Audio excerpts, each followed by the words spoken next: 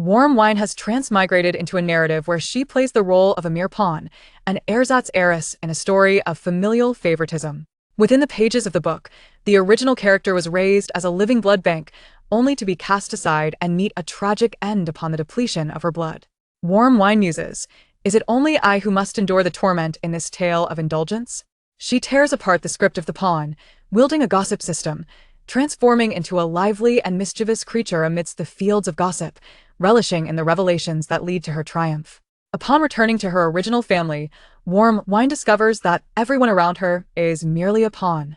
The top-tier second brother has taken a girlfriend, and Warm Wine exclaims, "Ah, this woman intends to poison your drink tonight, exposing your drug use to ruin your career and land you in prison." Second brother. The eldest brother is on a business trip abroad, and Warm Wine warns, "Your so-called friend is tampered with your vehicle, leading to a catastrophic accident, dear brother." Eldest brother. Upon hearing her heartfelt expressions, the family alters her fate as a pawn, elevating her to the status of a cherished little princess. At a lavish banquet, Warm Wine stands in the prime position for gossip.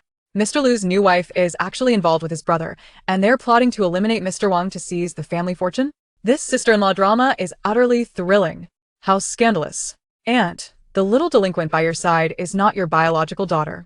The one being bullied at school by her is indeed the true heir. After the gossip is heard, Warm Wine sheds her pawn status, becoming the beloved darling of the entire aristocracy. However, the male lead, who was once infatuated with the original heroine, along with the antagonistic male characters, now seem indifferent to her, each one inexplicably drawn to Warm Wine instead. Chapter 1. Binding the Gossip System. It hurts. Who is pricking her with a needle? Warm Wine opens her eyes to find a doctor in a white coat withdrawing a syringe filled with blood from her arm, connected to a bag brimming with plasma. Is this blood drawn from her own body? At this moment, her fair and delicate arm is dotted with numerous bruised needle marks, and the site of the recent withdrawal is oozing tiny beads of blood. They don't even apply pressure to the wound after the withdrawal. What a dreadful doctor. Furthermore, wasn't she supposed to have perished in a plane crash? How did she end up here? Madam, this will be the final transfusion. Mrs. Illness can now be completely cured. The doctor smiles as he holds the plasma. That's good to hear. In the room, a middle-aged woman adorned in jewels breathes a sigh of relief, gently stroking the pale face of the girl lying on the hospital bed. Wan Wan, you can finally recover. Since Wan Wan is to be cured, Warm Wine, you no longer have a reason to remain in our Wen family. On the opposite side of the bed, a stout middle-aged man clad in a suit clears his throat and speaks coldly. You know that we took you in because you could provide blood for Wan Wan. Now that Wan Wan's health is restored, you must leave the Wen family. What is happening? Wan Wan? Warm Wine? Blood transfusions? This scene feels eerily familiar. Warm Wine recalls that this is the plot of the novel, The Real Heiress is Pampered, which she read on the plane. The book narrates the melodramatic tale of the genuine heiress, Wen Wan, who is doted upon by her family and adored by the male lead and quality supporting characters, while she, inexplicably, has transmigrated into the role of a pawn with the same name. In the story, Wen Wan suffers from leukemia, necessitating blood transfusions, which leads the Wen family to adopt Warm Wine from an orphanage, raising her as a living blood bank for Wen Wan. Once Wen Wan's health is restored, the faux heiress no longer has a place in the Wen household and is unceremoniously cast out. Meanwhile, Warm Wine grows increasingly envious of the genuine heiress, ultimately leading to her tragic demise on the streets. Others who transmigrate often become protagonists with golden fingers, yet here she is, reduced to a pawn. Is such misfortune truly warranted? In her previous life, she was a diligent worker, toiling tirelessly with a 996 schedule, burning the midnight oil until she was utterly spent, and during a business trip, she tragically encountered a plane crash. In this life, she has known no joy, no fortune, and now must continue to endure the struggles of a pawn? Goodness, what misfortune did I incur in my past life to be reborn in such a manner? Since my rebirth, my tragic fate has only begun. Oh, heavens, if only you would end my suffering. At this moment, a notification pings. Congratulations, host, for binding the gossip system. The gossip field system is at your service. A gossip system? What purpose does it serve? Host, you are a pawn in this world. When your fortune value reaches 0, you shall meet your demise. Engaging in gossip can increase your fortune value and accumulate points. Once enough points are gathered, you can unlock the point shop to exchange for items and upgrade the system. Then how much fortune value do I possess? Warm Wine inquires silently to the system. Your fortune value is currently at 1. 1? Isn't that a sure path to imminent demise? What is happening? Why is her fortune value so abysmally low? There's a fresh and juicy piece of gossip regarding Wen. Would you like to partake? Eat, eat, eat. If gossip can prolong my life, I shall not let the opportunity pass. Wen is a reborn individual. She too has found a system that allows her to siphon others' fortune values. Your low fortune value has been seized by Wen. By acquiring your fortune value, she has gained health, good luck, beauty, and a fine figure, while you, dear host, have correspondingly lost these attributes. Warm wine. The book had depicted the original character as a delicate doll in her youth, with porcelain skin and a beauty akin to an ice sculpture.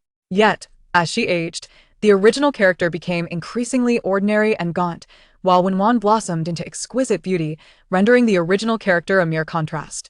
What a revelation! So the original character's beauty was stolen by this old hag.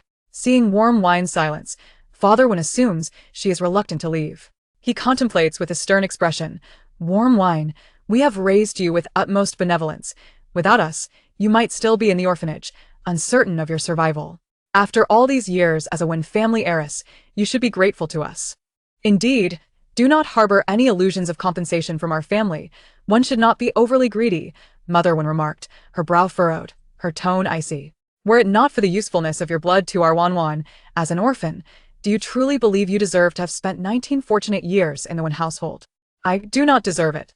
Wen Jiu snapped back to reality, rising to her feet and striding towards Wen's sickbed. "I am worthy of heaven and earth, deserving of offerings in the ancestral temple. I am entitled to outlive you all." As she spoke, Wen Jiu seized the blood bag that the doctor was about to inject into Wen. "Sister, what are you doing?" Wen stared at her in shock.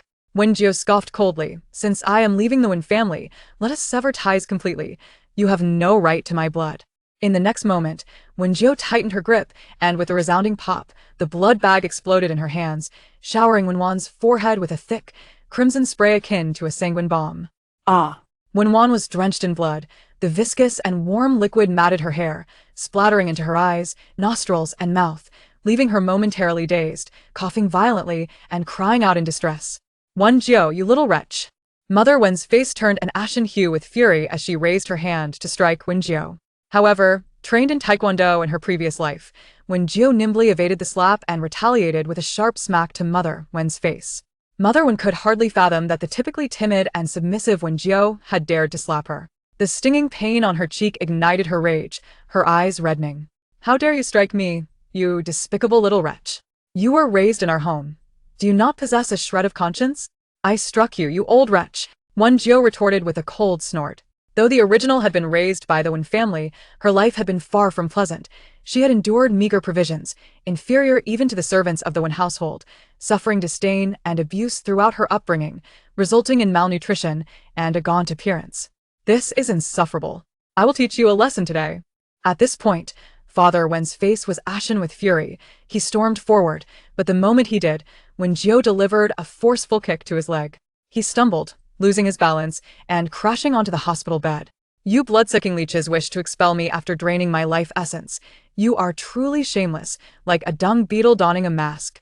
Wen Jiu exhaled her pent-up frustration, waving her hand dismissively. "You need not force me out. I shall leave of my own accord. I have no desire to linger in your household. From this day forth, I, Wen Jiu, shall have no further ties with you shameless individuals." With that proclamation, Wen Jiu turned and departed. How outrageous! That ungrateful wretch! Father Wen attempted to rise and confront Wen Jiu, but still reeling from the earlier blow, he could not straighten his back and could only glare at her retreating figure in a fit of anger. "Father, my sister has gone too far. She shows no regard for the nurturing you and Mother have bestowed upon her, even resorting to violence against you." Wen's voice trembled with tears. "That wretched little girl." Mother Wen seethed with indignation. "Were it not for her perceived usefulness, would we have ever taken her in? Once she leaves the Wen family, she will find it impossible to survive outside. Inevitably, she will return, crying and begging for our forgiveness. After all, the Wen family is among the most distinguished households in Qingcheng. Should Wen Jiu sever ties with them, she would ultimately suffer the consequences." Indeed, Wen's eyes glimmered with coldness. Once separated from the Wen family, Wen Jiu would amount to nothing, destined to dwell at the bottom of society. laboring as a mere cog in the machine for capitalists. It would not be long before she realized she could not survive outside and would return, weeping and pleading for forgiveness. Should she be willing to kneel and beg for mercy, I would be inclined to offer her a morsel of food. After leaving the Wen family, Wen Jiu felt an unexpected lightness. Even the air she breathed seemed sweetened. Host, a significant piece of news has been detected. Would you like to hear it? Chapter 2. The false heiress becomes the true aristocrat. Eat. Host, the melon field system has detected your true identity. It appears you are not an orphan without parents. You are the genuine daughter of the distinguished Su family in the imperial capital. Wen Jiu. Huh? I've transformed from a false heiress to a true one? Indeed. The prominent Wen family of Qingqing pales in comparison to the illustrious Su family of the imperial capital, akin to a village landlord standing next to the emperor of the capital. Wen Jiu. Goodness, the Su family is that wealthy? Absolutely. When your mother gave birth to you, the family maid also delivered a child simultaneously. Both were girls, but the maid, envious of your mother, secretly swapped the two children and abandoned you in an orphanage. Wen Jiu. Is that maid truly so malicious? Thus, the maid's daughter, Su Miao Miao, has enjoyed 19 years of luxury in the Su family in your stead. Wen Jiu. New revelation detected. Recently, Su Miao Miao encountered an accident at school, was hospitalized, and during a blood transfusion, the Su family discovered she is not their biological child. Wen Jiu. Another revelation. They conducted a DNA test and discovered you are the rightful daughter of the Su family. The Su family members are en route to retrieve you. Wen Jiu. Oh no, so she no longer has to contemplate where to sleep under a bridge tonight? Wen Jiu found a bench to sit on. Engrossed in her newfound revelations, initially only eating melons for a task but now captivated by the unfolding drama. Before long, a deep black, limited edition Ferrari came to a slow halt before her. The door opened, and a woman clad in a blue velvet traditional Chinese qipao stepped out. Upon seeing Wen Jiu, her eyes welled with tears. Are you Wen Jiu? Yes, Wen Jiu replied, standing up. My daughter, the woman exclaimed, enveloping Wen Jiu in a tight embrace, tears brimming in her eyes. At first glance, she recognized her as her biological daughter. The resemblance to her younger self was undeniable. It is my fault. I failed to protect you, leaving you to wander for 19 years, Su Mu lamented, holding Wen Jiu tightly, wishing to merge her into her very being. She tenderly cradled the girl's face, tears cascading as she observed, My daughter, how much suffering have you endured these years? You look so frail, clearly malnourished. Wen Jiu tentatively spoke. Yes, I am your mother, Su Mu replied, stroking Wen Jiu's small face, tears flowing freely. I came too late. It's all right. I'm just glad you found me. Wen Jiu felt the warmth of her mother's love, dispelling the bitterness she once harbored against the world. Xiao Jiu. I heard the Wen family raised you. Su Mu wiped her tears. I brought some gifts to express gratitude towards them. What do we have to thank them for? Wen kugresp sumueskend, frowning. It was then that Su Mu noticed the numerous dark bruises and needle marks on Wen Jiu's pale arms. Xiao Jiu, what happened? Su Mu's eyes widened in alarm. Were you mistreated by the Su family? Wen Jiu recounted the misfortunes of her years to Su Mu. Upon hearing this, Su Mu's tears flowed relentlessly, a fierce anger ignited within her. I was going to express gratitude to them for their multi-million-dollar projects, but they have been feeding off my daughter's suffering. They are utterly unworthy. Indeed, they are unworthy, Wen Jiu echoed. Xiao Jiu, come, let mother take you home, Su Mu said, leading Wen Jiu into the car. Inside the Ferrari, Su Mu held Wen Jiu's hand tightly. Let us settle in at home first. In a few days, we will host a grand reunion banquet, inviting relatives and friends to celebrate your return. Thank you, Mama, Wen Jiu nodded. Such a good girl. Su Mu gazed at her affectionately.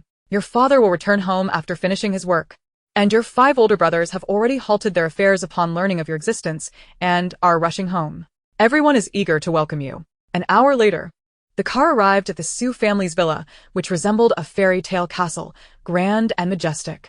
As Su Mu led Wen Jiu out of the car, a row of uniformed maids bowed deeply, greeting, welcome home, miss. I sense a whiff of Mary Su here. What was that sound? Su Mu looked around in confusion. Just moments ago, Wen Jiu hadn't he spoken, yet she heard her voice. What a magnificent house. Such a vast villa. Am I finally destined to live a life of comfort? Boo-hoo. This voice, could it be the echoes of Wen Jiu's innermost thoughts? Assumo pandad. She continued guiding Wen Jiu inside, maintaining her composure. What? The family hasn't sent the false heiress away? They've kept her in the villa? How embarrassing for me. At that moment, mother and daughter entered the villa, and upon hearing Wen Jiu's thoughts, Su Mu felt a pang of guilt. I apologize, Xiao Jiu. Although we now know Miao Miao is not my biological daughter, she has been raised in our home for 19 years and has formed bonds with us. I hope you can understand. I know you have suffered during these years. This is a small token from me. Please accept it. Sumo candid venture a bank card. This card holds 30 million. 30 million. Hooray. I can finally eat meat every day and no longer subsist on steamed buns and pickled vegetables. Steamed buns and pickled vegetables? Sumo's heart ached. Her nose tingling and eyes stinging. How much suffering had her daughter endured? Wen Jiu accepted the card, nodding obediently. Thank you, Mama. Not far away, a girl in a princess dress approached. Upon seeing the bank card in Wen Jiu's hand, her eyes darkened with discontent. Lowering her gaze to suppress her emotions, she smiled and walked towards Wen Jiu. You must be my little sister, Xiao Jiu. Hello, I am Su Miao Miao, welcome home. Su Mu beamed at the sisters. Xiao Jiu. I hope you two can get along well. Wen Jiu smiled faintly. Sure.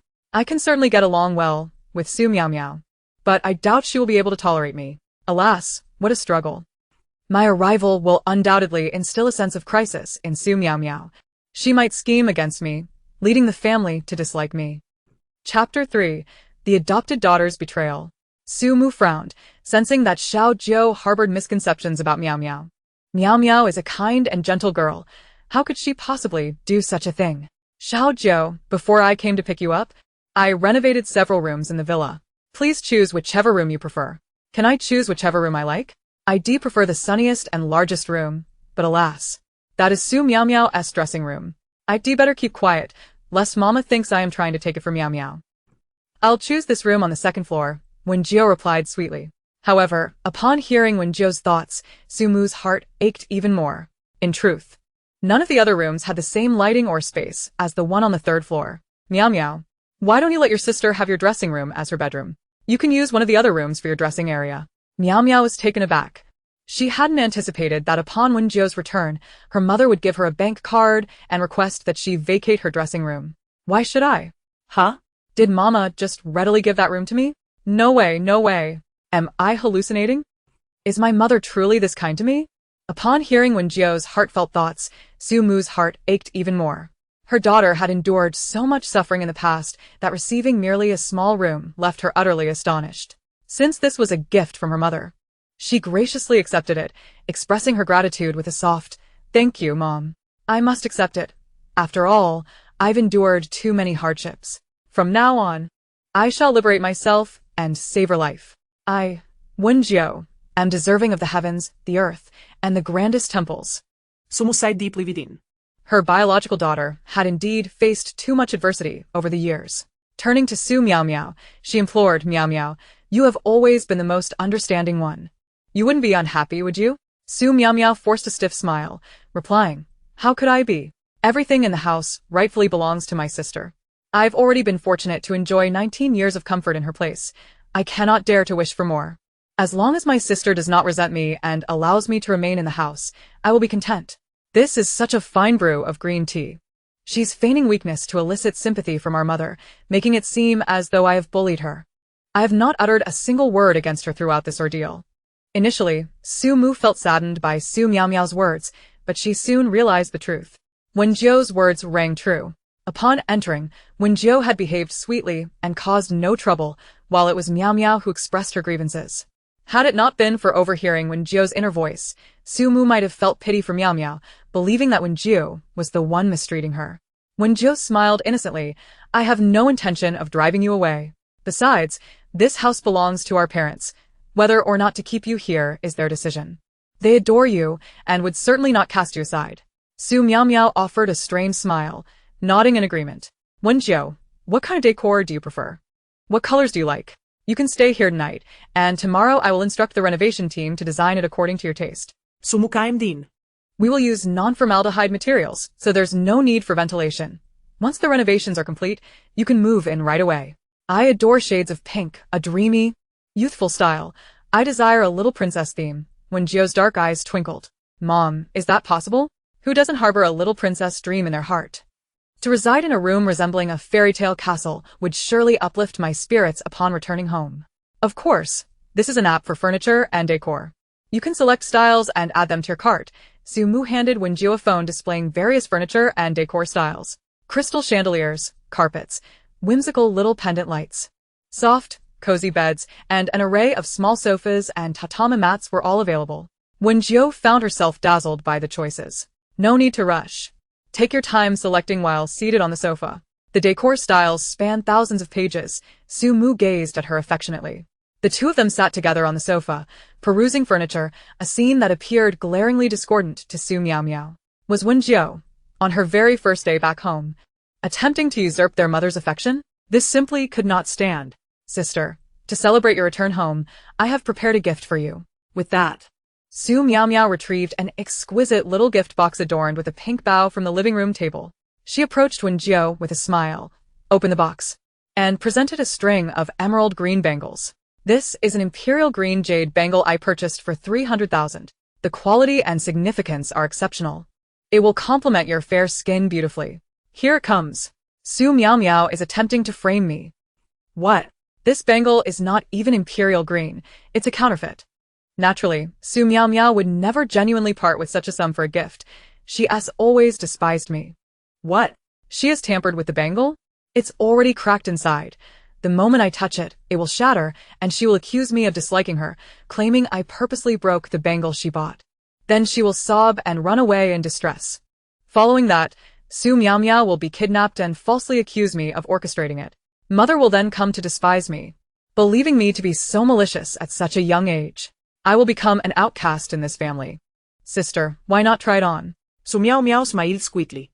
I wouldn't dare wear it. I'm afraid I might break it, and then it would be a whole different matter, wouldn't it? Wen Jiu responded with a forced smile.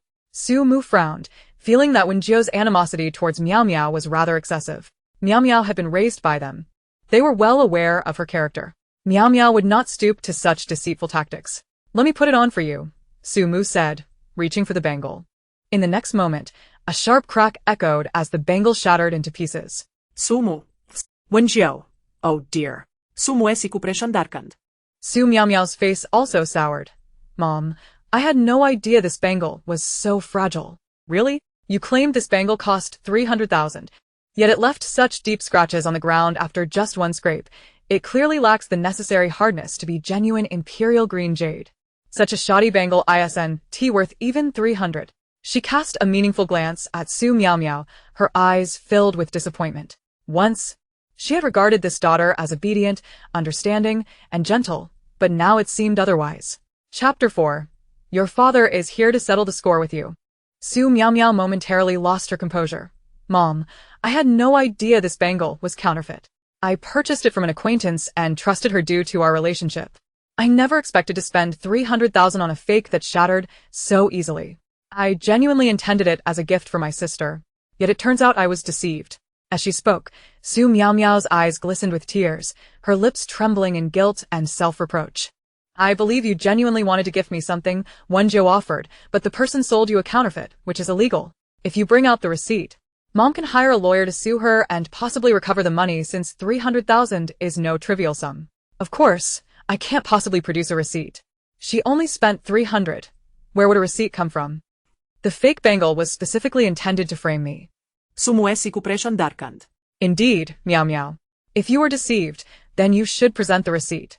I accidentally lost the receipt, Su Miao Miao stammered, her complexion paling. Wen Jiu smiled brightly. Oh, is that so? But you must have the transaction record, right?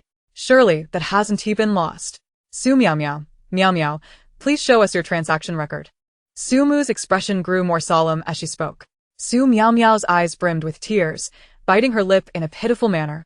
I didn't anticipate you would distrust me like this. Just because I'm not your biological daughter, you think everything I do is wrong, doubting my intentions. Since you all don't trust me, there's no point in me staying in this house any longer. I'm leaving right now. With that, Su Miao Miao wiped her tears and dashed out of the villa. What is this? Is she trying to turn the tables on us? The fact remains that she bought counterfeit goods to frame me, and now she is twisting the narrative to make it seem like the entire family distrusts her. portraying herself as the victim. It's utterly absurd. Next, the kidnapping plot will unfold. Another round of attempts to frame me is about to begin. Sigh. Trouble comes uninvited. I merely wished for a few peaceful days. Why is it so difficult? Being treated like a dog in the Wen family is bad enough. But now I must face deceit in the Su family as well. I dedicate a melancholic song to myself. Little cabbage, oh the fields are yellow. Though there are parents, no one cherishes me. Sobbing, I truly could weep to death. Another day scarred by trauma. No one must hinder me. I can no longer feign the serene tenderness of peaceful days. I am on the brink of madness. Su's mother clasped Wen Jiu's hand firmly, gazing at her with deep affection. Little Jiu, rest assured and stay at home. I shall go see what has transpired. Rising to depart the villa, she was interrupted by a phone call. Is this Mrs. Su? Your daughter has been kidnapped. Bring the ransom now, or we shall execute her. Mrs. Su was initially reluctant to believe that Miao Miao could be capable of such deeds, yet, as one event after another unfolded precisely in accordance with Wen Jiu's inner voice, she found herself compelled to question her judgment of Miao Miao. Had she previously viewed Miao Miao through a maternal lens so tinted that she failed to truly comprehend her? They would never actually harm her. After all, these kidnappers were hired by Su Miao Miao herself. While I thought Miao Miao was suffering in captivity, she is presently enjoying the air conditioning in the nanny van, scrolling on her phone, and savoring watermelon. As for the ransom, it all ended up in Miao Miao's own pockets. Hearing Wen Jiu's thoughts, Mrs. Su gradually regained composure. Evidently, all of Wen Jiu's words had come to pass. This kidnapping was a self-orchestrated charade by Miao Miao. In that case, there was no cause for worry. Mrs. Su, now reassured, spoke with a cool tone. If you have no money, you may deal with it yourselves. After saying this, she hung up. At that moment, the kidnappers exclaimed, We haven't even discussed the ransom amount. Meanwhile, Miao Miao, sitting in the nanny van scrolling on her phone, blinked in surprise. The kidnappers exchanged glances. Boss, what do we do now? Miao Miao clenched her teeth, her face pale, spitting out the watermelon seed fiercely. She never imagined that Wen Jiu, that little wretch, would, on her very first day, cause their once gentle and indulgent mother to become distant toward her. This could not continue. Gritting her molars, she resolved to involve her father. He was wealthy and surely would not abandon her. Inside the Su family villa, what? Has my mother been possessed? Could she have had her soul swapped? According to the storyline, upon learning of Miao Miao's kidnapping, her mother would be frantic, as if her heart were being torn out. Rushing to bring the ransom, and upon confronting the kidnappers, would learn that I am the mastermind, delivering a fierce slap and hurling harsh words at me. But now? Bro, are you sure Mom hasn't been possessed? The system replied, currently, all system diagnostics are normal. Mrs. Su, unable to hear the system's words and only hearing Wen Jiu, felt increasing pity for her biological daughter. Had she not learned of Miao Miao's deeds, the situation might have unfolded as Wen Jiu predicted, and she would have hurt her own flesh and blood. Mother, want to intervene? Wen Jiu asked, surprised. Mrs. Su, sitting beside her, replied softly, There are plenty who will handle her. Little Jiu, you have just arrived home. I must accompany you. You have no new clothes or supplies yet. I will have someone bring some for you to choose. Saying so, Mrs. Su made a call. Mother and daughter sat on the sofa chatting. During the conversation, Mrs. Su personally sliced a plate of fresh fruit and handed it to Wen Jiu. Wow, lychees bigger than a fist. Such enormous ones. So delicious, so sweet. Mom peeled them herself. Fragrant and sweet. The strawberries are so sweet too. Mom is wonderful. And cherries bigger than my mouth. Abba abba. Mrs. Su's eyes reddened with unshed tears as she watched Wen Jiu's joy over such a small portion of fruit. Damn it. How much hardship must her daughter have endured before? Soon, rows of uniformed sales assistants, hands clad in velvet gloves, approached the villa, each bearing an exquisitely luxurious box. Madam, Miss, they greeted respectfully in unison, then opened the boxes one by one. As the lids lifted, an array of exquisite, elegant designer dresses was revealed to Wen Jiu. There were styles lively and cute, pure and girlish, French and gentle, an abundance of choices. So many beautiful dresses. Is this the world of the wealthy? I love them all. How can I possibly choose? One dress casually costs 5 figures? Are they robbing me? I've never seen such expensive clothes in my life. She marveled with the wide-eyed wonder of a country girl. Mrs. Su gazed tenderly at Wen Jiu, leaving the suitable sizes of each dress for her. She ordered them all. All of them? Is mother really so lavish with money? Only a mother is truly good. A child with a mother is a treasure. Little Jiu, go try on the clothes. Mrs. Su smiled gently. Let us see what you like. Thank you, mother. Wen Jiu happily went to the fitting room. She played the role of a real-life miracle Nikki, trying on dress after dress, taking photos, changing outfits. After a while, she grew a little tired. With many dresses still untried, the remaining garments were hastily packed into the wardrobe by the sales assistants. Bro, I didn't expect some fortune still awaited me. In my past life, 1 month's salary couldn't buy a single dress in this wardrobe. Seems my role as cannon fodder isn't too bad after all.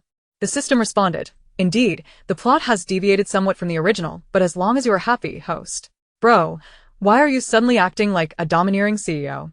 You're making me shy and embarrassed, The system replied, a fierce woman acting coquettishly is also unfamiliar to me. Ding dong, your drama unfolds. Your father has now stormed in, bringing the tearful, pitiful Meow Meow, ready to confront you. Chapter 5. She will ruin the entire family. Happy times are fleeting. Alas, I shall go meet my father. Wen Jiu, get down here this instant. A furious middle-aged man's voice echoed downstairs. Why are you so harsh with your daughter? Mrs. Sufroned, displeased. Wen Jiu sauntered down from the second floor lazily, calling out, What do you want with me? Su's father stood beside the weeping, tear-streaked Meow Meow. His brows furrowed, face grim. Wen Jiu, you actually hired someone to kidnap Meow Meow. Can you not tolerate her? Here it comes, I knew it. Mrs. Su frowned. What nonsense are you spouting? Do you have any proof, or are you just slandering? The kidnappers confessed before fleeing. Wen Jiu hired them because she resented Meow Meow living in the house, envied her for taking what belonged to her, and for receiving the love of everyone, thus orchestrating this. Su's father's face darkened with fury. Dad, please don't blame my sister, Meow Meow sobbed, hiccuping through tears. After all, she is your biological daughter. I understand her dissatisfaction with my presence in the home.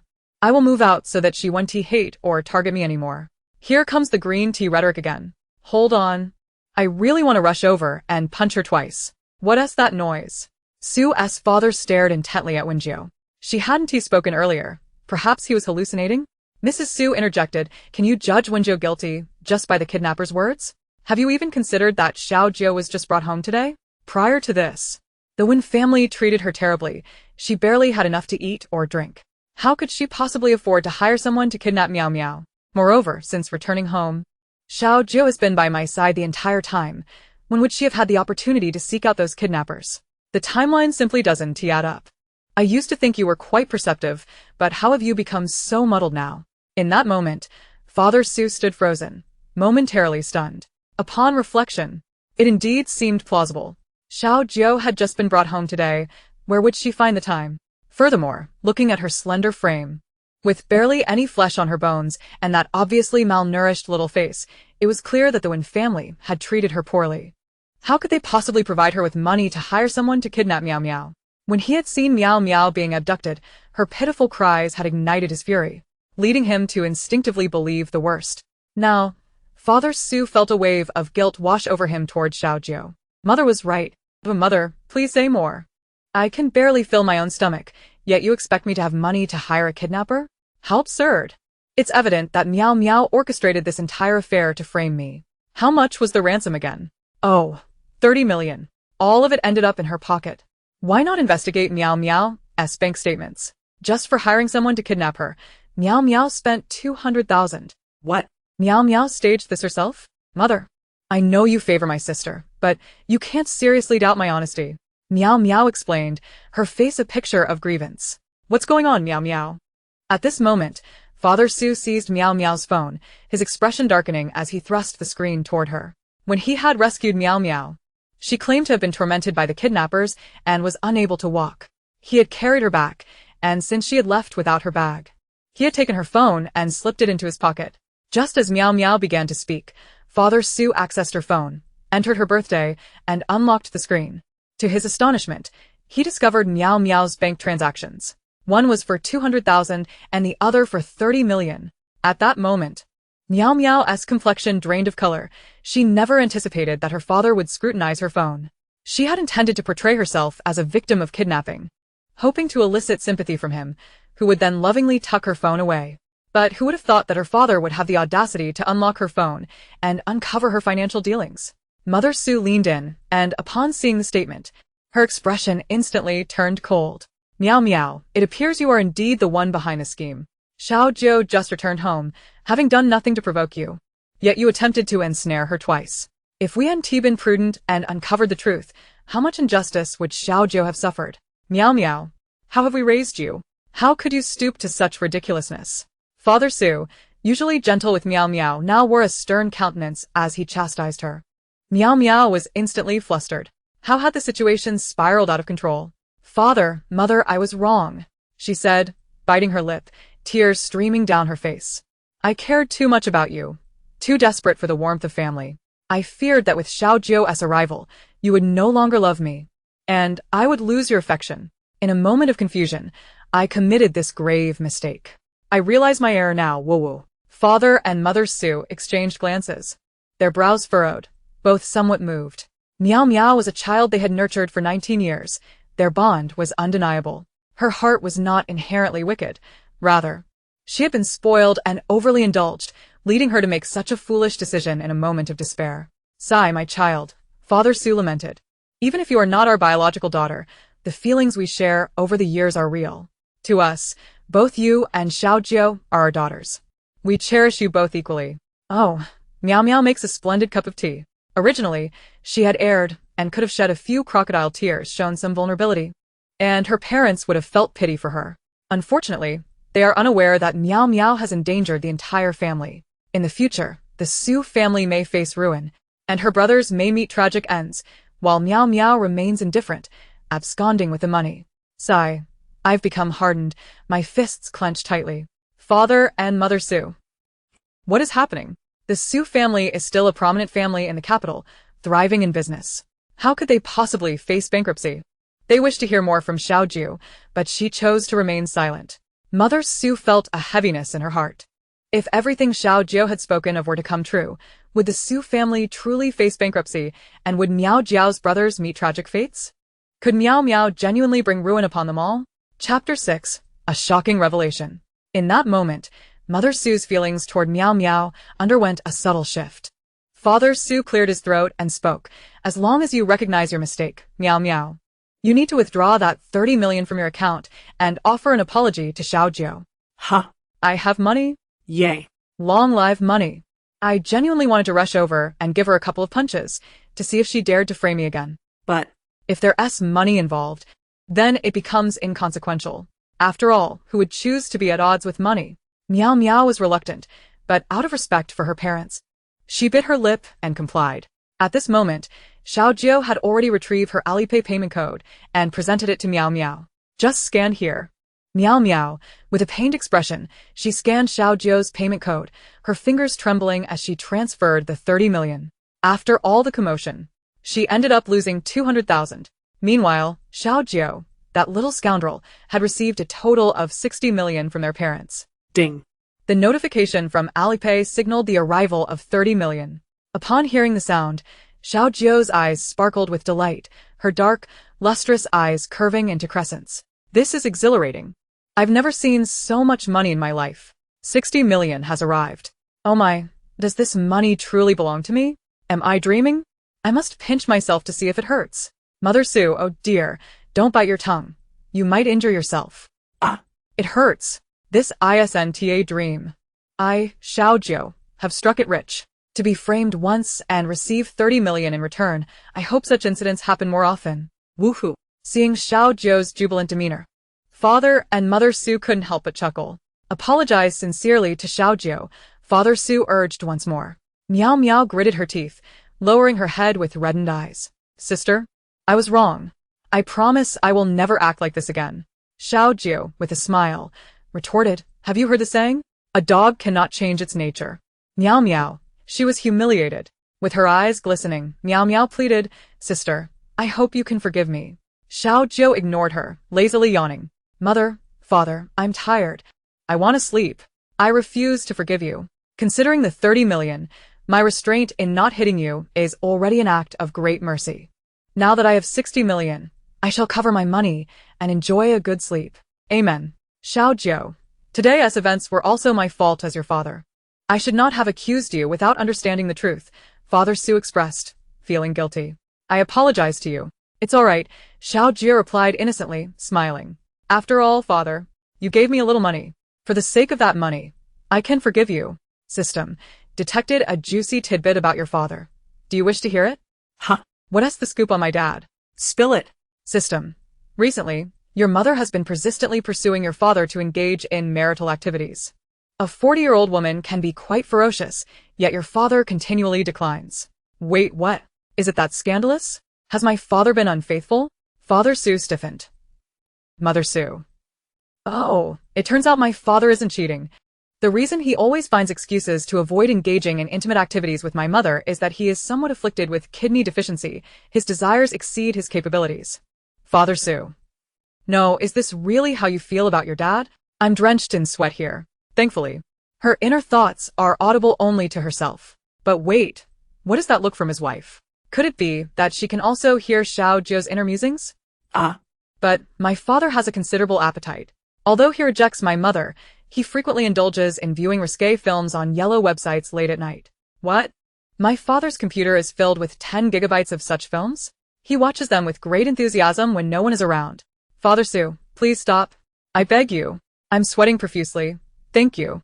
If this continues, he might as well be stripped of his undergarments. He is baffled. How does Xiao Jiu know about these matters?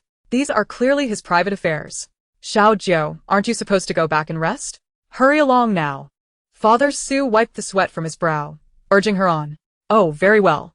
Wen Jiu rose and ascended the stairs. Watching her leave, Father Su sighed in relief, grateful that he wouldn't have to endure any more unwelcome revelations. That's enough, meow meow. You should return to your room as well. Mother Su cast a meaningful glance at Su Meow Meow. Su Meow Meow nodded, sensing a peculiar shift in her mother's gaze. It must be that little vixen, Wen Jiu. Once they had departed, Mother Su exchanged a significant look with Father Su. Darling, tonight I shall have the kitchen prepare some nourishing tonics for you. Deer antler, deer blood, sheep's whip, seahorse, and seal kidney, to bolster your vitality, considering your advancing age and demanding work. Father Su. With so many potent aphrodisiacs. Do you think I am unaware of your intentions? My patience is wearing thin. Wen Jiu reclined on the plush, inviting bed, engrossed in her phone. Host. Your mother is having the kitchen prepare a plethora of tonics for your father. He is consuming them with tears in his eyes and has already begun to experience a nosebleed. This is unexpected. Wen Jiu had not anticipated that her seemingly sophisticated mother would possess such proclivities in private. Today's tally of gossip points. The host has accrued a total of 10 points and 10 luck points. With an increase in luck points, the host's previously fair and flawless skin has been restored. Oh, is it this effective? Let me take a look. Wen Jiu, filled with excitement, dashed to the mirror. Once an emaciated figure with sallow skin, she now beheld herself transformed. The pallor had vanished, her complexion was luminous and radiant. Akin to a dewy blossom, her skin as tender and delicate as a freshly hatched egg. Wow, is the effect truly this remarkable? Brother Gua, you are indeed the best. I never imagined that indulging in gossip would yield such benefits. Gossip is truly delightful, I adore it. Host, continue your efforts. Currently, you can only indulge in gossip related to key figures in your life. After the system upgrades, you will also be able to enjoy tidbits about minor characters. Keep it up. So, if my once fair and dewy skin has returned, does that mean Wen has lost hers? System. Indeed, host. Wen's beauty was originally plundered from your own fair and exquisite skin. Her good fortune was also taken from you. Wen Jiu, hee. I am resolute now, my fists clenched. I long to deliver a blow to her. Yet, to do so would be too merciful. I intend to toy with Wen slowly. System. A significant piece of gossip regarding Wen has been detected. Would you like to partake? Do not ask if I wish to partake. Get straight to the point. System. Wen is currently live streaming at home, promoting a VC-infused brightening and whitening essence. However, upon applying the essence, her skin deteriorates. She has inadvertently become a negative endorsement, with viewers accusing her of deceiving consumers. Wen Jiu. Wow. Let me take a look. Wen Jiu searched for Wen's Douyin account and entered her live stream. With the backing of the Wen family, Wen had entered the entertainment industry as a child star at the tender age of 3. Now, she stood as a top-tier celebrity, dubbed the national sweetheart and pure goddess. Due to her illness, The industry had been particularly kind to her, referring to her as the beautiful sickly maiden. In a live stream, Wen addressed her audience. Darlings, this whitening essence is one I frequently use. It's due to this that my skin appears so fair and delicate. Allow me to demonstrate its application. Chapter 7. The second brother comes to discipline her. As she spoke, Wen drew a small amount of the essence into the dropper and dispensed it into her palm, rubbing her hands together. When using it, you must rub it like this to warm it, then gently press it onto your face. Remember, do not pat. Her voice was gentle. The live chat was filled with praise. We must commend our goddess. She is so beautiful, absolutely stunning and gentle. Indeed, the goddess is like a little angel. Watching her daily videos and streams brings such happiness. The goddess's skin looks flawless even without makeup, as if it has a built-in soft focus filter. Who wouldn't envy such skin? No wonder she grew up drinking divine water. It's no surprise her skin is so good. I must place an order. Wen watched in delight as the sales for the essence soared to 20,000 orders within a short span. Considering the product placement fees and commission, she could easily rake in millions from this live stream alone. Soon, Wen applied the essence to her face, saying, "Babies, just massage it in like this." Wen Jiu watched with keen interest.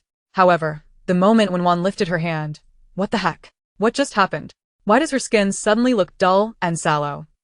Could it be that she was using a beauty filter before, and now that it's off, her true appearance is revealed? No way. The assistant standing behind her still has the same skin tone. If the filter were in effect, the assistant would have appeared more sallow, but she isn't. That means Wen's product is flawed. Otherwise, how could her skin deteriorate so drastically after application? Isn't she the goddess of natural beauty? Just this? Didn't she claim to use this whitening essence every day? Isn't this deceiving consumers? This essence clearly has issues. It's detrimental to the skin, yet she mindlessly praises it for profit. My goodness, we viewed her as a role model, and she views us as mere cash cows. This is infuriating. Wasn't her persona always that of the most fan-loving celebrity? This is not love. It's blatant exploitation of her fans. Such a lack of ethics in her pursuit of profit is alarming. Refund. Refund. Refund. Wen's heart raced as she beheld the flood of negative reviews in her live stream. What is happening?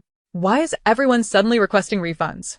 All 20,000 orders made earlier are being returned. As she glanced at her own appearance in the live stream, she was instantly horrified, her fingers trembling. What has happened? Where has her fair and delicate skin gone? Why does her complexion look so sallow? Wen Jiu observed the unfolding drama in Wen's live stream. Thoroughly enjoying the spectacle, she noticed that Wen quickly trended on social media. Wen, deceiving consumers, exploiting fans, shamelessly promoting for profit. Wen's live stream promotion backfires. The goddess of natural beauty falls from grace. The fan-loving persona of Wen collapses. The seawater mystery whitening essence faces backlash. Concerns arise over the quality of high-end skincare products. Social media erupted with criticism, all directed at Wen. The system. Wen has tarnished the brand's reputation this time, constituting a breach of contract, and must compensate the brand for all endorsement fees as well as penalties. Wen Jiu. How much? Pray tell. The system. 80 million. 80 million? Such a staggering sum. The system. Indeed, the brand is now intent on severing ties with Wen and has placed her on a blacklist. Originally, several skincare and cosmetic brands were eager to collaborate with her for live stream promotions, but following this disastrous incident, their enthusiasm has waned considerably. How delightful. Seeing Wen in distress brings her immense satisfaction. Wen Jiu, while engrossed in her phone, couldn't help but grin widely. How delightful. Wen took from her. And now she intends to reclaim everything, bit by bit. After freshening up, Wen Jiu applied a luxurious face mask, gifted by Sumu. Priced at 1,000 yuan per sheet. So extravagant. Remarkably, Sumu had procured an entire 2 boxes of these masks for her. Wen Jiu applied the mask to her face, ensuring not a drop of the essence from the packet went to waste. After completing her skincare ritual, she gazed contentedly at her now dewy and supple skin in the mirror, stretching lazily before drifting off into a blissful slumber. The following morning, as the warm golden sunlight streamed into the bedroom, it illuminated the girl's soft, fair visage. Wen Jiu rubbed her eyes and drowsily opened them. After washing up, she donned a lovely light pink checked long dress, a gift from Sumu. The system. Your second brother is on his way here. Last night, Su Miao Miao reported to him about you. He typically dotes on her, so he is quite furious this time and hurried over from the filming set, intending to give you a piece of his mind. Wen Jiu, who have I wronged? What a nuisance. She rose and descended the stairs, heading towards the French restaurant on the first floor. Little Jiu, your second brother will be home shortly. Su Mu was already seated at the lavish dining table. The table was adorned with romantic roses and metallic French candles, creating an atmosphere brimming with elegance. Wen Jiu's attention, however, was captivated by the array of delectable dishes before her. There were freshly steamed crystal crab dumplings, thin-skinned and generously filled, black truffle scrambled eggs, lobster and crab porridge, and Oreo lava croissants. Oh, how she had never encountered such culinary delights in her previous life. Wen Jiu took her seat at the dining table and, with chopsticks in hand, began to indulge. The world of the affluent is truly splendid. Even the chopsticks are made of gold. Alas. The Su family may face bankruptcy in the future. While she can still relish these moments, she shall savor every bite. How delicious. Su father and Su mother. What little Jiu had predicted has come to fruition. This time, for the sake of the Su family's legacy and for little Jiu's happiness, they would not allow such a situation to transpire. Seated at the table, Su Miao Miao noticed the concerned expressions on her parents' faces. What could be amiss? Little Jiu, have a cheese tart to nourish yourself. Sumutendar offerta cheese tart to Wen Jiu. Little Jiu, drink some milk. It's good for your health. Su father presented a cup of freshly warmed milk, sourced from New Zealand pastures, air-freighted daily, far superior to the additive-laden milk found outside. Wen Jiu, wow, I must savor this. Observing the scene, Su Miao Miao tightened her grip on her chopsticks. Since Wen Jiu's arrival, her parents had paid her significantly less attention, now revolving around Wen Jiu. After all, Wen Jiu was their biological daughter. Yet it mattered not. She still had 5 brothers to dote on her. Last night, she shared her grievances with her second brother, who had comforted her for quite some time. Now, as he was on his way home, she was certain he would reprimand Wen Jiu appropriately. Chapter 8. The Love-Struck Second Brother. After the family finished breakfast, Wen Jiu felt pleasantly full. In her past life as a beleaguered 996 worker, she had never savored such an abundance of delicacies. She had accidentally overindulged. Across the table, Su Miao Miao cast a cold glare at Wen Jiu, her thoughts brimming with derision. Wen Jiu was merely an unsophisticated bumpkin, consuming such a copious meal. What did it matter if she hailed from a prominent family? She could hardly measure up and was utterly outclassed. Soon, the family would recognize just how crass Wen Jiu was, and she would only bring shame to the Su family. Before long, the butler approached with a smile, announcing, "Sir, Madam, the second young master has returned." Su Miao Miao beamed with delight. Her brother was coming to her defense. "Little Jiu, your second brother is home." Come. "Let us greet him in the living room," Su father said with a smile.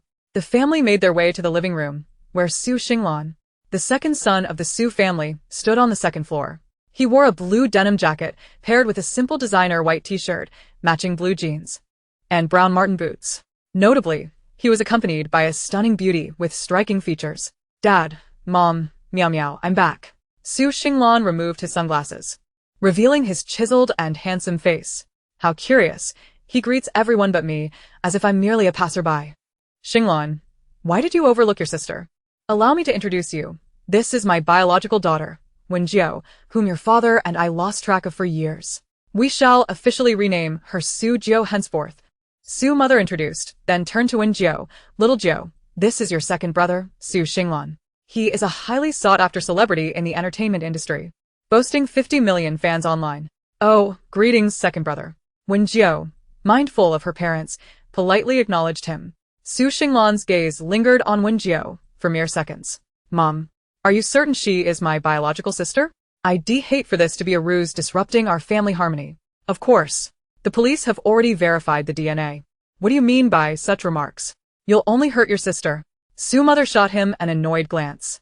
"Indeed, besides, little Jiu resembles your mother so closely from her youth that there is no room for doubt," Su father chimed in, his tone laden with discontent. Su Xinglan regarded Wen Jiu with a knowing expression. Indeed, she might be their biological daughter, but Miao Miao was equally their daughter, his true sister. Over the years, the family had developed feelings for Miao Miao. "I hope that you will not harbor any malice towards Miao Miao, and that you both can coexist harmoniously." Miao Miao had recounted the events of yesterday. This when Jiu had arrived and sowed discord, causing their parents, who had always favored Miao Miao, to shift their affections towards her. Clearly, this girl had ulterior motives. Having encountered many scheming women in the entertainment industry, he harbored a deep disdain for such cunning individuals. Ah, I see. He must have been poisoned by Su Miao Miao's words. Who knows what she has spread about me last night? How amusing. Who have I wronged? Why is everyone ganging up on me? Is this truly fair? Do they think I am easy to bully? A pawn shall not remain silent. I am on the verge of exploding. What was that sound? Su Xinglan discerned a faint yet fierce murmur from Wen Jiu. Yet, she had not spoken aloud. Was it merely a figment of his imagination, brought on by his deep immersion in acting? Xinglan, what are you implying? What do you mean by little Joe being antagonistic towards Miao Miao? Su Mother cast a discontented glance at Su Xinglan, then turned her attention to Su Miao Miao. What did you tell your second brother? Speak up so everyone can hear. Mom, I'm just a little wrong, Su Miao Miao said, her eyes brimming with tears as she stood beside Su Xinglan. Su Xinglan positioned himself protectively in front of Miao Miao. All right, Dad, Mom. You know very well that Miao Miao is timid. Why raise your voices? I'm merely concerned about her well-being. Concerned about her well-being? Su Miao Miao's refraining from bullying Xiao Jiu was already considered a small mercy. Su Mu let out a cold huff. Previously, she had perceived her daughter as obedient, gentle, and understanding. However, the recent occurrences had profoundly altered her impression. It now seemed that Xiao Jiu was correct. Su Miao Miao had indeed been persistently seeking to cause trouble for her. How tragic.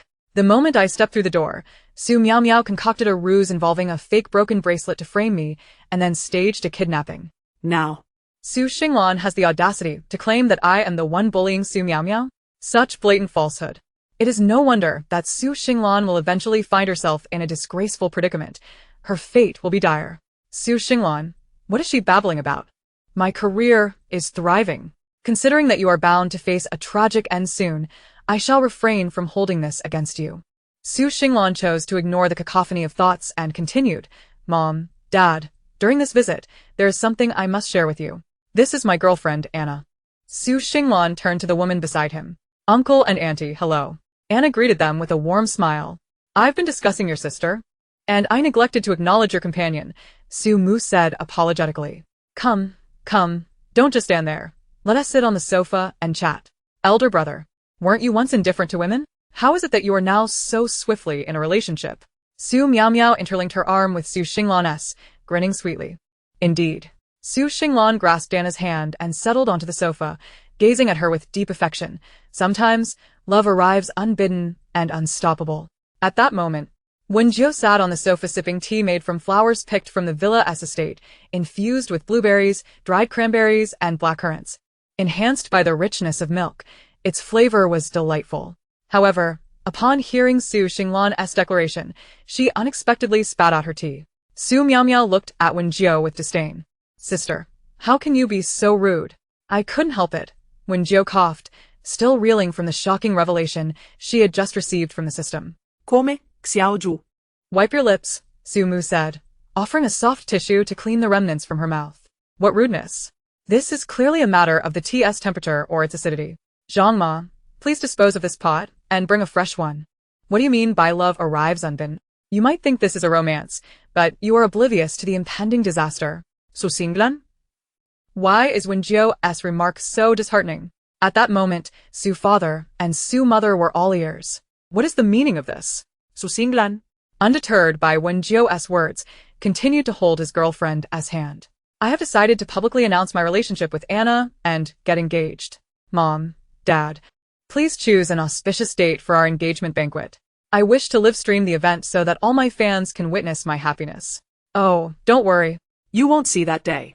Tonight, your beloved girlfriend will slip something into your drink. She has long prepared for it, and when your cravings kick in, a swarm of reporters will rush in with cameras, capturing every moment.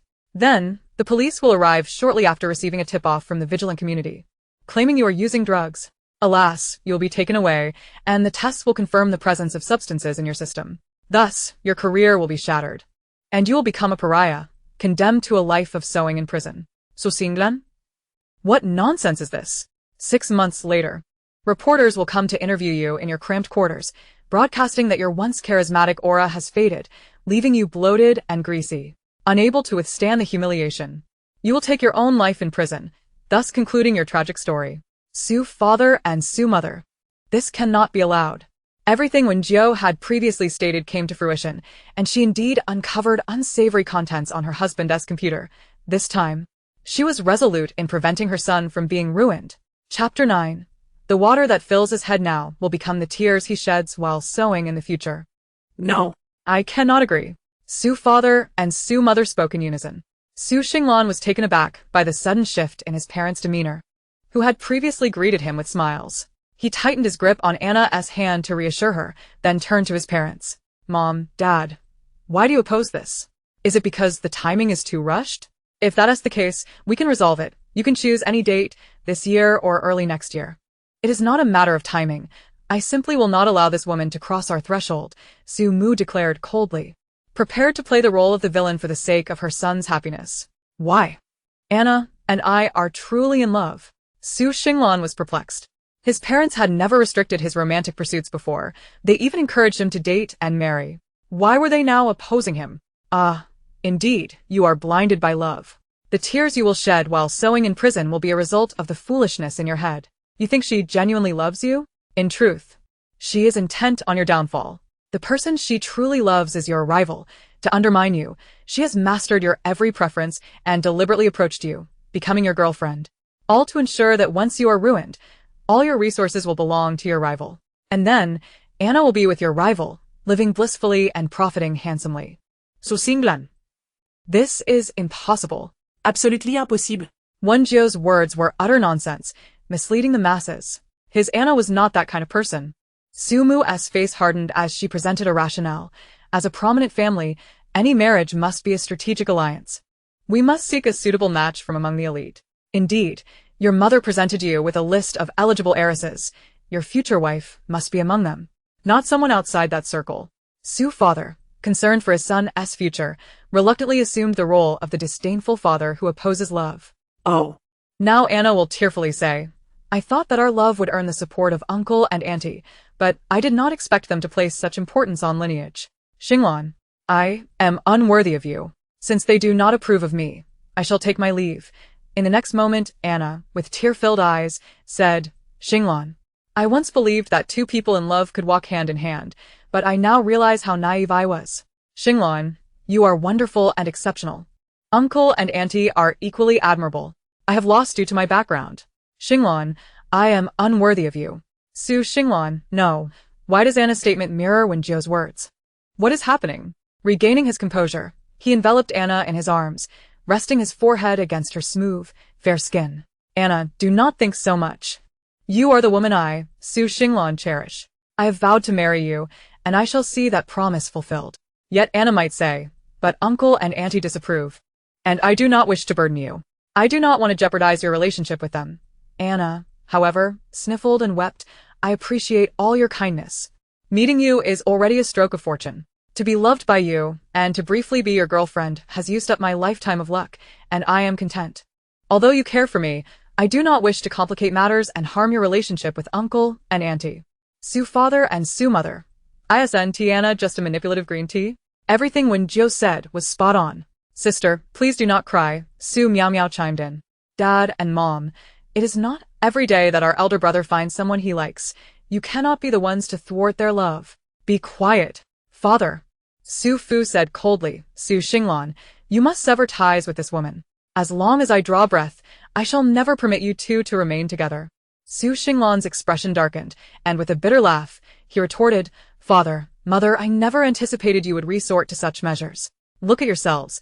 How are you any different from the characters in those dramas who forcibly tear apart the leads? Wake up. You two are not the protagonists. One is a mere pawn, and the other a schemer. Su Xinglan continued, Think what you will, but my father and I will never approve of your relationship. Su replied coldly, Next. The schemer will deploy her tactics, retreat to advance. She will feign tears and leave, while my second brother will chase after her, shouting desperately, Anna, don't go. I cannot fathom what I have done to incite such disdain from uncle and aunt, such intolerance towards my presence. If it is merely due to my humble origins, then I have nothing to say. Anna pushed Su Xinglan aside, rising to her feet, wiping her tears, and forcing a heart-wrenching smile. Since you both harbor such animosity towards me, I shall not subject myself to humiliation any longer. I will take my leave. Xinglan, I hope you find a girl worthy of you, and that you discover your own love. With that, Anna broke into a sorrowful smile, then turned and fled, tears streaming down her face. Su Fu and Su Mu exchanged glances, acknowledging the fragrant tea that now pervaded the air. Damn it, Su Xinglan seethed. What is happening? Why does Wen Jiu seem to anticipate Anna's every action and word?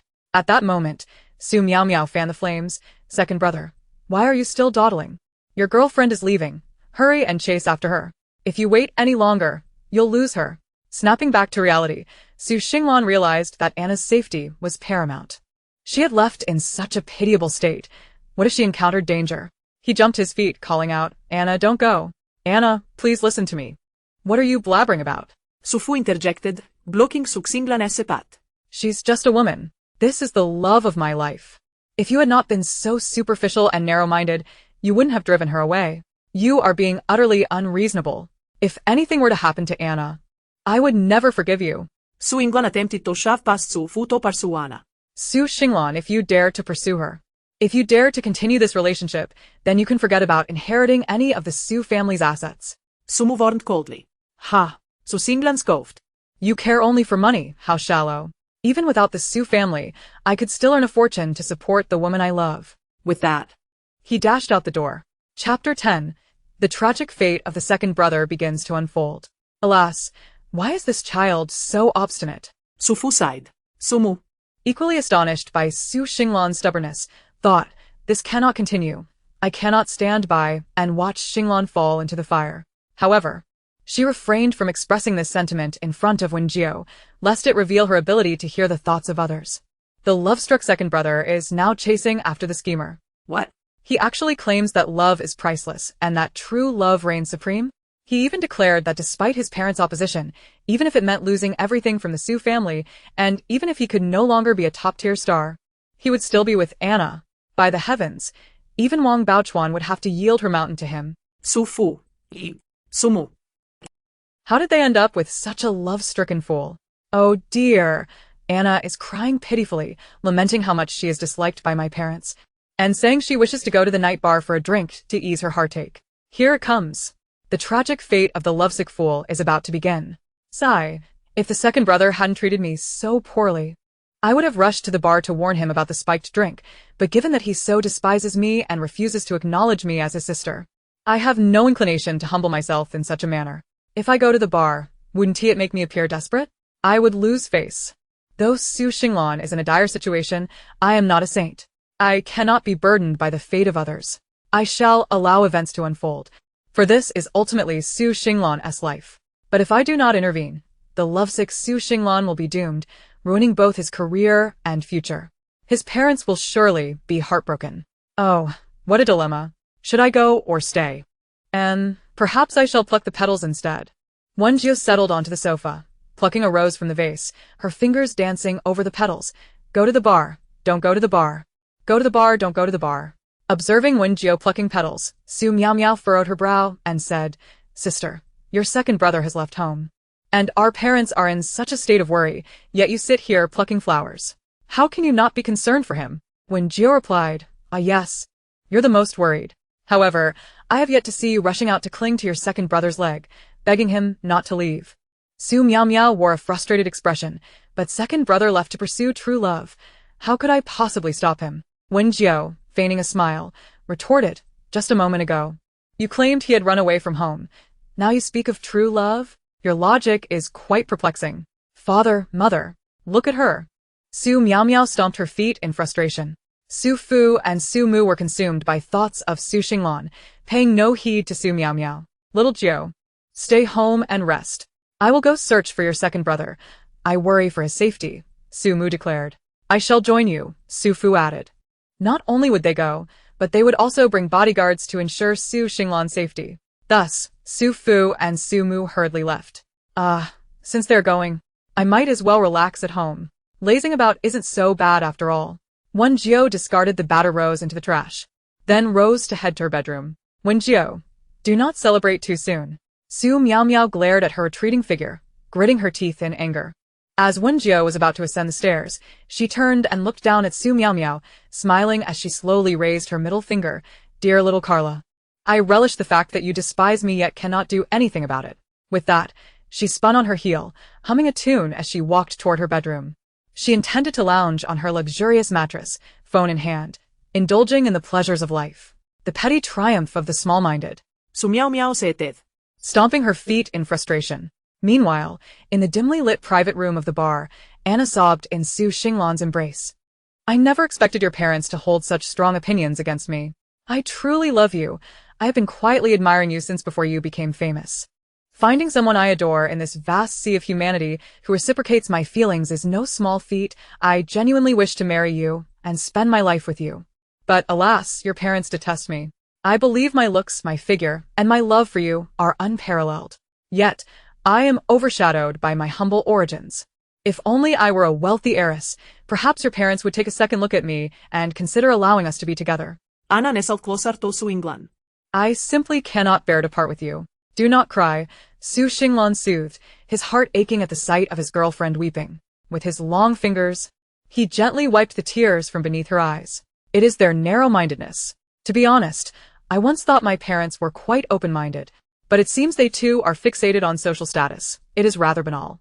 At that moment, Su Fu and Su Mu had managed to ascertain Su Xinglan's whereabouts and stood breathlessly outside the door of the private room. So they are banal, are they? Very well. You are the paragon of virtue. Soon, you shall witness the true visage of your beloved girlfriend. Outside, Mr. and Mrs. Su took a moment to catch their breath and rest. Inside the private room, Anna wept softly, her voice trembling. I am truly heartbroken. They say one drowns their sorrows in drink. Xinglan, would you indulge me with a glass? Alarm bells rang in the hearts of Mr. and Mrs. Su. Here it comes.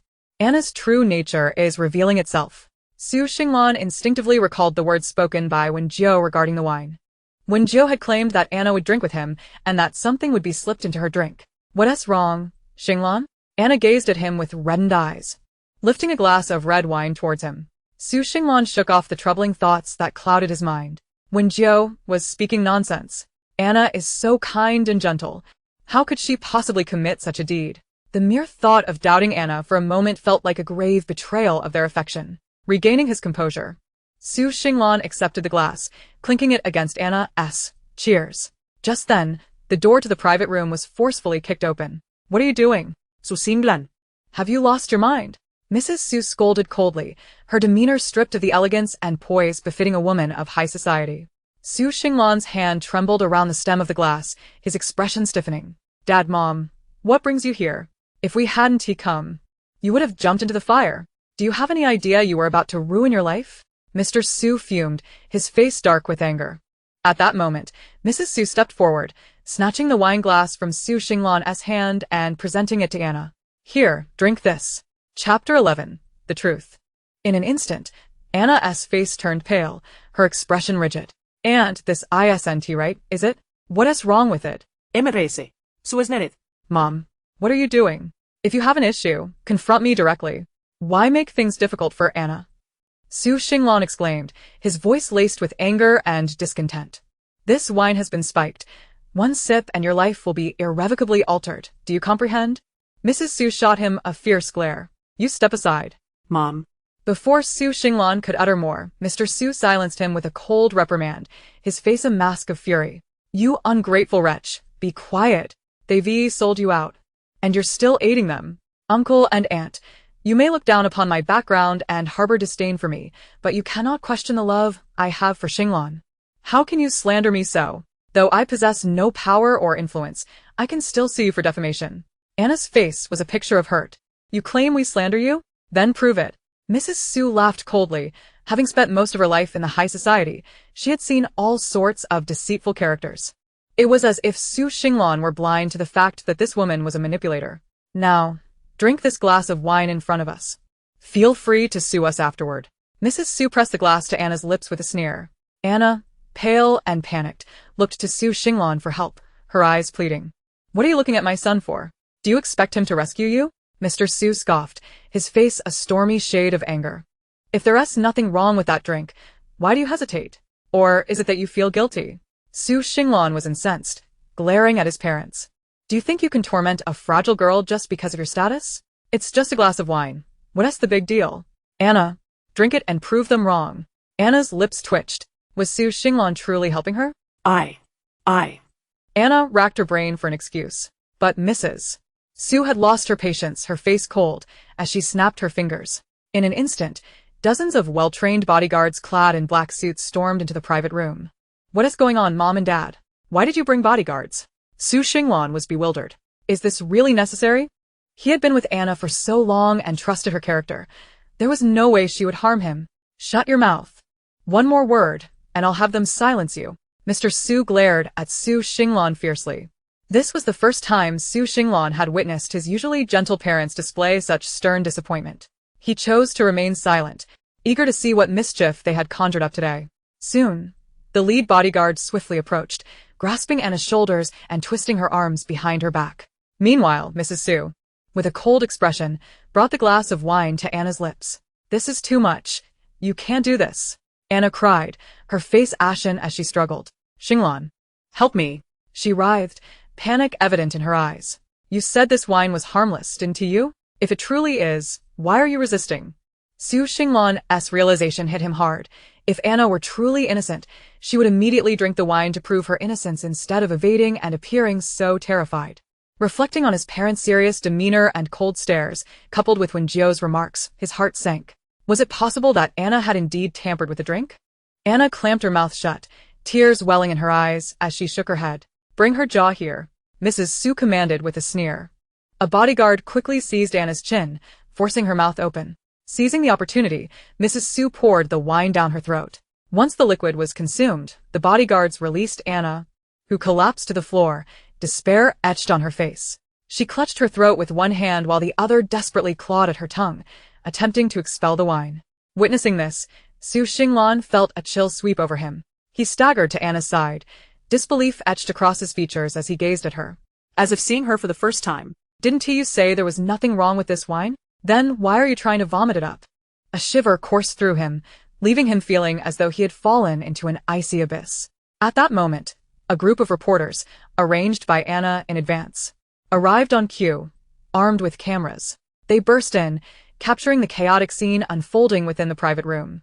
However, after a few snapshots, the reporters stood dumbfounded, realizing something was amiss.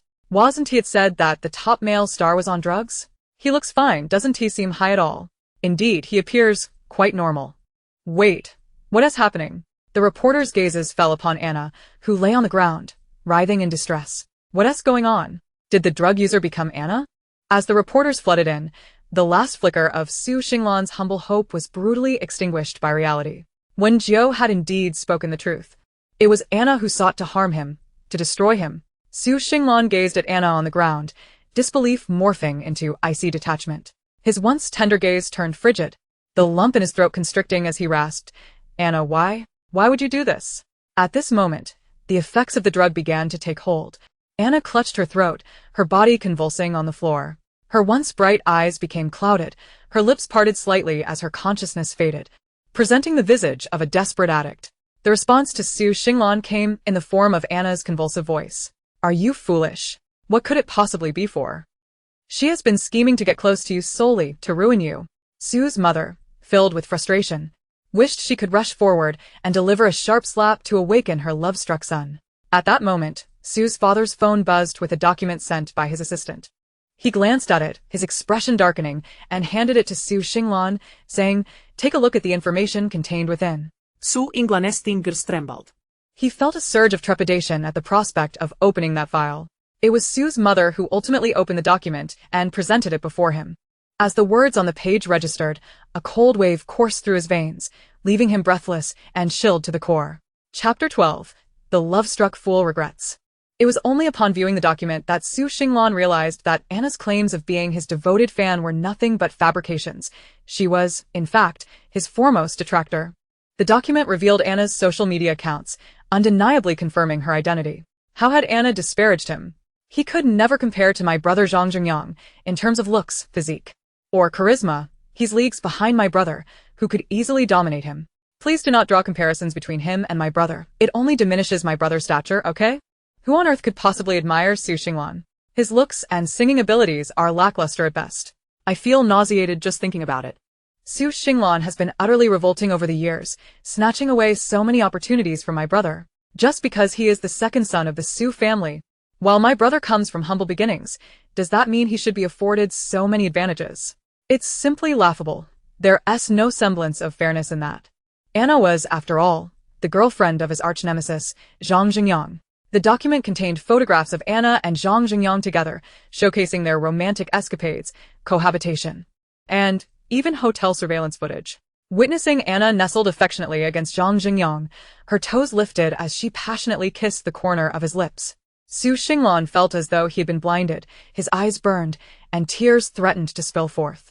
Despite having been in a relationship with Anna for an extended period, their interactions had merely consisted of dates, dinners and movies, hand-holding and embraces. Whenever Su Xinglan yearned to progress their relationship, to kiss her, Anna had always rebuffed him, claiming she was a traditional and conservative person, reserving her first kiss for their wedding night. Out of respect, Su Xinglan had never pushed her boundaries. He had always believed Anna to be a pure and kind-hearted girl, only to discover that she had been living with Zhang Jingyang since the age of 18. The document even contained records of Anna's abortions, revealing that over 4 years, she had terminated 6 pregnancies for Zhang Jingyang. This was the same woman who had presented herself as virtuous and conservative, professing to save her first experience for their wedding night. In that moment, Su Xinglan found the entire situation absurdly laughable. It turned out that Anna was a master of time management. She would date him, enjoy movies and meals, only to later rendezvous with Zhang Jingyang for more intimate encounters. Reaching this point in the document, Su Xinglan could no longer bear to read further. He chuckled bitterly, as if seeing Anna for the first time, tears brimming in his eyes. Anna, I cherished you so dearly. I would have forsaken everything for you, even my career. But what have you done to me? You have only ever approached me with ulterior motives. He laughed at himself, feeling like a fool. Did you know that you made me feel like a complete idiot? Everything Wen Jiu said was true.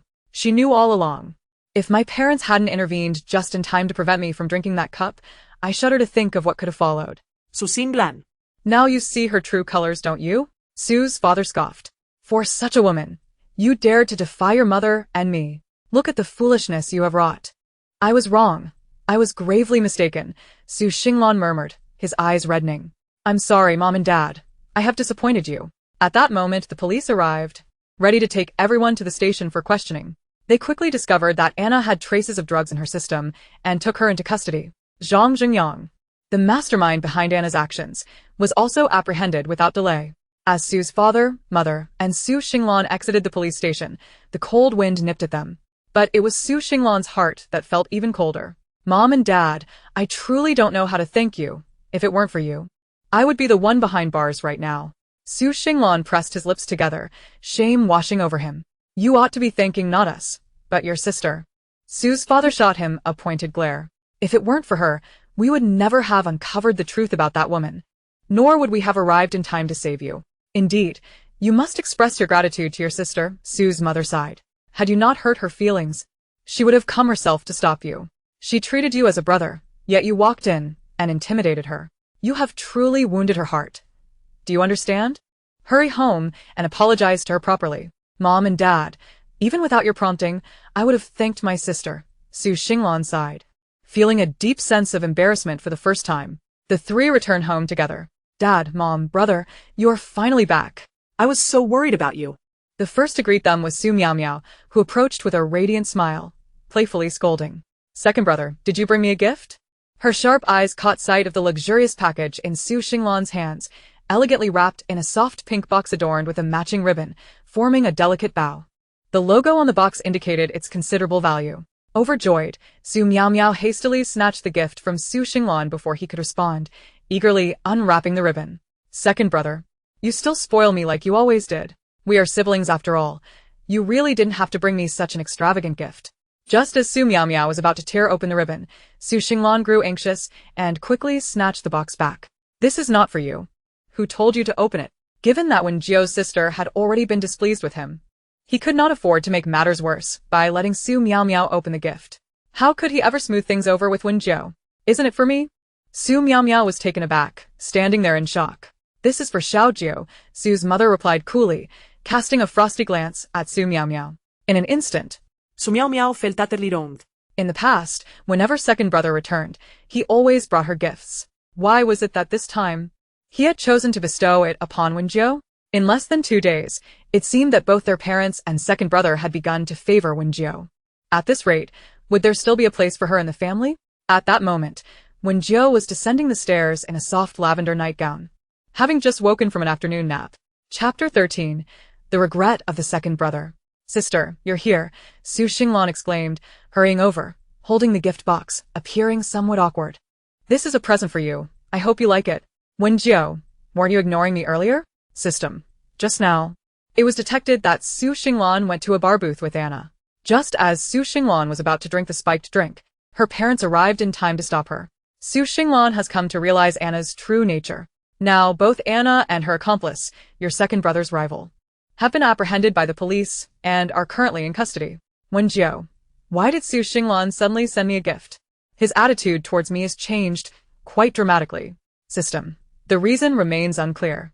Perhaps he feels he has not treated you well enough and has realized that you are indeed his biological sister, leading to a change of heart? Wen Jiu, that is rather strange. System. Indeed, Su Xinglan's behavior does deviate from the plot in the book.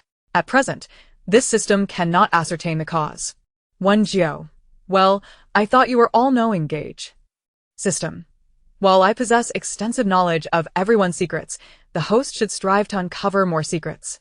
You can also exchange points in the system's marketplace for rewards and shopping opportunities. Shopping for rewards? That sounds rather appealing. At that moment, noticing that Wen Jiu had not accepted the gift, Su Xinglan raised his hands, saying, Sister, I realize I was wrong. After all, we share blood. The fact that you are my biological sister is undeniable.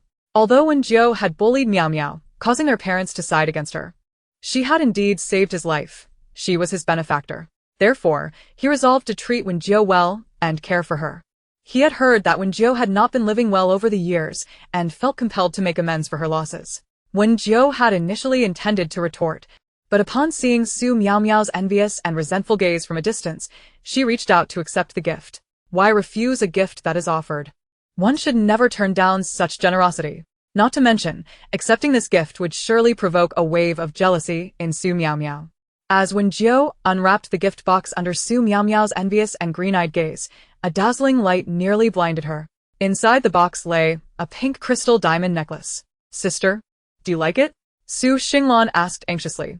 Su mother quickly intervened to ease the tension between them, saying, Little Jiu, your second brother put a lot of thought into this. This pink crystal diamond necklace is the treasure of a luxury store, worth an 8-figure sum.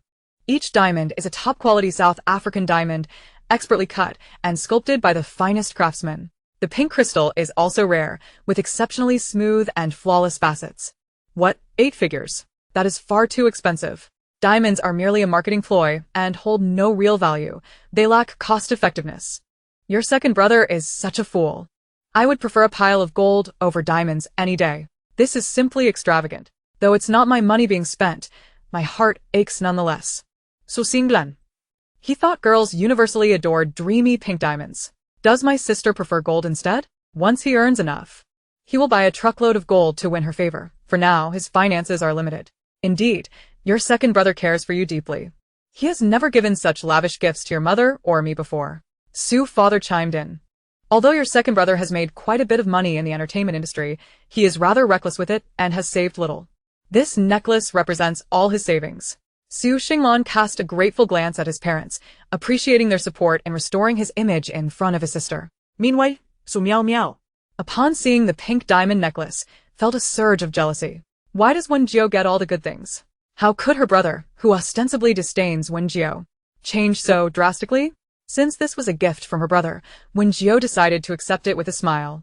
Come, let me put it on you, Su mother said, gently placing the necklace around Wen Jiu's neck, admiring it. It's beautiful, she remarked. Little Jiu, I've noticed your complexion has brightened significantly. Su mother exclaimed, her eyes lighting up.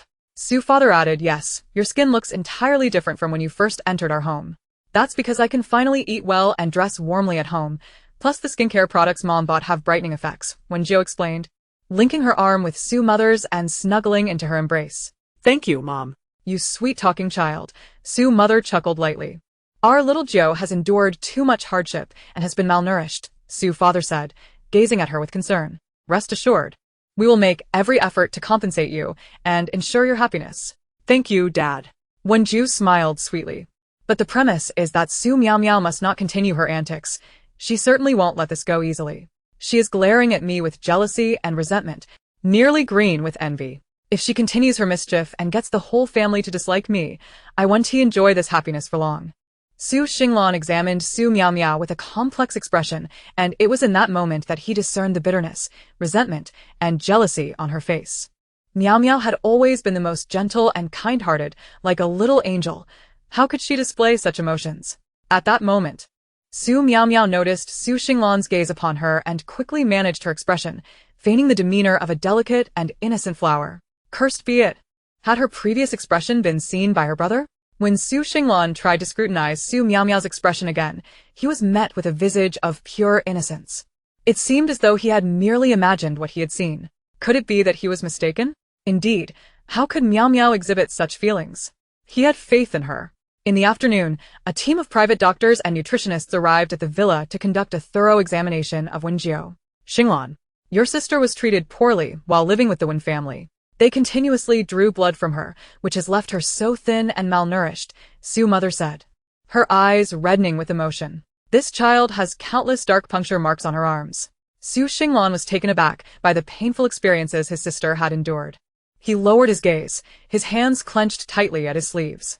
He could hardly believe that such cruelty existed. It was utterly outrageous. Therefore, our whole family must treat little Jiu better, Su Father sighed. Before long, the private doctors finished their assessments. Currently, the young lady is still somewhat malnourished and suffers from severe anemia. She needs to increase her intake of iron and calcium, the nutritionist team advised, providing a detailed meal plan. If she follows this diet, her health will improve rapidly. Chapter 14, The Aunt's Big Revelation. Su Miao Miao, No longer wishing to witness her family fawning over Wen Jiu, turned away and returned to her bedroom. After the nutritionist team departed, Su Father and Su Mother hurried to have the kitchen prepare 3 meals a day for Wen Jiu according to the meal plan. Being the center of attention in the family felt quite extraordinary for Wen Jiu. It was as though she had become a patient in a critical care unit. Dad, Mom. This matter cannot simply be overlooked, Su Xinglan stated, seated on the sofa as he watched Su Mother gently and cautiously feed Wen Jiu a bowl of nourishing black sesame porridge. Although the Wen family adopted little Jiu, they never provided her with a single day of happiness. Instead, they drained her like a leech. If it weren't for Mom finding her in time, she might have been sleeping under a bridge by now. Su Xinglan spoke with palpable indignation. Brother has come to the truth. Before Mom came to find me, I had already planned where I would sleep under which bridge and mapped out my route. Su Father. Su Mother. Was this child trying to break their hearts? You are absolutely correct. This is something we have also considered. Sire Susai deeply. Although the Wen family had shown kindness to Xiao Jiu, their actions had become excessively outrageous, treating her as if she were less than human. If the Su family were to utterly ruin Wen Jiu, it would only reflect poorly on our family stature, leading to idle gossip. Yet, to merely stand by would leave us unable to swallow this indignity. From this day forth, the Su family's enterprises shall cease all imports of Wen products, he declared coldly.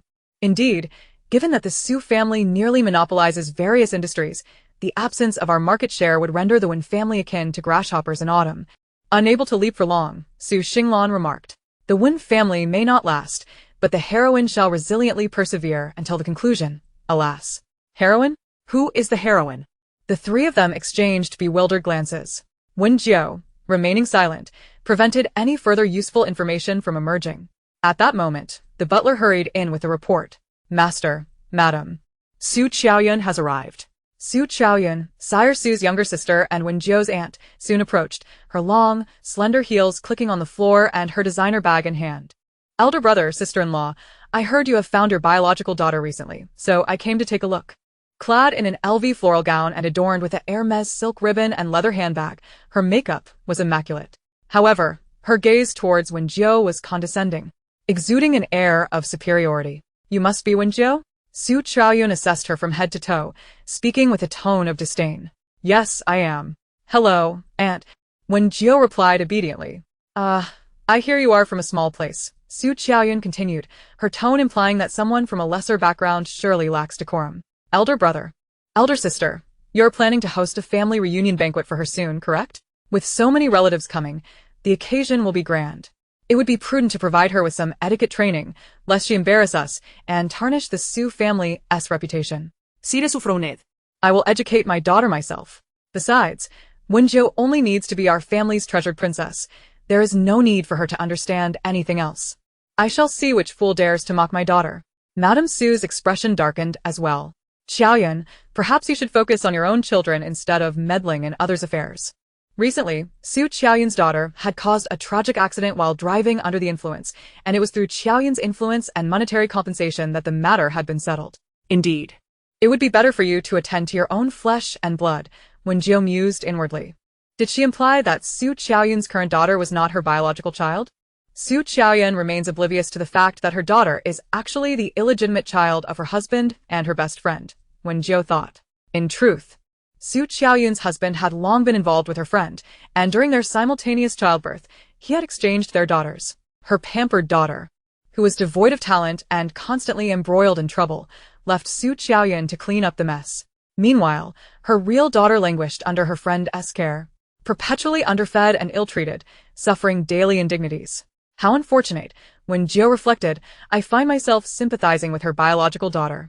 Compounding this, the troublemaking illegitimate daughter had developed feelings for the school's heartthrob, who, in turn, was attracted to Su Qiaoyun's actual daughter. From that point on, the latter faced relentless bullying at school, trapped in a cycle of torment. Being cornered in the restroom, her real daughter was slapped and burned with cigarette butts, leaving scars on her skin. When Jiu lamented, Madame Su, and Su England. Is this truly happening? I'm merely looking out for you and the Su family, Su Qiaoyun continued. Why do you treat me as an outsider? Are you not an outsider? You misappropriated Su Group's funds to pay off your gambling husband's debts, using our family's resources to support your freeloading spouse. Is that truly for the good of the Su family? Anyone can utter pretty words. I find it laughable, when Jiu retorted inwardly. Sire Su, Yaoyun misappropriated funds? Recently, she had been claiming her projects were failing due to an unfavorable market, and he had comforted her without further thought. Now, it appeared she had been siphoning company assets to sustain her gambling husband. How naive Su Qiaoyun seems, yet she is as love-struck as second brother, when Jiu mused. Su Qiaoyun's husband, who was once her bodyguard, became enamored while protecting her. Under his influence, she quickly fell for him, believing she had married for love. While looking down upon my parents for their business marriage, convinced her union was pure of sentiment. Yet she remains unaware that her husband had meticulously studied her preferences to win her over, when Jiu reflected. By the way, her husband's supposed injury while protecting her was orchestrated. Those men were hired by him to stage a scenario for her benefit. There is a psychological term for this. The suspension bridge effect, wherein heightened emotions lead to deeper feelings. Su Qiaoyun unwittingly walked into his trap, when Jiu concluded. From her time as the general manager at Su Group until now, Su Qiaoyun has embezzled a staggering 200 million in assets. Chapter 15. Call the police. Arrest her. Sir Su, Madame Su, and Su England. 200 million. She truly dares. The three were consumed with rage. Such a parasite. The family's outrage was palpable.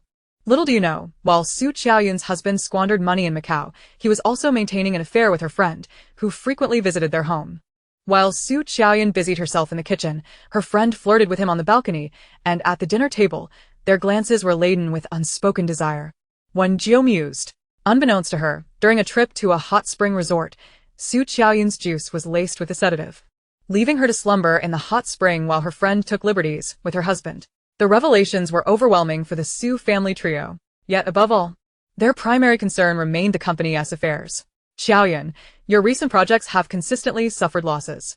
Instead of focusing on managing effectively, you concern yourself with our family matters. Madame Su expressed her dissatisfaction. Upon mentioning the company's projects, Su Qiaoyun felt a pang of guilt. I also wish for the projects to succeed. But the market conditions have left me powerless, she defended weakly. Is it truly the market, or are you guilty of foul play? Sire Su's voice turned icy. Having just heard Xiao Zhou's thoughts, he promptly informed his assistant to investigate Su Qiaoyun thoroughly. Before long, The assistant uncovered a suspicious influx of funds in Su Qiaoyun's personal account, along with a series of transfer records indicating that these funds had been sent to her husband. Following this lead, a thorough investigation into the projects managed by Su Qiaoyun was initiated by the finance department. The results revealed several glaring discrepancies in the company's accounts, all of which aligned precisely with the amounts transferred to her husband. "Brother, what do you mean by this?" Su Qiaoyun's complexion paled, her voice trembling as she exclaimed, "Do you suspect that I am embezzling?" She wore an expression of profound grievance. "We grew up together. You should know what kind of person I am. While you may distrust others, surely you cannot doubt your own sister." Before she could finish her plea, Sue's father thrust the document sent by the assistant into her hands, urging her to examine it closely. As Su Qiaoyun read the contents, her eyes widened in horror, her legs buckled beneath her as she nearly faltered. "How could this be?" "Brother, you're investigating me?" she gasped, disbelief etched across her face. "You actually don't believe me? This is all fabricated. These transfer records are freshly retrieved. Black and white evidence. Are you still going to deny it?" Sue's father's gaze was icy, disappointment etched across his features. "I never expected you to engage in such treachery. Su Qiaoyun, I have cared for you since childhood, and your sister-in-law has treated you like her own sister. How could you betray us and jeopardize the family business? What do you owe to me and your parents?" Stand. Su Qiaoyun stood frozen, her face a tumult of red and white. "Brother, aunt, do you realize that your actions are illegal? You could end up in prison," Su Xinglan interjected coldly. "For the sake of our past relationship, I will address you as aunt. If you return the money you owe the company, I can discuss with our parents the possibility of not sending you to jail." Su Qiaoyun, realizing the futility of her denial, chose instead to appeal to their shared history, hoping to garner their compassion. Tears welled in her eyes as she pleaded, "Brother, sister-in-law, I understand that there's no excuse for my actions. But you are aware of my circumstances. My husband has incurred substantial debts at the casino, and we all know the kind of people involved there. If I don't repay them, they will harm him. I cannot let my husband become disabled, especially when our child needs a father. You had everyone advising you against marrying him, yet you persisted, believing in your so-called love. Now that the truth is revealed, why don't you consider divorce?" Sue's mother responded, exasperated. "He promised to change. Besides, we have a child together." Su Qiaoyun defended vehemently, unwilling to let anyone disparage her husband. "You only want me to divorce him without considering how devastated our child would be without a father. Can a child grow up happily in a broken home?" As she spoke, her anger intensified. "You are so adamant about my divorce. What are your true intentions?" "Enough," Sue's father interjected sternly. "Your actions are criminal. For the sake of our past relationship, return the 2 billion, and I will overlook this matter. Otherwise, I will not hesitate to see you imprisoned." "Brother, is it really necessary to treat me this way over a mere 2 billion? I am your sister." Su Qiaoyun exclaimed in disbelief. "What do you mean by mere 2 billion? 2 billion is not trivial. I could toil from the dawn of civilization until 2024 and never amass that fortune." "Indeed. You have pilfered from our family to support your gambling husband. I do not share your romantic delusions, sister." Sue's father's tone was resolute. "This money is not solely mine. It belongs to your sister-in-law and the children. You must repay it. You know our family's situation. All our funds were used to pay off my husband's debts. Recently, my daughter was involved in a fatal accident, and we had to compensate the victim's family. I simply do not have that kind of money." Su Qiaoyun protested. "Aunt, you still possess the shares grandfather left you. Transfer them to my father as a partial repayment." Su Xinglan suggested. "What? "You want my shares too? It seems you all have conspired to bully me." Su Qiaoyun retorted coldly. "What can you do if I refuse to repay?" She could not fathom that her family would be so ruthless as to contact the authorities. At that moment, Sue's mother had already reached for the phone, dialing 110. "Hello, police? I wish to report that Su Qiaoyun has misappropriated our funds." Wait. Su Qiaoyun hastily covered her mother's mouth and quickly ended the call, her heart racing as she felt a surge of desperation. "Fine. "It's just 2 billion. I will pay." "Very well. Arrange for your lawyer to come and prepare the share transfer agreement," Sue's father commanded. "I expect to see your lawyer here with all necessary documents within half an hour." "All right, you win," Su Qiaoyun replied, her eyes reddened as she coldly laughed. "I'll call my lawyer right now." Half an hour later, the lawyer arrived, hastily bringing the required documents. With palpable reluctance, Su Qiaoyun signed the share transfer agreement, then slammed the pen onto the table, declaring, "From this moment forth, I, Su Qiaoyun, sever all ties with your family. Let us never cross paths again. That is acceptable. But as your sister-in-law, I feel compelled to caution you about something," Su's mother said, regarding her with pity. "You should pay more attention to your husband and your best friend." What do you mean by that? Su Yao Yungbler. "I know you've never liked my husband, which I can understand, but you cannot attack his character or slander him. Let me be more explicit. You should conduct a paternity test for your daughter, and perhaps also one between your daughter and your friend." Su Qiaoyun's face drained of color. "You suspect my daughter is the child of my friend and my husband? How could that be possible? I cannot believe you would say something so absurd to sow discord between us." With a scoff, she turned to leave. But Su's mother continued, "Have you not noticed how your child bears no resemblance to you, but resembles your friend instead? If you are interested, you might want to meet your friend's child, who bears a striking resemblance to you." Su's mother watched her retreating figure with pity. "That child is not doing well. Perhaps you should check on her. I have said all I can. Whether you believe it is up to you." Su Qiaoyun felt a chill run through her as she remained rooted in place. Until now, she had not considered the possibility, but at this moment, she realized her daughter bore a striking similarity to her friend. Could it be that my elder brother and sister-in-law are privy to some unsettling truths? Su Qiaoyun gasped for breath, clutching her handbag, and hastily rose to leave. "Indeed, every unfortunate soul must harbor their own share of faults," sighed Father Su. "Yes," Mother Su nodded in agreement. The incident of Su Qiaoyun's child being switched bore an uncanny resemblance to her own plight. However, she considered herself far more fortunate in both marriage and motherhood than Su Qiaoyun. After Su Qiaoyun departed, she returned home. At that moment, a family photograph and an artistic portrait with her close friend adorned the shelf in the villa.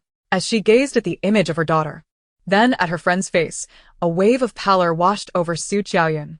She had never noticed before how strikingly similar Lily resembled her friend. The same eyebrows, the same nose. A ludicrous and terrifying speculation unfurled in her mind. She recalled the words of her sister-in-law and hurried to the school. It was Monday, and the students were all attending classes. Lily and her friend's daughter, Yuqing, were both in the same senior class. When she arrived, however, she could not find any trace of Lily, let alone Yuqing. "Excuse me, do you know where Yuqing is right now?" Su Qiaoyun stopped a passing student. "Are you Yuqing's mother?"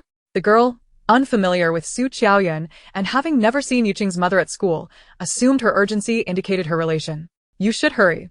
Yuqing is being cornered by that group in the bathroom." In an instant, Su Qiaoyun felt a chill run down her spine. "Thank you," she replied, her heels clicking against the floor as she made her way to the restroom. Upon entering the girls' restroom, she was met with Lily's arrogant voice. "Get on the ground and bark like a dog. You filthy, BT, do it." The sound of a harsh kick landing on flesh followed, accompanied by a muffled cry of pain from a girl. Laughter erupted around her, mocking and derisive. As Su Qiaoyun stepped further inside, she beheld the sight of a girl on her knees, humiliated, barking like a dog.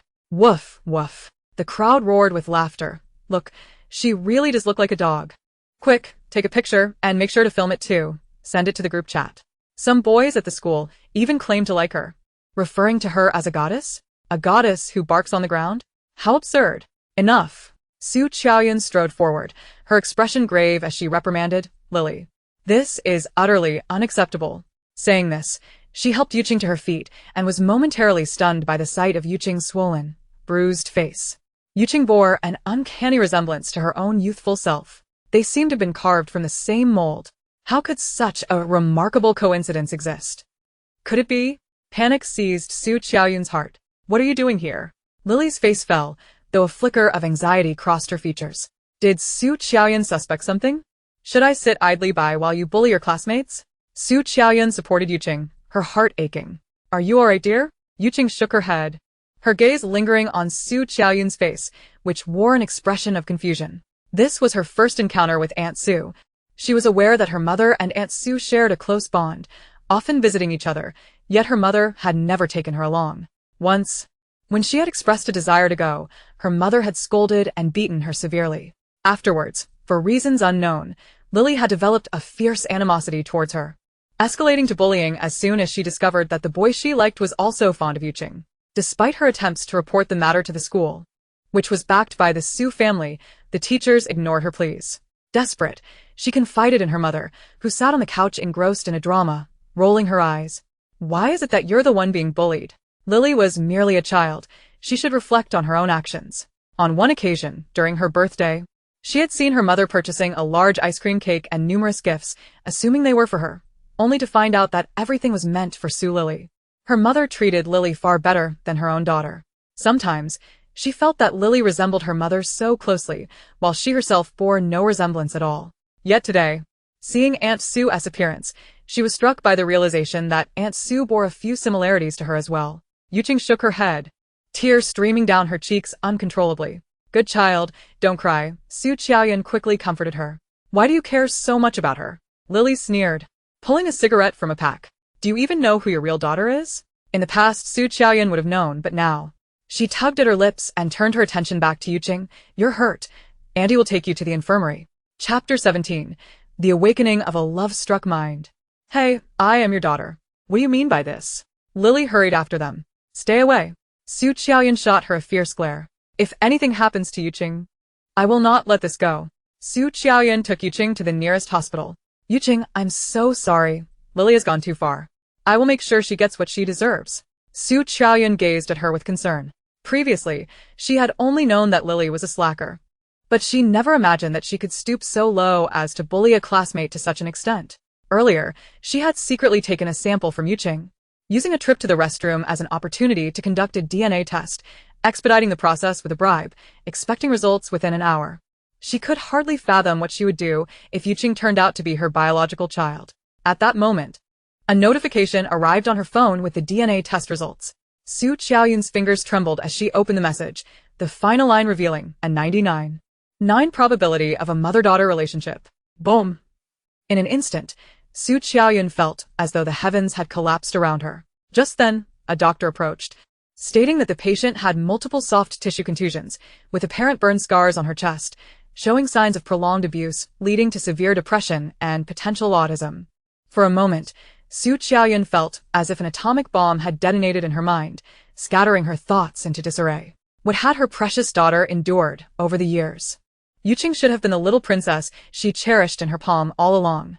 Never could she have imagined that her dear friend, whom she treated like a sister, could commit such a heinous act as switching children, nor that her beloved husband would engage in such sordid affairs right beneath her nose. This was utterly intolerable. She would seek justice for herself and for Yuqing against this pair of despicable individuals. Meanwhile, at the Su family villa, Wen Jiu lounged lazily on the sofa, scrolling through her phone. Little Jiu, your father has gone to change your name today. From now on, your name on the household registration will be Su Jiu. Mother Su announced with a smile. Meichem. Wen Jiu nodded obediently, though she still felt more accustomed to the name Wen Jiu, as that had been her original name. There's juicy gossip. At that moment, Wen Jiu heard a conversation in her mind with the system. Upon hearing this, Father Su, Mother Su, and Su Xinglan perked up, intrigued. Oh. Su Qiaoyan went to the school and discovered that her adopted daughter was being bullied by Yuqing, and unexpectedly found that Yuqing looked strikingly like her younger self. Mother Su's interest piqued. It seemed that Su Qiaoyan had indeed taken her words to heart. And then what happened next? She continued to listen intently. Su Qiaoyan took Yuqing to the hospital for a DNA test, discovering that Yuqing is her biological daughter, realizing her husband is an unparalleled scoundrel, and recognizing her friend as a foe. Now she is storming home with Yuqing, ready to confront them. Su's father exhaled a sigh of relief, finally recognizing the truth, and beginning to awaken to reality. And then, Su Winglan listene der nesli, her curiosity ignited. Oh, the full-blown love-stricken brain has awakened. Huh? When Su Qiaoyan arrived, she unexpectedly stumbled upon the scoundrel and the antagonist's honey entangled in their grand bed. To make matters worse, the antagonist's honey was clad in Su Qiaoyan's alluring nightgown. What a fortuitous encounter. Su's father. Su's mother. Su Xinglan. How exhilarating is this? This is far more thrilling than a television drama. The spectacle was so riveting it was as if they were witnessing a live broadcast. Neither the scoundrel nor the antagonist's honey anticipated Su Qiaoyan's sudden intrusion. They were caught off guard. The scoundrel panicked, but in his frantic state, he promptly fainted. The trio of Su's father, Su's mother, and Su Xinglan. What scandalous words are these? Su Qiaoyan, in her fury, rolled up her sleeves, and unleashed a flurry of slaps upon both the scoundrel and the shameless woman until her hands grew numb. She captured this moment on video and shared it in the owners group. The content read, "Everyone come witness this. The shameless mistress has stolen my clothes and is rolling in bed with my worthless scoundrel husband. This brazen so-called friend has even borne my husband an illegitimate daughter, all while keeping it hidden from me. They even swapped my child while I was giving birth.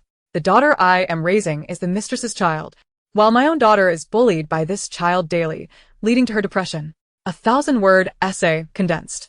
Unable to contain her outrage, Su Qiaoyan posted in the owners group, then shared it at the mistress's workplace, on her social media, on Weibo, and on Douyin, flooding every social media platform. With her solitary effort, she propelled the scoundrel and the mistress into trending topics. Concerned neighbors in the hallway rushed over, fearing the situation might turn fatal, and swiftly dialed for an ambulance. When the ambulance arrived, the two were hoisted aboard, completely naked, resembling conjoined twins. Why were they naked? Oh, Su Qiaoyan sought to exact her revenge. A kind-hearted person, unable to bear the sight, attempted to cover them with a blanket, but Su Qiaoyan yanked it away. Su's father, Su's mother, Su Xinglan. Although it is rather tragic. Why is it so amusing? They struggled to suppress their laughter. But there's more to come. What? The scoundrel's prolonged state of arousal has led the doctor to suggest a surgical intervention? The scoundrel vehemently opposed, tears streaming down his face as he begged the doctor for salvation. Su Qiaoyan boldly signed, inscribing her name. The former Su Qiaoyan was no more, now. Before the scoundrel and the antagonist's honey stood the formidable Niu Hulu Su Qiaoyan. What a relief. The milk ducts have been cleared. Su's father. It seems that when a woman decides to be ruthless, men have no say in the matter. It is a pity she awakened far too late. Su Qiaoyan intends to file for divorce, but all her wealth and jewelry over the years have been handed to the scoundrel, leaving her with nothing. She informed the school about Yuqing's bullying, leading to the expulsion of Lily, who now associates with the gang leader. As for the antagonist's honey, her reputation is in tatters. And in a fit of rage, she sued Su Qiaoyan for invasion of privacy. Ultimately, Su Qiaoyan was apprehended, the antagonist's honey became a pariah, and the scoundrel was rendered impotent. Su's father, Su's mother, Su Xinglan. Su Qiaoyan's fate is indeed a consequence of her own actions. A toast. Su's father declared. Su Qiaoyan's shares have been transferred to your mother and me. However, considering the hardships you have endured over the years, we have decided to give them to you. What? Such a stroke of luck. These shares are worth far more than mere money. I've only been home for 2 days and already amassed so much wealth in shares. Is this a dream? From being a penniless wretch, I have suddenly ascended to the status of a small fortune. I never imagined I would possess such wealth. I can't even begin to fathom it. I'm truly overwhelmed. Thank you, Mom and Dad. Wen Jiu, with tears glistening in her eyes, signed the share transfer agreement. At that moment, Su Miao Miao, who was descending the stairs, was incensed upon witnessing the scene. After living in the Su household for so many years, she had never received any shares. Why should Wen Jiu receive all the good things that come with her arrival? Just wait. Tomorrow is Wen Jiu's recognition banquet, and she is determined to make Wen Jiu the laughingstock of the event. Soon, the day of Wen Jiu's recognition banquet arrived. Chapter 18. The Grand Recognition Banquet. The recognition banquet was held at the Imperial Hotel, the most luxurious venue in the capital, frequented by the affluent and elite. Attendees included relatives of the Su family and upper-class associates with whom they had collaborated. In the private dressing room, Wen Jiu was adorned in a gown meticulously prepared by Su's mother. The dress, crafted from translucent, soft pink tulle, cascaded in layers, with a V-neck design accentuating the girl's delicate swan-like neck. The sleeves were adorned with light pink puffed details, and the cinched waist highlighted her petite form, while the voluminous skirt blossomed with scattered pink diamonds, exuding romance and splendor. My daughter is truly beautiful, Su's mother marveled. Indeed, Miss Su's complexion is flawless, requiring little makeup. A simple touch suffices. The high-end makeup artist had already completed Wen Jiu's look. Come, let me place the crown your father bought for you. Su's mother retrieved a lavish princess crown from a beautifully packaged box and gently placed it upon Wen Jiu's soft locks. At that moment, the girl resembled a princess straight from a fairy tale, sweet, charming, and delightful. The more Su's mother gazed, the more she adored her daughter. This transformation made her even more stunning, far surpassing her own youthful beauty. You're still the most beautiful, Mom. Wen Jiu linked her arm with Sue's mother, playfully snuggling against her. Oh, how wonderful it feels to be cherished by my parents. This overwhelming wealth and happiness are finally mine. I am so thrilled. I never imagined I would one day stand like a little princess in a castle-like setting, fulfilling my fantasies. Thank you, Mom and Dad. Sue's mother felt a lump in her throat, suppressing the welling tears. Xiao Jiu, the guests are waiting. Let us head to the banquet hall. The mother and daughter made their way to the banquet hall, with Su Xinglan trailing behind, assisting Wen Jiu with her gown to prevent her from tripping. As the family entered the transparent observation elevator, it ascended. Hey, does that girl not resemble Wen Jiu? At the same time when Wan, on the first floor of the Imperial Hotel, was walking with her ambiguous companion, Gu Xiaoza, and glanced at the observation elevator. The fleeting figure indeed bore a resemblance to Wen Jiu. How could it possibly be Wen Jiu? Gu Xiaoza frowned. The Su family, the top elite in the capital, has finally located their genuine heiress, who is currently being prepared for a recognition banquet on the top floor. The girl who just took the observation elevator is said to be the true daughter of the Su family. I'm so envious. When Wan's eyes sparkled with envy. I heard that the crown she wears was once donned by Queen Victoria, and that dress is from a high-end luxury brand. I once attempted to rent that brand's haute couture but was rejected. They deemed my status too lowly to allow it. Yet now, that dress graces the true heiress of the Su family. Indeed, after all this time, they finally found their biological daughter. The Su family will undoubtedly pamper her. Gu Xiaoza remarked. The Su family's heiress possesses such elegance and a fair complexion. Her genes are truly remarkable. When Wan gazed on with envy, you two, don't block the way. There are many distinguished guests behind you. At that moment, a security guard approached, his brow furrowed in discontent. Both Wen Wan and Gu Xiaoza felt a twinge of embarrassment and quickly stepped aside. You must present your order number to enter the hotel, the guard continued. Gu Xiaoza displayed his order number for a private room on the first floor, prompting the guard to allow them entry. The Imperial Hotel categorizes its floors based on expenditure levels. The first floor is designated for the least expensive consumption, ranging from 50,000 to 1 million, while the top floor boasts private rooms with a minimum expenditure exceeding 10 million. Consequently, only the affluent and influential can ascend to the top floor. When Wan followed Gu Xiaoza to the first floor private room, contemplating that one day, she would also enjoy the luxury of the top floor rooms. I can't help but worry about Wen Jiu. I wonder how she is faring, she murmured softly, her eyes cast downward. You are far too kind-hearted. Not only does she lack gratitude, but she even assaulted your parents. Such a person possesses no moral character. Without the Wen family, she is nothing. With no money to her name, she is likely to be sleeping rough and begging beneath some bridge, Gu Xiaoza scoffed. After all, I truly regarded her as my own sister. I hope she can apologize to my parents and return. It's unsafe for a girl like her to be alone out there. When Wan replied, her expression filled with concern. Gu Xiaoza's gaze softened as he looked at her. Wan, your kindness is rare in this world. There are few girls left with such a gentle heart. Meanwhile, on the top floor, at the engagement banquet, all the guests had gathered. I heard that Wen Jiu hails from a small town, completely ignorant of etiquette and devoid of any talents. She probably only recognizes the letters A, B, C, and so on. How advanced could her English be coming from such a place? Her spoken language is surely far from fluent. A stark contrast to us who have been nurtured by aristocratic education, one guest remarked. Indeed, compared to her, Miao Miao is far superior. She can speak 8 languages fluently and excels at the violin. Listening to the praises from the crowd, Su Miao Miao felt as though she were basking in honeyed sweetness. Although the Su family had declared Wen Jiu to be their biological daughter, they had not disclosed that Miao Miao was not their actual offspring. Thus, no one was aware that she was merely an adopted child. Prior to this engagement banquet, she had posted subtle essays on her social media, insinuating that Wen Jiu had come to their home to bully her. Naturally, she had blocked her parents and older brother from seeing those posts, leading relatives to form a poor impression of Wen Jiu. As Wen Jiu approached amidst the murmurs of the crowd, her skin glowed with a delicate radiance, her features exquisitely sweet, and her complexion as flawless as mutton-fat jade. With every step she took, the lights converged upon her, transforming her into a princess from a fairy tale, so enchanting, so beautiful that one could hardly look away. Gasps of astonishment filled the air. She surpasses my expectations in beauty. Indeed, her demeanor is quite refined, unlike someone from a small town. But what does beauty matter without talent or ability? A head empty of knowledge is just a pretty vase, a man in the crowd remarked. Ah? Who is so brazen as to speak so bluntly? Sounds like someone has a foul mouth. Oh, this person has quite the scoop. Chapter 19. None of the 3 children belong to you. Wen Jiu turned her gaze towards the middle-aged man in his 50s who had spoken.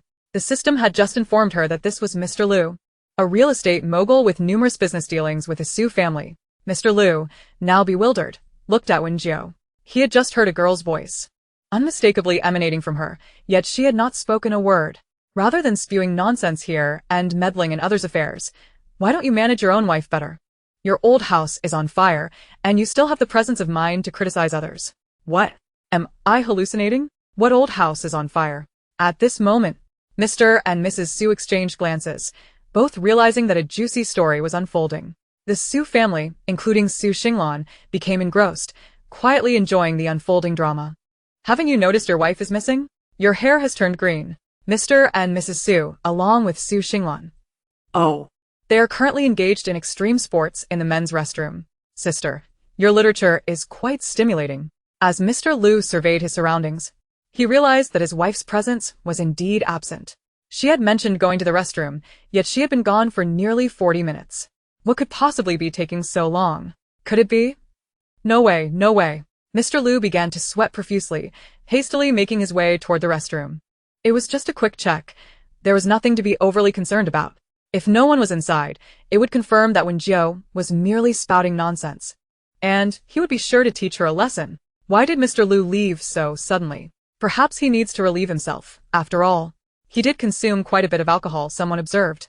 However, Mr. Liu's complexion appeared rather poor, as if something was amiss. Noticing Mr. Liu's departure towards the restroom, Mr. Su cleared his throat.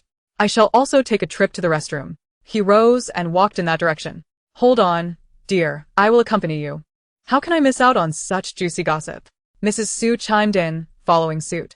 I need to go as well, Wen Jiu quickly interjected, noting her parents' hurried pace towards the restroom. Did they already know about this? No matter.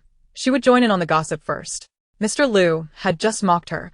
He would soon be the one in tears. Let us go. Let us enjoy this spectacle.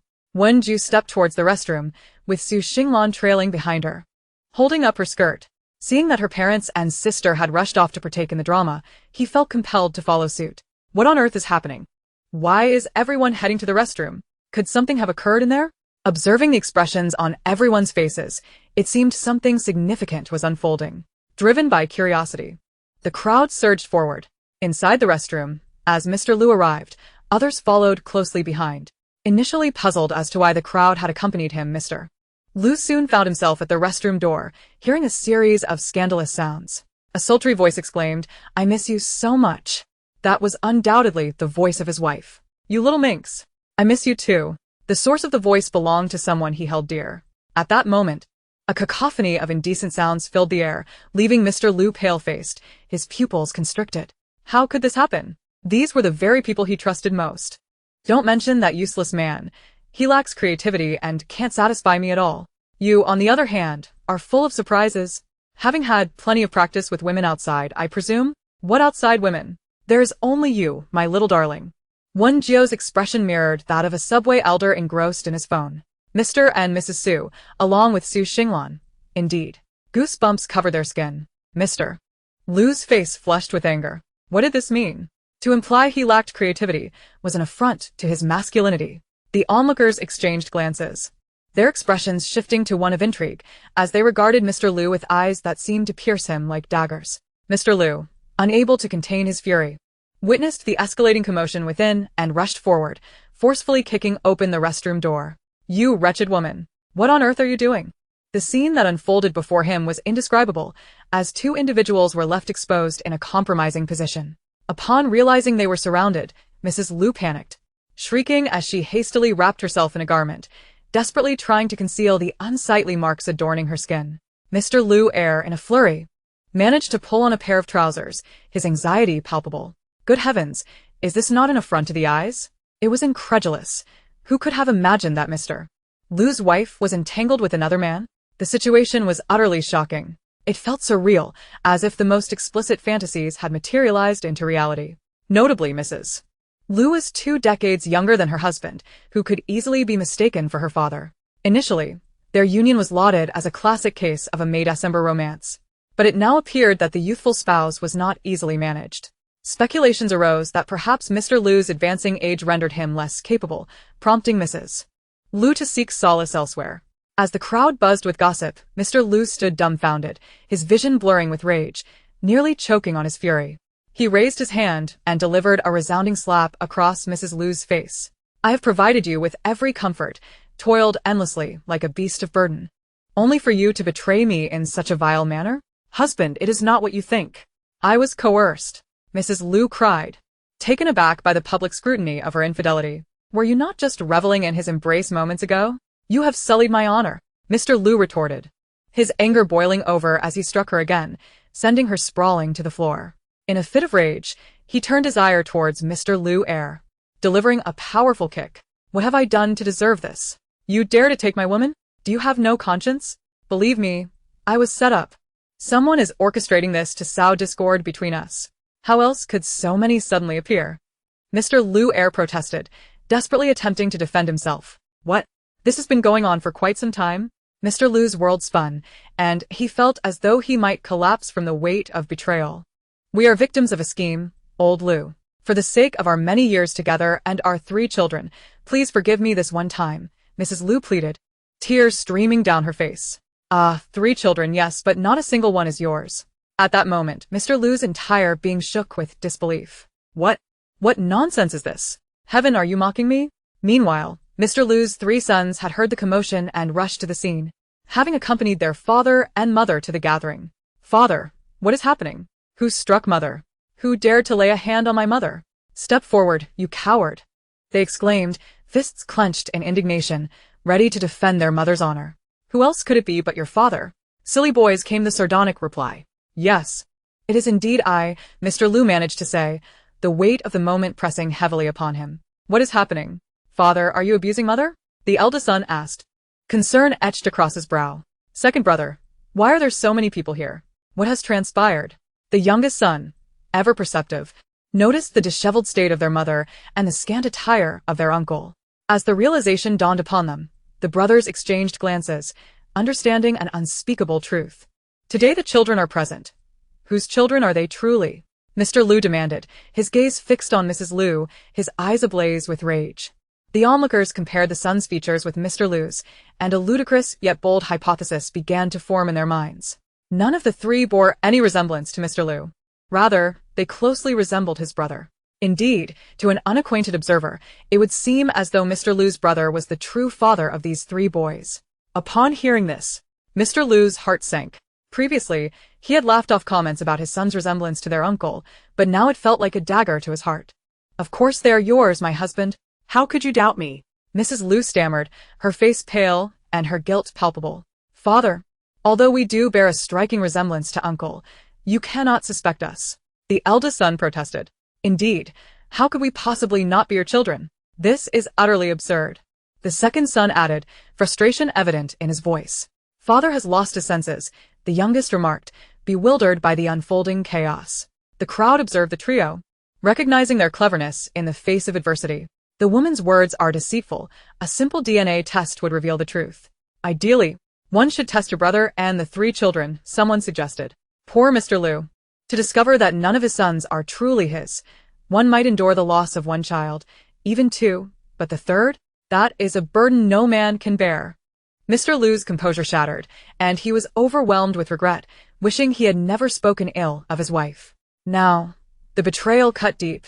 His wife had strayed, and the children he had worked tirelessly to provide for were not his own. Am I their father or not? A DNA test will tell, he sneered. Mrs. Lu and Mr. Lu Air exchanged a glance, their guilt palpable. Father, do not lose your mind. Such behavior at your age only invites ridicule, the eldest son urged, eager to diffuse the situation. Indeed, father, you are drawing unwarranted attention to yourself. How will we face the world if you continue this way? The second son added, exasperated. The youngest looked puzzled. Even if the children were not his, Mrs. Lu remained his wife. She had merely made a mistake many married women might commit. Moreover, If they were indeed the children of his brother, they were still his nephews, deserving of love and respect. Your current demeanor is only serving to embarrass us all, he admonished. Ha! You three are infuriating, Mr. Liu shouted, his eyes bloodshot with anger. Silence. Anyone who dares to speak will find their mouth stuffed with foul socks. The brothers knew they could not afford such a disgrace. Truth be told, Mr. Liu could have fathered his own children, had it not been for Mrs. Liu's daily infusion of fertility-suppressing substances in his tea. Gradually, he became unable to conceive, all due to her treachery. What? Mr. Liu's pupils dilated in shock, the revelation striking him like a thunderbolt. Had she rendered him infertile? By heaven, how could she betray me so? That accursed wretch. How dare she? Overcome with fury, Mr. Liu raised his hand and struck Mrs. Liu with a fierce slap, demanding, "Why did you seek to harm me? Why did you poison me?" The gathered onlookers gasped in astonishment. What? Mrs. Liu actually drugged Mr. Liu? Do elaborate. Tell us everything in detail. Mrs. Liu's pupils trembled violently, her complexion as pale as parchment. What was happening? How did he know everything? She must not lose her composure, not now. What is it that you know? Mrs. Liu feigned ignorance. What nonsense are you spouting? You vile woman.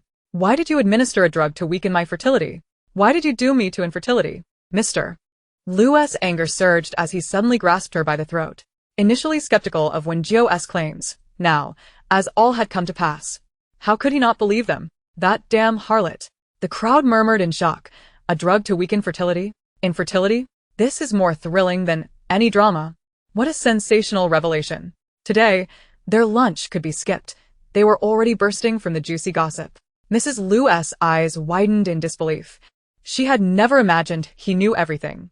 At that moment, their three children, witnessing their mother being choked, united in a desperate effort to pull the enraged Mr. Liu away. Mrs. Liu ceased pretending and sneered coldly. Why? Because I hate you. Very well, your true nature is finally revealed. Mr. Liu, breathless, attempted to lash out with a harsh slap, but the children clung to him, one grabbing his leg and tugging at his trousers, another clinging to his arm and pulling his suit, the third clutching his waist and dragging him back. I poured my heart and soul into you, only to be met with your hatred? Tell me, what have I ever done to wrong you? Chapter 21. Doubting Mrs. Liu, understanding Mrs. Liu, becoming Mrs. Liu. Back then, my father worked at your company's chemical plant assembly line. He was blinded by machinery because your factory failed to provide workers with safety masks. My father inhaled toxic fumes and contracted lung cancer. Mrs. Liu's eyes reddened as tears fell.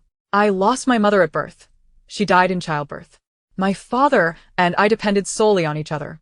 You are the one who caused my only family member to suffer and die in agony.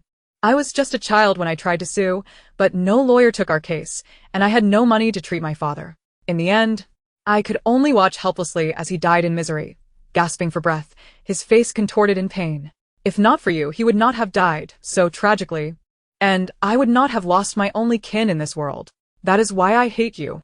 I grew up meticulously plotting to get close to you, to seduce you, and finally to marry you. Mrs. Liu's eyes glistened with tears as she sneered. What? You are the daughter of that migrant worker? Mr. Liu recalled the incident. Indeed, when running the chemical plant, their company neglected safety, leading to the death of a migrant worker. Feeling guilty, are we? Mrs. Liu's eyes burned red as she sneered. So, this is your just deserts. You destroyed my father's life and caused him to die in torment. And now, you suffer infertility. None of your three sons are yours. This is my punishment to you. Yet such punishment is too slight compared to my father's fate. Had she not been exposed, she might have carried out even more revenge. The crowd buzzed. What? Mr. Liu committed such acts back then? So, the tables have turned? Mrs. Liu's revenge is for her father? Mr. Liu was the one who wronged her first. Frankly, Mrs. Liu's story alone could be spun into a riveting tale of vengeance. I'm hooked. Mr. Liu's head throbbed as he protested. You seek revenge for that incident? I clearly provided compensation at the time. I gave all the compensation and condolence payments to the families of the affected migrant workers. Didn't he receive that money? Why then seek vengeance? Now he realized their entire relationship had been a sham. She never truly loved him, but had long harbored a calculated plan. How laughable he had been to believe in their love. Compensation and condolence money? Have you no shame? Mrs. Liu's eyes welled with tears as she rebuked him. Not a single cent reached us. When my father and I protested at your company's gate, security forcibly expelled us. We received no compensation. My father lost his income. And the money for his treatment came from me selling blood, scavenging, and working illegally. How tragic. An onlooker sighed. Mrs. Liu is truly pitiful. Indeed, Mr. Liu's conduct was reprehensible. How many innocent migrant workers' families suffered because of him? I used to sympathize with Mr. Liu, but now I see Mrs. Liu's plight. Doubt Mrs. Liu, understand Mrs. Liu, become Mrs. Liu. Though moved by her sorrow, one must confess, such extreme retribution is misguided. After all, in seeking vengeance, she sacrificed her own health and devoted her life to this man. Is that not a tragedy? Meanwhile, Mrs. Liu's 3 children glared angrily at Mr. Liu. You're a villain. You don't deserve to be our father. One kicked him hard in the calf. How could you commit such heinous acts? Despicable. Another punched him in the stomach. The last gritted his teeth. You deserve to be cuckolded. What Mom did was right. I stand with her. Mr. Liu looked on, heartbroken. He had toiled tirelessly to raise them, worrying over their education and striving to provide a better life. He was the family's steadfast workhorse. And yet, what was his reward? Not only were none of the children his, but they also assaulted him physically. The pain in his body was nothing compared to the ache in his soul. That is not true. I did provide compensation. Mr. Liu's face turned pale as he tried to justify himself. Yet the more he spoke, the more he appeared evasive and guilty to the crowd. Stop making excuses. A real man owns his deeds. Indeed, Mr. Liu, your company is so large, yet you begrudge even the compensation? Such conduct will ruin your reputation. Who would dare partner with you in the future? It's karma for your misdeeds. Wen Jiu listened as the crowd exchanged their views, sighing inwardly. Alas, Mr. Liu is not entirely at fault. He did provide the money, but it ended up in the pockets of his younger brother. Mrs. Liu's desire for revenge is understandable, but she targeted the wrong person. Mr. Liu's eyes flared crimson as he stepped forward. Seeing Liu's second son pulling up his trousers to flee, he grabbed the boy's collar. I recall that you, as project manager, were responsible for handling the compensation to the migrant workers' families. Brother, you're talking nonsense. That's not my responsibility. Liu II protested, with a pained expression. You want to blame me for your sins? I am innocent. Mr. Liu, at this point shifting blame is useless. Mr. Liu, if you have nothing to hide, you should offer compensation to Mrs. Liu and reconcile. Reconcile? You don't know the half of it. I haven't done what they accuse me of. I'm the one being framed. Mr. Liu roared in fury. It was clear that I had provided the funds back then. I believe the money had been allocated, so why have I not received it? It must be you. You're the one responsible for this, aren't you? I have always treated you like my own brother, and I never expected you would betray me like this. General Liu's eyes were bloodshot as he scolded vehemently. What nonsense are you spouting? I never took over that project. Do not slander me here. Liu retorted with righteous indignation. I shall not admit to anything I did not do, unless you can present evidence. Time has passed, and he was confident that his foolish older brother would be unable to produce any proof. Indeed, one must speak with evidence. The onlookers murmured amongst themselves.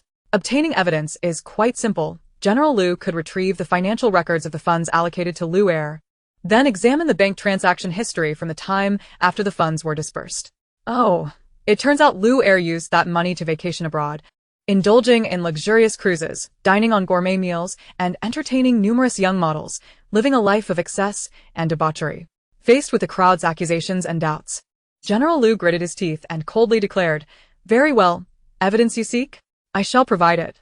Chapter 22. A twist. More drama unfolds. At that moment, General Liu seized Liu's arm with one hand while extracting his phone from his pocket with the other, dialing an assistant. Retrieve the financial records of the compensation payments and consolation funds dispersed to the victimized migrant workers' families from 10 years ago. I want to see that transaction record within 3 minutes. He then called another assistant. Get me the complete transaction history of my brother's personal account while he was the project manager 10 years ago.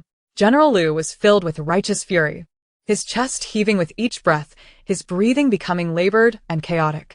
Liu, initially calm and confident that General Liu would obtain nothing useful, was taken aback by his brother's audacity. The bystanders glanced between the furious General Liu and the clearly uneasy Liu, uncertain of whom to support. Could it be that General Liu was indeed innocent? I have collaborated with him for many years. He has always been a man of integrity, known for his punctuality and honesty in the business world. Could it be that he is wrongfully accused this time? Indeed. General Liu has a good reputation in the business community, yet his brother has always been known for his reckless and extravagant lifestyle. For a moment, Mrs. Liu felt uncertain. Liu heir's earlier demeanor clearly suggested guilt. Could this affair genuinely involve Liu heir? What if General Liu had indeed allocated the funds, only for Liu heir to embezzle them? Had she misdirected her vendetta all these years? And what of her own actions? Had she borne children with her enemy? No. No, this cannot be. It must merely be her conjecture. Mrs. Liu repeatedly reassured herself, unwilling to delve deeper into the thought. Soon an assistant delivered a document, which General Liu opened and presented to the crowd. Everyone observed as the document revealed that the company had transferred compensation and consolation funds to the migrant workers' families a decade ago. Those injured in the chemical plant due to safety issues had all been compensated, with notes indicating each family's name. As the onlookers scrutinized the document displayed on General Liu's phone screen, they noted not only the financial allocations but also the names, addresses, contact numbers, and bank transaction histories of the affected migrant workers, complete with the company's official seal. It turned out that General Liu had indeed dispersed the funds. He was wrongfully accused. Mrs. Liu had misunderstood him. Oh my, how unfortunate for General Liu. He is truly a victim of circumstance. He married what he believed to be true love, only to discover that his wife had been scheming all along for revenge, bearing him 3 sons, none of whom were truly his, but rather his own brother's. What man could endure such betrayal? The crowd looked at General Liu with sympathy. No. This cannot be. Mrs. Liu paled as she stared at the document, shaking her head vehemently as she stepped back. I refuse to believe this is true. Tears streamed down her cheeks. Even if you refuse to believe it, the truth remains. That money was allocated to Liu heir's account. General Liu scoffed. But what did Liu heir do? He did not distribute the funds to the migrant workers. Instead, he squandered it on lavish yachts and young models, living a life of hedonism. As he spoke, General Liu produced a second document, revealing that Liu heir's private account had suddenly received an influx of 10 million, along with records of extravagant expenditures during his foreign holidays. The document also included photographs Liu heir had posted on social media a decade ago. Although the image quality was somewhat poor, it clearly depicted him on a luxurious cruise, surrounded by beautiful women, indulging in a life of excess. Wasn't that sum in Liu heir's account precisely the amount intended for the victims' families? This aligned perfectly. My goodness, indeed, General Liu had been grievously wronged by his own brother. Thus, Mrs. Liu had misdirected her vendetta all along. It was Liu heir who had caused their father's tragic demise. And General Liu had merely been a pawn in this cruel game all along. Heavens, what had Mrs. Liu done? She had borne children with the man responsible for her father's death. Could there be a more dramatic twist? Mrs. Liu stared wide-eyed at the documents on her phone, tears cascading down her cheeks. How could this be? How could this happen? At that moment, Wen Jiu sighed inwardly. Though I empathize with your feelings, this is the reality. What more do you have to say? General Liu's bloodshot eyes bore down on Liu heir. You are my own brother. I never imagined the one to stab me in the back would be you. Throughout our lives, I have always shared everything with you. I have always thought of you, ensuring you benefited from my earnings. Even when your incompetence led the company to losses, I still provided you with dividends each year. I even granted you a substantial amount of shares. Yet how have you repaid me? General Liu roared, clenching his fists, and struck Liu heir with a powerful punch. Liu heir was knocked to the ground, struggling to rise as he wiped the blood from his lips, abandoning the pretense. Why? It's all because I despise you. At that moment, Wen Jiu found amusement. Ahaha, such similar words. You and Mrs. Liu truly share a connection in your rhetoric. What could you possibly hate about me? In what way have I wronged you? General Liu thundered. It's precisely because you are too strong, too exceptional. From childhood, everyone has only seen your brilliance, never noticing me. Though I am also our parents' flesh and blood, they favored you. I worked tirelessly, yet they remain oblivious to my efforts. They only praise you. My efforts seem insignificant in comparison to your achievements. They boast of having you as their son, yet never commend me. All the good fortune is yours. Even the inheritance of the company was bestowed upon you. Why must they be so biased? Liu heir wiped the blood from his lips, glaring at General Liu with eyes filled with animosity. They bestowed upon you all the benefits, yet was it not I who, at their deathbed, fulfilled my filial duty? Chapter 23. The True Face of a Scoundrel. Liu heir sneered. for their prideful son was perpetually engrossed in work, even when they were hospitalized. He merely made a video call to inquire and, with a pittance, brushed them aside. The one who truly bore the burden of caring for the elderly was I. I have sacrificed the most, yet received the least. Of course, I harbor resentment. The onlookers fell into a momentary silence. Ultimately, it is a matter of unequal treatment. This is a prevalent phenomenon. With 2 children, it is indeed impossible to remain entirely impartial, for one child will invariably excel and win the parents' favor. Upon hearing Lu Liar-Air's sentiments, Wen Jiu could not help but internally scoff. Is it not natural for your parents to favor your elder brother? After all, he has consistently excelled academically and demonstrated remarkable capabilities, managing the company adeptly, unlike you, whose every project falters upon your hands. Your brother is the pride of the family, bringing in wealth while you have incurred losses. If you were your parents, whom would you prefer? Is it not glaringly obvious? Is it truly so difficult to acknowledge another's excellence? Must you cling to grievances even in your inadequacies? Lu Zong listened intently to Wen Jiu's musings. Yet it was this particular remark that struck a chord deep within him. You are utterly unreasonable. While I may not have provided companionship and care for our parents, I have employed caretakers for them. The costs of their nutritious meals, the caregivers, the daily hospitalization expenses, everything has been financed by me. My arduous labor is for this family, for the Lu Group. During the company's golden era, if I had not strived, could we have achieved the current splendor of the Lu Group? Would you receive millions in dividends each year? Lu Zong retorted vehemently. He gazed at his brother with profound disappointment. My tireless efforts are also in accordance with our parents' wishes. They wish to see me elevate the company to new heights before their passing. Everything I do is an act of filial piety. And you, with your projects continuously incurring losses, how much have you cost the family? How can you bear to resent our parents for favoritism and even harbor hatred towards me? For years, I have treated you as my own brother, yet you betrayed me, entangled with that woman, bearing 3 children. You have made a fool of me for so long. Are you even human? Lu Zong's fury escalated as he yearned to confront his brother violently, wishing to tear him apart, to sever his limbs and feed them to the dogs. Alas, you truly understand too little. Your brother's actions encompass far more than you perceive. Lu Zong's mind buzzed, his blood boiled, and his breathing became labored. What further misdeeds had this wretch committed? He had intended to hear more from Wen Jiu, yet she fell silent. At that moment, Mrs. Lu appeared to regain her composure, her vacant, unfocused eyes gradually settling on Lu Liar-Air. She approached him, seizing his collar. You are the one who greedily took that money, the one who caused my father a lifetime of anguish leading to his tragic demise. Let go of me. What are you doing, making a scene in public?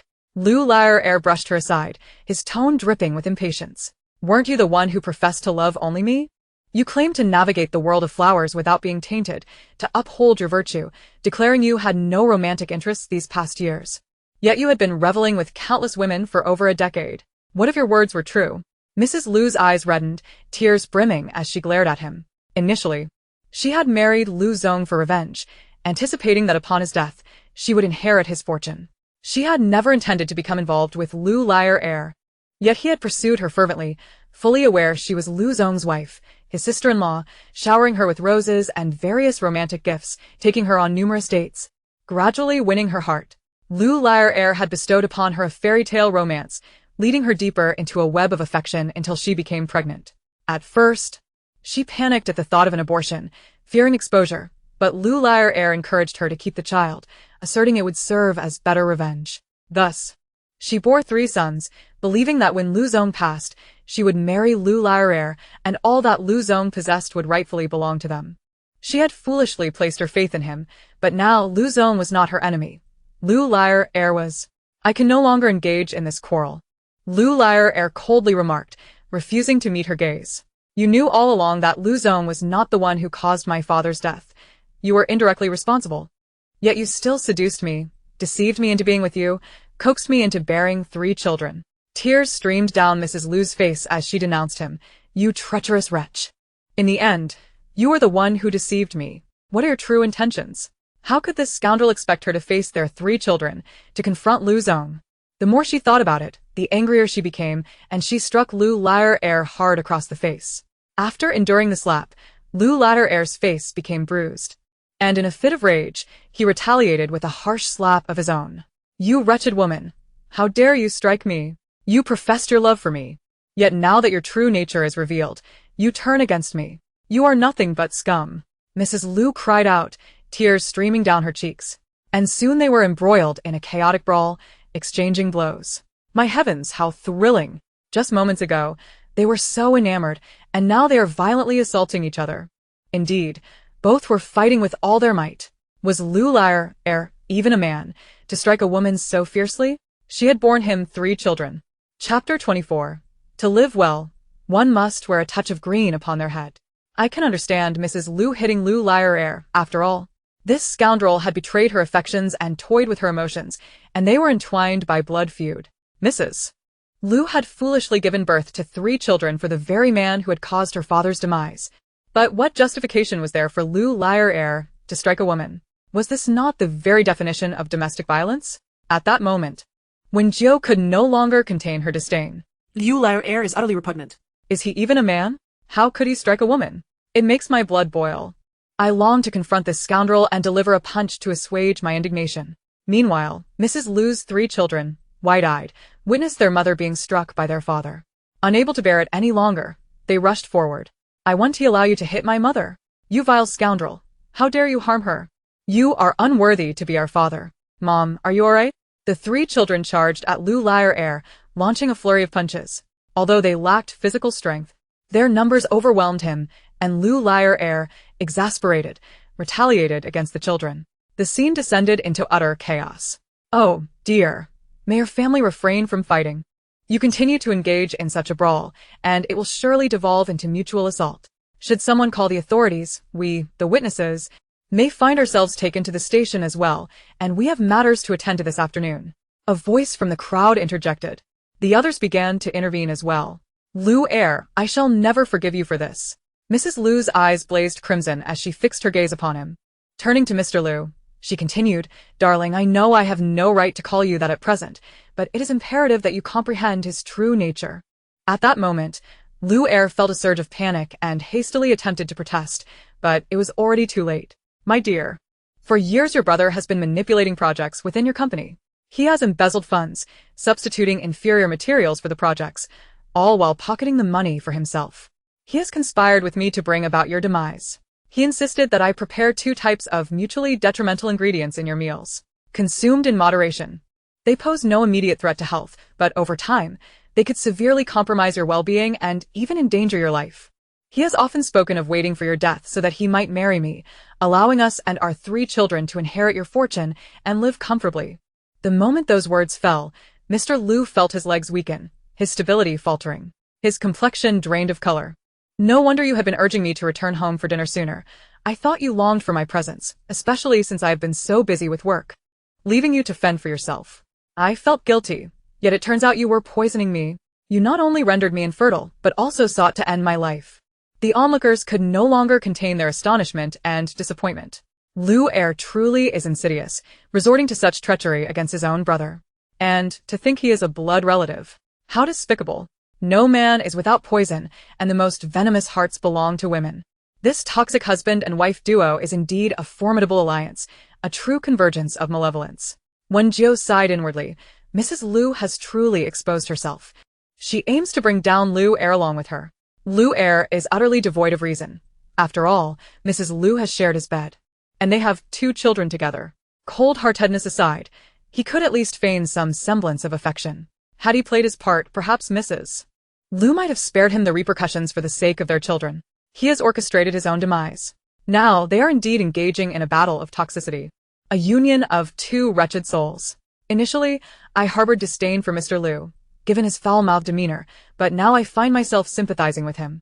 Alas, how pitiable Mr. Lu is, ultimately betrayed by his brother and wife, discovering that his children are not his own, losing his ability to father a child. And now having consumed so many toxic meals, his future remains uncertain. To be honest, I once envied Mr. Lu's success. But now it appears that living an ordinary life is rather appealing, as it spares one from such treachery. Thus, one must be vigilant when choosing a spouse. Encountering a woman like Mrs. Lu would be a fate worse than death. Mrs. Lu gazed at him, her eyes filled with remorse. Suddenly, she knelt before Mr. Lu. I know I have wronged you, and I do not seek your forgiveness. I once believed you were the architect of my father's demise, the catalyst for our family's tragic fate. I was led astray, succumbing to his deceitful words, even tampering with your meals. Now I realize my grave error, but it is too late to amend it. However, rest assured, the meals you have consumed were not excessively toxic. If you undergo a thorough medical examination, while there may be residual toxins in your system, with proper care and medication, I am confident you can regain your health, Mrs. Liu implored earnestly. Mrs. Liu, you possess a rather commendable spirit. Mr. Liu's pale lips quivered slightly. I have grossly misjudged you, and I have spent my life ensnared by a wretched woman. He could hardly fathom that a lifetime of intelligence had led him to be ensnared by a woman, resulting in his ruin and near demise. Now, at over 40, he is unable to father a child, leaving the vast company and future inheritance in jeopardy. Who shall carry on his legacy? With no heirs. He faces a lonely future in his twilight years. What is all his toil and struggle achieved? The thought of jumping from a height crossed his mind. Yet, Mr. Liu is not without hope. A visit to the hospital for a checkup and some medication could restore him.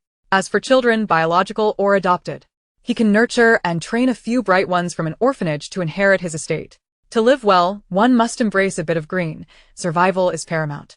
Perhaps these tribulations are merely a trial from the heavens to fortify you, making the burden feel less heavy. Suddenly, Mr. Liu, who had been engulfed in sorrow, felt a glimmer of clarity. Indeed, Wen Jiu was correct. Though he may not have biological children, he possesses wealth and the means to adopt a child, raising them as his own. The farcical events culminated in the arrival of the police, who arrested Mrs. Liu and Liu heir for attempted murder, while Mr. Liu provided a statement. Before departing, Mr. Liu handed Wen Jiu a check.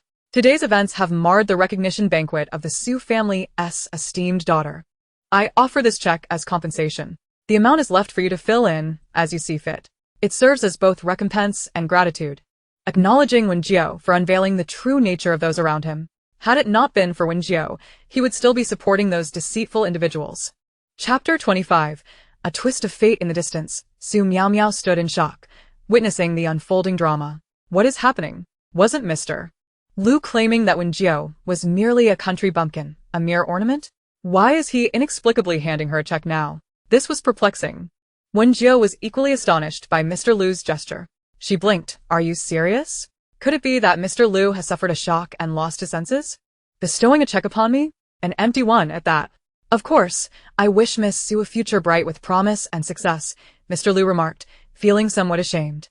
This also serves as my apology for my previous narrow-mindedness. So it was his guilt for labeling me an ornament that has led to this. Oh. Since he has given it, that makes it mine. I shall accept it. You cannot renege. Wen Jiu chirped happily as she took the check, her smile radiant. This is an empty check, so I can fill it with any amount I desire, correct? Mr. Liu smiled gently. Of course. Wonderful. Wen Jiu took the black pen from Mr. Liu's pocket and filled the check with a sum of 99,999, occupying every space. Mr. Liu's eyelids twitched. Good heavens. Had there been more spaces, she might have bankrupted him. Sister, you just met Mr. Liu. Asking for such a sum seems rather excessive, Su Miao Miao interjected. Wen Jiu laughed, her eyes sparkling. Mr. Liu has made no objections. Why should you bark here? Turning to Mr. Liu, she queried. Isn't that so, Mr. Liu? Yes. It is no trouble at all. Since I offered this check, Miss Su is free to fill it as she wishes. Apologies, but the police are waiting for me to give my statement. I must take my leave, Mr. Liu announced. Very well, Mr. Liu, farewell. Wen Jiu beamed as she tucked the check into her bag. Over 90 million. What a windfall. Money always rushes towards me endlessly. I am a magnet for wealth. Attracting fortuna and abundance. Upon hearing these words, Su Fu, Su Mu, and Su Xinglan could not suppress their laughter. Little Jiu is simply adorable. Meanwhile, Su Miao Miao glared enviously at the scene. What extraordinary luck has Wen Jiu stumbled upon? After the brief interlude with Mr. Liu, the recognition banquet continued as everyone returned to their seats in the banquet hall to resume the festivities. Little Jiu, your other 4 brothers could not return due to work commitments, but you'll see them soon, Su Mu cheerfully introduced. Now, allow me to introduce you to your grandfather. Su Mu and Su Fu led Wen Jiu before the venerable Su Leoi, who sat at the head of the table. Clad in a dark red silk tang suit, adorned with reading glasses perched on his nose and leaning on a golden Nanmu cane, The old man's hair was streaked with gray. Yet his aged eyes sparkled with vitality, exuding an air of dignified authority. "Hello, grandfather," Wen Jiu greeted sweetly. The old man handed her a modest red envelope for the year of the rabbit. Wen Jiu delicately accepted it with her fair, slender fingers and squeezed the envelope. "This red envelope is rather small. It seems grandfather doesn't cherish me that much. This is merely a formality." Su Leoi raised an eyebrow, perplexed. How could he hear Su Jiu speaking? Yet, she hadn't uttered a word. It was true that he held no fondness for Su Jiu. His eldest son and daughter-in-law had 6 children, 5 of whom were boys, leading everyone to dote on Su Miao Miao and warmly welcome her into the family. Since Miao Miao's birth, he had lavished her with love and attention, adoring his little granddaughter. However, with Wen Jiu's arrival, a rivalry had emerged, leading to a noticeable shift in the attitudes of his usually affectionate eldest son and daughter-in-law towards Miao Miao. Even Su Xinglan, who had always doted on Miao Miao, had chosen to gift Wen Jiu instead, neglecting Miao Miao altogether. Though Miao Miao was not Su's biological daughter, she had grown up within the family, and everyone had long regarded her as one of their own, including Su Leoi. He would not diminish his affection for Miao Miao simply because she was not a blood relative. On the contrary, he felt a deep sympathy for his precious granddaughter, believing that Wen Jiu's presence had caused Miao Miao considerable distress and unfair treatment. At today's recognition banquet, the old man wore a stern expression, and the red envelope he bestowed upon Wen Jiu was far less generous than the allowances he typically offered to Miao Miao. So grandfather has listened to Miao Miao's grievances and begun to harbor dislike for me, she mused. After all, the old man is clearly partial to Miao Miao. In the future, he will undoubtedly find ways to embarrass me, publicly reprimanding me, and even transferring my rightful shares to Miao Miao. Alas! Little did the old man know that once the Su family faced bankruptcy, Miao Miao would abscond with the funds meant for your medical care. And if you tried to stop her, she might just hit you over the head with a vase. Su Leoi, what nonsense is Wen Jiu spouting? How could the Su family possibly go bankrupt? Moreover, Miao Miao is so dutiful. How could she ever do such a thing? At that moment, Su Fu, Su Mu, and Su Xinglan wore expressions of concern, their gazes towards Su Miao Miao growing increasingly hostile. Oh! But the old man has his own misfortunes. Tonight, as he travels back to the old residence across the elevated bridge, the bridge will collapse, causing his car to plunge into the river, leaving him trapped inside. By the time rescuers arrive, he will have already been admitted to the ICU, and even if he survives, he will face multiple amputations due to severe injuries. Should I tell grandfather? What if I do? He seems to harbor ill feelings towards me. If I speak up, he won't believe me and might think I'm trying to harm him, casting blame upon me. I could jump into the Yellow River and still not clear my name. Let go of these reckless thoughts. Respect the consequences of others' actions. Wen Jiu obediently stowed the red envelope in her small bag. Little Jiu, this is your grandfather, Su Mu said as she led Wen Jiu to another, slightly plumper, elder. Zhao Leoi. Hello, grandfather, Wen Jiu greeted sweetly. Yes, it's a pleasure to meet you. Here's a red envelope for you, Zhao Leizhe said as he handed her a more generously stuffed envelope. Wen Jiu happily accepted it. Wow, this envelope is much thicker than the one from Su Leoi. It seems my grandfather is kinder to me than Su Leoi. He appears quite friendly. Grandfather has his own secrets. Zhao Leoi looked at the well-behaved Wen Jiu with suspicion. Just a moment ago, he thought he heard her speaking, but she hadn't opened her mouth. Was that her inner voice? What? Grandfather is having an affair with the housekeeper? Zhao Leoi coughed. How does little Jiu know about this? Heavens! Grandfather intends to marry the housekeeper? That's preposterous. Do you believe you are in a youthful romance? In reality, she is after your house and your money. Besides, that housekeeper is younger than my mother. Will my mother have to call her mother after they marry? This is utterly ridiculous. Zhao Leoi replied. Xiao Kai would never be after his money. She has cared for him diligently for many years and takes excellent care of herself. Once grandfather marries the housekeeper and Xiao Kai rises to prominence, she will compete with my mother for the family fortune. In a few years, when grandfather becomes incapacitated, living with Xiao Kai, they will go hungry for days and endure the indignities of a caregiver's neglect, even to the point of soiling themselves. Chapter 26. A Collective Silence. Su Fu, Su Mu, Su Xinglan, and Su Laoe fell into a profound silence. Zhao Leoi. Can this girl not wish him well for once? When grandfather is no longer capable of caring for himself, Xiao Kai will use his inheritance to support a dozen young men, flaunting her relationships before the helpless old man. She will occupy his grand residence, and when she tires of him, she will let him starve to death, inherit his wealth, and sell the house to live a carefree life abroad. Oh, but tonight, Xiao Kai will feign distress, claiming her family is pressuring her to date, and that her parents require over $1 million for medical expenses. She will say her suitor is willing to provide this as a betrothal gift, and grandfather will feel pity for her, offering to give her the money, thus professing his affection. Sumu. Surely not, father, at your age. Engaging in such affairs? This is certainly an age gap romance. Sufu, well. His father-in-law, despite his age, still seems quite. Su Xinglan, grandfather's image has been shattered.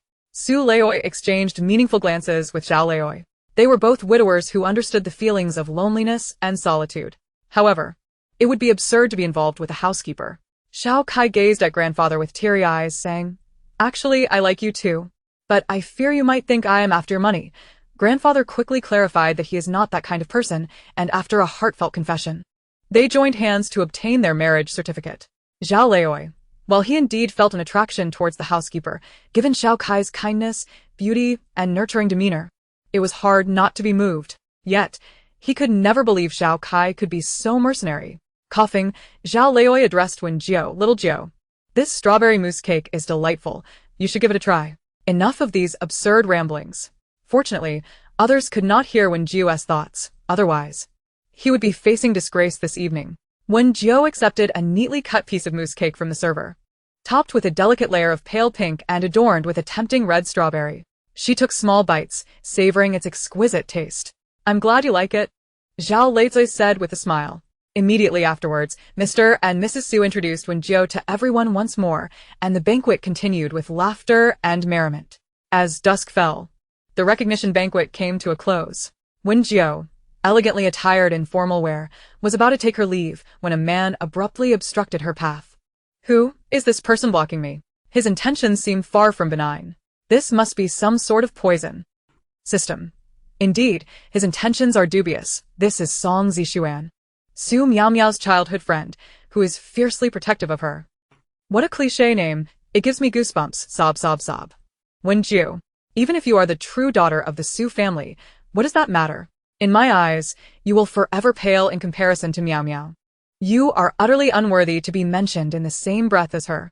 Song Zixuan scowled, his expression darkening as he glared at her. If you dare to bully Miao Miao again, I will ensure you regret it. Do you believe I want to find someone to deal with you? Oh. Wen Jiu had no intention of engaging with him and attempted to walk away. Song Zixuan raised an eyebrow, displeased. What does this woman mean? Is she ignoring me? Stop right there. Song Zixuan blocked her path, demanding, "Do you think you're so impressive? Do you believe you can disregard me like this? Are you aware that your behavior is utterly impolite and uncouth?" Politeness? Wen Jiu turned to face him, her dark eyes coldly glinting, yet her lips curled into a smile. "You are not even worthy of my politeness." What do you mean by that? "Just because you are a daughter of the Su family, you presume to look down on me?" The more he scrutinized Wen Jiu, the more displeased he became, his voice rising in pitch. At that moment, onlookers began to gather, their attention drawn to the unfolding drama. What is happening? It seems like the young master of the Song family is quarreling with the young lady of the Su family. Let us go see what is going on. A throng of spectators converged on the scene. "Are you here to confront me on Miao Miao's behalf?" Wen Jiu smirked, a playful glint in her eyes. "You really are quite the sycophant. You are the sycophant. Speak with more respect." Song Zixuan retorted coldly. Oh. Wen Jiu crossed her arms, surveying the gathering crowd, her voice rising slightly. "Does Su Miao Miao know about your little mishap? The one where you soiled yourself? A tiger does not show its teeth." Treating her as a mere weakling. If she doesn't receive a stern lesson, others will think her easy prey, and they will bully her relentlessly. What is this? Soiled oneself. The onlookers gasped in shock. Indeed, the young master of the Song family appears quite refined. He wouldn't stoop to such a level, would he? Surely not. What nonsense are you spouting? Song Zixuan clenched his fists, glaring at Wen Jiu. "You are utterly vulgar. You have no sense of decency. Spewing filth like that is disgusting. Do you even know what shame is? Abandoning personal decorum, I relish in a life devoid of virtue." Wen Jiu chuckled. "Besides, It is you who should feel disgusted, not me.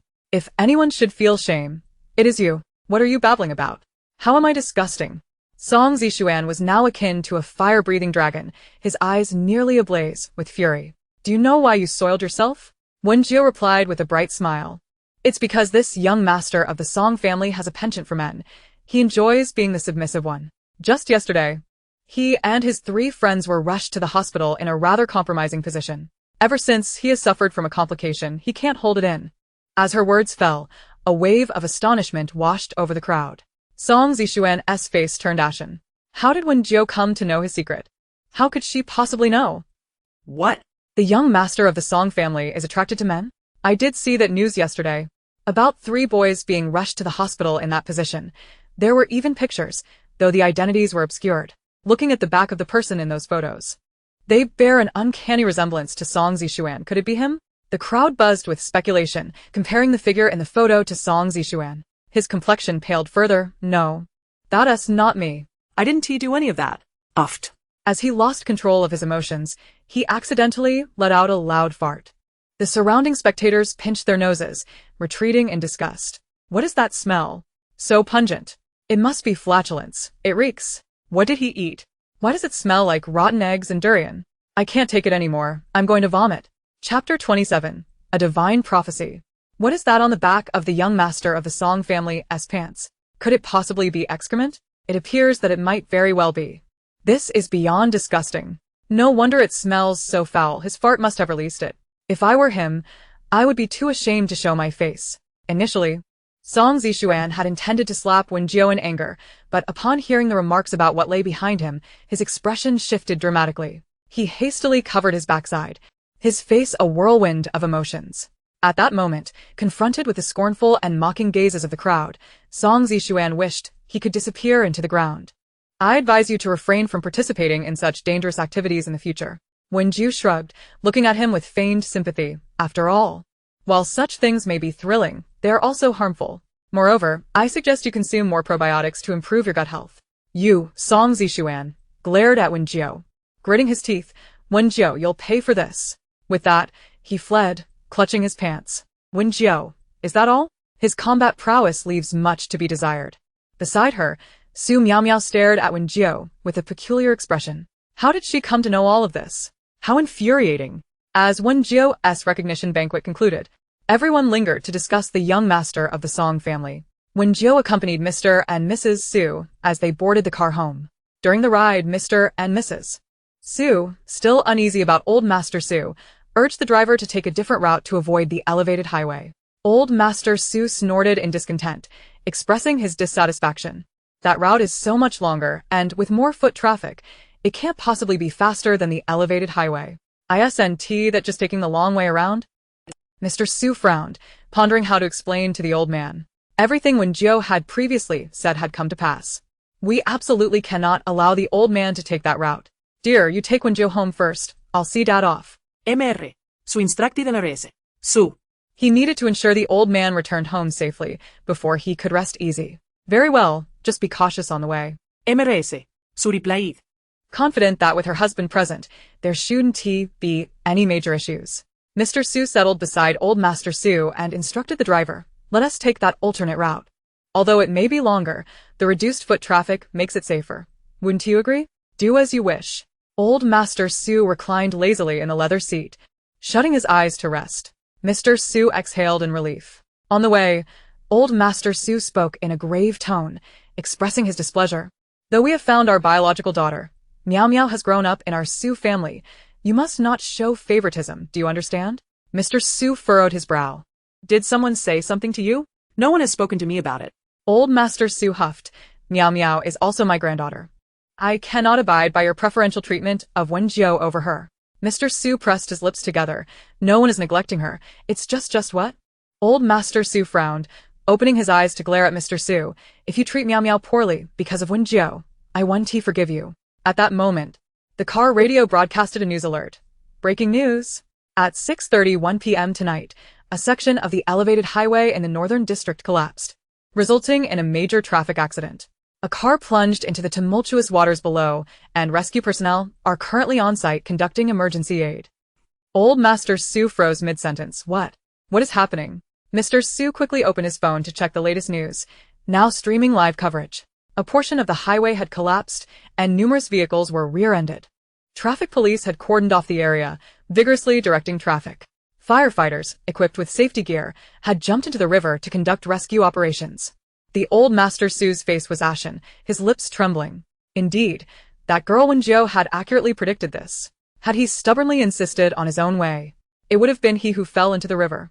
Su father, feeling as though he had narrowly escaped a calamity, exhaled a sigh of relief. Father, my reluctance to let you cross the elevated bridge was due to what Xiao Jiu had told me, he explained, for he had merely heard the voice of her heart. If it weren't for Xiao Jiu, you would have faced grave danger today, Su father lamented. Yes, you are right, old Master Su replied, his complexion still pale, his chest heaving. Thanks to that girl, I owe her my life, he sighed, feeling a twinge of guilt. Today's red envelope was insufficient. At that moment, old Master Zhao had also arrived home. As soon as he stepped through the door, the housekeeper, Xiao Kai, greeted him with a beaming smile. Sir, you're back. Her smile was gentle as she took off the old gentleman's cashmere coat and hung it on the rack. Old Master Zhao nodded, changing his shoes by the entrance. Xiao Kai, ever considerate, neatly placed his shoes at the door. Old Master Zhao gazed at Xiao Kai with satisfaction. She had been a devoted caretaker for the past 10 years, attending to him with unwavering dedication. How could he doubt her based on Xiao Jiu's few words? Xiao Kai was simply not that kind of person. Sir, I've made your favorite tomato beef brisket soup in the kitchen, and it's still warm. Please have a taste. Xiao Kai said with a tender smile. You've worked hard, Xiao Kai. However, I had my fill at the birthday banquet tonight, so I want to eat.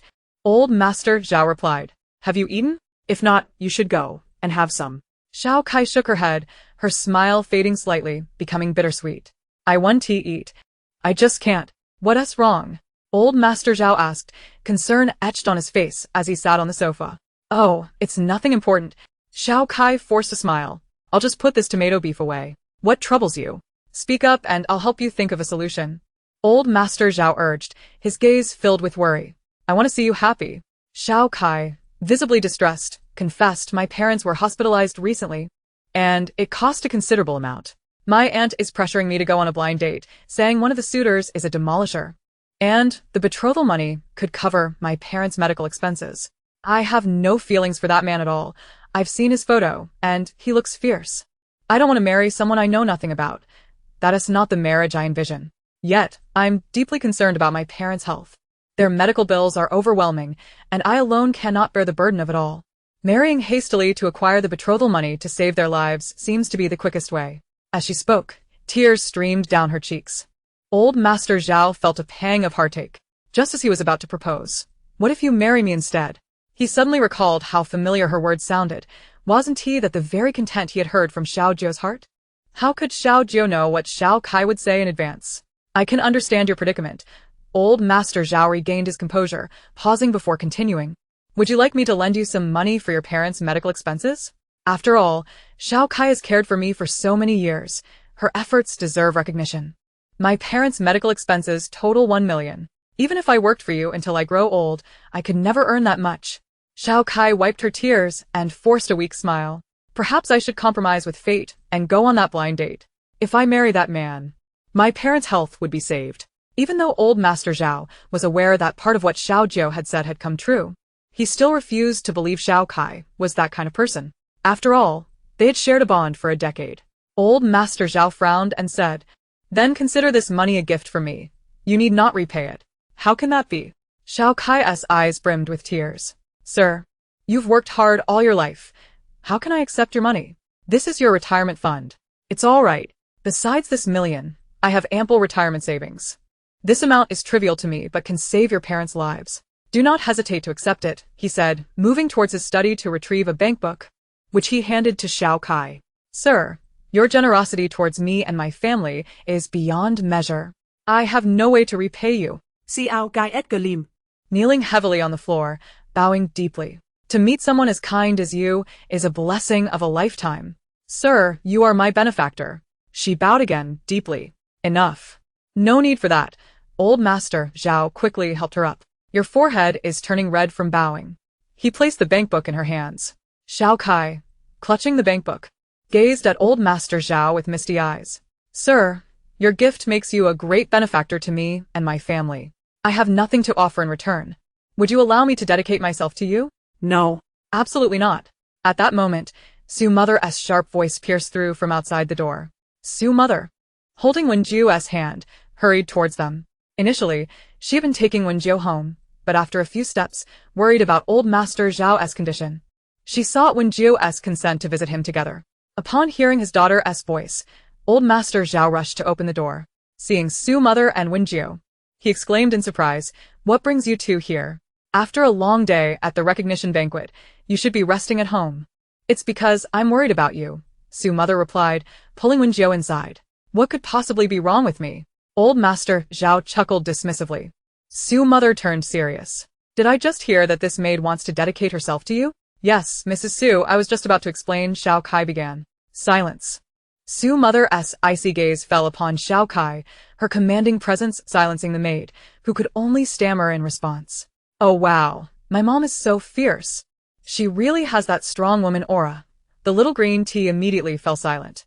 Mother, hearing her daughter praise her, felt a surge of joy in her heart.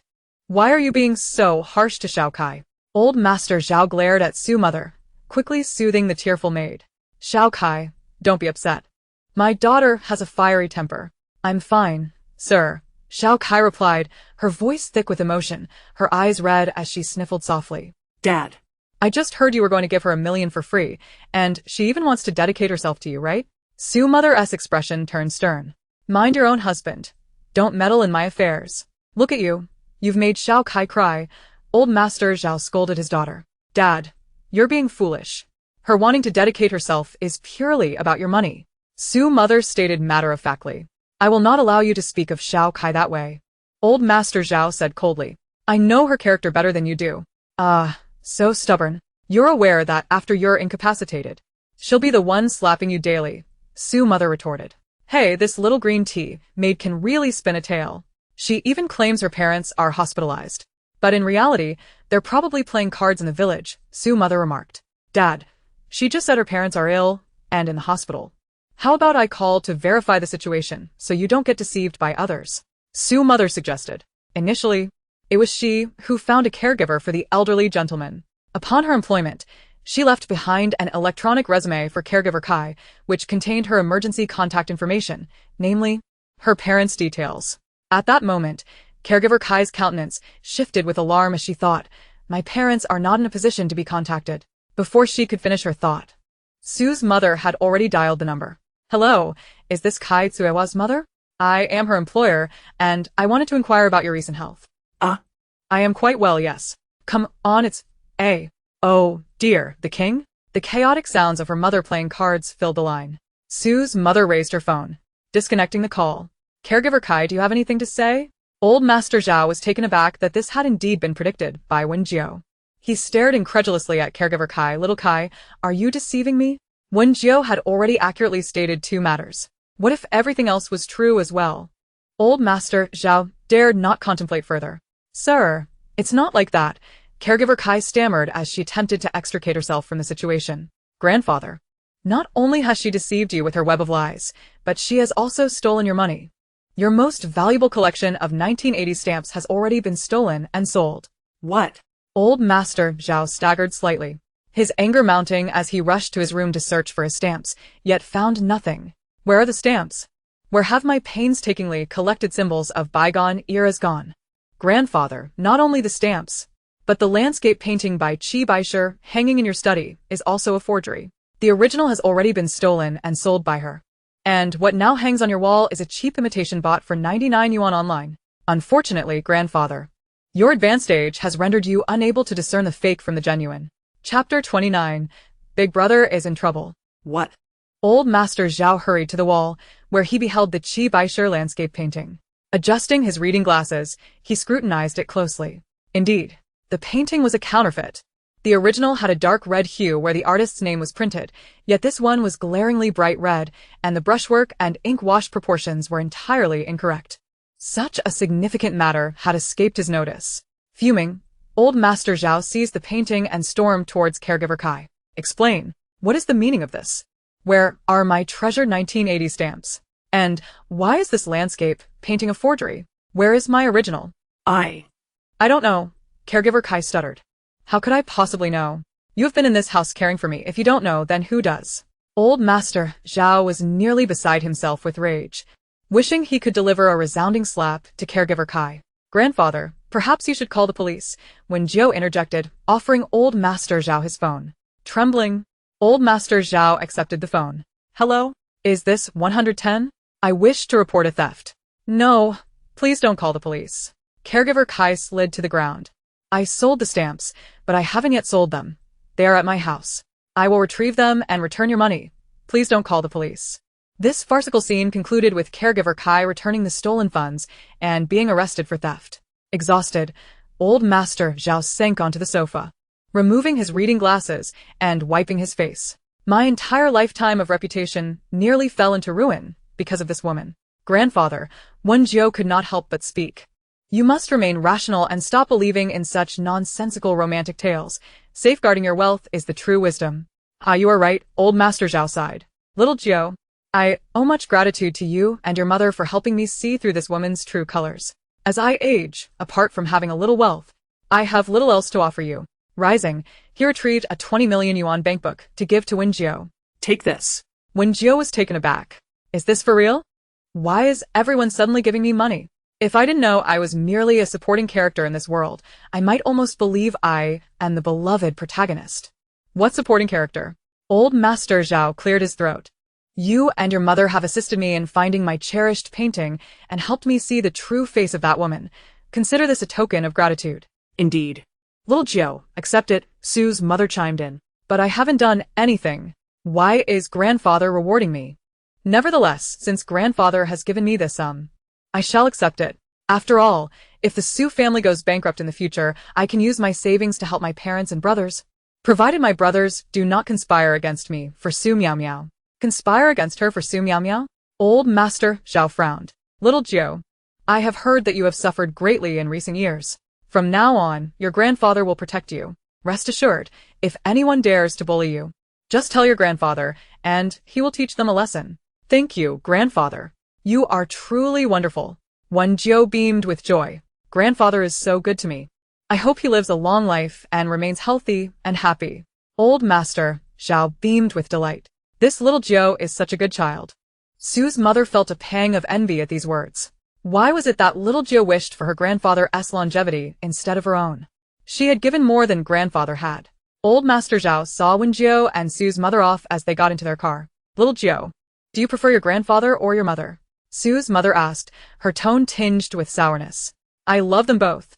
Wen Jiu fiddled with the bankbook in her hands, feeling triumphant about her newfound wealth. Now I have so much money. Who do you prefer more? Sue's mother pressed, still with a hint of bitterness. Of course. I love my mother the most. She is the best mother in the whole world.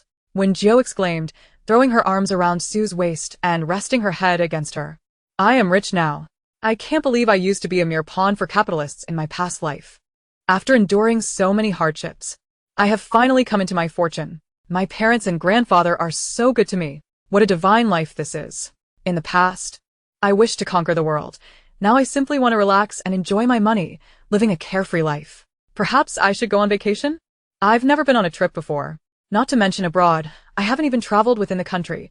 I've wasted my life. Upon hearing this, Sue's mother felt even more heartbroken for Wen Jiu. She gently patted her back. Little Jiu, do you want to travel? Wen Jiu nodded eagerly. Yes, I do. Could it be that my mother and I are telepathically connected? I think about traveling, and she asks me if I want to go. How in sync we are. Little Jiu, how about going to Malaysia? Sue's mother suggested.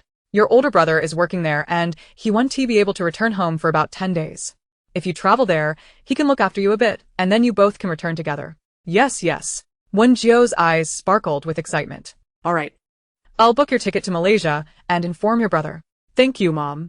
Wen Jiu joyfully leaped into Sue's embrace. I love you, Mom. Before long, Sue's mother had arranged Wen Jiu's tickets and hotel accommodations for Malaysia. She contacted the eldest Su sibling. Tianny, aren't you working in Malaysia? Your sister, Little Jiu, wants to travel there. I'm entrusting her to you. Please take good care of her during this time. Sutianji replied. Do you think I have time to take care of her? My time is precious. I do not wish to squander it on others. Sue's mother. How can you speak like that, child? Others? This is your sister. At that moment, Wen Jiu was engaged in a dialogue with the system. What? My elder brother is in danger.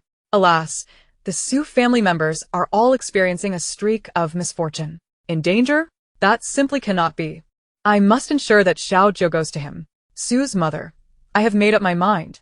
Once you arrive there, you must support your sister. That's final. If anything happens to her, I will hold you accountable. With that, Sue's mother put away her phone and turned her attention back to Wen Jiu. Your elder brother has agreed. You two must look out for one another. Don't worry, Mom, Wen Jiu replied. For your sake, I will assist my elder brother. As night fell, Wen Jiu was gleefully reviewing her bank book and the sum in her account, rolling around on her bed in sheer delight. Who would have thought that even a supporting character could find their moment of glory? At this juncture, the system's voice echoed in her mind. Host, big news. The female lead, Wen, will encounter the injured and unconscious male lead in Malaysia. She will rescue him, and from then on, he will develop deep feelings for her, ultimately becoming her protector. Consequently, Wen will embark on a life of being doted upon by a powerful figure, with the male lead aiding her in dealing with all her adversaries, including you, Wen Jiu. Chapter 30. A Life Saved. There are always scheming individuals attempting to harm me. Is there anything in the system shop that can eliminate both leads? Wen Jiu was fervently contemplating ways to thwart them. The system responded, What are you thinking? The protagonists in the story are favored by fortune. Wen Jiu lamented internally. Sigh, if I cannot eliminate them, they will surely conspire against me. What foul luck did I have in my past life to end up in this predicament? Noticing Wen Jiu's distress, the system's mood dampened as well. Don't be disheartened, host. Just remain cheerful. As long as the female lead does not succeed in saving the male lead, he will not owe her any debt of gratitude, and thus, he won't assist her in harming you, correct? Wen Jiu. Indeed. The system continued. Therefore, you can either prevent the female lead from saving the male lead or save him yourself beforehand. Wen Jiu. You are right. Where is the male lead? I will rush to find him as soon as I arrive in Malaysia. The system replied. I'm afraid I don't have that information. Wen Jiu. Aren't you the gossip system? How do you not know this? The system replied, somewhat forlorn. My permissions are limited. I haven't upgraded yet. I can only inform you about people and events nearby. You must strive to upgrade. Wen Jiu sighed. All I know is the male lead's name. I have no idea what he looks like. How can I find him in this vast sea of people? Oh well, I suppose I'll just eat and drink and take things as they come. Wishing to lay back and let things unfold, she resolved to take it one day at a time. The next morning, Sue's father and mother prepared Wen Jiu's suitcase. Xiao Jiu, I've packed some vacation dresses, a sun hat, sunscreen, sandals, flip-flops, mosquito repellent, and some medication for colds and heatstroke, Sue's mother said. I've also placed a power bank and charging cables in the small pocket of your suitcase. Sue's father handed Wen Jiu a bag containing her ID and plane ticket. Once you arrive, just check in your luggage and board the plane. Wen Jiu nodded and waved goodbye. See you, Mom and Dad. Su Xinglan, Xiao Jiu. I'll take you to the airport. Accompanied by Su Xinglan, Wen Jiu boarded the chauffeur-driven car heading to the airport. Su Xinglan saw her off at the plane, and just before she left, he handed her a bag of fruit gummies. If you feel nauseous during the flight, just eat one. They taste quite good. Wait. Why is my second brother suddenly so nice? Since when did he start treating me well? Could it be that he has been possessed by something? His concern is making me suspicious. Su Xinglan. Indeed, he has not been particularly kind to Xiao Jiu. He acknowledges his mistakes and will amend his ways. All right. Wen Jiu replied as she accepted the bag. Safe travels, Su Xinglan said. I'll be waiting for your return. Okay, goodbye. Wen Jiu waved as she boarded the plane. Sue's mother had booked her a seat in business class, where the space was ample, the environment pleasant, and a buffet was available for dining. Reclining in the soft, comfortable seat, Wen Jiu stretched luxuriously. This feels amazing. Through the window, she gazed at the milky white clouds and the azure sky, her heart soaring with joy. A new journey awaits me. An hour later, the plane landed at the airport in Malaysia. As Wen Jiu disembarked, she noticed a man in an exquisite black suit striding purposefully towards her. He was strikingly handsome, with sharp features and deep, expressive eyes, exuding an aura of silent authority. Wen Jiu? The man approached, surveying her from head to toe, and spoke in a low voice. Yes, that's me. And you are? I am Sutiani. Su Tiany's tone was firm, and he briefly glanced at Wen Jiu before his attention shifted to his assistant. Please take her to the hotel. Then, his gaze returned to Wen Jiu. I am busy with work and cannot attend to you. If you need anything, contact my assistant. With that, he turned to leave. What? Just like that? His demeanor suggests he views me as a hot potato he wishes to avoid. Fine, if he doesn't want to deal with me, I won't bother him either. Why the cold shoulder? I owe him nothing. To treat me this way right after my arrival, how inappropriate. Forget it. I won't hold it against him. After all, he's about to face some serious trouble. As Su Tiany turned to leave, he wondered, what nonsense is she spouting? Never mind. The important matters take precedence. Miss Wen, our CEO has arranged a hotel for you. Please follow me, said the assistant, leading the way as Wen Jiu followed. They traveled in a chauffeur-driven car to a seaside resort hotel. This is a hotel owned by our CEO, ensuring your safety. You will be well taken care of here, the assistant explained. All right, I understand. You carry on with your work, Wen Jiu replied, setting down her suitcase and taking in her surroundings. The area was a crystalline sea, clear to the bottom, dotted with towering coconut trees that provided ample shade. Standing by the hotel, with the cool sea breeze enveloping her, she felt an overwhelming sense of comfort and joy. Wandering around the hotel, she reached the shoreline, removed her shoes, and strolled barefoot on the sandy beach, relishing the salty sea breeze and the fine granules beneath her feet. This feels divine. Being wealthy is truly wonderful. Seated under a small sun chair, she cradled a green coconut, sipping its juice and enjoying a tropical fruit platter of sago, pineapple, and cherries, reveling in the bliss of the moment. Suddenly, her gaze fell upon a figure floating on the water surface. Guago, look at that enormous fish in the sea. It's as big as a person. The system responded. Host, that is a person. Wen Jiu exclaimed. What? Is he dead? She set down the coconut and hurried towards the figure, which had been washed ashore by the waves. Upon reaching him, she gasped, Oh no, it's a man. He can't be dead. I must perform CPR. She quickly flipped him onto his back, placing her hands over his chest and beginning chest compressions. 1, 2, 3. 2 minutes passed, and suddenly, he coughed violently, expelling a mixture of blood and seawater from his mouth. Host, this individual is the male lead of this world. Wen Jiu, what? The male protagonist is not supposed to be saved by the female lead? How could such fortune fall upon her? Just an hour ago. Damn it. Didn't you claim the male lead would end up on this island? I haven't seen a trace of him for half the day. Wen exclaimed angrily, gritting her teeth. What kind of system are you? Are you even useful anymore? The system, with its cold, mechanical voice, sounded somewhat helpless. However, this system has detected that the person is indeed within this vicinity. Chapter 31. A great opportunity missed. Wen retorted, How reliable is this system? Last time. For no reason. My skin darkened, and when I inquired, you stammered without providing any explanation. This time is no different. It makes me question your capabilities. Fortunately, she later underwent cosmetic procedures, managing to remedy her rough, sallow skin somewhat, yet it still paled in comparison to her original complexion. How infuriating! The system's mechanical voice grew increasingly frigid. The system does not make errors. As for the last time your skin darkened, the cause could not be detected. Internally, Wen cursed the system as useless and began searching around. It was exceedingly challenging to locate someone amidst the vast crowd. She dared not make a scene, for rallying a search party would only create suspicion. Thus, she could only explore the area herself, enlisting her bodyguards to assist in the search. Regrettably, there were no photographs of the male lead online. Otherwise, she could have easily identified him and commenced her search. The book described him as remarkably handsome, with an ethereal aura, noble and unparalleled. Surely, she could find someone who fit that description? Wen walked until her heels were blistered. Yet she saw not a single handsome figure in sight. Utterly exhausted, she returned to the deck of the cruise ship, indulging in exquisite delicacies and sipping juice, attempting to relax while gazing at the distant scenery.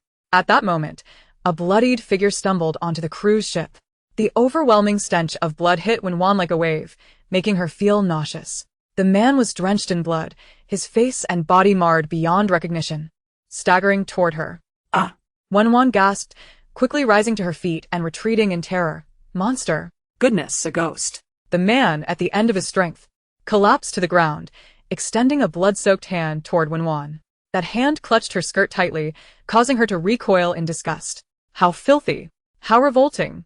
What gives you the right to grasp my dress? Even if you sold your six-figure outfit, you wouldn't be able to compensate. Wen stepped back in fright, but he clung to her as if grasping the last thread of hope, fearing that if this continued, he would tear her skirt. Frightened and enraged, she seized her handbag and struck the man's head with all her might. Let go. Release me. Again and again, she struck him. Soon, blood flowed from his head, and his grip slackened. Finally, Wen exhaled a heavy sigh of relief, freeing herself from his grasp.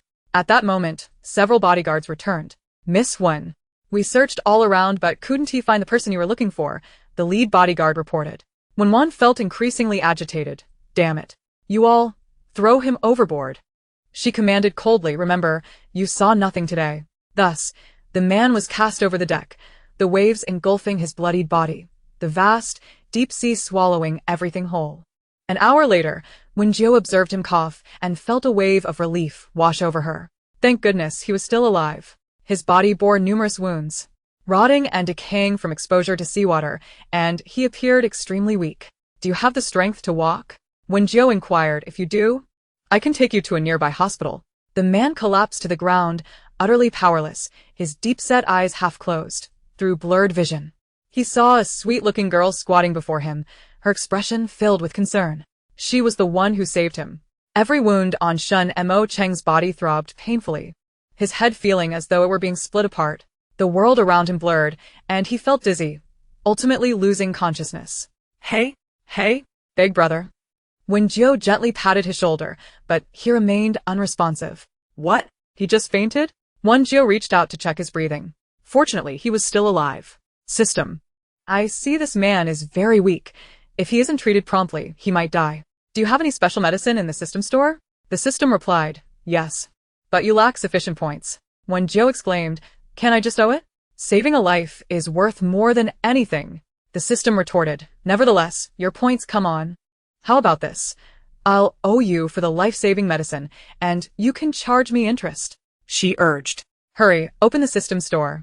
All right, dear. Currently, your points are at 0, and you owe the system store 10,000 points. At that moment, the system opened the store. Wen Jiu gasped, no way. Is the system this ruthless? The system replied, it's not that I am ruthless. It's just that the medicine you desire is exceedingly expensive. Fine. After redeeming her points, a bottle of potent health-boosting medicine appeared in her hands. She opened the cap, took out a small pill, and placed it in the man's pale, bloodless mouth. Then, she stroked his neck gently, guiding the pill down his throat. Wen Jiu grasped one of his arms, pulling most of his weight as she leaned him against her shoulder, supporting him step by step back to her residence. Once she laid him on the bed in her hotel room, she went to fetch a basin of warm water to clean his wounds. A big scoop of gossip is coming. The system suddenly exclaimed, startling Wen Jiu. You nearly scared me to death. What could possibly be so significant? Host, do you know who this person you saved is? Who? It is the male lead. Shen Montak Cheng. What? The male lead, whom Wen searched for in vain, has been found and saved by you. So, I am now the savior of the male lead? Yes. Host, you are incredible. You've hit the jackpot. Then, can you do something about the points I owe? The system decisively refused. And oh, Wen Jiu sighed. She carried the basin of clean water to the bedside, lifted her hand, and began to remove the man's blood-stained clothes. As she unveiled his upper body, she was taken aback by his well-defined, muscular chest and the pronounced lines of his abs. Goodness, is the male lead this fit? Tears unexpectedly streamed down her face. Chapter 32. Big Brother in Distress. This was her first time seeing an adult man's body. Unable to resist, she poked it with her delicate fingers. So firm, her face flushed with heat. Host, you're practically drooling. Wen Jiu. It was somewhat embarrassing. She continued to clean the grime off him, ordering medications via a delivery service. After meticulously applying the anti-inflammatory and hemostatic ointments to the man's myriad wounds, Wen Jiu exhaled a sigh of relief. Surely the male protagonist would survive. Everything should be all right now, wouldn't it? At that moment, the man lying on the bed kept his eyes tightly shut, still unresponsive. His facial features were sharply defined and three-dimensional, his profile austere, with deep-set and striking eyes, a prominent nose, and pale, alluring lips. even in a state of unconsciousness. He emanated an ineffable aura of dominance that commanded respect. How handsome this man was. It was no wonder he attracted throngs of admirers in the novels, inciting jealousy among countless women. Wen Jiu sat at the bedside, her delicate hand propping up her chin as she admired his striking visage, lost in admiration. Just then, her phone rang, a video call from Mother Su. Concerned that she might disturb the man's rest, she rose and stepped outside the suite to answer the call. Xiao Jiu, have you settled in well in Malaysia? Mother Su's face radiated warmth. Quite well, Wen Jiu replied with a smile. I haven't even had the chance to explore much yet. Once I tidy things up, I'll see how entertaining it is. Your grandfather came over to see you today, Mother Su informed her. What does he want with me? Wen Jiu recalled how unfriendly old Su had been towards her, his red envelope being paltry compared to her maternal grandfather's generosity. Your grandfather felt a bit guilty about the last red envelope being too small, so he intended to present you with a larger one in person. But alas, you had already left by the time he arrived. Mother Su chuckled. See, your grandfather cares about you. Wen Jiu's eyes sparkled as she blinked playfully. Did my grandfather give me a large red envelope? Yes. It contains a bank card and several luxury shopping cards with no spending limit. Mother Su displayed the cards in front of the camera. I'll hand them to you when you return. Oh my goodness, that's wonderful. Thank you, Mama. Wen Jiu exclaimed with joy, her eyes glistening. Please also extend my gratitude to my grandfather. I'm on my way to becoming a small fortune. How about your elder brother? Is he with you? Mother Su inquired, scanning her surroundings with a hint of concern in her voice. No, my brother is quite busy, Wen Jiu shrugged. Has he really left you unattended here? Mother Su frowned, her expression turning to one of irritation. I asked him to look after you, but instead, he just left you at the hotel, oblivious to everything, spending all his time earning money. What good is all that wealth? Mother Su's unease deepened. Xiao Jiu, if your brother isn't coming to find you, you should seek him out. Stay close to him to prevent any unforeseen mishaps. Knowing you're around would ease my mind. Wouldn't that disturb his work? Maybe it's best to let it be, Wen Jiu replied, not wishing to incur any trouble. The icy demeanor of her brother was the last thing she wanted to face. Xiao Jiu, it's fine. Just go. If your brother is unwilling, he can come to find me, Mother Su insisted, her tone firm. You are his sister. He shouldn't neglect you for work. Isn't your well-being more important than his job? Go find your brother, and let him take you out for some fun. Otherwise, what is the point of being alone? Plus, you're unfamiliar with the area. Having your brother's company would be beneficial. Wen Jiu nodded. All right then. After all, her brother was facing a significant challenge. For the sake of her parents, she would lend him a hand. Following the address provided by Mother Su, when Jiu arrived at her brother's company, she called him, Brother, I'm downstairs at your office. What are you doing here? His voice was distinctly displeased over the phone. Mother sent me, Wen Jiu replied. If you're unhappy, take it up with her. Mom really knows how to create trouble for me. But I'm busy right now, and can't entertain you. I'll have my assistant bring you in, you can look around the office. Okay, she replied. Soon, Su Tiany's assistant approached her. Miss Su, please come upstairs. As she ascended, Wen Jiu observed her surroundings. This is our Su General's branch office in Malaysia. He has branches throughout the country, the assistant said with pride. Oh. Wen Jiu continued her ascent. Where's my brother? He's in the president's office. Please take me there, Wen Jiu requested sweetly. However, don't worry. I won't disturb his work. I'm just going to have a look and will remain quiet, I promise, Wen Jiu assured him, her face radiating innocence. Faced with such a charming girl, the assistant couldn't refuse and nodded. All right.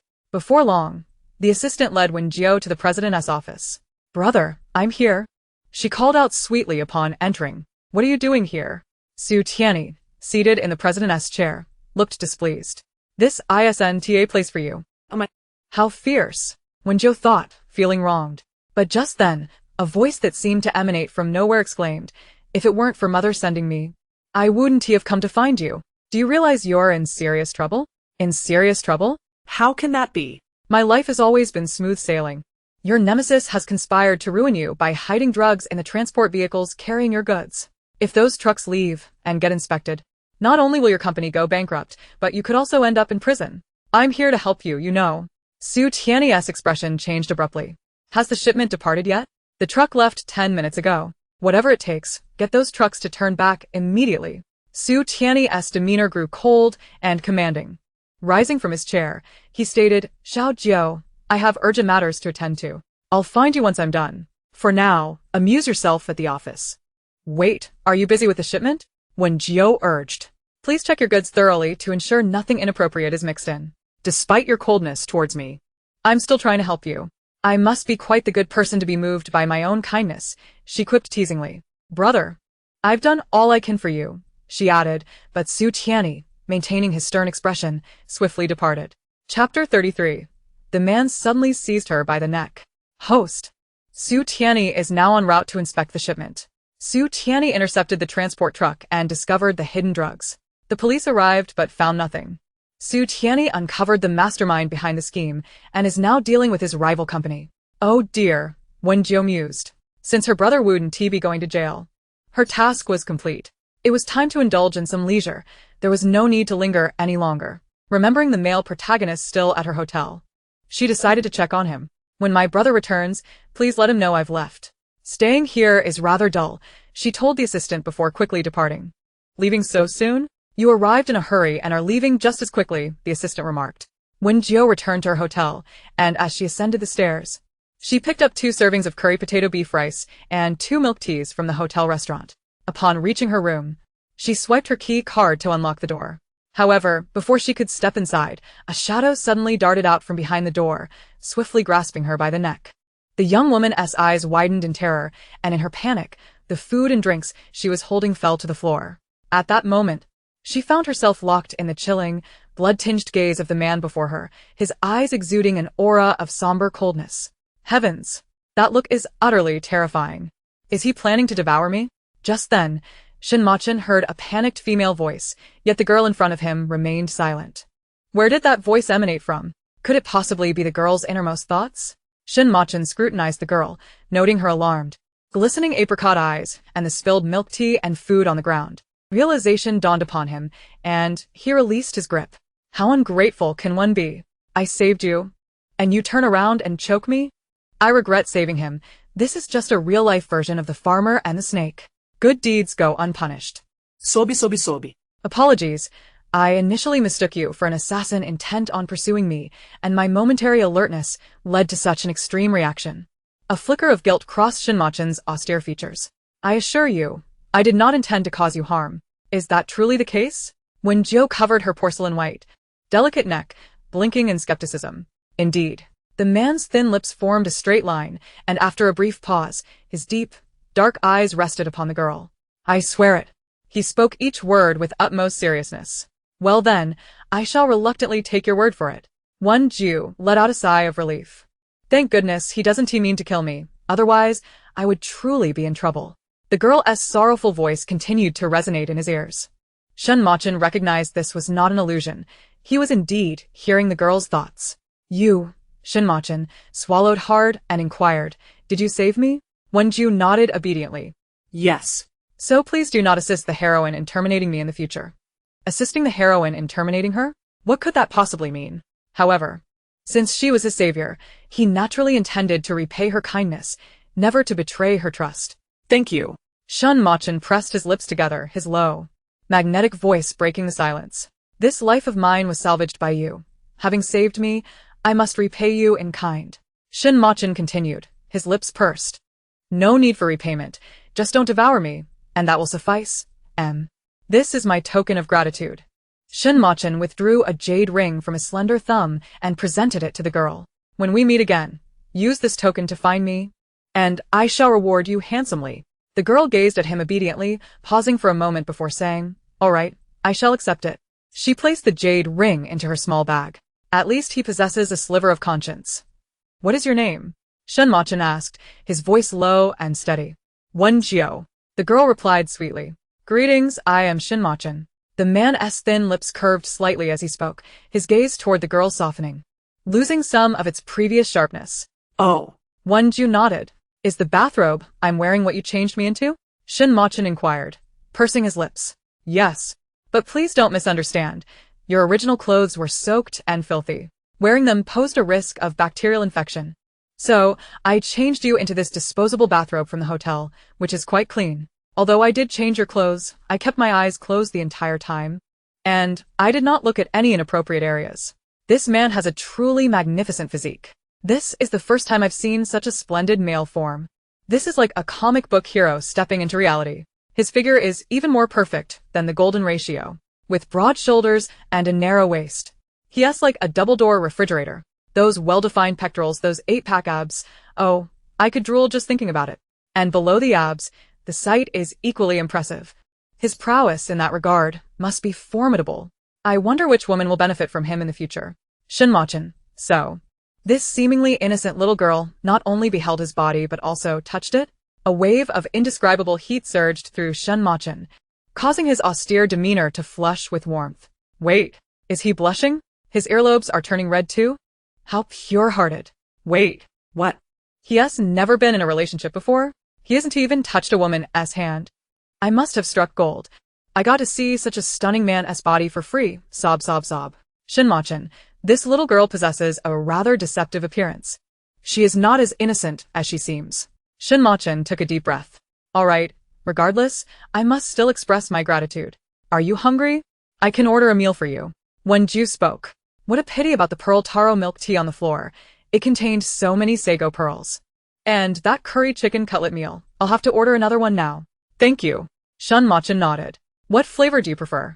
Wen Jiu scanned a QR code for ordering within the hotel and handed her phone to the man. As she leaned closer, a faint, sweet strawberry fragrance unique to girls enveloped him. Shinmochin lifted his gaze, his deep-set eyes landing on the girl's fair, glistening skin, instinctively averting his eyes. This was the first time he had been so close to a girl. I can eat anything, just decide for me. Shinmochin maintained a slight distance from the girl. Oh, then I'll order the curry chicken cutlet meal, a black pepper steak meal, a rose blueberry juice, and a passion fruit watermelon juice, all right?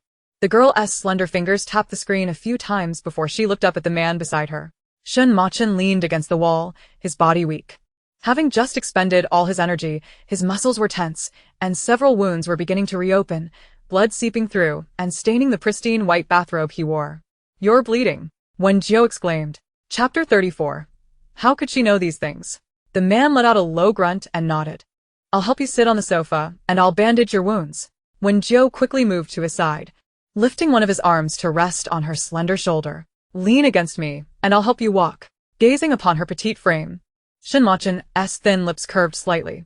There's no need for that. I can walk by myself. Then be careful as you walk, lest your wounds reopen. The girl's dulcet voice rang out. Shinmochin, understood.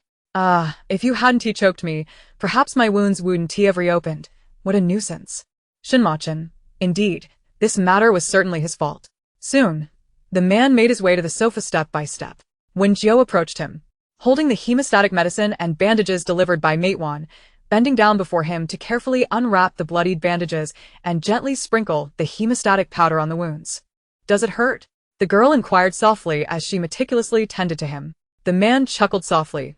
It's just a minor injury. Stubborn as a mule. This little injury nearly cost you your life. Had it not been for the medicine I provided, you would have been long gone. Shinmochin.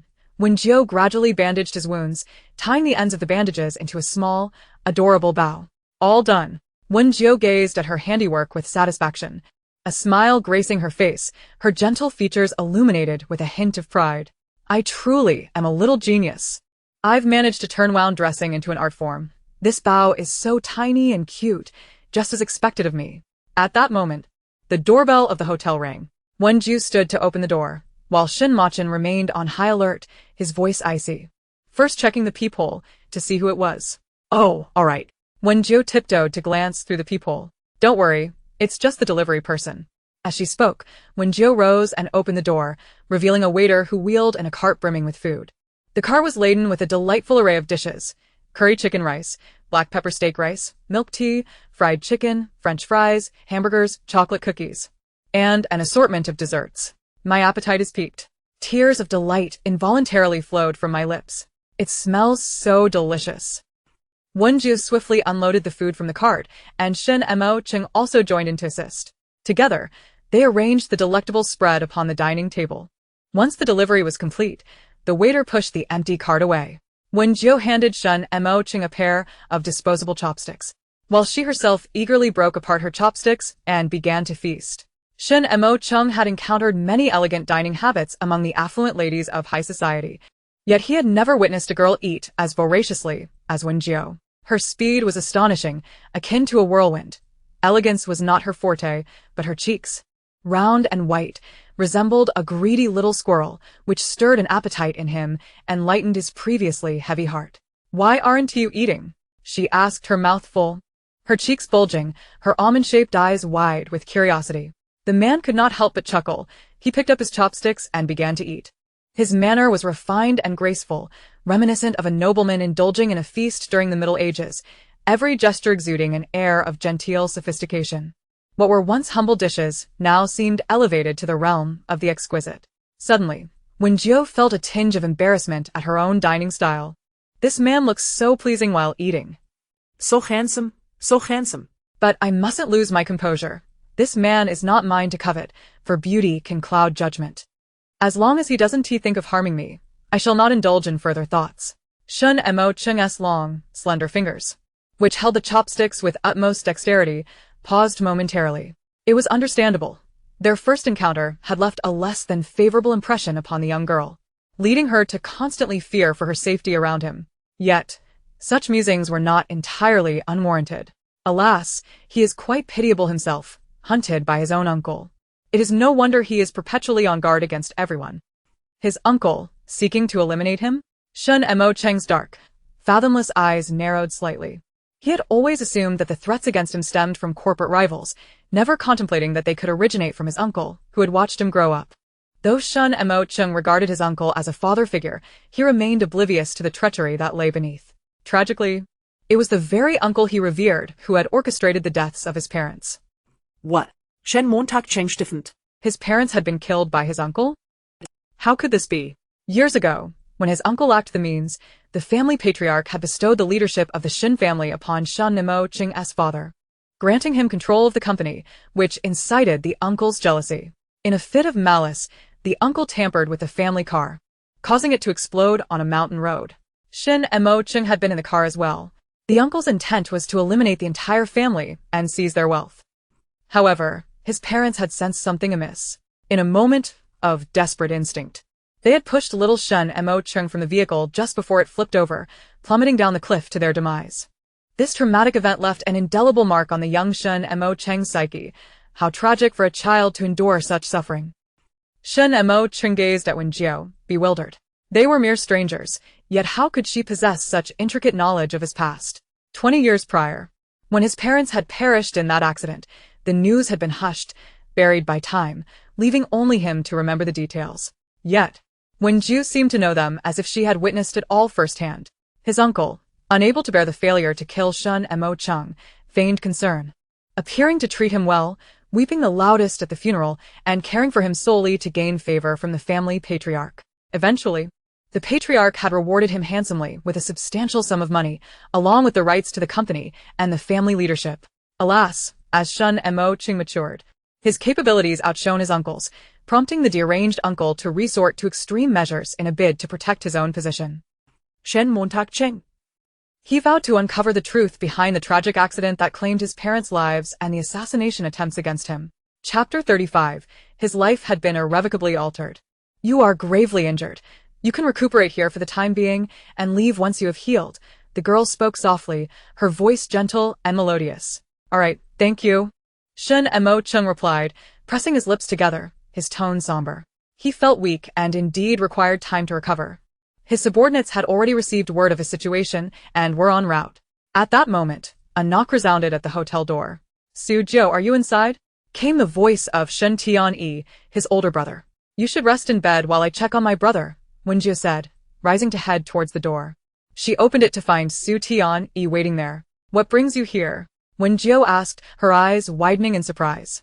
Isn't my brother a busy man? Why is he here? I went to the office, and he didn't pay me any mind. Now he rushes over here. Surely, he isn't here to hold me accountable, is he? Could it be that Su Miao Miao has whispered something to him, prompting him to come here to confront me? Surely not, surely not. Seeing the girl's anxious almond-shaped eyes, Shen Tian-yi felt a pang of bitterness. It was his fault that she felt this way. I just resolved a troublesome matter at the company and came to see you, he said. Are you doing well? I'm quite well, eating, drinking, and sleeping just fine, Wen Jiu replied sweetly. Is my brother truly being so amicable? Am I dreaming? Shen Tianyi's gaze grew complex, unsure of how to respond. After hearing Wen Jiu's thoughts, he had swiftly intercepted several transport vehicles, discovering that they concealed illicit goods. If this were to come to light, not only would his company be ruined, but he would also face imprisonment, bearing an indelible stain on his record. His life would be shattered. Fortunately, thanks to Wen Jiu, she had altered his fate. Regardless of her issues with Miao Miao, she was undeniably his savior, and thus, he could no longer afford to be cold towards her. He must express his gratitude. At that moment, Shen Mo Chung, clutching his wounded abdomen, approached with deliberate steps. His piercing gaze fixed on Shen Tianyi, wary of any potential threat to Wen Jiu. Xiao Jiu, this is Shen Tianyi, he said, his eyes filled with shock and caution. Who is he? Why is he here in your hotel? He is Shen Mo Chung, gravely injured, and I rescued him. Wen Jiu replied, then turned to introduce Shen Mo Chung. This is my brother, Shen Tianyi. Xiao Jiu, do you know who he is, what his temperament is like? Shen Tianyi asked, glaring at Shen Mo Chung. This world is not as simple as you think. Be cautious about whom you bring into your hotel. There are many ill-intentioned individuals out there, and you wouldn't want to invite danger into your home. Don't worry, brother. Shen Mo Chung is a good person. Wen Jiu smiled, continuing, besides, I'm only providing him shelter for a little while. Once he heals, he will leave. Shen Mo Chung pressed his thin lips into a sharp line, his deep, dark eyes fixed intently on Shen Tianyi. Wen Jiu saved me. She is my benefactor. Once I recover, I shall repay her kindness. Rest assured, I am not one to harbor grudges against those who have helped me. You may be a stranger to me, but dear Jiu, as a young lady, you must be cautious when venturing out. Su Tianyi interjected, do not surround yourself with dubious characters. It is unsafe. Brother, is it truly appropriate for you to cast such aspersions upon the male lead in front of him? He is a rather vengeful and sinister figure, someone thought. Male lead? Both Su Tianyi and Shen Mo Chung were momentarily taken aback. Su Tianyi furrowed his brows, glancing at the young girl before him. Wen Jiu donned a light blue chiffon dress that cinched at the waist, her twin braided pigtails cascading obediently over her shoulders. A blue plaid headband adorned her lustrous black hair, making her appear soft and endearing, unmistakably a naive and harmless little bunny. Would someone so unguarded, who would take a gravely injured stranger under her wing, truly embody the cunning, arrogant persona that Su Miao Miao had described, jealous of her and plotting her downfall? For a moment, Su Tianyi began to doubt Su Miao Miao's words. I shall be careful. But brother, what troubles you? Wen Jiu tilted her head, gazing at him with curiosity. What is it with that strange look you have fixed upon me? It's rather disconcerting, she thought. Nothing at all, Su Tianyi responded, his gaze still wary of Shen Mo Chung as he positioned Wen Jiu protectively behind him. You mentioned wanting to travel to Malaysia, didn't you? Once I finish this final business transaction, I shall accompany you. I have a contract to sign. Would you mind coming with me? He added, for he was uneasy about leaving Wen Jiu alone with this man. All right, Wen Jiu nodded, addressing Shen Mo Chung. You may stay here. Just use the phone in your room to order anything you desire, and they will deliver it to you. Very well. Be careful on your way, Shen Mo Chung remarked, watching the silhouette of the girl as she departed. Goodbye. Wen Jiu waved, her steps light as she left with Su Tianyi. Young ladies must always exercise caution when out in the world. Do you understand? Su Tianyi spoke in a serious tone. Oh, Wen Jiu nodded. Su Tianyi was uncertain whether his words had truly registered with her. You cannot simply be drawn to someone based on their looks. Do you realize that the more attractive something appears, the more perilous it often is? The more vibrant the patterns of a venomous snake, the deadlier its poison. I understand, Wen Jiu replied, exasperated. You ought to pay more attention to your own well-being. You are even more nagging than a mother, she thought. As Su Tianyi escorted Wen Jiu to the car, they made their way to the private room within the bar. By the time they arrived, his client was already present. Apologies for the delay, Su Tianyi said, taking a seat across from a gentleman who appeared both cultured and humble. The older man, dressed in a suit, seemed to be in his 30s, maintaining a trim figure and an air of refinement. I completely understand. After all, Mr. Su's schedule must be quite demanding, the man chuckled, casting glances at Wen Jiu. And who might this be? His gaze is rather unsettling, quite peculiar. It makes me feel physically uncomfortable, she thought. This is my sister, Xiao Jiu, Su Tianyi introduced. Ah, so you are Mr. Su's sister. The man grinned. I have brought the contract for our collaboration. If you could kindly sign it, Mr. Su. Goodness, this man holds quite the scandal. No wonder his gaze was so strange. This person has shattered my perception of reality. What a repulsive individual. Noticing Su Tianyi's silence, the gentleman continued with a smile. I happen to own a private club, featuring a dance troupe. Once we finalize the contract, I would be delighted to take Mr. Su to enjoy a performance. I assure you, it will be a visual feast. Please, brother, do not go. Wen Jiu urged internally. That dance troupe is problematic. This Mr. Li established a charitable foundation to support impoverished girls from remote areas, granting them educational opportunities, and thus garnered a significant amount of donations, amassing considerable wealth. He also set up a dance troupe to provide employment for those girls, ostensibly allowing them to showcase their talents. In reality, it is nothing more than a front for a sordid enterprise. He arranges for these university students to learn dance and various musical instruments, even taking them for cosmetic surgery to conform to the beauty standards favored by men. They become meticulously crafted dolls, performing for wealthy partners. Should any of them catch the eye of a client, they are taken away, leading to unspeakable fates. The girls, bound by contracts, face exorbitant penalties for attempting to flee. They are also recorded in compromising situations. If they attempt to escape, these recordings are shared with their school's classmates, teachers, and parents, forcing them to remain within this wretched establishment, becoming tools for his profit. These wealthy individuals not only torment the girls, but also employ increasingly grotesque methods. A single girl might be forced to entertain multiple men, and even during their menstrual cycles, they are not spared. Many have suffered from pregnancies and subsequent miscarriages. Eventually, this vile Mr. Li, bothered by the complications of pregnant girls, resorts to having their wombs removed. What? A hysterectomy?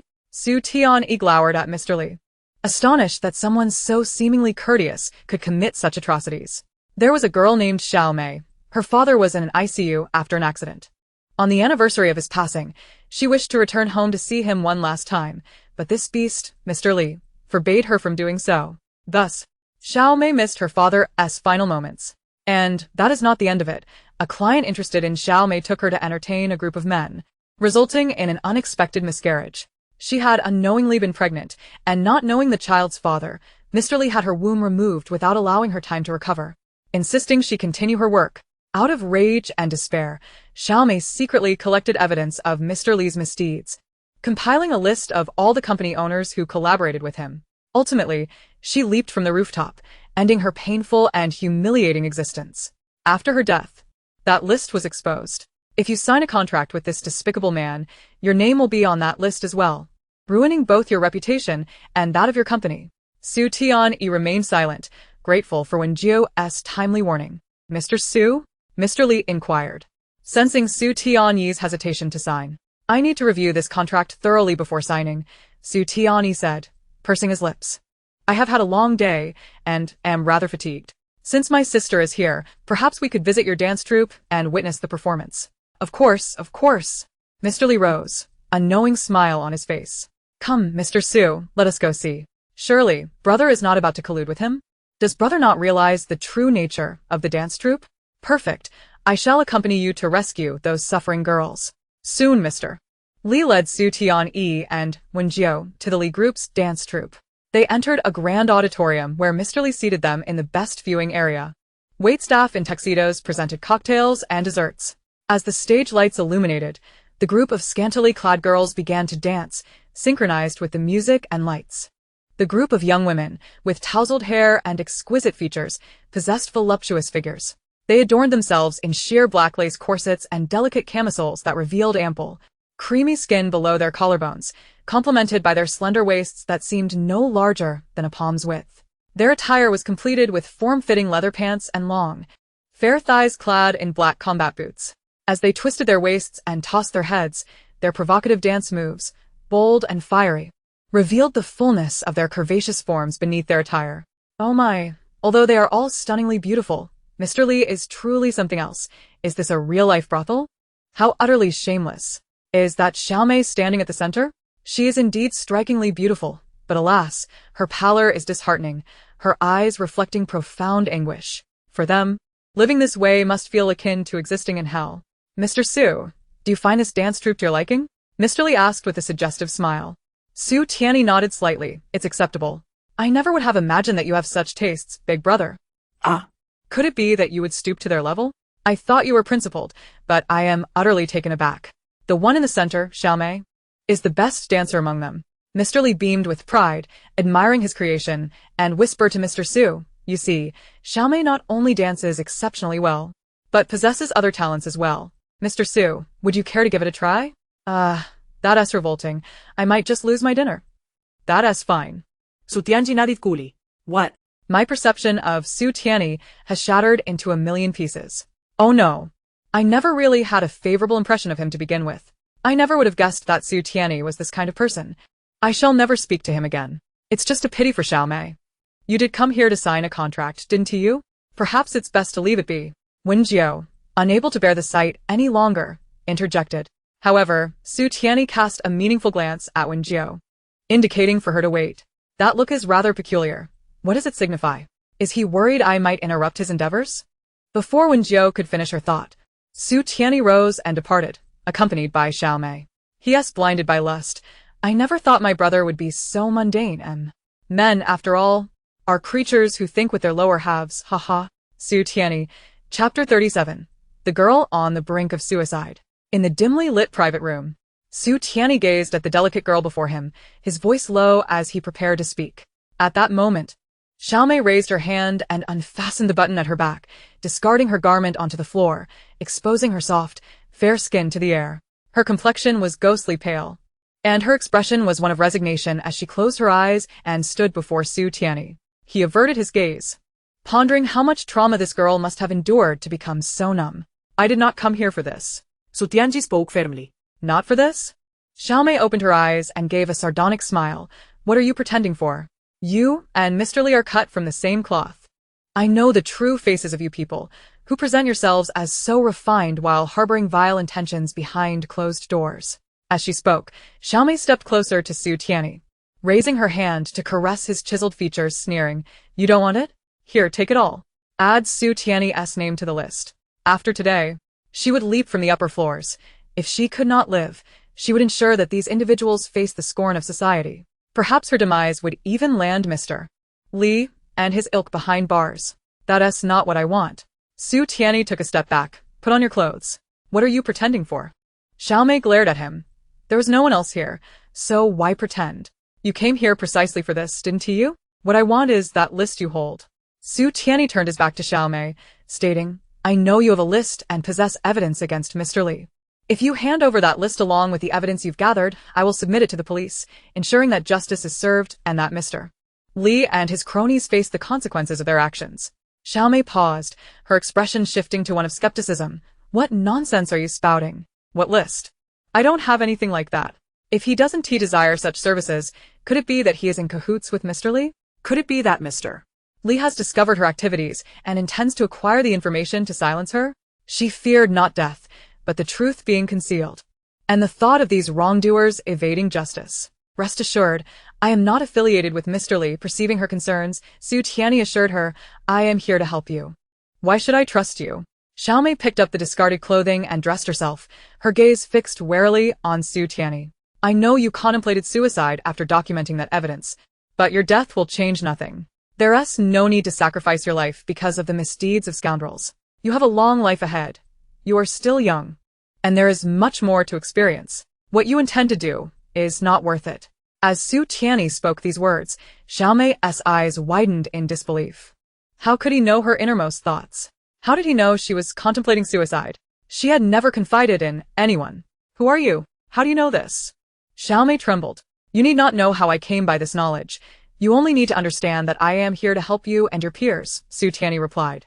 Meanwhile, Wen Jiu remained bored in the lounge. Surely my brother isn't engaging in an intimate encounter with Xiaomei? I never would have imagined my brother to be such a wolf. System. That is not the case. Your brother did not engage in any relations with Xiaomei after entering. Wen Jiu gasped.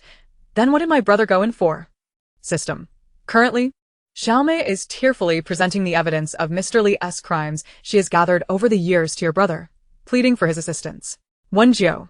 Oh, I see. System. Your brother has relayed this evidence to reporters and the police, and they are en route. The police are coming. At that moment, Wen Jiu heard the sirens blaring outside. In no time, a group of police officers arrived, brandishing their firearms as they burst into Mr. Li's office, shouting, "Police! Please accompany us to the station for questioning."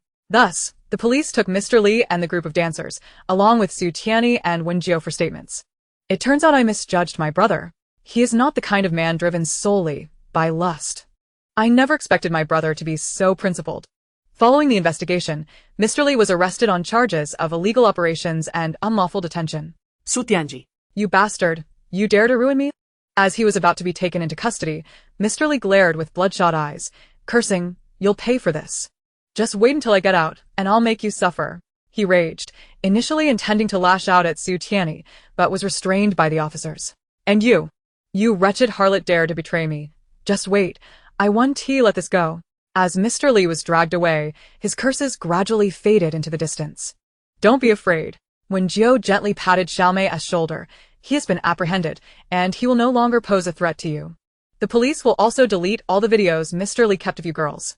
You are free now." Xiaomei blinked, tears glistening in her eyes. Thank you.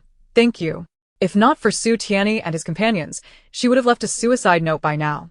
From this day forth, your dance troupe shall disband. Henceforth, you may pursue any life you desire," Su Tianyi added. "I never would have imagined my brother to be such a warm-hearted individual.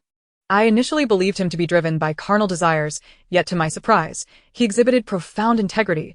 How foolish I was to misjudge my brother." Ah? Xiaomei's gaze towards my brother seems rather peculiar. It is quite intense indeed. What? Could it be that Xiaomei has developed feelings for my brother? Su Tianyi mused. Xiaomei, having been rescued by my brother, has unknowingly sown the seeds of affection within her heart. However, she can only harbor her unrequited love in silence, acutely aware that her damaged self is unworthy of my brother's grace. She dares not pursue him, and thus loves him quietly, eventually becoming increasingly obsessive, covertly following him wherever he goes. Vigilantly monitoring every woman in my brother's vicinity, even a mere stray cat would raise her suspicions, as she perceives every woman near my brother as a rival. Unable to contain her feelings, Xiaomei took on the role of my brother's secretary, remaining by his side day in and day out. As time passed, upon witnessing other women appear beside my brother, her behavior grew even more erratic, leading her to harm those girls' appearances. With tears welling in her eyes, Xiaomei gazed at Su Tianyi. "Mr. Su, may I add you on WeChat?" Su Tianyi replied, "I apologize, but I am only attracted to men." Xiaomei. Huh? Ah? Could it be that my brother has sensed something amiss? Is it possible he has realized Xiaomei's affections for him? Wen Jiu interjected, confirming the suspicion. "Indeed. My brother only adds men's WeChat." "I see." Xiaomei reluctantly tucked her phone away, expressing her gratitude. "I truly appreciate you all. Without your help, we girls would still be enduring great hardships." "A mere trifle. No need for thanks." Wen Jiu smiled. Before long, an undisclosed side of the president of the Li Group was revealed. The truth behind the charitable foundation supporting the Li Group's president was unveiled. Innocent young maidens reduced to mere pawns of capital. Is this a reflection of moral decay or a distortion of humanity? Several phrases swiftly ascended Twitter's trending topics. In an instant, the Li Group found itself in disarray, facing an outpouring of outrage from countless netizens. The anger reached a boiling point. The Li Group stock plummeted to unprecedented lows, prompting numerous investors to sell off their shares, and several projects were forced to pause, teetering on the brink of bankruptcy. Meanwhile, the owners of companies that had once collaborated with the Li Group were also exposed, suffering devastating losses in their shares. A wave of anxiety washed over Su Tianyi.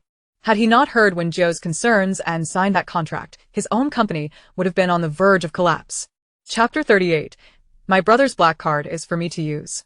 After leaving, Su Tianyi handed Wen Jiu a supplementary black card, saying, "Here, take this. It has no spending limit, feel free to indulge." Aside from having some wealth, he possessed nothing else to offer her. A card seemed the most appropriate gift. As girls often enjoy shopping. Why has my brother suddenly become so generous? Is he perhaps under someone else's influence? Or could it be that my brother plans to conspire with Su Miao Miao against me? Su Tianyi reassured her. "This card is for you, after all. Mom asked me to look after you. I haven't been able to accompany you properly during your stay here, so consider this a way to make up for my shortcomings. Use it as you wish." Wen Jiu felt a twinge of unease. "Brother, if I spend your money, you won't expect repayment later, will you?" Su Tianyi responded with a chuckle. "Am I that kind of person?" In that case, I will gladly accept it. Wen Jiu beamed as she took the card and placed it in her bag, exclaiming, "Brother, please don't change your mind." Ha ha ha. I can hardly wait to start spending with this card. Woohoo woohoo, my fortune is rolling in, good luck is on my side. Seeing her so elated, Su Tianyi felt a lift in his mood and reassured her, "Rest assured, I will not retract my offer." Well, I just remembered that the person I saved is still waiting for me at the hotel. I must return to check on him, Wen Jiu stated. Su Tianyi replied, Aren't you here for a vacation? Let me accompany you. No, brother, you must be quite busy. Please carry on with your tasks. I can entertain myself, Wen Jiu said cheerfully, waving goodbye. Watching her vanish from his sight in the blink of an eye, Su Tianyi felt a hint of rejection. Wen Jiu returned to the hotel with a light step. "Shenmacheng?" the girl called softly. However, upon entering the room, it was empty, devoid of any presence. Where could Shenmacheng have gone? Has he left? Upon entering, she discovered a note left on the table. "Wen Jiu, I apologize. I had to leave for another engagement. Here is my phone number. You can contact me through it." At the bottom of the note was Shenmacheng's phone number, signed with his name. He left so soon? Wen Jiu tossed the note into the trash. If he has departed, then so be it. She had hoped to treat him to a few meals to help restore his health, since she had already altered the narrative of the female protagonist rescuing the male lead. It was likely that he would no longer hold any animosity towards her, thus slightly altering her tragic fate. However, Wen Jiu understood that this was merely the beginning. As the female protagonist, Wen was revered by powerful male counterparts who would shield and adore her, inevitably targeting her as the contrasting foil. It seemed rather cruel to be the scapegoat in this tale. Nevertheless, it mattered not. When others hurled mud at her, she would retaliate with a slap. She, as the scapegoat, was not to be trifled with. Seated on the sofa, enjoying a fruit platter while casually scrolling through her phone, she received a WeChat message from Jiang Duo. Jiang Duo was the original protagonist's high school classmate and dearest friend. In the narrative after the original protagonist's demise, Jiang Duo was the only one who remembered her, visiting her grave to pay respects with flowers and incense during festivals. Jiang Duo messaged, Jiu, are you in Malaysia?" Wen Jiu replied, "Yes. What's up?" Jiang Duo responded excitedly, "I am also in Malaysia. Where are you? If convenient, I would love to meet up." Wen Jiu replied, "Great. "We can go shopping together." They arranged to meet at a shopping center. Upon arriving at their destination, Wen Jiu spotted a girl waving at her from a distance. Jiang Duo, dressed in a light blue checkered long dress and carrying a handbag, beamed as she approached Wen Jiu. D.O. "I can't believe you're here too. Don't forget, I saved up for a year through part-time work just to come here." Jiang Duo laughed. "Now that I'm here, I realize all those years of hard work were worth it. I plan to save even more to experience more beautiful sights." Jiang Duo and Wen Jiu were university classmates, and unlike their affluent peers, she came from a modest background. The allowance from her family was barely sufficient for daily expenses, so if she wished to travel, she had to work hard to save money. Thus, Jiang Duo dedicated her time to part-time jobs whenever she could, leaving her no time for games or binge-watching dramas. Many classmates teased Jiang Duo for being overly ambitious, mocking her for wanting to travel despite having limited funds. Yet for Jiang Duo, achieving her desires through her own efforts brought her immense joy. "Sorry, I just remembered something." Wen Jiu chuckled awkwardly. "When did you arrive?" "Yesterday," Jiang Duo replied, taking Wen Jiu's hand as they walked into the hotel. "I heard you were kicked out by the Wen family?" "They didn't expel me. I chose to leave," Wen Jiu said as they walked. "Let us not dwell on those unpleasant people. Let us talk about happier things." "There's something even more disheartening," Jiang Duo said, a bit awkwardly. "The mall you've chosen is filled with international brands we can't afford. We should just go in to look around and broaden our horizons. But let us not touch anything. What if we break something? We couldn't possibly afford to pay for it." Wen Jiu held Jiang Duo's hand. "What are you worried about? I have come into wealth, and if there is something you desire, I shall procure it for you. After all, Jiang Duo is the only one who has consistently sent flowers and burned joss paper for the original owner since her passing, for the sake of this bond. It is only fitting that I treat." Jiang Duo assumed that Wen Jiu was merely indulging in light-hearted banter, and with a smile, she dismissed it. The two companions entered the shopping mall side by side, with Wen Jiu first leading the way to a clothing store. Given the warm weather, Wen Jiu intended to purchase some refreshing dresses and beautiful swimsuits to enjoy the sea breeze and ride the waves by the shore. "This dress is stunning," Wen Jiu remarked as she touched a piece of clothing, holding it up against herself and feeling increasingly satisfied. Jiang Duo, standing nearby, exclaimed, "That dress complements your complexion beautifully. But it is rather expensive. Did we not agree at the entrance to merely look and not touch? If even a single thread were to be damaged, we could never afford the cost." At that moment, a familiar and haughty voice interjected, "But this dress is beyond your means." When Jiu turned to see the speaker, her smile fading slightly, "Who dares to speak such nonsense?" "Ah, it is you, old dang." Chapter 39. A dog's mouth cannot spit out ivory.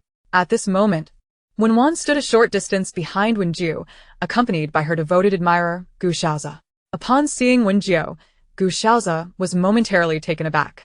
In the past, Wen Jiu had appeared gaunt and unremarkable, dressed in a fashion that conveyed a rustic simplicity, but now, her skin radiated health and purity, resembling a freshly cracked egg. A stark contrast to her former self. Not only had her complexion improved, but her attire now displayed a refined taste. In juxtaposition with the exquisitely adorned Wen, Gu Shaozi suddenly perceived that Wen's typically fair skin appeared duller by several shades in comparison to Wen Jiu. Initially, Wen doubted her recognition of Wen Jiu, but upon seeing Jiang Duo beside her and hearing Wen Jiu's voice, she confirmed that it was indeed her. She was utterly astonished that after just a few days apart, Wen Jiu had transformed into such a radiant figure. In her mind, having left the Wen family, Wen Jiu would have become disheveled and downtrodden. She never anticipated encountering her in Malaysia. How could someone of Wen Jiu's humble background possibly be found in such a lavish shopping mall? Jiang Duo, fully aware of the complicated relationship between Wen and Wen Jiu, quickly tugged at Wen Jiu's wrist, whispering urgently in her ear, "Ah, Jiu, let us put down the clothes and leave." After all, Wen was the eldest daughter of the Wen family, a top star in the entertainment industry. Beloved by countless fans online, a confrontation with her was something they could not afford. "Why should we leave? I'm not going anywhere." Wen Jiu replied defiantly as she picked up the dress. "Wait for me, I'm going to try this on." With that, she stood and made her way towards the fitting rooms.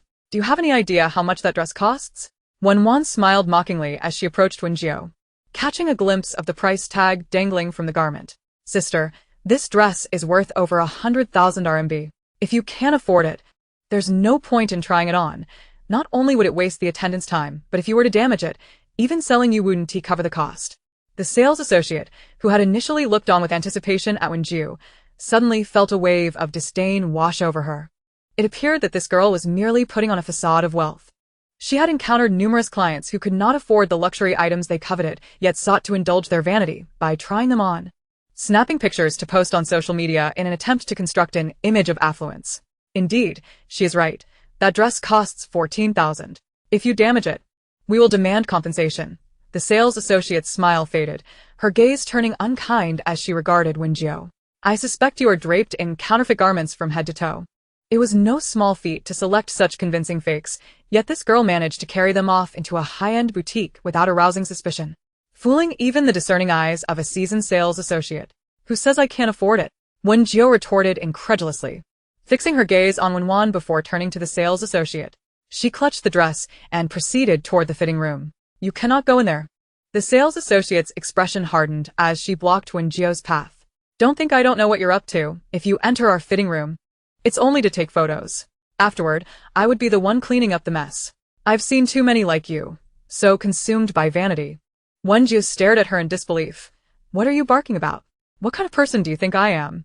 You're just a pathetic wannabe pretending to be affluent."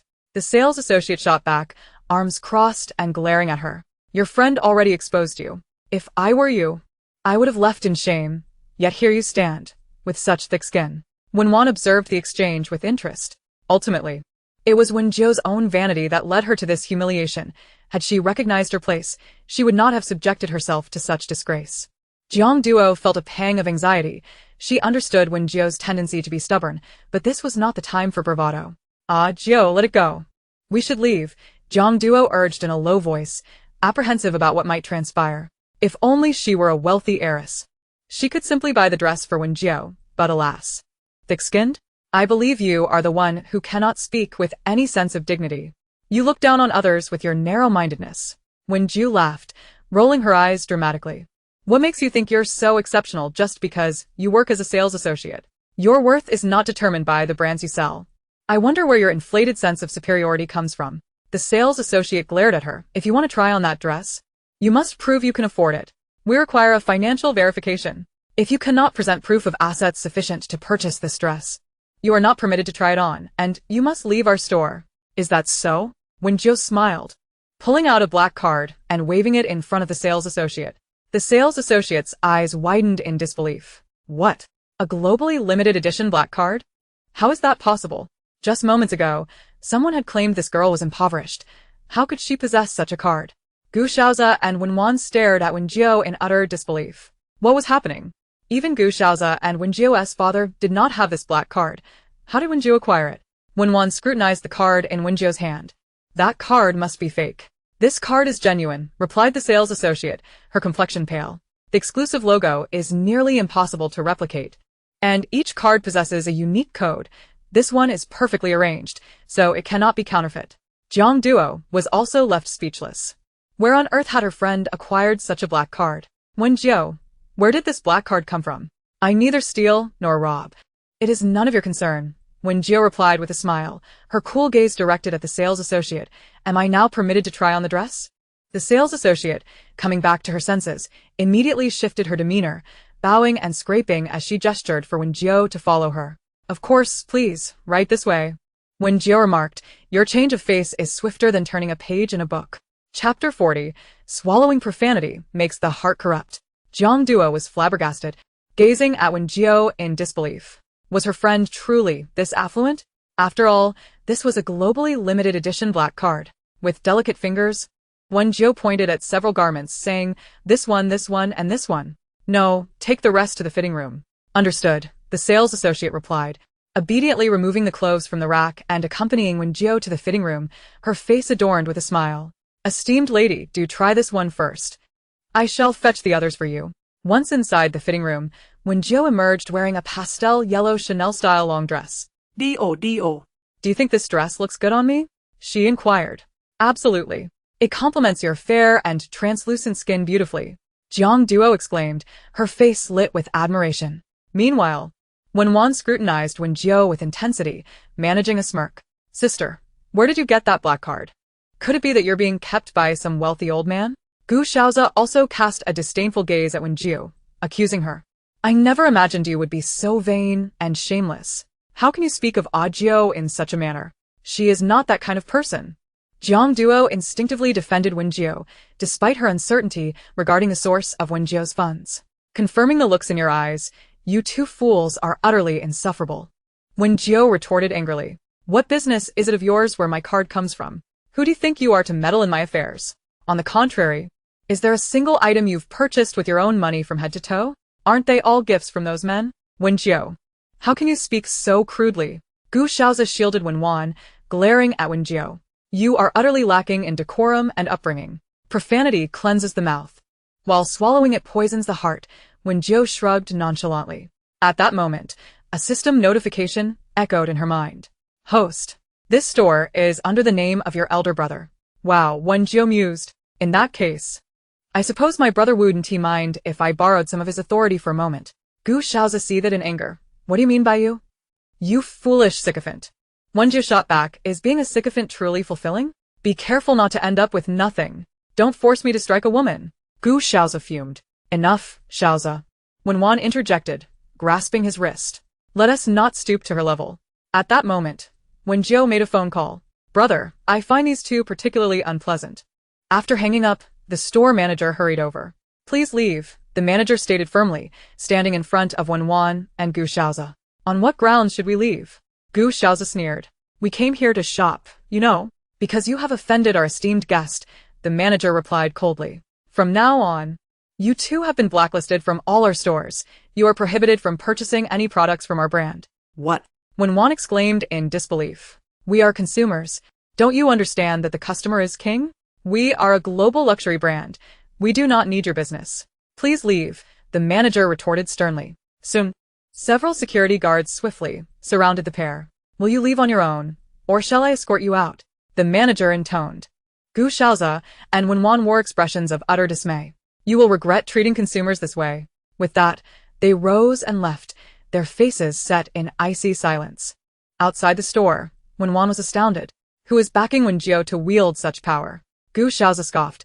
What else could it be but some old, balding man? I never expected Wen Jiu to debase herself by being kept by an old man. It's no wonder she acts so high and mighty.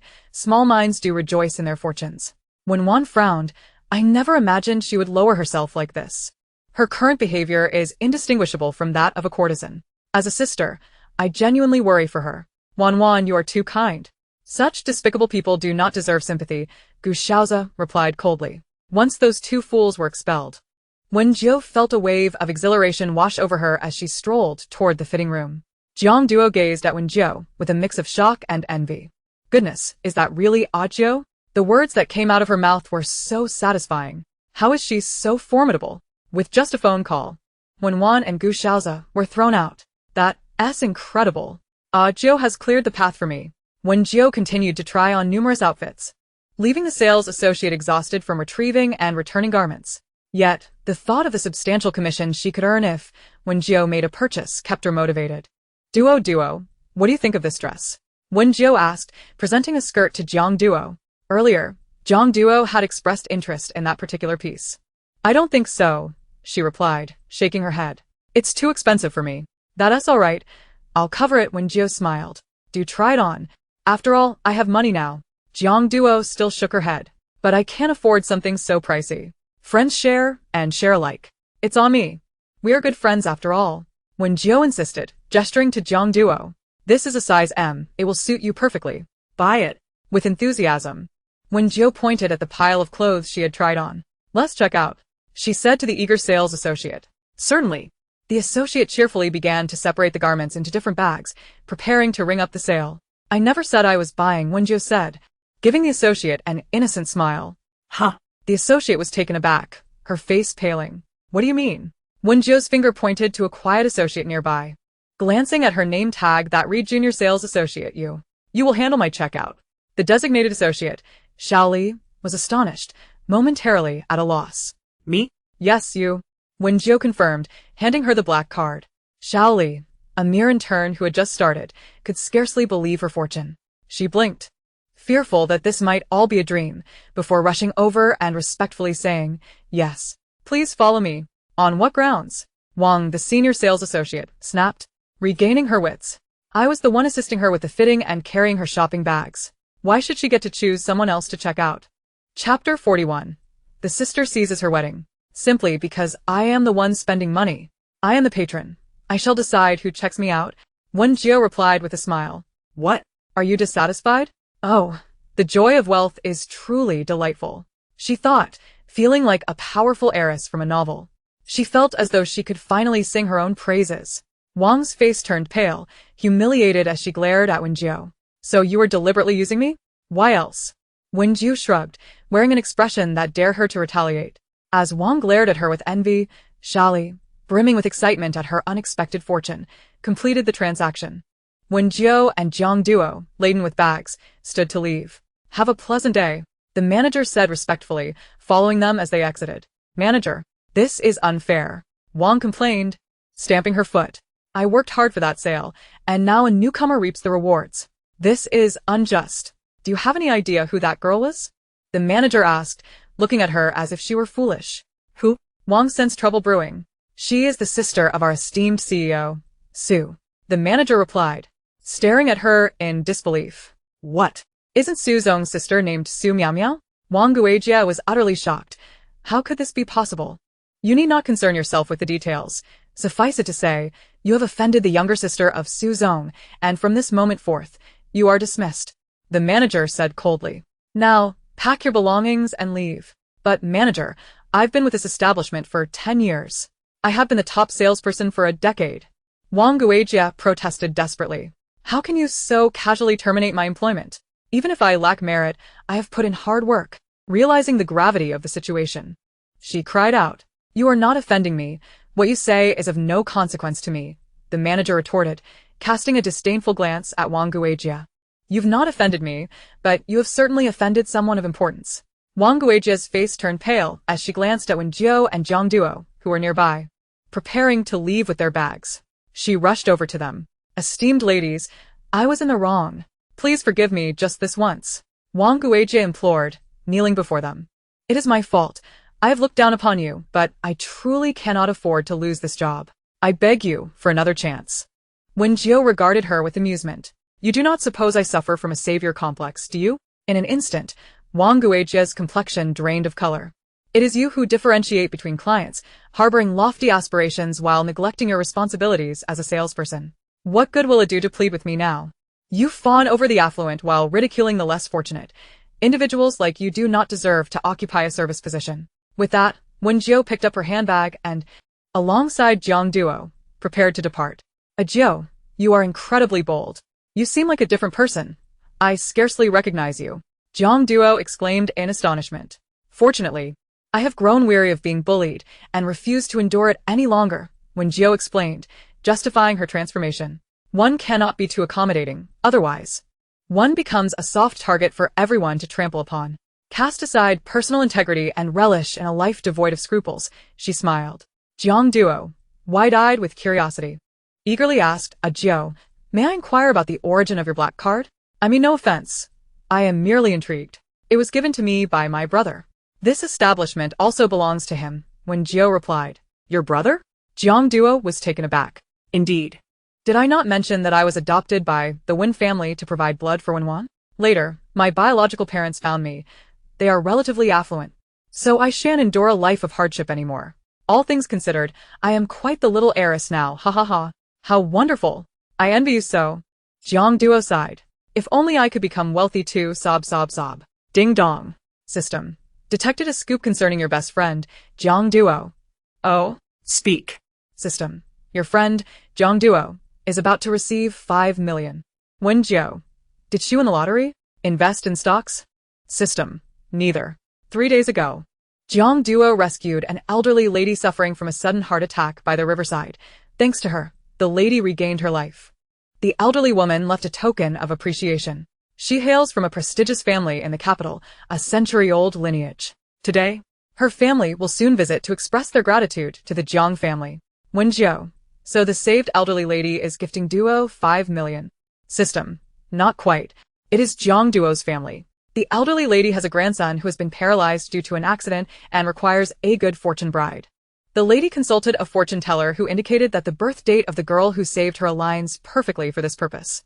And they are now proposing to the Jiang family. However, the Jiang family prefers their eldest daughter, Jiang Ro.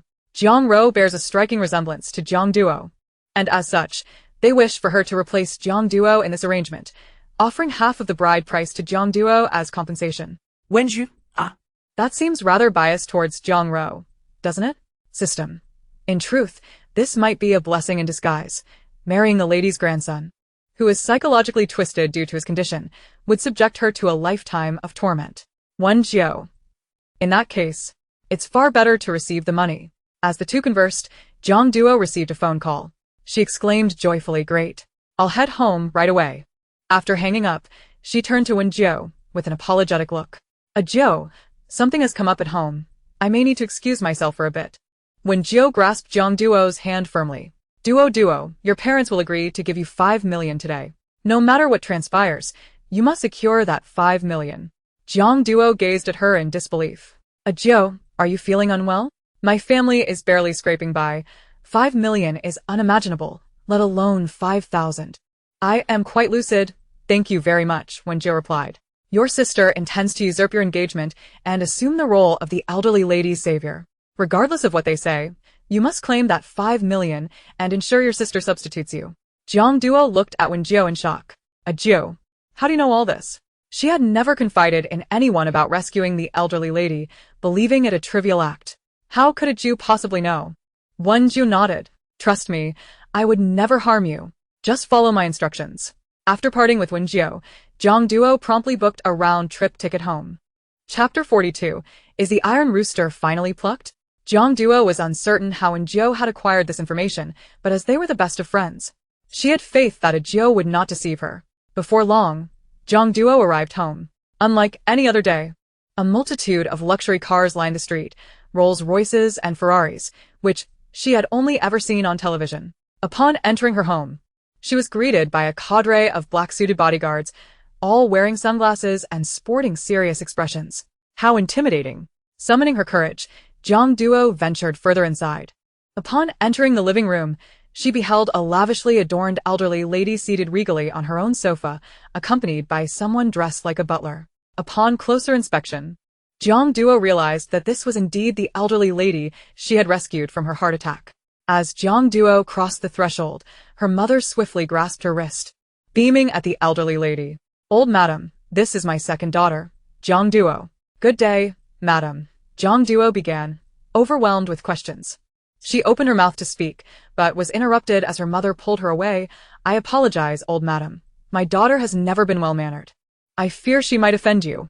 Allow me to take her to her room." With that, Jiang Duo's mother dragged her into her own bedroom. Before being pulled away, Jiang Duo noticed her sister pouring tea for the elderly lady, casting a triumphant glance in her direction. Once inside the bedroom, Jiang Duo's mother locked the door and pressed her hands firmly on Jiang Duo's shoulders.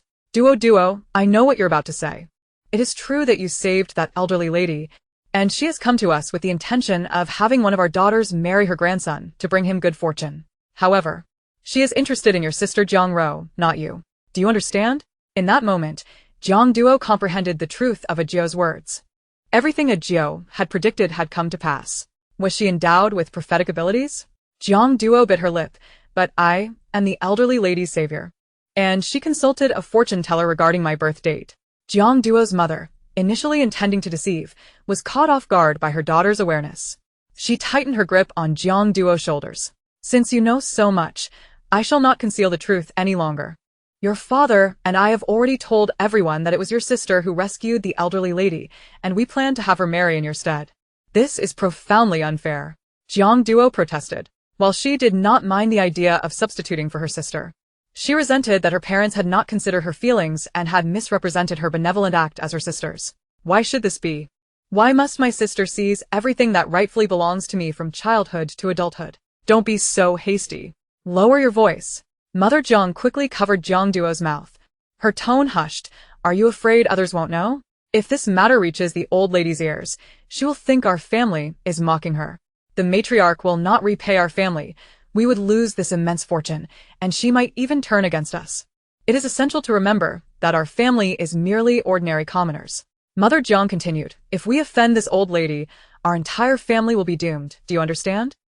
The truth is, your father and I chose your sister for this marriage for a reason. She has always been more intelligent and astute than you, excelling in her studies. If she enters a prominent family, she will undoubtedly achieve greater success than you ever could. Once she establishes herself within that elite circle, she can support our family, giving us all hope for a brighter future. But if you were to go with your clumsiness, inability to read emotions, and low emotional intelligence, you would surely struggle to find your footing in high society, leaving our family in the shadows. Do not think of your achievements as solely your own. Your accomplishments are the whole family's. As long as your sister thrives, we all benefit, for we are a community of shared interests. When one flourishes, we all flourish.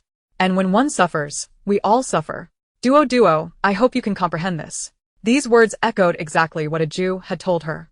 Originally, Jiang Duo had no intention of marrying into a wealthy family for the sake of so-called gratitude. She hadn't even seen who her prospective partner was. So, how could she possibly agree to such a union? Jiang Duo recalled Jiu's words. She bit her lip. "But my sister has replaced me to marry into wealth and enjoy a prosperous life, while I am left with nothing. Isn't that rather unfair?" Mother Jiang steeled herself. "I will compensate you with 100,000 yuan. Will that suffice?" For Jiang Duo, 100,000 was an astronomical sum. She had never seen such an amount in her life. Jiang Duo pushed aside her mother's hand that covered her mouth, laughed coldly. "Mother, my sister marries into affluence in my stead, and you think a mere 100,000 is enough to placate me? At the very least, I deserve this much." Saying that, Jiang Duo extended 5 fingers. 500,000? 5 million. Jiang Duo enunciated each word clearly, fixing her gaze on Mother Jiang's eyes. "If you refuse to grant me this, I will raise a ruckus before the old lady and clarify the situation. If I don't receive something in return, then none of us will have it easy." Jiu said 5 million could be obtained, so she would test the waters. This was the first time she had ever argued with her mother like this. Although she appeared calm, uncertainty gnawed at her inside. Mother Jiang took a deep breath, gritted her teeth, and resolutely replied, "Fine. If you accept this money, You must keep your mouth shut. Not a word of this should leave your lips, understand? Jiang Duo blinked in disbelief. Good heavens, her mother, who usually treated her like a miser, actually handed her 5 million. If it weren't for a Jew, she might have been foolishly deceived. That night, with 5 million in her bank account, Jiang Duo felt as if she were floating. Jiang Ro observed Jiang Duo's naive and unsophisticated demeanor, a cold smile forming in her heart. What a short-sighted fool. However, she was grateful for Jiang Duo's naivety, for she was about to replace the foolish Jiang Duo and step into a life of luxury, anticipating her future as a wealthy matriarch. Jiang Ro felt a surge of excitement, strutting about like a proud peacock. A Jew, you are simply amazing, Jiang Duo exclaimed, holding Wen Jiu's hand, her eyes sparkling. If it weren't for your guidance, I would never have obtained this 5 million. Although this sum pales in comparison to my sister marrying into wealth. I never intended to marry into a wealthy family. Securing this amount of money solves my pressing needs, and is already remarkable. From now on, regardless of what your sister does or says, do not harbor jealousy, nor should you have regrets. Wen Jiu advised, and certainly do not envy her life.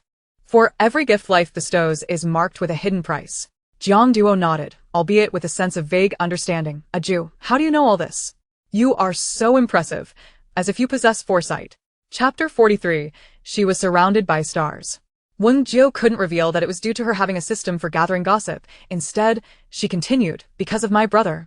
My elder brother is from a prominent family. Naturally, he encounters many elites, and I received this information from him. A Jew. Thank you. Now that I have money, I can repay you. Feel free to ask for anything you desire, as long as it is under 5 million. Jiang Duo declared grandly. Well, I would like a large cup of pearl taro milk tea, with sago, red beans, pearls, taro balls, and dried fruit. Wen Jiu replied with a smile. Jiang Duo gazed at Wen Jiu with admiration. My goodness, a Jew is so kind. She wouldn't even splurge on herself, only ordering a cup of milk tea. What have I done to deserve such a celestial friend? A Jew, we must remain friends forever. Jiang Duo exclaimed, hugging Wen Jiu tightly, her eyes brimming with tears. The two girls spent 7 delightful days in Malaysia, visiting Semporna to see the glassy sea, fishing at Pearl Island, indulging in king crabs larger than their faces, enjoying seafood feasts, diving into crystal-clear waters to admire the underwater scenery, surfing, and photographing the pink mosque at Sabah University. They relished in the many beautiful pictures they took and savored the large durians that were significantly cheaper than back home. They visited Tanjung Aru Beach, donning lovely swimsuits while capturing stunning photos against the backdrop of the fiery sunset. Having money is indeed splendid. The joy of a wealthy woman was something her former self could never have imagined. The two girls had a wonderful time over those 7 days. And had it not been for her brother's phone call, Jiang Duo might have forgotten about him entirely. Xiao Jiu, you have been away for a week. It's time for you to return home with me, Su Tianyi said helplessly. Wen Jiu, can I stay a few more days?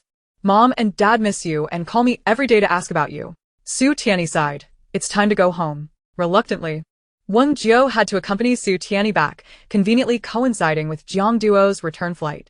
As Wen Jiu's friend, Su Tianyi kindly booked a first-class ticket for Jiang Duo, and the three of them boarded the plane together. Big brother, this is my best friend, Jiang Duo, Wen Jiu introduced, turning to Jiang Duo. This is my older brother.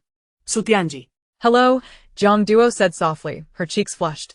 Hello, little one, Su Tianyi replied with a polite smile, his demeanor warm. The three of them settled into first class. System.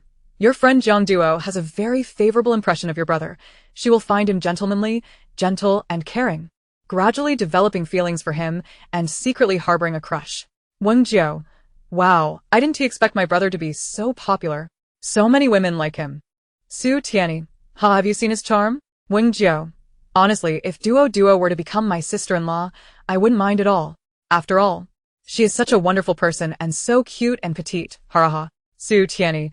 Xiao Jiu. What are you thinking? Jiang Duo is just a 19-year-old girl, and he is 10 years older than her. To him, she seems just like a child. How could he possibly develop feelings for someone so young? Xiao Jiu always has her head in the clouds. At that moment, Jiang Duo was oblivious to Wen Jiu's thoughts. She secretly stole glances at Su Tianyi, whose handsome features were sharply defined, exuding the mature charm of a man and an air of masculinity that made her heart race. A Jiu's brother is so handsome. She dared not look any longer. As the plane landed, their journey came to an end. The three disembarked together. Jiang Duo tiptoed to retrieve her bag from the overhead compartment, but being petite, even on her tiptoes, she struggled to reach it. I'll help you. At this moment, the man had approached Jiang Duo from behind, enveloping her in the intoxicating aura of his masculine presence. The distinct scent he exuded caused her cheeks to flush and her heart to race, leaving her breath momentarily suspended. Through the delicate fabric of her dress, she could feel the firmness of his chest and the rhythmic pounding of his heart, each beat more pronounced than the last. Jiang Duo was acutely aware of the thunderous sound of her own heartbeat. Thump, thump, thump. Ahaha, look at how Duo's eyes are practically sparkling at her big brother. Her face is all red, ahaha. These two standing together exude quite the couple vibe. They should definitely be together. Duo has a height difference with her big brother, along with a disparity in physique and complexion. What a dilemma. I've already conjured up 1,000 words of fanfiction in my mind about Duo and her big brother. Ahaha. Su Tianyi furrowed his brow in irritation as he handed his luggage to Jiang Duo. What on earth was Su Jiu thinking? If he spent any more time with her, he feared he might be driven to madness. Rising, Su Tianyi made to leave. Is your big brother unhappy? Jiang Duo asked softly. She struggled to articulate the heart-stopping events that had just transpired. Her heart was racing uncontrollably, as if a startled deer was about to leap from her chest. No, it's nothing. Wen Jiu replied nonchalantly, don't mind him. Let us go. Oh. Jiang Duo's cheeks burned as she hurried to catch up. Su Tianyi drove her home before returning to the Su residence with Wen Jiu. Little Jiu, you're finally back. Your father and I have missed you terribly. Upon entering, Su Mu excitedly enveloped Wen Jiu in a hug, exclaiming, let me see if you've gained any weight in these past few days. I've eaten a lot of seafood recently. I've rounded out a bit. Wen Jiu admitted bashfully. Gaining weight is a good thing. You were so thin before, like a little skeleton. Look at you now, you have some meat on your bones. And your skin is so fair and rosy. Much more beautiful than before. Su Mu beamed with satisfaction. Wen Jiu, standing at 166 centimeters, had only gained a few pounds, weighing in at 40 kilograms, but her complexion was now radiant and healthy. Are you accustomed to life outside, little Jiu? Su Fu inquired. Is it fun out there? It's quite enjoyable. Wen Jiu nodded. Next time, we can all go together. Such a thoughtful girl. Even thinking of the whole family while having fun. Second brother chimed in with a smile. Little Jiu, your grandfather visited recently to bring you a gift, but you were away. He asked me to give it to you. Su Mu handed Wen Jiu a red envelope, which contained a bank card gifted by her grandfather, with the password being her birthday. Your grandfather knows you love desserts. He bought an entire dessert shop for you. Seeing Wen Jiu being adored by the entire family, Su Miao felt a pang of jealousy and turned her gaze towards Su Tianyi. Her big brother had always been fond of her, and she believed he would not overlook her. Chapter 44. Big Brother's Brilliant Mind. Yet unexpectedly, Su Tianyi's attention was solely on Wen Jiu, completely oblivious to his surroundings. What was happening? Why was everyone gathered around Wen Jiu? Su Miao felt a deep sense of grievance. Su Fu presented a share transfer agreement for the cake shop, saying, Little Jiu, just sign here. Then I won't be polite. Wen Jiu accepted the bank card from her grandfather and cheerfully signed her name on the agreement, handing it back to Su Fu. Dad, please send my regards to Grandpa and wish him longevity and prosperity. From now on, Grandpa is no longer just an old man to me. He is a generous and charming elderly gentleman. Su Fu and Su Mu exchanged resigned smiles as the family settled onto the sofa, the atmosphere warm and delightful. Tianyi, how has work been lately? Su Mu inquired.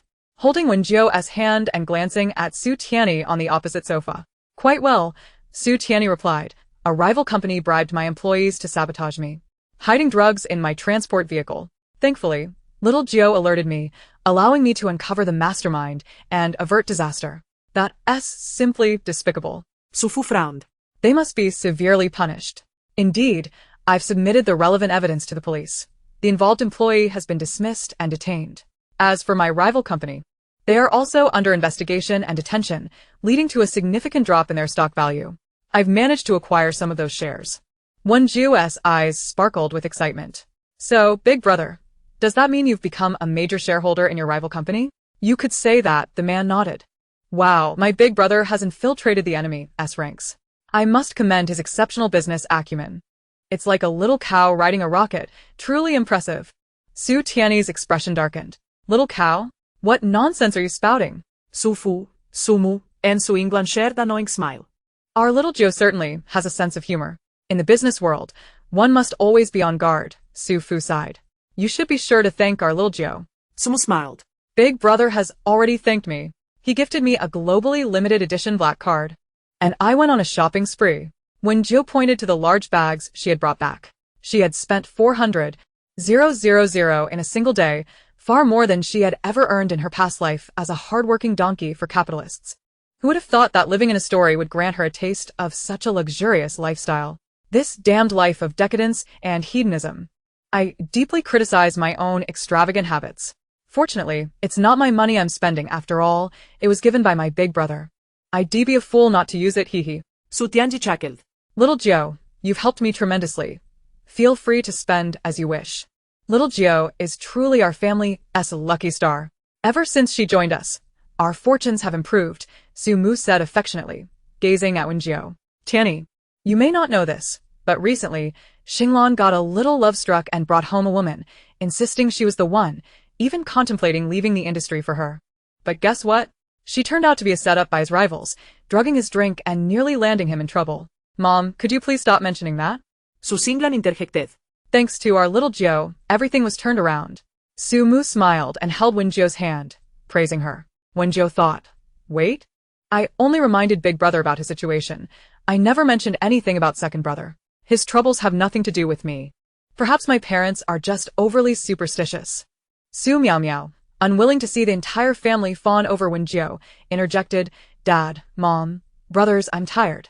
I'm going upstairs to sleep. With that, she hastily stood and left.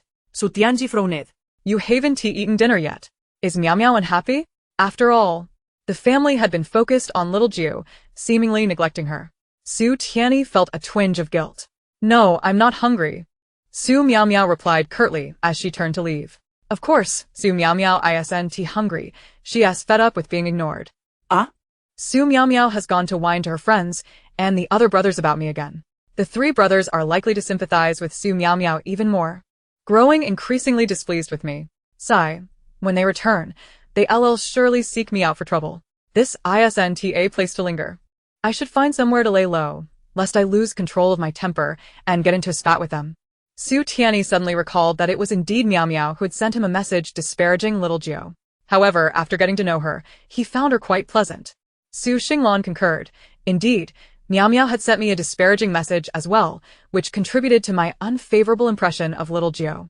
This left Su Xinglan and Su Tianyi deep in thought. Could it be that the truth aligned with what Miao Miao had suggested? If it weren't for the sake of my parents, I would unleash my fury on Chuangfei. But my parents have been so good to me, even giving me pocket money to spend. If I were to take it out on them, they might stop giving me that little allowance. I cherish the money my mom and dad provide. Su father and Su mother. That stings.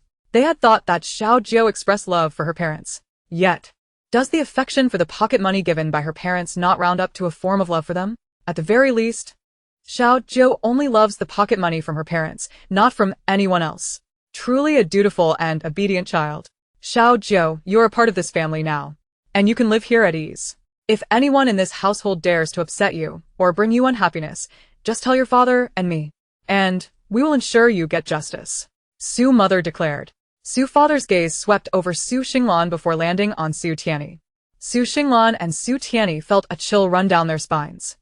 Thank you, Dad and Mom. Wen Jiu smiled brightly. After sharing some words as a family, it was getting late, and Wen Jiu should head upstairs to rest.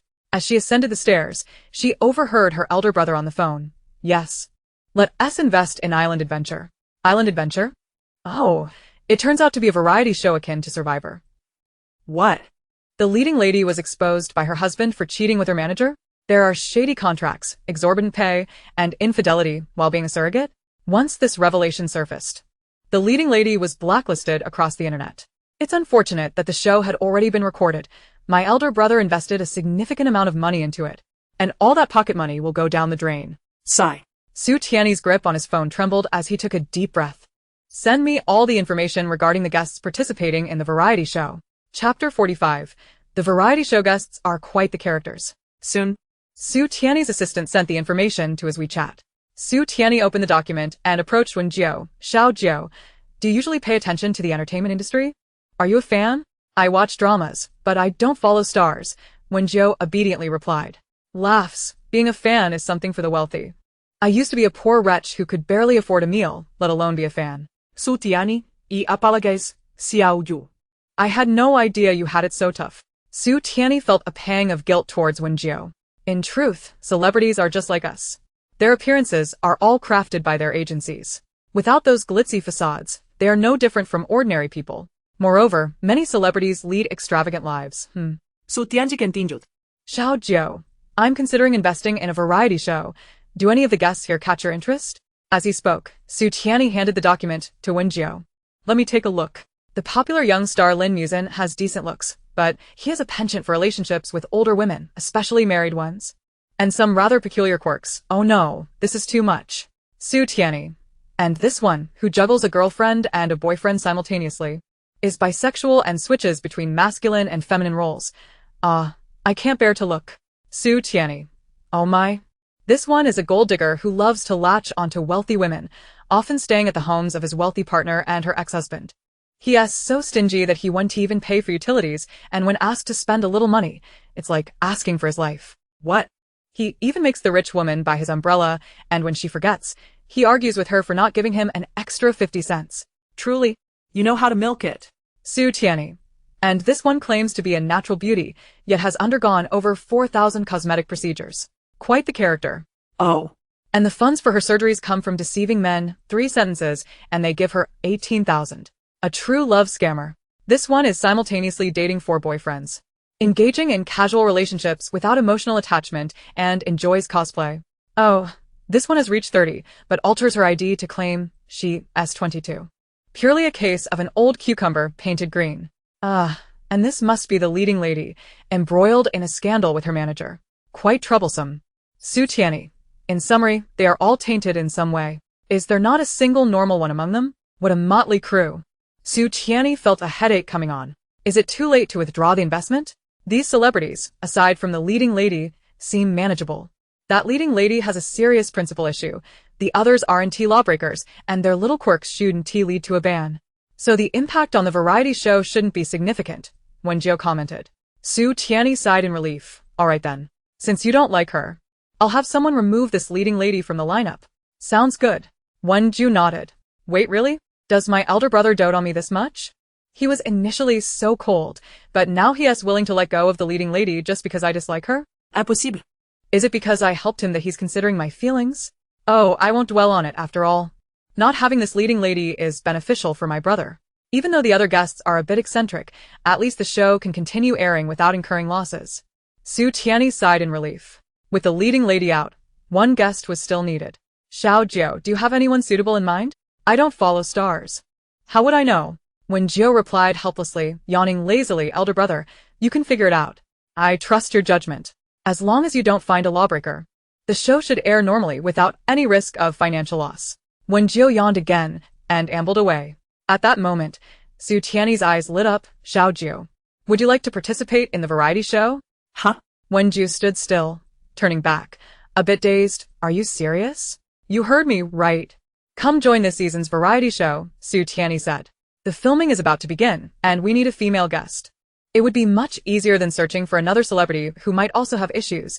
It's safer to choose you. Besides, you know so many little-known things. And your participation would surely add an interesting dynamic.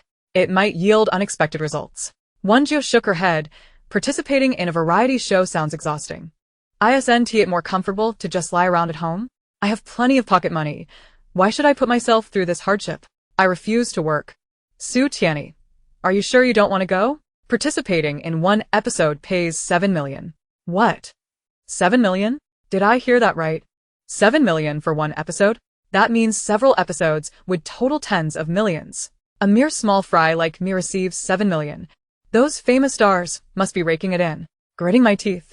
How can I not seize this opportunity? Let me bear the burden of this labor. Internally, Wen Jiu was ecstatic while maintaining an innocent facade, blinking her eyes. All right then. But don't be deceiving me, elder brother. Haha, 7 million, 7 million. This time, I want to rely on my parents for money or depend on my brother's charity. I can earn 7 million through my own efforts. I'm going to strike it rich. All the wealth in the universe is rushing towards me. I am a magnet for money. Su Tianyi chuckled. All right then. Get ready. The pilot episode is set to start recording tomorrow. Wait, what? Tomorrow? So soon? I'm not prepared at all. The introductory segment features filming at the residences of each guest, where you need only to present your authentic self without any pretense, as if you were merely recording a casual vlog. The formal recording for the variety show will commence after the filming is complete, Su Tianyi remarked. Oh, that sounds good. Wen Jiu nodded like a chick pecking at rice. I can continue to enjoy a day of leisure, oh yeah. All right then. I shall retreat to my room for some rest. Wen Jiu waved goodbye to him. Good night, Su Tianyi replied, eagerly anticipating Wen Jiu's performance on the show. Chapter 46, Island Journey. The guest list for Island Journey sparked considerable discussion among netizens upon its release. Who is this Wen Jiu? I've never heard of her in the entertainment industry before. Does she have any works to her name? She seems to be a complete amateur. What? An amateur on this variety show? All the other female guests are from the entertainment circle. And she is the only novice. Does she intend to serve as a mere backdrop for the other actresses? Hilarious. Indeed, if I were her, I would be so insecure that my toes would be digging into the ground. At this moment, Wen also took notice of Wen Jiu's developments. What?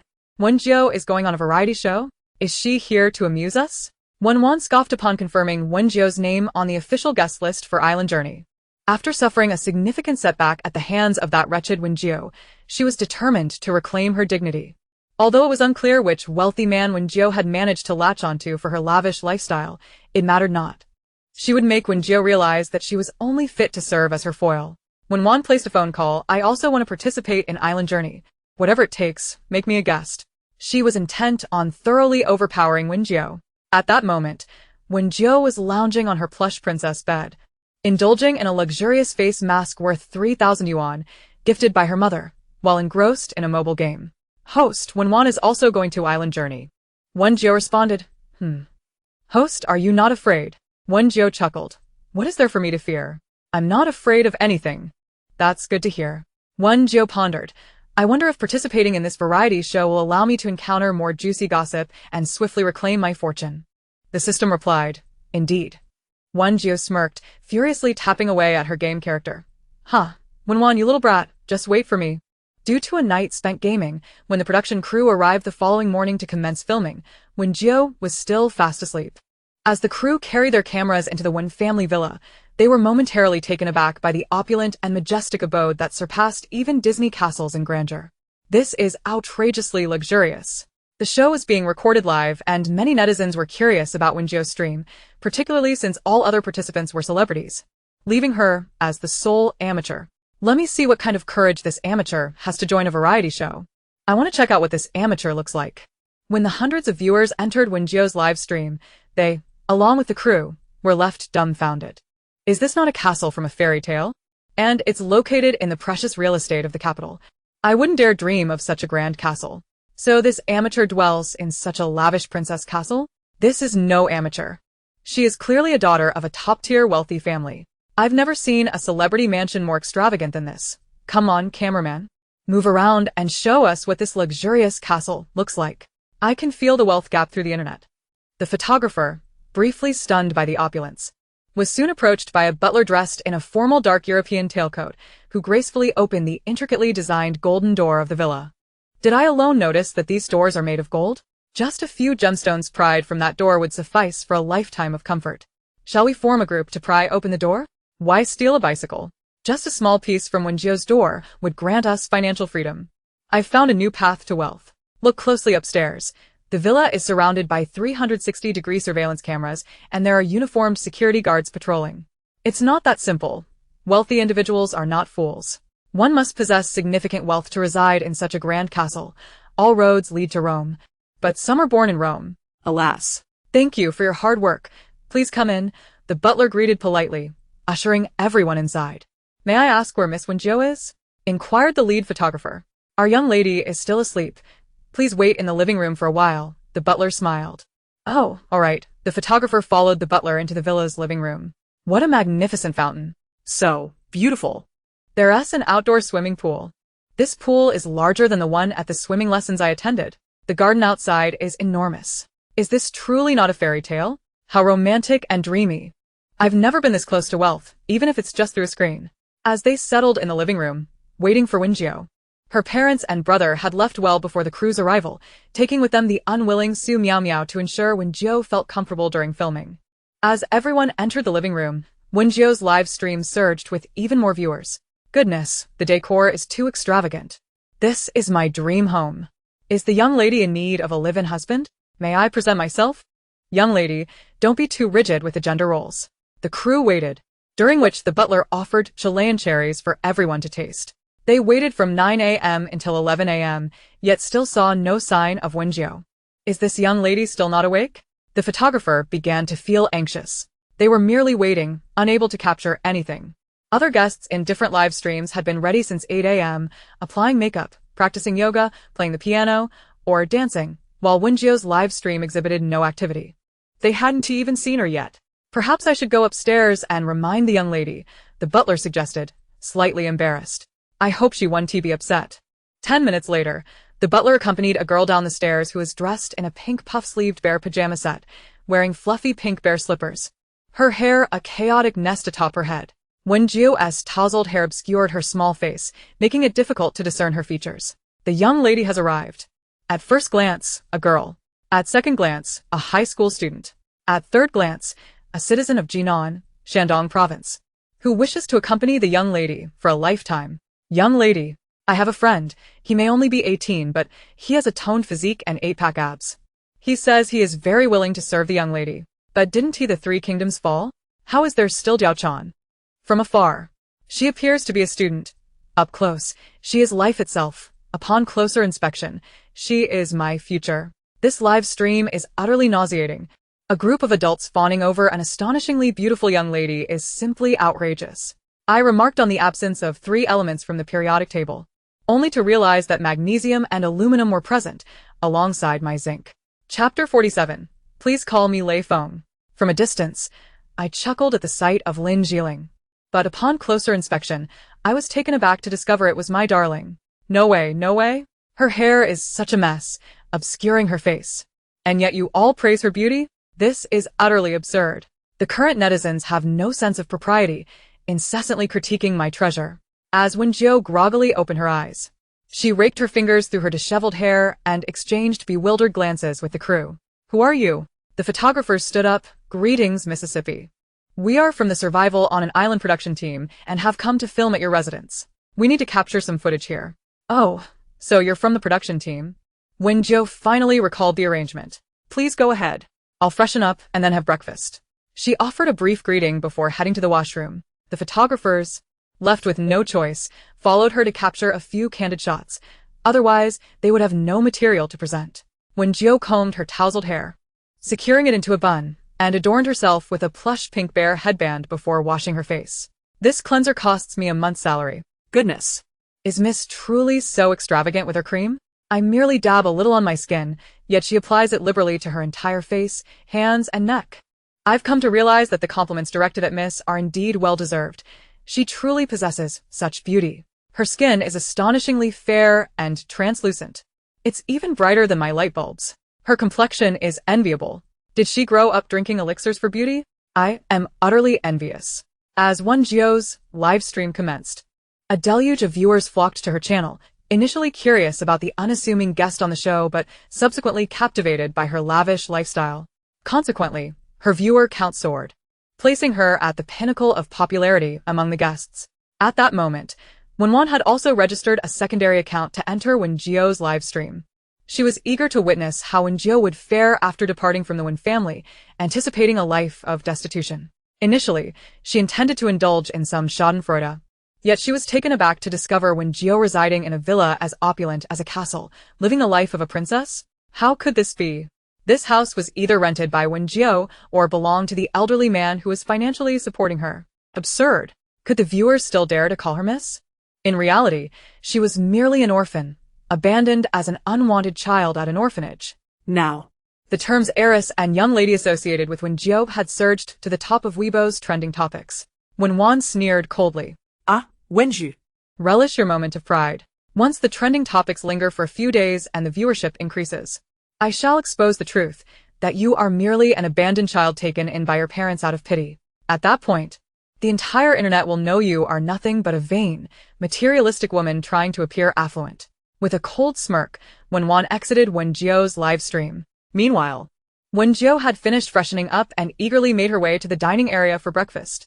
The crab roe-flavored, juicy crystal buns and the soft, white taro milk buns were devoured by Wen Jiu in a single bite. Are we sure this is a survival show and not a culinary one? I'm already drooling. Thank you. Is Wen Jiu attempting to establish a foodie persona? She can eat so much. So, what if the young lady enjoys food? Being able to eat is a blessing. The photographer nearby swallowed hard at the scene. Would you like a bun? Wen Jiu offered. No, thank you. I ate before coming, replied the photographer. Oh.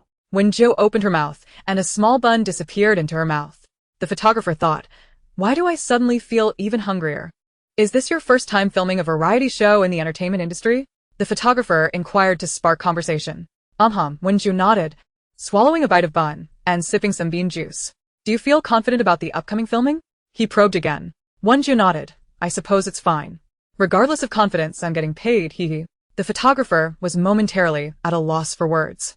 Wen Jiu swiftly finished the small buns and her bean juice, then turned to the photographer. What's wrong? The photographer found her gaze somewhat peculiar. Wen Jiu wiped the bean juice from the corner of her lips and looked into the photographer's eyes. By the way, have you been dating online recently? The photographer was taken aback. Yes, but miss, why do you suddenly ask? It felt strange. Could it be that the young lady has developed a crush on him at first sight? No way. He had a girlfriend. You met your girlfriend while gaming, right? The photographer hesitated. Yes. Does she often ask you to recharge her gaming account or buy her skins?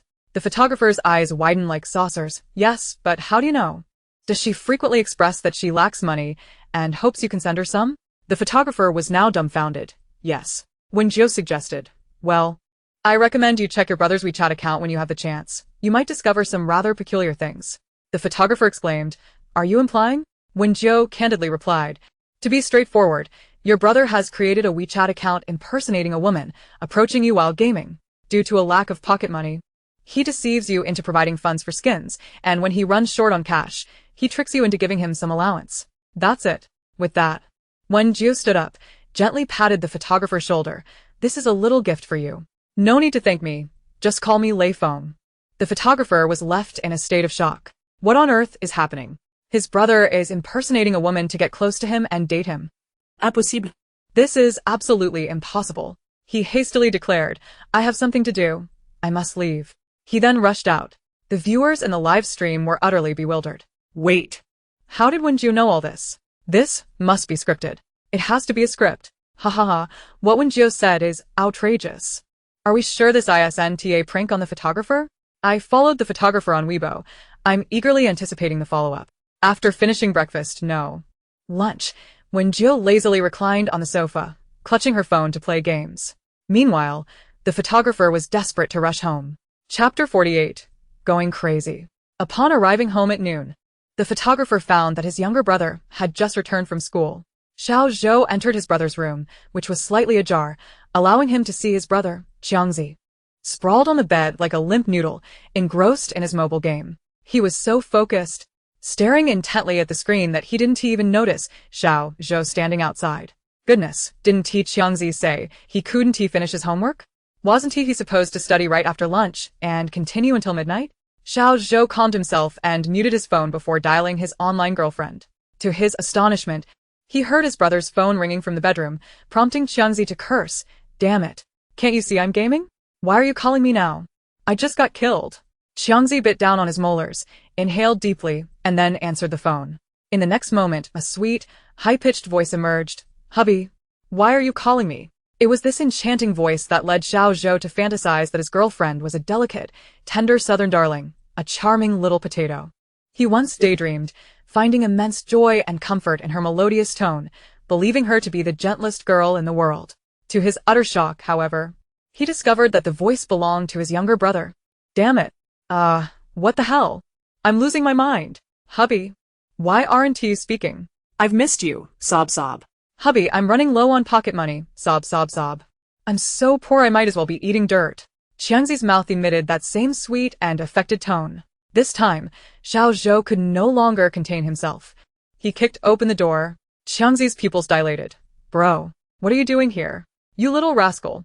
You deceived me. Xiao Zhou glared at him, lunging forward to seize Qiangzi by the collar, lifting him off the bed. You dare to trick me? Big brother, let us talk this out. No need for violence. What did I deceive you about?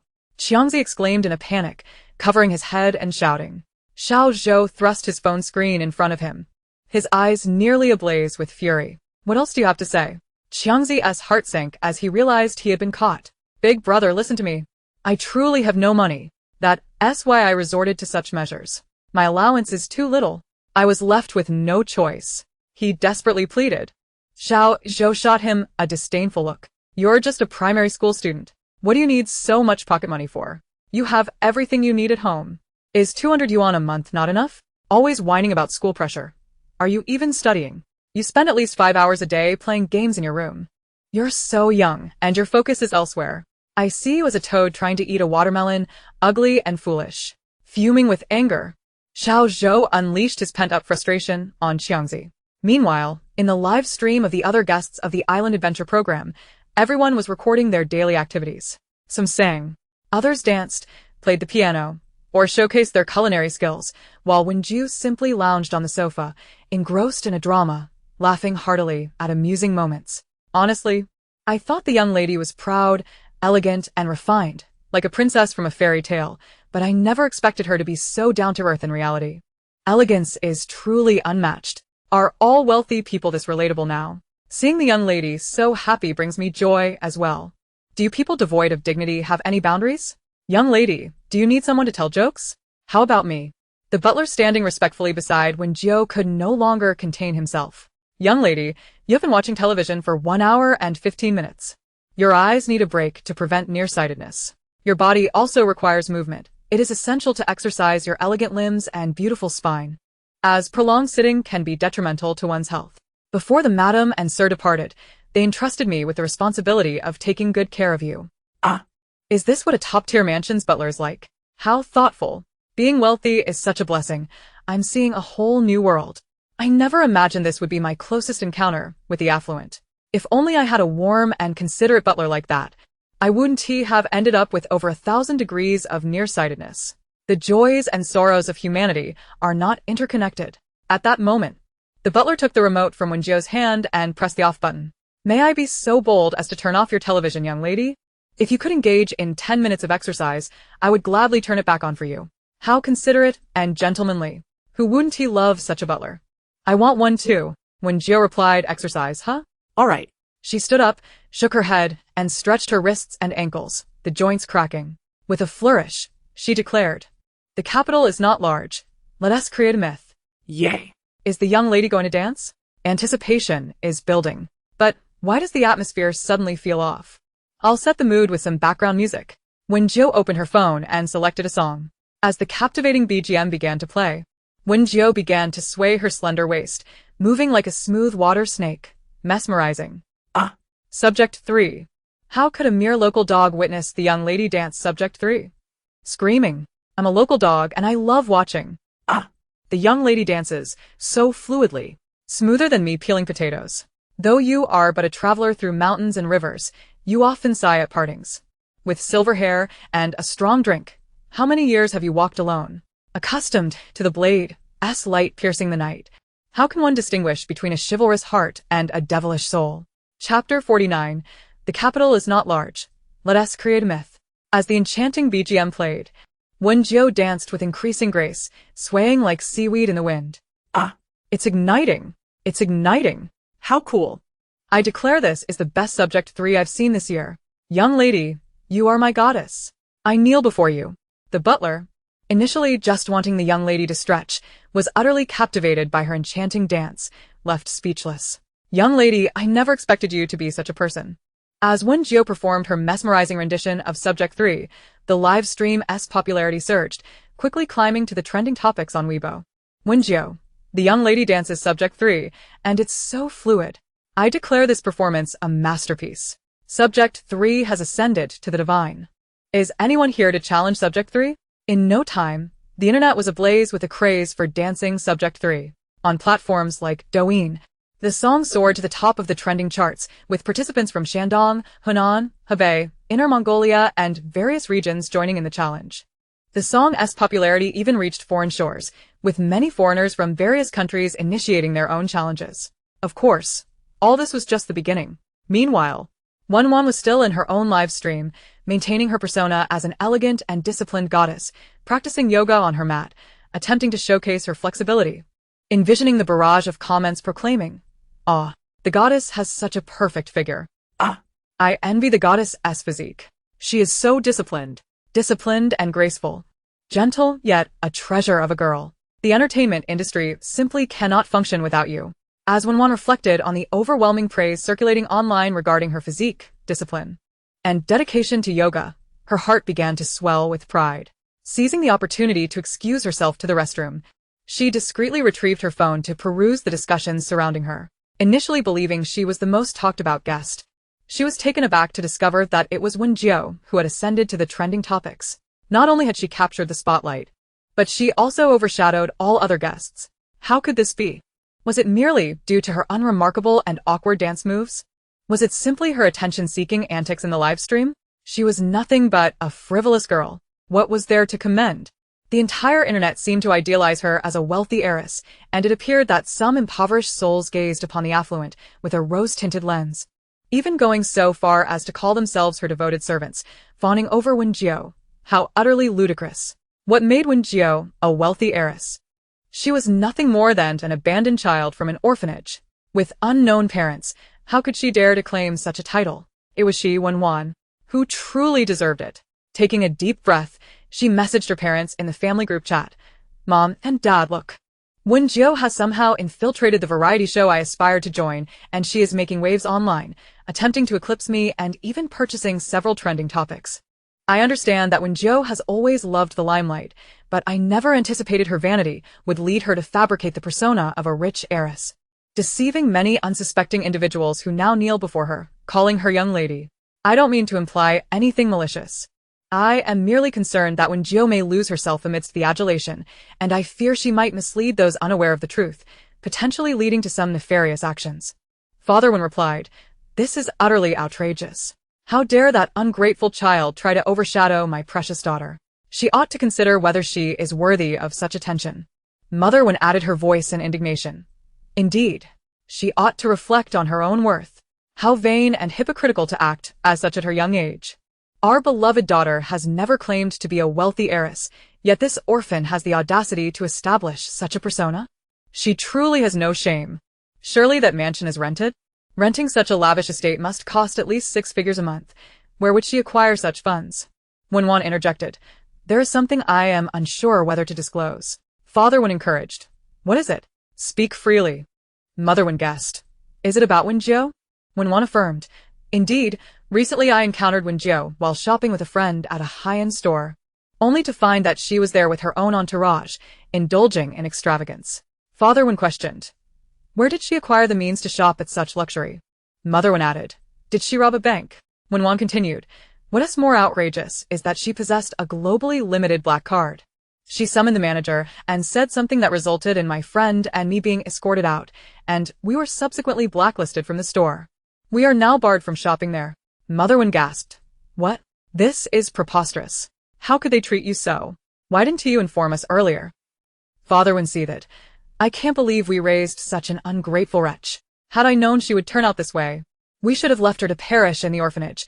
Bringing her home has only yielded this ungrateful creature who dares to bully our daughter." Mother Wen concluded, "It seems this little wretch has an older man backing her. Otherwise, how could she afford a mansion and possess a black card? I find it perplexing that someone as unattractive as Wen Jiu could attract the attention of any wealthy man." Wen admitted, "Wen Jiu has changed significantly. Her skin has improved remarkably. I find myself feeling inferior." Though she reluctantly acknowledged this reality, it was indeed the truth. Father Wen speculated, "Ah, so she must have undergone cosmetic surgery. I suspect she financed it through loans. How infuriating. She injured both your mother and me and fled, without facing the consequences. Since she has crossed the line, it is time to settle both old and new scores." Mother Wen insisted, "We cannot let this little vixen get away with it.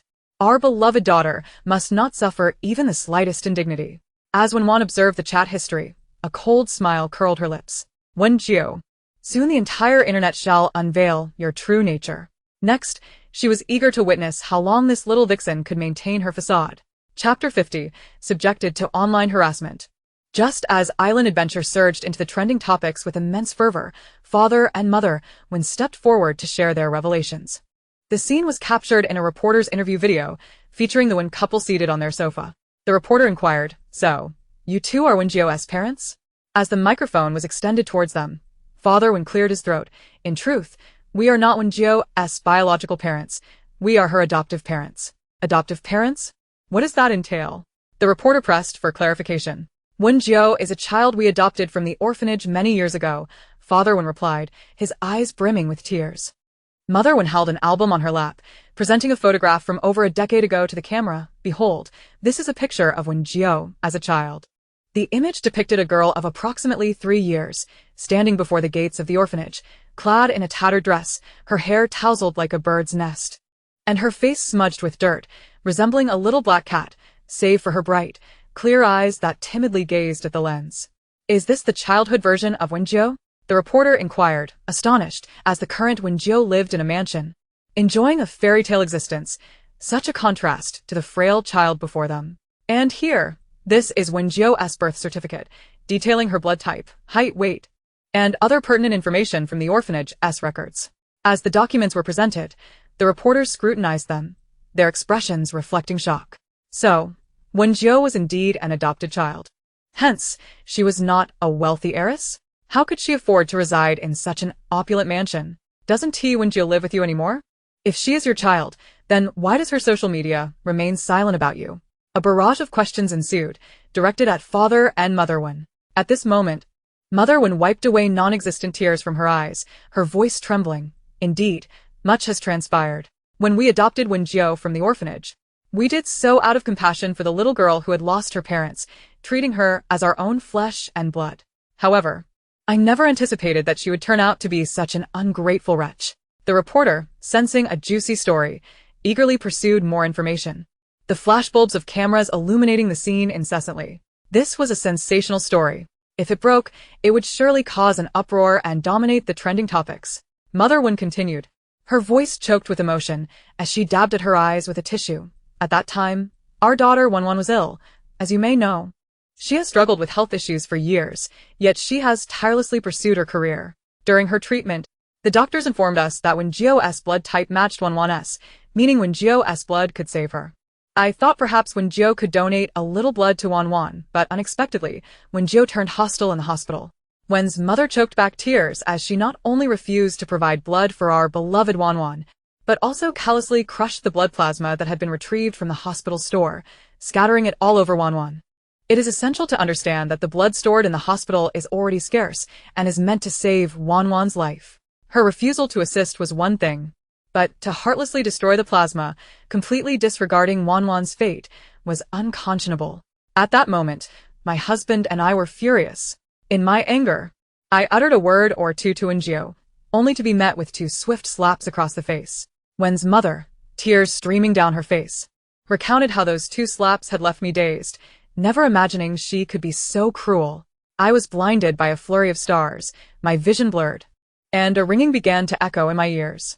My husband, witnessing my assault, was enraged and rushed forward, intending to teach her a lesson, but to our shock, Wen Jiu went into a frenzy, striking my husband and knocking him down with a kick. My husband, at his age, was left in pain, clutching his back, and even suffered a fracture. As she spoke, Wen's mother produced a medical report detailing Wen's father's injury, presenting it before the reporters. What? This was utterly outrageous. Indeed. Though they are not her biological parents, they have raised her since childhood, their nurturing far outweighing everything else. How could she resort to violence? Slapping her adoptive mother and injuring her adoptive father. Was she even human? She was worse than a beast. However, some reporters questioned the validity of these claims, asking if there was concrete evidence to substantiate them. After all, one cannot simply take one side's word for it. Naturally, there was evidence. Wen's mother wiped her tears, retrieving an iPad to show the surveillance footage from the hospital ward. "I will now project it onto the television for everyone to see," she declared. With a couple of taps, a video swiftly appeared on the screen. The footage revealed Wen Jiu rushing to Wan's bedside, where she abruptly crushed the blood plasma bag with a loud pop, causing thick, crimson liquid to explode above Wanwan's head.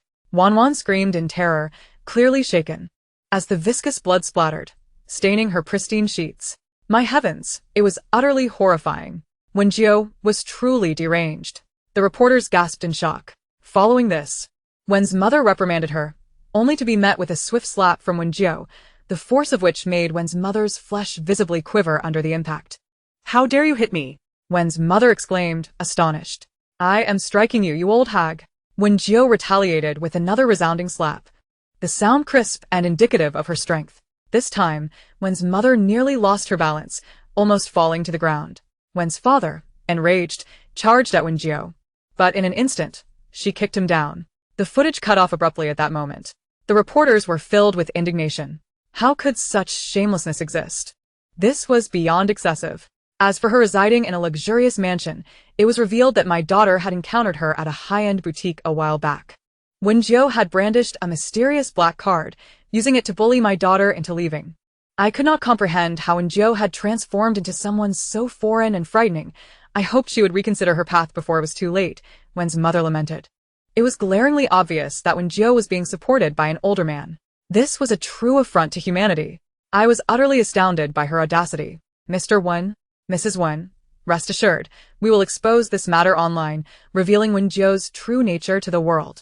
Chapter 51. Let the bullets fly for a while. After completing her smooth driving test, Wen Jiu heard the system's voice in her mind. Host, something remarkable has happened. You're trending on social media? Wen Jiu. Huh? What's going on? System. The Wen couple is online bullying you. If you don't believe it, check your phone. Wen Jiu. She unlocked her phone, and the trending topics read. Shocking. Wen Jiu's affluent identity is a facade. She is actually shocking. Unveiling Wen Jiu's true nature. Is it moral decay or a distortion of humanity? Upon clicking, she discovered that the Wen couple had sought out journalists to slander her. They had even edited the surveillance footage to misrepresent the events. To her astonishment, the entire internet was now condemning her. I once thought Wen Jiu was a genuine heiress, only to find out she was a fabricated persona. What a farce of a wealthy heiress. She is an orphan, taken in by the Wens, yet shows no gratitude, resorting to violence against her adoptive parents. Does such a person not fear divine retribution? How despicable. I never imagined she could be this kind of person. Heartless and ungrateful. Even a dog raised for 16 years would have formed a bond, wagging its tail at its owner. Is she even human? She is worse than a dog. So, Wen Jiu lives in a mansion that is either rented or provided by an older man. Is she being kept by an older man, giving her the audacity to act tough?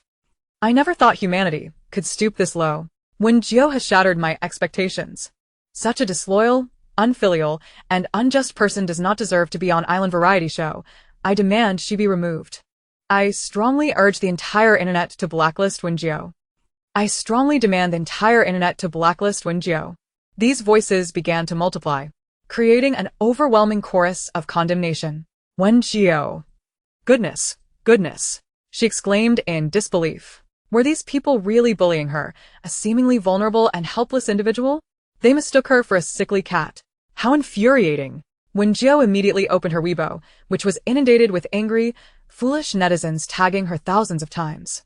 Her private messages were filled with insults, prompting her to respond to each one with fierce retorts. Wen Jiu, have you eaten? If not, come here and take a punch from me. Wen Jiu, are you a filthy dog, too full from eating excrement? Wen Jiu, you little pests, what are you boasting about? I've had my rabies shots long ago. Do you think I fear you? What a joke.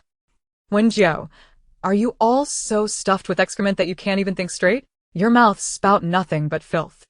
Wen Jiu, whose dog ran loose? A pack of wild dogs is barking at me. How frightening. As she commented, she simultaneously blocked and reported those who insulted her. Then, Wen Jiu posted another Weibo update, this time tagging her adoptive parents. You shameless old fools, I am giving you an opportunity for redemption. Speak the truth and restore my innocence, or I shall be forced to deal with you myself. Her arrogant tone and audacious attitude further incensed netizens, as if Wen Jiu were indeed a heinous criminal. Heavens, Wen Jiu is too arrogant. Boycott her. I'm declaring that as long as Wen Jiu is on island, I won't watch anymore. The production team should take action.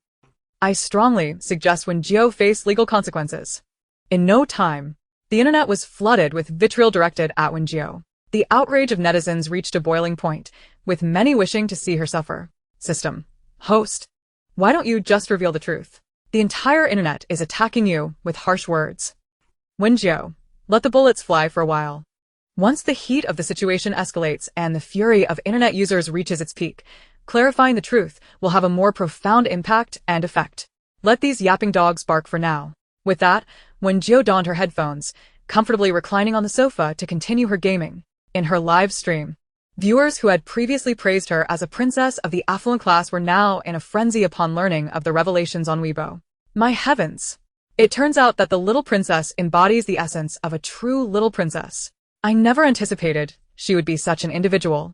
How could I have ever harbored affection for her? This is utterly revolting.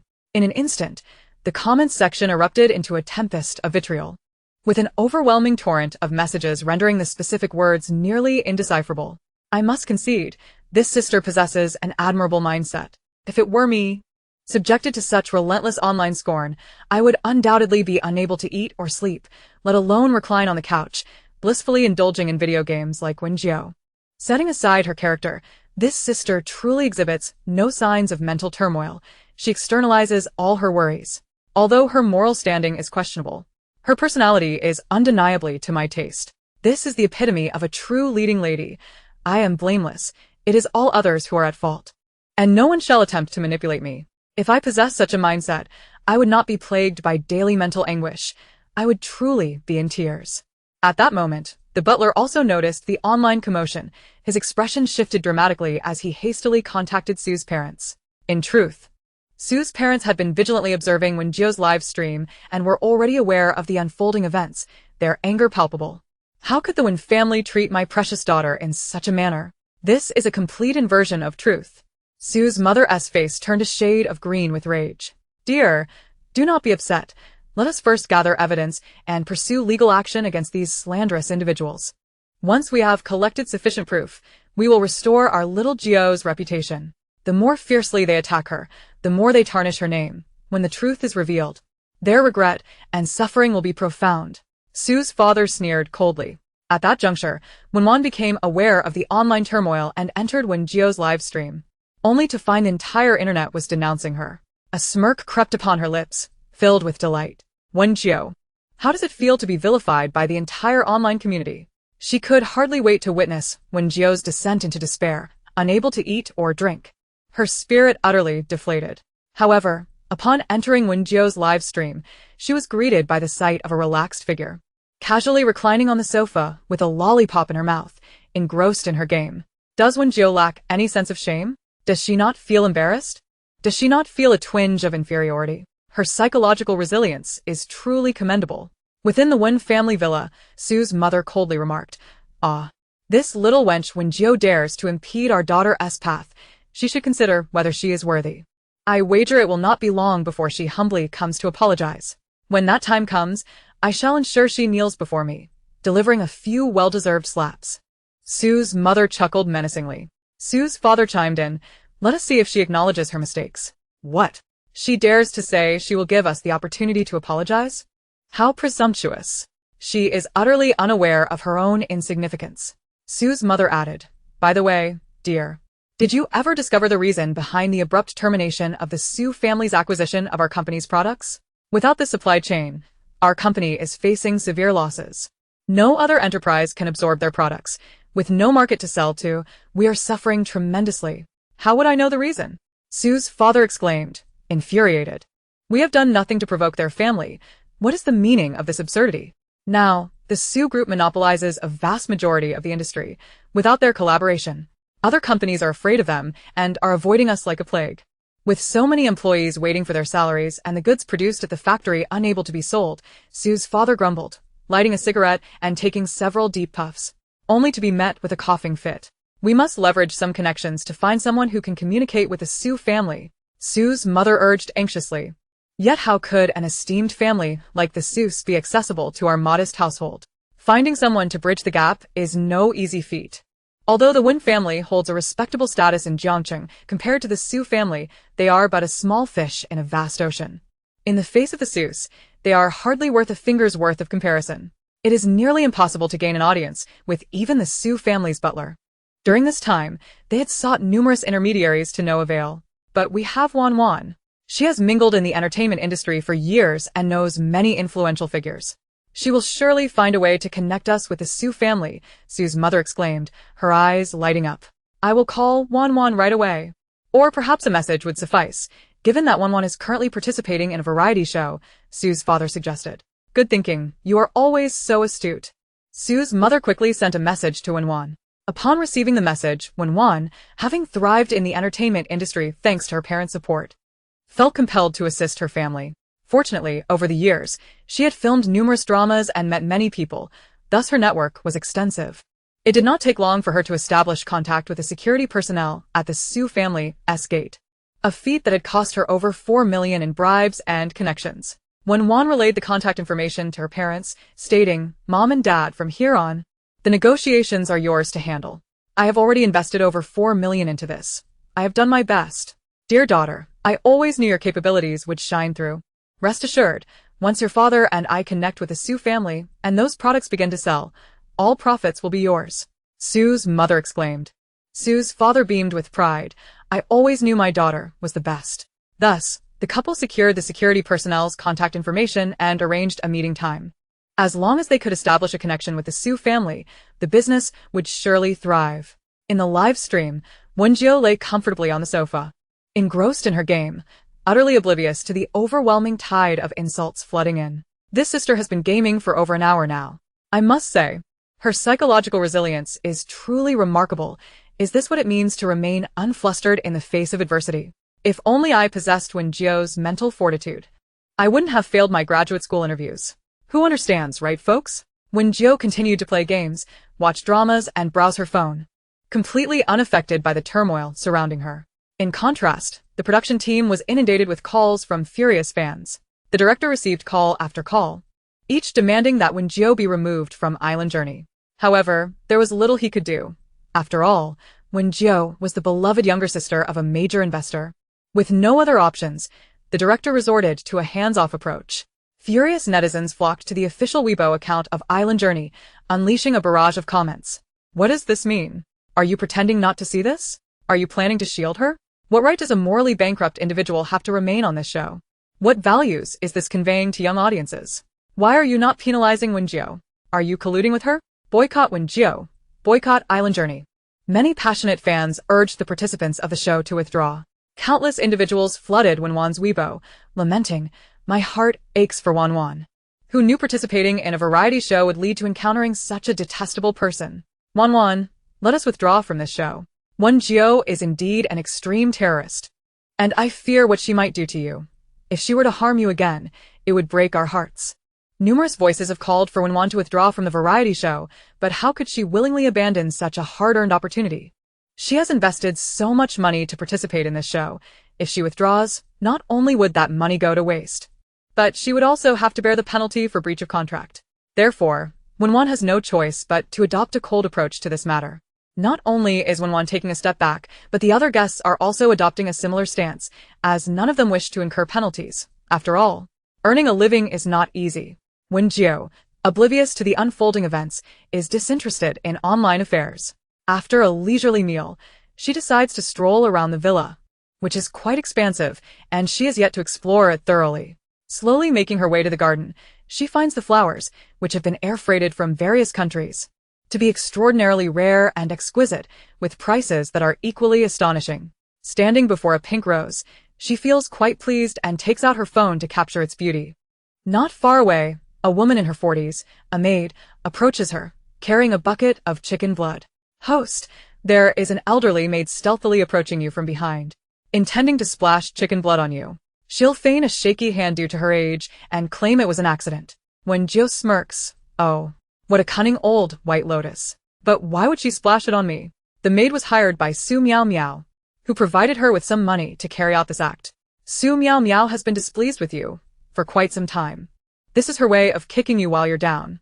Although Su Miao Miao is not currently in the villa, she is watching her live stream, gleefully enjoying the spectacle. Wen Jiu chuckles. At that moment, the elderly maid zeroes in on Wen Jiu, cautiously inching closer. Just as the maid is about to unleash the bucket's contents upon Wen Jiu, she prepares to kick it over. Watch out. Photographer Xiao Zhou rushes over, blocking the impending disaster with his body. Splash. A large bucket of foul-smelling chicken blood douses him completely. Wen Jiu exclaims. Chapter 52. Xiao Zhou is Wen Jiu's steadfast ally. Xiao Zhou, you are a true hero. Who would have imagined that Xiao Zhou would be so loyal? He wipes the chicken blood from his face with a reckless abandon, wearing an expression of determination. Miss, I can only assist you this far. After all, I owe you a favor. The elderly maid, Aunt Tian, quickly drops the bucket, apologizing profusely. I'm so sorry. I'm old, and my hands were unsteady. It was an accident. Honestly, I wish this aunt had indeed splashed the chicken blood on Wen Jiu. I would love to see her receive her just desserts. I feel the same. Why did the photographer dodge it? Could it be that the photographer is an ally of Wen Jiu? The photographer's loyalty to Wen Jiu is undeniable. I'm truly baffled. What makes her so deserving of protection? Photographer, are you not a despicable person? Those who harbor disdain for Wen Jiu unite in their criticism of the photographer. Are you alright? Wen Jiu inquires, frowning. I'm fine, Xiao Zhou replies, shaking his head. Wen Jiu approaches, scrutinizing Aunt Tian. Miss, I truly didn't mean to. It was an accident. Aunt Tian stammers under her gaze. You're getting on in years and can't steady that bucket. Yet you managed to carry a full bucket of chicken blood without spilling a single drop until you reached my side, where it all splashed over me. Wen Jiu remarks with a faint smile. Shall I adjust the surveillance footage so that my parents can see whether it was your unsteady hands or an intentional act? Upon hearing this, Aunt Tian's face pales. Though Wen Jiu is not of the finest character, her words do carry some weight. If she is indeed unsteady, how is it that not a single drop was spilled along the way until you reached me? Everyone, I just recorded this and played it back at 0.5x speed. It's clear that the elderly maid acted with intent. Even if it was intentional, what of it? The aunt is merely enacting justice for the wrongs Wen Jiu has committed. If I were her, I would have wanted to slap her across the face. Wen Jiu, who is adopted, has shown no gratitude and even mistreats her adoptive parents. Her heart is truly wicked. How can the heavens remain blind and not punish her? Was it Su Miao Miao who orchestrated this? Wen Jiu continues. She promised you 50,000 yuan to teach me a lesson. Aunt Tian is taken aback. Shocked that Wen Jiu knows of the arrangement, but she instinctively denies it. No, that's not true. Why would you agree to Su Miao Miao's proposal? You need the 50,000 yuan, but there's another reason. Your son's girlfriend was harassed at a bar, and when your son intervened, he ended up injuring the harasser, who is now in the hospital and refuses any monetary compensation, insisting instead that your son serve time in jail. Your son has already been detained for 3 days. Aunt Tian's eyes widen in shock. This matter was private, a family disgrace that she had never disclosed to anyone. How could Wen Jiu possibly know? Moreover, the person your son assaulted is Su Miao Miao's sycophant. Wen Jiu continues. Su Miao Miao approached you, promising to help your son if you did her a favor. Seeing their close relationship, you agreed. Aunt Tian's face turns pale, her legs trembling. How does she know all of this? Who is Su Miao Miao? Is what Wen Jiu says true? Although Wen Jiu is not a good person, her words seem quite credible, judging by the expression on Aunt Tian's face. How do you know this? Aunt Tian demands, her face ashen. Oh. So it's true. Wen Jiu may not be a good person, but neither is Su Miao Miao. It's a case of wicked people meeting their match. No. Su Miao Miao is merely enacting justice. I not only know this, but I also know that the person who was assaulted set your son up intentionally to assist Su Miao Miao, creating a trap for him. As for why your son's girlfriend didn't testify on his behalf when he was arrested, it's because she has been unfaithful. To put it plainly, she has slept with the man who was assaulted over 800 times. What? Aunt Tian erupts in fury. I initially came to the live stream to berate Wen Jiu, but I found myself unable to resist the urge to indulge in the drama. How does Wen Jiu know all this? It's absurd. Surely she's not fabricating it? Judging by Aunt Tian's expression, it doesn't seem like she's making it up. It appears as though Wen Jiu has struck a nerve. To be honest, this juicy gossip is quite palatable. Originally, your future daughter-in-law was set to marry your son, and the bride price had been agreed upon at 188,000. Moreover, she is currently pregnant. Wen Jiu continues. Aunt Tian is taken aback. How do you know this? She hadn't informed anyone, as they were still negotiating, hoping to reduce the bride price. However, your future daughter-in-law discovered a wealthier man at the bar, the same one currently in the hospital. They danced together in the club. And from that night onward, their relationship escalated. Aunt Tian is infuriated. She is pregnant and still consorting with this man? What a shameless little hussy. Are you implying that the child in her womb is not my son's? Aunt Tian fixed her gaze upon Wen Jiu. Of course it is your son's. Wen Jiu chuckled lightly before continuing. Aunt Tian sighed in relief, but in the next moment, she added, since then, your future daughter-in-law has frequently been involved with Dongzi. Naturally. She is also carrying your son's child, which gives your son a sense of involvement. How absurd. Utterly ridiculous. What a phrase. A sense of involvement. So, does that mean your son is a turtle man? How stimulating. Is it really so thrilling? Yet, as your future daughter-in-law's belly grew larger, she no longer wished to marry your son, desiring instead to wed the wealthier Dongzi. During one of their fiery encounters, she felt quite unwell. By the time she returned home, she was cold and bleeding. Wen Jiu shrugged and continued. Aunt Tian stared intently at Wen Jiu and pressed. Then what happened? It turned out that her daughter-in-law had indeed suffered a miscarriage. It was a great pity for the child to vanish without reason. After some deliberation, she had a quarrel with you, and when your son returned, he found his wife collapsed on the floor, bleeding profusely, and the child was gone. She claimed it was due to the bride price, accusing you of causing her miscarriage. Well, the mother-in-law daughter-in-law conflict escalated, and your son harbored resentment towards you. The bride price, initially set at 188,000, skyrocketed to 288,000. Aunt Tian's eyes widened in disbelief. Everything Wen Jiu had said was accurate. Chapter 54. Suddenly it became stimulating. What is happening? How does Wen Jiu know everything? Since she even correctly mentioned the increase in the bride price from 188,000 to 288,000, it implied that all her other statements were likely true. How clever this little minx is. I had thought I was angering her, but it turns out she had lost the child through her escapades with that wild man. That wretched little minx. Just wait until I return to deal with her. Aunt Tian was so furious she could barely stand, her rage boiling over. Don't forget that your son is still in jail, Wen Jiu reminded her. Right, I will not let that Su Miao Miao, who ensnared my son, go unpunished. Aunt Tian gritted her teeth, feeling guilty as she looked at Wen Jiu. Miss, I apologize, I was misled and used as a pawn. I owe you an apology.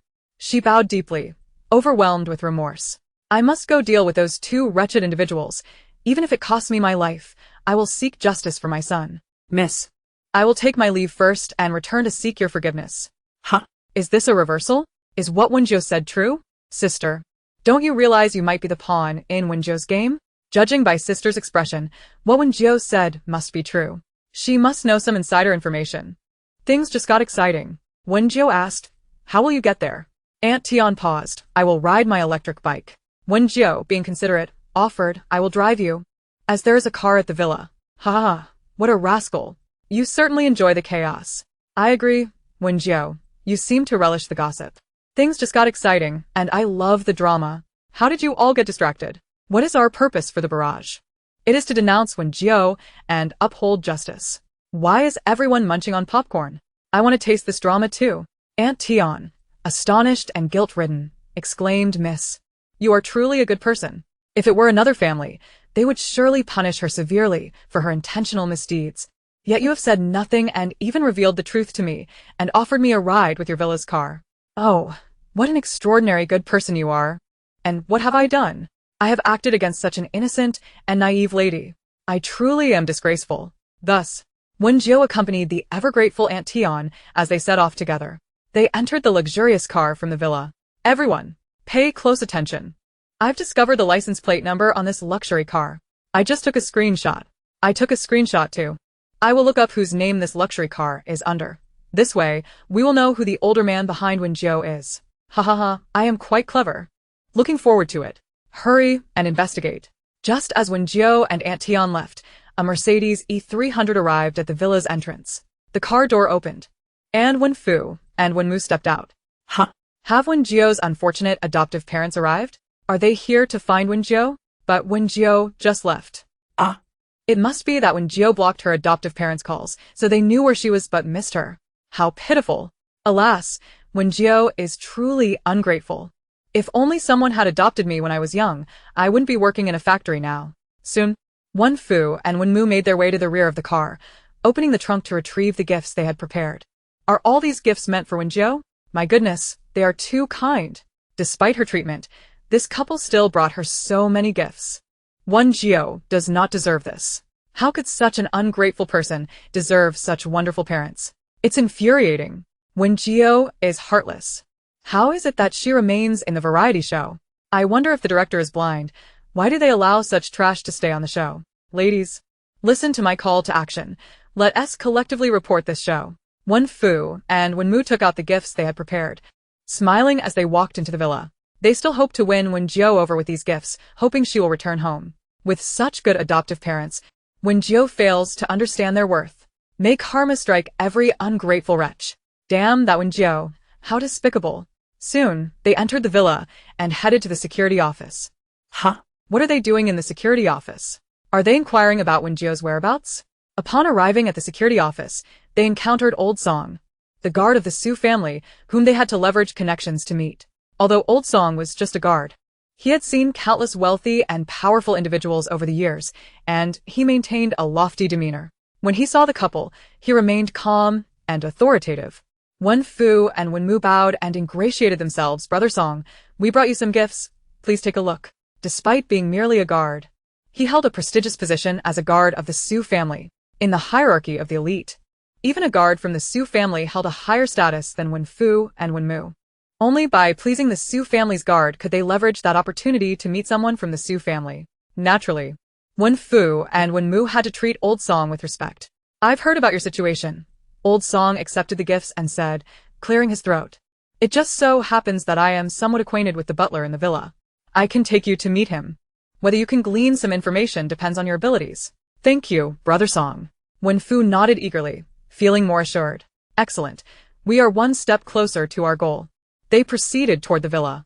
Due to the lack of surveillance in the security office, the viewers online were unaware of what transpired inside. Moreover, the cameras were focused on Wen Jiu, so once Wen Fu and Wen Mu entered the villa, the viewers in the live stream could not see what happened. Security guard Lao Song escorted Mr. and Mrs. Wen to meet the butler of the villa. Upon encountering the butler, Lao Song shed the arrogance he had displayed in front of the Wens, instead adopting a demeanor of humility. With a conciliatory smile, he addressed the butler. Good sir, I have brought along 2 friends who wish to meet you. They are quite dear to me. However, the moment the butler laid eyes on Mr. and Mrs. Wen, his expression darkened significantly. You claim they're your friends? Indeed, Lao Song hastily replied. They are from the Wen family of Zhongqing, and they are quite respectable in their business endeavors. We have known Lao Song for quite some time, and thought it a good idea to meet you through him, Mrs. Wen chimed in with a flattering smile. Do you know who they are? The butler scoffed with a cold laugh. What do you mean? Lao Song was taken aback by the butler's stern demeanor, realizing that something was amiss. They are the adoptive parents of the young lady, the very same who abused her and then turned to the internet to slander her. The butler's voice was harsh and unyielding. What? You 2 have been harassing the young lady? Lao Song turned to glare at them, his anger mounting. What young lady? What is happening? Mrs. Wen stammered, her composure faltering as she sensed the gravity of the situation. Isn't the one being harassed Wen Jiu? Could it be that Wen Jiu was the young lady they spoke of? Impossible. Who is your young lady? Mr. Wen mustered the courage to inquire. The butler sneered, his gaze piercing as if he were looking at 2 corpses. It is the young lady you have targeted online, Su Jiu. So Hugh? We only know Wen Jiu. Mr. Wen's complexion drained of color, disbelief etched across his face. There must be some mistake. Su Jiu is indeed Wen Jiu. Our young lady changed her name after recognizing her heritage. The name on her ID will be updated following the necessary procedures. But she still goes by Wen Jiu for her participation in the variety show until then, the butler retorted coldly. How could this be?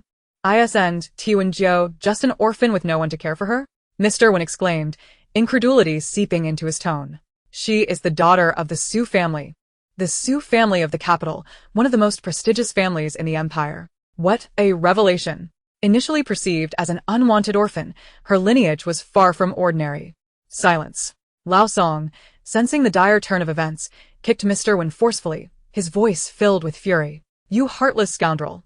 How dare you harass our young lady and insult her? What manner of beasts are you? Mr. Wen was sent sprawling to the ground, gasping in pain. Darling, are you all right? Mrs. Wen hurriedly helped her husband to his feet, shooting daggers at Lao Song. You've taken so much from us. How can you resort to violence? I strike at you shameless wretches. Lao Song turned to the butler. Brother, I was blinded by their deceit. I barely know them. They approached me to seek your acquaintance. The butler glared at Lao Song. As a guard for the Su family, you have failed in your duties, allowing unscrupulous individuals like them into our home.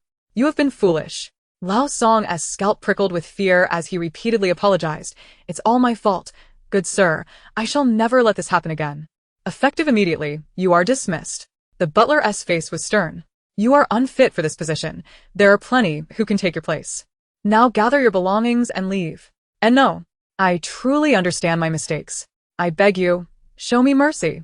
Lao Song panicked, kneeling and clutching the butler's legs. Will you leave on your own, or shall I have you thrown out? The butler's voice was cold. Someone, escort them out. As for you two, the butler added with a sneer, I shall not deal with you now, but await the return of the lady and sir to address your misdeeds. Throw these three out. With a command, the butler ordered, and soon other guards seized the couple's arms, dragging them away with little ceremony. The three were unceremoniously tossed outside the villa like discarded rags. You two wretches. I tried to help you, and now you've caused me to lose my job. Lao Song rose from the ground, glaring at the disheveled couple. It should be noted that although he was merely a guard at the Su family, his position came with significant perks, higher pay, more holidays, and a 13th-month salary. He had often received gifts and requests from others hoping to leverage his position to meet the butler or Su family members. Over the years, he had amassed considerable wealth through this role. But now, all of that had been ruined by these two vile creatures. Without this job, and at his age, where could he find such respectable employment again? You insufferable couple. How could you not know? Mrs. Wen snapped. Having regained her composure after the shocking revelation that Wen Jiu was the Su family's daughter. Why didn't you tell me that Wen Jiu was your young lady? If you had, we could have approached her directly without wasting so much money. Exactly. You failed to manage your affairs and now blame us? How dare you, Mr. Wen added, his voice icy. Lao Song, being older and less familiar with the internet, had little awareness of the situation online. Now, feeling humiliated, he shouted. How did I end up entangled with you two pests? My future is ruined because of you. It's all your fault, you harbingers of doom. You dare blame us for your incompetence? You have the audacity to still show your face?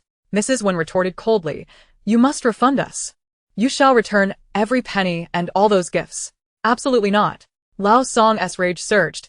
You two are not human. You've cost me my job and now you expect me to return what I've given. No way. I'll fight you for this. With that, Lao Song lunged forward, delivering a vicious kick to Mrs. Wen. You old fool. How dare you strike my wife? Mr. Wen rushed to her defense, only to be met with a swift kick that sent him crashing to the ground. Despite his age, Lao Song had spent his life as a security guard, his physique honed with muscle, making him far stronger than the pampered couple. The ensuing confrontation was a one-sided affair, as he easily subdued them, delivering a brutal beating that left them howling in pain. Stop. We don't want anything anymore, they cried out in desperation. You Beitrat. How dare you strike us? We'll call the police. Mr. Wen threatened, though his voice quivered. Go ahead. Lao Song scoffed, delivering another vicious kick. Your slander against our young lady is a crime in itself, and you shall face the consequences. At that moment, Wen Jiu received a notification from the system. Host. Your adoptive parents have been searching for connections, spending millions to finally meet Lao Song, a guard from the Su family. Wen Jiu. Huh? They spent millions to meet a guard? Are they foolish? System. Previously, your biological parents learned of how poorly the Wen family treated you, which outraged them. They ceased all collaborations with the Wen family, causing significant disruptions to their business operations, nearly preventing the payment of wages to their employees. Hence, they sought to meet you through the guard, hoping to glean information and possibly meet your parents. Wen Jiu. This is quite difficult to assess. I wish them success. System. Subsequently, security guard Lao Song accompanied Wen's father and mother to meet the steward. The steward immediately recognized them as the individuals who had been spreading slanderous and malicious falsehoods online, engaging in cyberbullying. Consequently, he expelled them all, including Lao Song. Lao Song was dismissed from his position. Wen Jiu, oh my, system. Thereafter, Lao Song, convinced that this ill-fated couple was responsible for his job loss, was so enraged that he violently assaulted them both, leaving them bruised and battered. Wen Jiu, very well, system. The couple, believing that Lao Song had accepted their money yet failed to resolve the matter and still assaulted them, demanded a refund. Lao Song, feeling wronged and disgraced, refused. This led to a fierce brawl among the three, tangled in a chaotic scuffle. Wen Jiu, then I shall play the benevolent role to the very end, for I am, after all, such a kind-hearted little angel. She retrieved her phone and dialed 110. Hello, police officer? I wish to report 3 individuals causing a disturbance and engaging in a violent fight at the main gate of the Sioux residence in the Imperial City. It's quite serious. After reporting, Wen Jiu ended the call. System, excellent. The police are already en route. Wen Jiu, let the authorities determine who is right or wrong. System, Aunt Tian burst into the house moments later, dragging out her future daughter-in-law and delivering a fierce beating, unleashing a torrent of traditional martial arts techniques. The future daughter-in-law, overwhelmed, confessed everything. System, in a fit of rage, Aunt Tian wielded large scissors and hacked off the future daughter-in-law's hair, leaving it ragged and uneven as if gnawed by a dog. Dissatisfied, she then took clippers and shaved her hair into a masculine crew cut. The daughter-in-law, once fond of her appearance, now hid her head in shame, too mortified to face anyone. System, Aunt Tian demanded the bride price money from her future daughter-in-law. When the latter refused, Aunt Tian slapped her hard, brandished scissors threatening to disfigure her face to prevent her from seducing men ever again. Fearing permanent damage. The daughter-in-law reluctantly surrendered the money. Angered still, Aunt Tian violently kicked her swollen abdomen. The daughter-in-law had recently suffered a miscarriage, causing her to cry out in pain and faint. Wen Jiu, such ferocity. Aunt Tian truly resembles a werewolf, even more ruthless than the fiercest adversaries. Wen Jiu, I find myself eagerly anticipating how Aunt Tian will confront Su Miao Miao next. System, let us joyfully observe and revel in this spectacle. Soon after, Aunt Tian stormed upstairs, her hair disheveled, clothes in disarray, and a button missing from her garment. Upon seeing Wen Jiu seated in the car, she tidied her appearance and politely knocked on the window. Young lady, I am ready. Where are you headed next? Wen Jiu opened the car door with innocence. Where to? To find Su Miao Miao and seek justice for my son, Aunt Tian declared with resolute determination. Wen Jiu, Auntie, do you realize you resemble something quite extraordinary at this moment? Aunt Tian, what do you mean? Wen Jiu, you look just like the heroine of a reincarnation novel. I've even thought of a title for your story. Reborn Again, I tear apart the script and annihilate the scoundrels. Aunt Tian, ah. Young lady, you flatter me. Laughter ensues. From Aunt Tian's perspective, it indeed felt like a revenge fantasy unfolding. Aunt Tian, my son has used me as a pawn again. This time, I shall exact true justice. Wen Jiu, do you know where Su Miao Miao is? Aunt Tian, I just called her. She's at a beauty salon. But before going there, I must stop by the market to prepare some things. Wen Jiu, very well. Meanwhile, Su Miao Miao was comfortably reclined on a luxurious massage bed at Gotzi Beauty Salon, enjoying a facial mask. The beds there were equipped with massage functions that expertly stimulated acupressure points, providing a relaxing experience. She hummed a cheerful tune. Having heard of Wen Jiu's troubles and the widespread online condemnation directed at her, which reassured her. Suddenly, a sharp, irate female voice pierced the air. Su Miao Miao.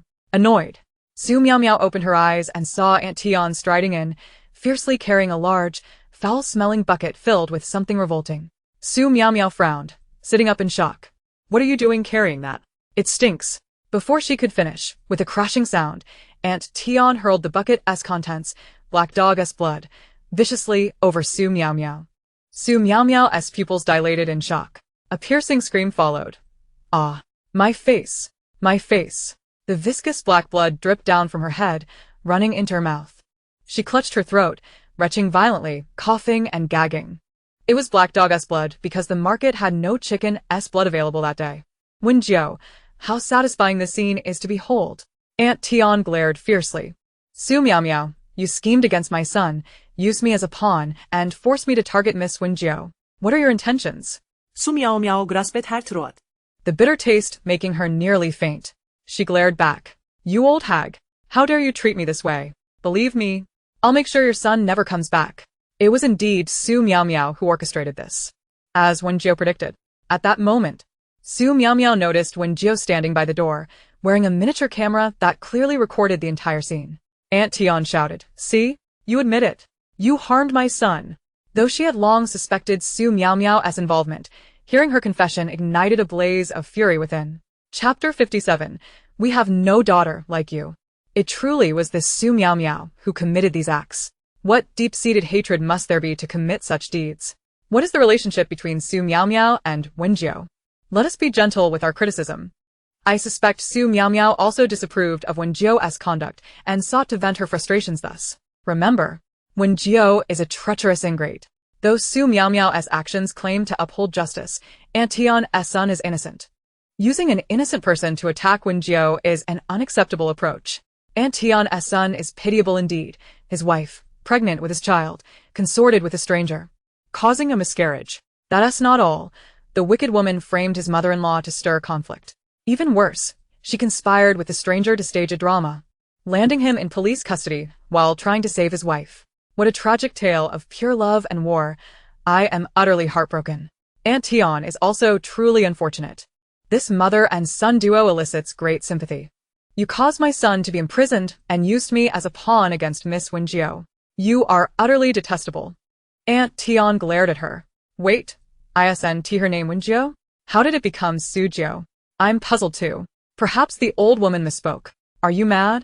Su Miao wiped the blood from her face, struggling against waves of nausea. So what if I did it? Blame your stupidity and your son's. You wretch. You dared harm my son. He's my only heir, and you've ruined him. 3 generations of my family are barred from civil service exams. Watch me beat you to a pulp. With that, Aunt Tian charged fiercely at Su Miao. In an unexpected turn of events, Su Miao found herself forcefully pinned to the bed by Aunt Tian, who unleashed a relentless barrage of blows upon her. You old hag! How dare you strike me? Su Miao screamed in fury. I'm striking you, you little wretch. You shameless little harlot. You bully me with your status, and bring ruin upon my entire family. Enraged, Aunt Tian removed one of her shoes and stuffed it into Su Miao's mouth. The foul-smelling shoe stretched her lips into an O shape, disbelief flooding her eyes as she realized that this despicable old woman dared to treat her in such a manner. However, with her mouth filled to the brim, Su Miao found herself unable to extricate it, whimpering as she attempted to pull the shoe out with her hands. But Aunt Tian was relentless, pinning her down and yanking her hair while delivering a series of stinging slaps that echoed in the room. Standing at the doorway, Wen Jiu remarked, "Goodness. Her fighting prowess is off the charts. This scene is rather captivating, but is it truly right for Wen Jiu to merely spectate? While Su Miao may have a few moral shortcomings, Wen Jiu has crossed the line of humanity. Why should she stand by unscathed? Indeed, this is utterly unfair. Oh heavens! Open your eyes and send someone to deal with Wen Jiu. I cannot bear to see her so arrogant. I've uncovered information about Su Miao. She is the esteemed daughter of the prestigious Su family from the capital. Aunt Tian has made a grave mistake by assaulting her. What? The illustrious Su family? The very same renowned clan. Goodness. Su Miao holds such a lofty status. Aunt Tian is exceedingly audacious. Does she wish for her own demise? Not only is Aunt Tian doomed, but Wen Jiu, who is nearby, is also in grave trouble. The glee Wen Jiu feels while observing this will surely turn to regret and sorrow once she learns of Su Miao's identity. I suspect that once she realizes who Su Miao truly is, she will be on her knees, weeping and begging for forgiveness. Before long, 3 individuals rushed into the private room. Heavens! Am I seeing correctly? Su Miao's father, Mr. Su, has arrived. And not just him, but Mrs. Su has come as well. The gentleman beside them must be Su Miao's elder brother, Su Tianyi, a young tycoon who has established his own business empire at such a tender age. Truly remarkable. With her family present, Aunt Tian and Wen Jiu are in deep trouble. They have come to seek justice for Su Miao. I eagerly anticipate witnessing Wen Jiu's punishment. How is it that Wen Jiu maintains such a calm demeanor amidst all this? Upon seeing the Su family trio, Su Miao widened her eyes and waved frantically at them. Yet, the Su family ignored her completely, directing their attention toward Wen Jiu. Here they come, the harbingers of justice. Wen Jiu is in for a rough time. Crossing the Su family is a surefire path to ruin. Under the eager gazes of the onlookers, Mr. Su gazed at Wen Jiu with concern. Child, are you alright? A diplomatic approach before resorting to force? The one in distress is your daughter. Su Miao Miao. Can't you see what a state she is in? What is going on here? Are the Su family members selectively blind? Wen Jiu shook her head. You poor child. I'm so sorry you had to endure this. Mrs. Su grasped Wen Jiu's hand tightly, her eyes glistening with unshed tears. Goodness, who is truly the one suffering? They should open their eyes and look at Su Miao Miao, who has a foul shoe stuffed in her mouth. Su Miao Miao, are you all not aware of manners? Upon noticing the Su family's arrival, Aunt Tian halted her assault and rushed over, kneeling before Mr. and Mrs. Su. Sir, madam, please help us. With a face smeared with tears, she lamented. Su Miao Miao has schemed to imprison my son, using me as a pawn to coerce him into targeting her. My son is still locked up. Sir, madam, I take full responsibility. I should not have been so foolish as to fall for Su Miao Miao's tricks. Please, consider my years of service to the Su family and release my son. Is Aunt Tian out of her mind? Su Miao Miao is their daughter. Why would they side with an outsider over their own flesh and blood? Has she suffered some trauma that has driven her to madness? Yet, Mr. Su's voice rang out coldly. You may rise. Rest assured, we will ensure justice is served. We are already aware of your situation. And your son is on his way to being released. You may go to the station to meet him. Mrs. Su added, indeed. What? Are Mr. and Mrs. So truly reasonable individuals? This is what it means to uphold justice, rather than family ties. Thank you, sir. Thank you, madam. Aunt Tian wiped her tears gratefully and prepared to leave. At that moment, Su Miao Miao removed the stinky shoe from her mouth and cast it aside.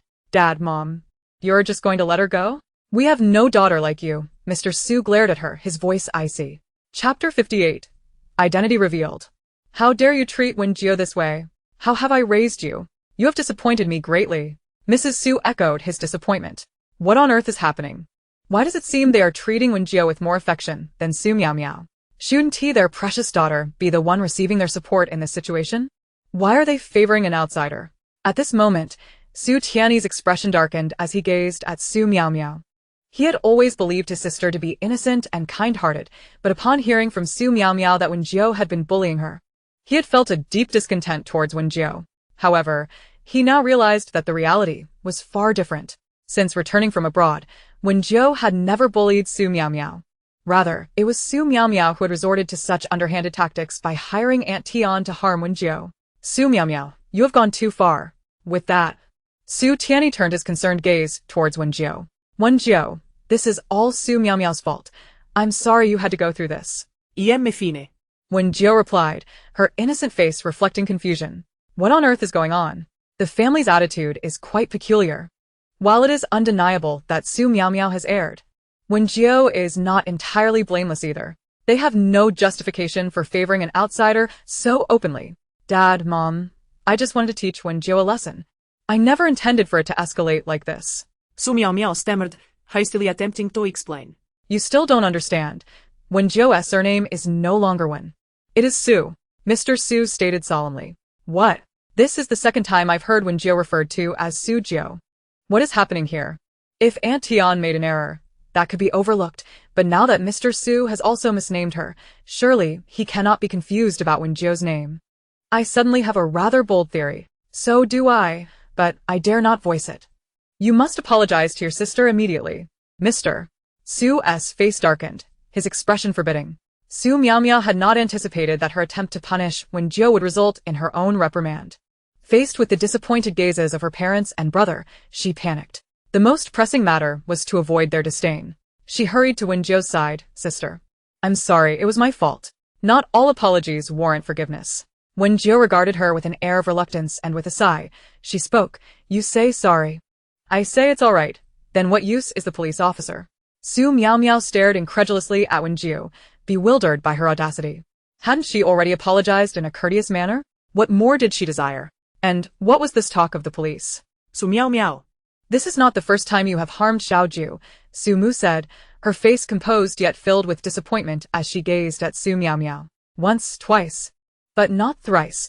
Your repeated transgressions against Xiao Jiu cannot simply be absolved by a casual apology. Indeed, Xiao Jiu is our biological daughter. If mere apologies sufficed for forgiveness, wouldn't you then feel emboldened to continue inflicting harm upon her? This is profoundly unjust to Xiao Jiu. Su fu echoed solemnly. What? What? Am I mistaken? Her pupils trembled with shock. Am I hallucinating? Did I just hear Su Fu say that Xiao Jiu is their biological daughter? I heard it too. I heard it too. They exclaimed, astonished. What a revelation. So, Wen Jiu is the true daughter of the Su family? In an instant, the phrases Wen Jiu is our biological daughter and Wen Jiu is the Su family's true heiress surged to the top of Weibo's trending topics. At this moment, the public remained oblivious to this startling news. Dad, Mom, Big Brother, Su Miao Miao stammered, her lips trembling as her complexion turned pale. I was wrong. I shouldn't have acted this way. I truly regret it. Su Miao Miao, you are no longer suited to stay at home. From now on, you should consider moving out. Su Fu stated, his voice grave, letting out a weary sigh. What? Su Miao Miao's eyes widened in disbelief. She feigned a pitiful look, reminiscent of a weeping willow. But previously, such a display would have evoked sympathy from her parents and brother. Now, however, drenched in metaphorical black dog blood, her appearance was repugnant. And the pathetic expression was rendered grotesque. In unison, Su Fu, Su Mu, and Su Tianyi frowned. There's a small apartment 2 kilometers from the Su family villa. You can reside there from now on. You are not a child any longer, and with college starting soon, living on campus would be preferable, Su Mu added. After all, living there means you won't have maids or housekeepers. You must learn to cook for yourself. Staying at school would be more advantageous, since there are cafeterias. What? Su Miao Miao was utterly stunned. Her parents and brother were actually casting her out? How could they be so heartless? But didn't you promise to treat me equally? I am also your daughter. Tears streamed down her face, the black dog blood tracing a grotesque path down her cheeks, rendering her visage almost unbearable to behold. Yes, we did say that, but look at what you have done. Time and again, you have harmed Xiao Jiu. Is this your way of repaying our nurturing? Su Fu frowned. From today onward, you shall move out, sparing us the torment of your antics. As for your monthly allowance, it will be adjusted to a college student's standard of living, 1,000 a month. What? 1,000? Su Miao Miao could hardly believe her ears. Was that meant to starve her? A mere 1,000 couldn't even cover a small hairpin, let alone a facial treatment. Miao Miao, you have gone too far. It is high time for you to reflect on your actions, Su Tianyi stated gravely. Tianyi, as the eldest brother, you must set a good example and ensure none of your younger siblings provide Su Miao Miao with an allowance. They can forfeit their year-end bonuses and stock dividends if they dare. Su Fu's tone was resolute. Wen Jiu thought to herself, wow, my parents are remarkable. They are actually defending me? Surely, I must be dreaming. Su Fu and Su Mu looked at Wen Jiu with sympathy. This child had been unloved and uncared for in the past, and now that she had come into their lives, she had endured so much hardship, which was truly heart-wrenching. Tianyi, aren't you going to praise me too? Wen Jiu mused. At that moment, Wen Wan was astounded by the trending news online. What is happening? Wen Jiu is actually the Su family's esteemed heiress? How can this be possible? The Su family was a century-old aristocratic lineage in the capital, a top-tier family whose mere stomp could cause tremors across the map. While the Wen family was also a prominent name in the area, it paled in comparison to the Su family, much like a drop of water in a vast ocean. How could Wen Jiu be the Su family's daughter? She should be an orphan without parents. For a moment, when one thought she had misread, she blinked vigorously and refreshed the page multiple times. Yet the trending topic remained unchanged. Overwhelmed by shock, she was suddenly interrupted by a call from the police station, informing her that her parents had been involved in a brawl with a security guard, Old Liu, and had been detained. They needed her to bail them out. When one felt a headache coming on, what trouble were they stirring up? Did they not realize they were filming a variety show? Were they unaware that their actions could lead to severe negative repercussions? However, she had no choice. They were her parents. Thus, she hurriedly made her way to the police station. Is Wen heading toward the police station? What could she possibly want there? What has happened? The audience in the live stream swelled, eager to witness the unfolding drama. By the time Wen arrived at the police station, her parents sat across from the officers. Handcuffed. What transpired? Have they broken the law? Weren't they looking for Wen Jiu? How come both of their faces are bruised and battered? Could it be that Wen Jiu had someone beat them up? My goodness, this woman is truly wicked. How could she be so ruthless toward her adoptive parents? After all, they raised her. Wen, you have finally arrived. Quickly bail us out, her mother urged. Wen Wan's face was flushed with a mix of emotions. After learning the details from the police, she worked tirelessly to secure her parents' release. I had no idea that Wen Jiu was the Su family's heiress, her father murmured. If only we had known, we would have treated her better. Now we have completely alienated her, and she has severed ties with us. What are we to do? Wen Wan's expression darkened. Initially, she thought that without Wen Jiu, the Wen family would face hardship. Yet, it seemed that Wen Jiu was destined for a life of luxury, leaving Wen Wan feeling envious. Perhaps we should seek out Wen Jiu. If she is willing to forgive us and speak on our behalf, we might resolve the issues with the Su family, her mother suggested. I've finally pieced together the situation. I can't help but laugh. They weren't looking for Wen Jiu at all, but rather the security guard. They intended to enlist him to meet the Su family, but instead, they ended up on the receiving end of a severe beating. I must say, do the Su family security guards possess such formidable combat skills? Even at their age, they can take on such terrifying prowess. Earlier, I discovered from another live stream that Wen Jiu is indeed the Su family's heiress. While this revelation was shocking, the actions of the Su family have left me even more astounded. Although Su Fu and Su Mu are not Wen Jiu's biological parents, they have adopted and cared for her for over a decade. How could the Su family treat her so callously? Not only did they fail to properly express their gratitude to the Wen family, but they also subjected them to such cruel mistreatment and physical abuse. Moreover, they brazenly wielded their power to suppress all enterprises collaborating with the Wen family. Indeed, the Wen family pales in comparison to the Su family in terms of size and influence. Being blacklisted effectively meant their complete ruin. How tragic this family's plight is, having adopted a child only to be beaten, abused, and insulted by that very child. As if that were not enough, the child's biological parents' family also targeted them so viciously. What grievous misfortune could have brought about such calamity? As the saying goes, not of one family, one door shall not be crossed. Wen Jiu is no virtuous soul, and neither are the Su family members. Who could have imagined such ingratitude and treachery, repaying kindness with enmity? This is nothing less than a real-life parable of the farmer and the snake.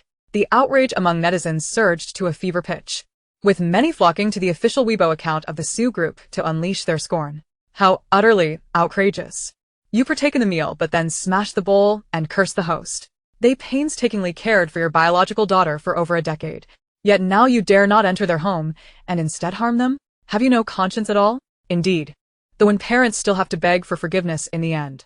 How humiliating. Wen's father and mother, my heart breaks for you. How can the Su family be so cruel to honest folk?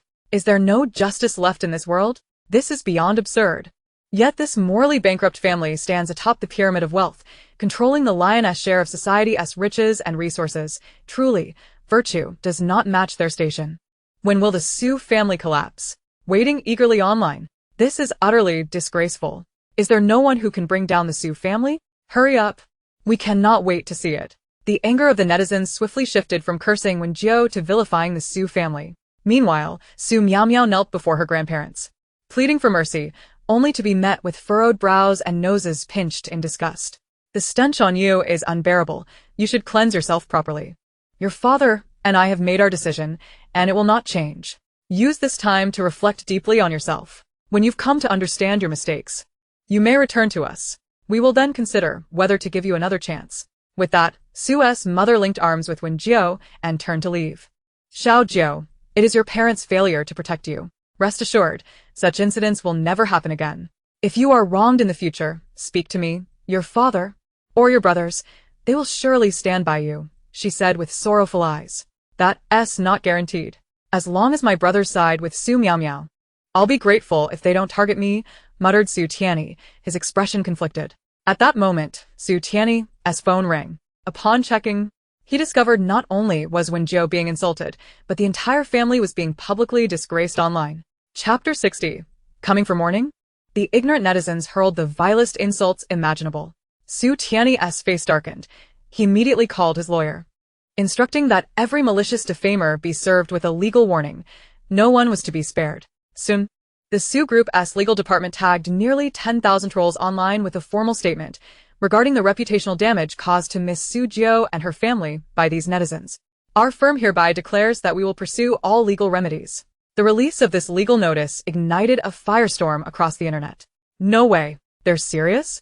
The Su family is impressive. They sued over 10,000 people at once. The list is so long I can barely keep track. Is this what power looks like? Are we not allowed to speak the truth? Just because they have money and influence, they can silence everyone? Ridiculous. Is there really no way to bring the Su family to justice? How despicable. Bullying with impunity, just because of wealth and status. The collective fury of netizens surged, and the Su Group's shares plummeted by tens of millions. System message. Host, the entire internet is lambasting your family. The Su family is being torn apart. Shares have nosedived by tens of millions. Wen Jiu. Master du? System. More accurately, over 80 million, approaching 90 million. Wen Jiu. Rounding up. That's a billion. Good heavens, asking for our money is tantamount to demanding our lives. It's time for me to act. After driving Su Meow Meow away, the Su family returned to their mansion. The live chat was flooded with denunciations of both Wen Jiu and the Su family. This is outrageous.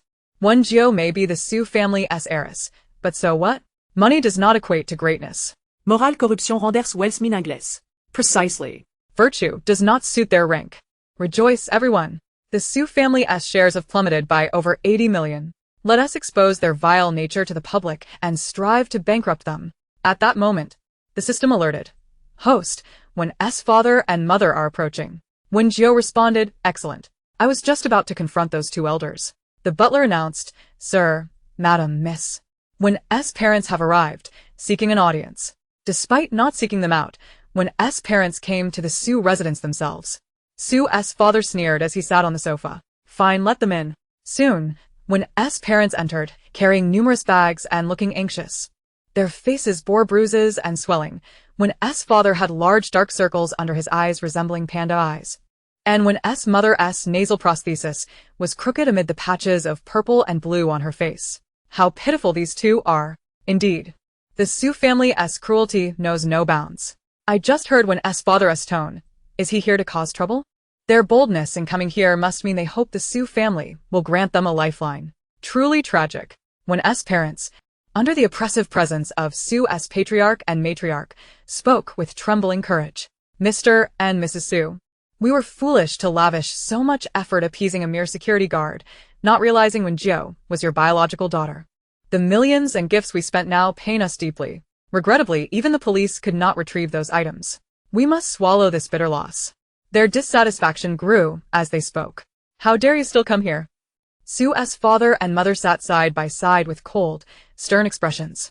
Speak. What do you want? Such audacity. Who truly lacks shame here?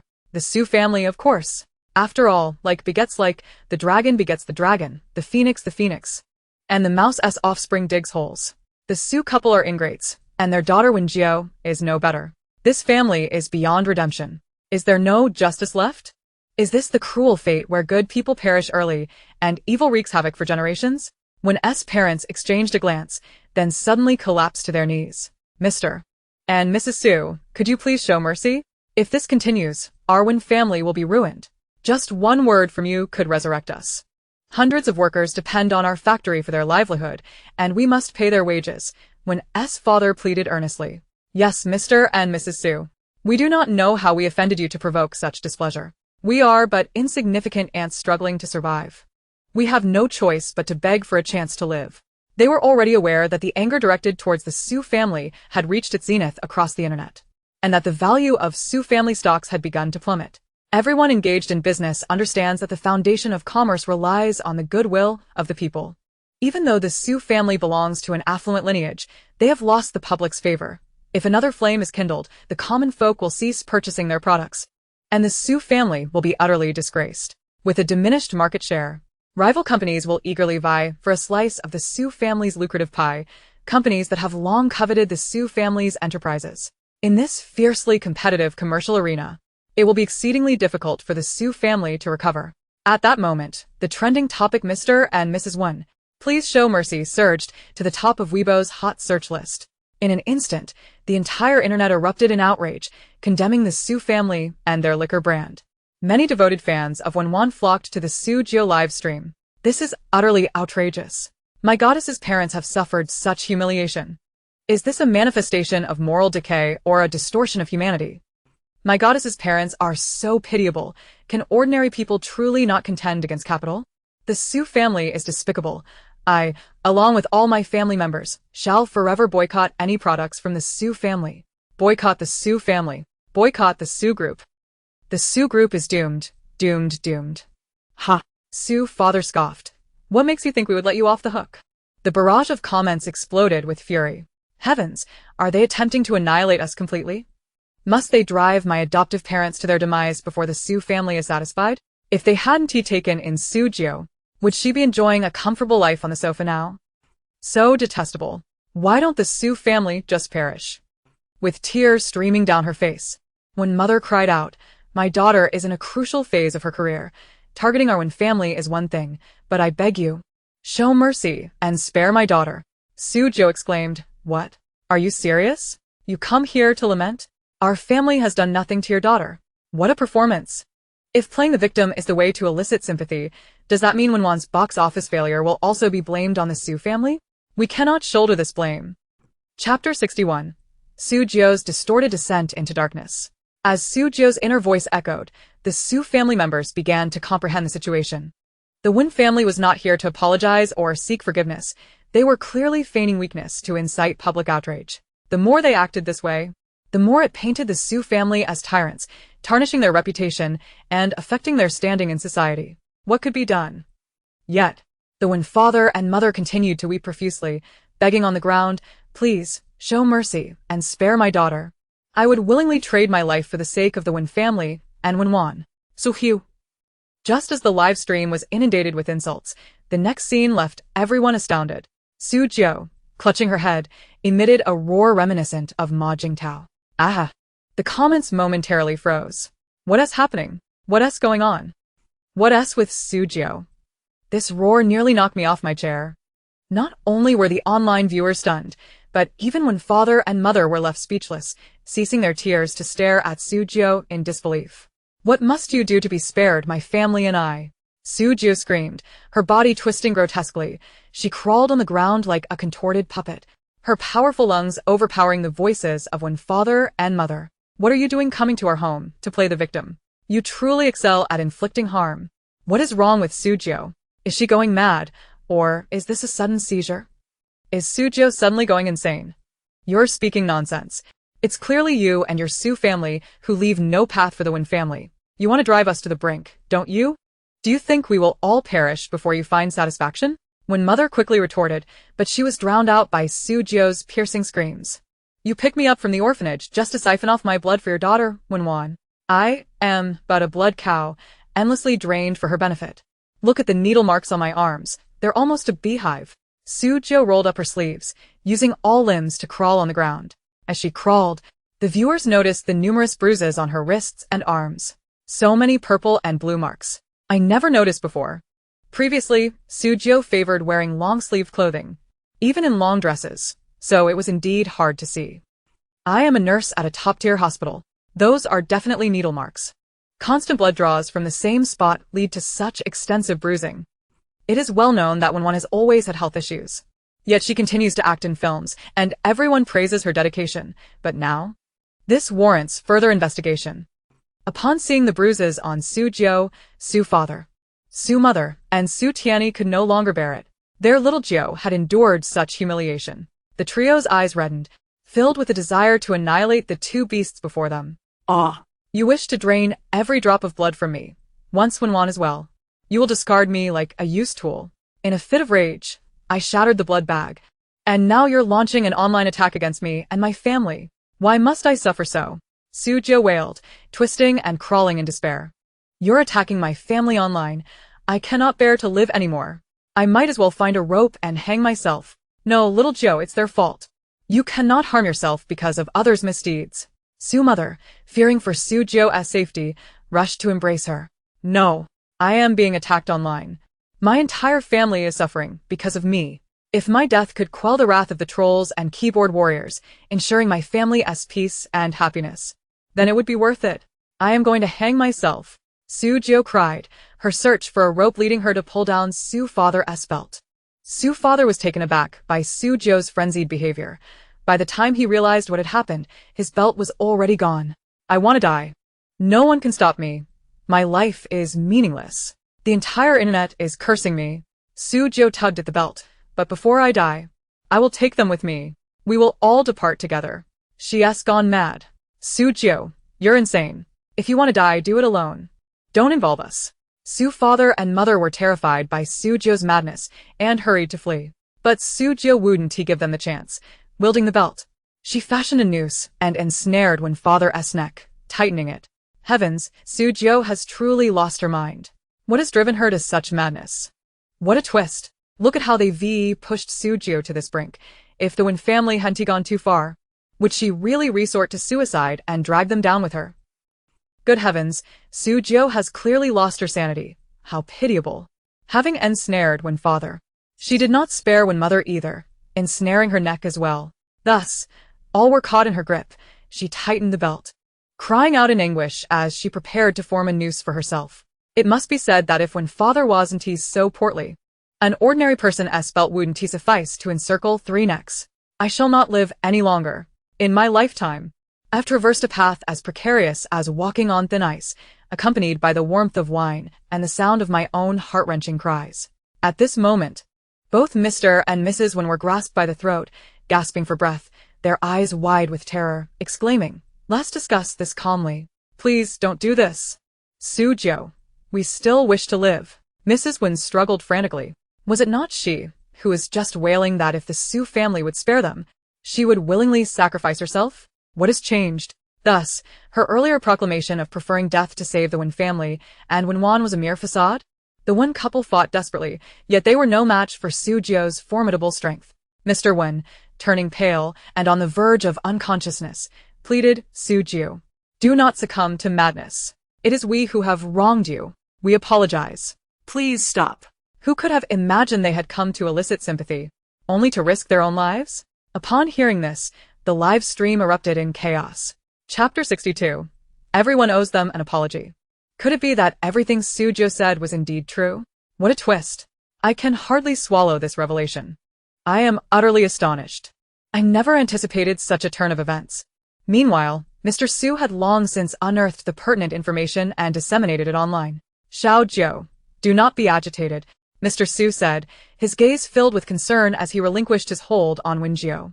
"Over the past few days, I have been gathering evidence, and now all of it is available on our Su Group's Weibo account. It can restore your honor and vindicate our family." No sooner had he finished speaking than many viewers in the live stream clicked on the official Weibo account of the Su Group. The post contained a complete video from the hospital surveillance. This footage had initially been sensationalized by the Wen parents, only to be restored through hacking techniques employed by the Su family. The video began with a doctor drawing blood from Su Jiu, who, after the procedure, was not even given a band-aid, her delicate hand adorned with droplets of blood. So Su Jiu's claims were indeed valid. She was providing blood for Wen.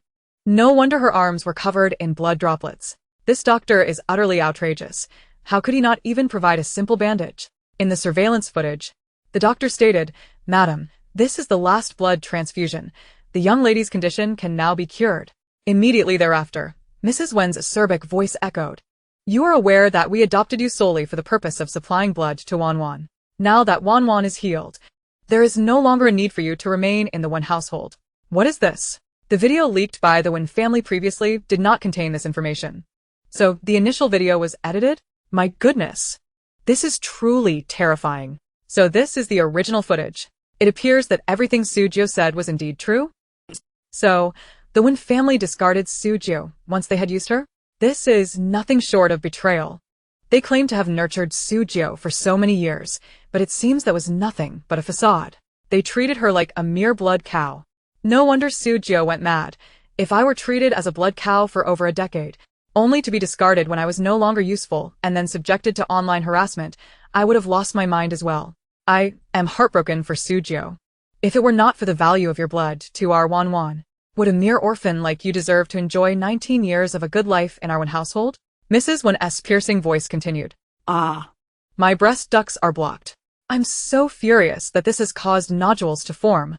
Indeed, the netizens are similarly affected. Thus, Mrs. Wen is playing a double game. While appearing pitiful online, she is deliberately inciting hatred against the Su family, using us as pawns. I am unworthy. I am deserving of heaven and earth, as well as the offerings to the ancestors. I shall not let you escape unscathed.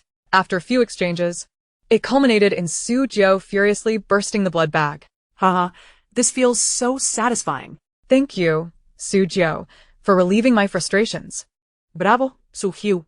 I hereby proclaim my unwavering support for you. From this day forth, I am a true fan. Shortly thereafter, the unpleasant insults from Mr. and Mrs. Wen erupted. And in the surveillance footage, they attempted to assault Su Jiu, who retaliated with a resounding slap, followed by a swift kick. You little wretch, how dare you strike me? Mrs. Wen exclaimed incredulously. Old hag, I am striking you. Su Jiu declared, delivering a fierce slap. At this juncture, the viewers finally comprehended the situation.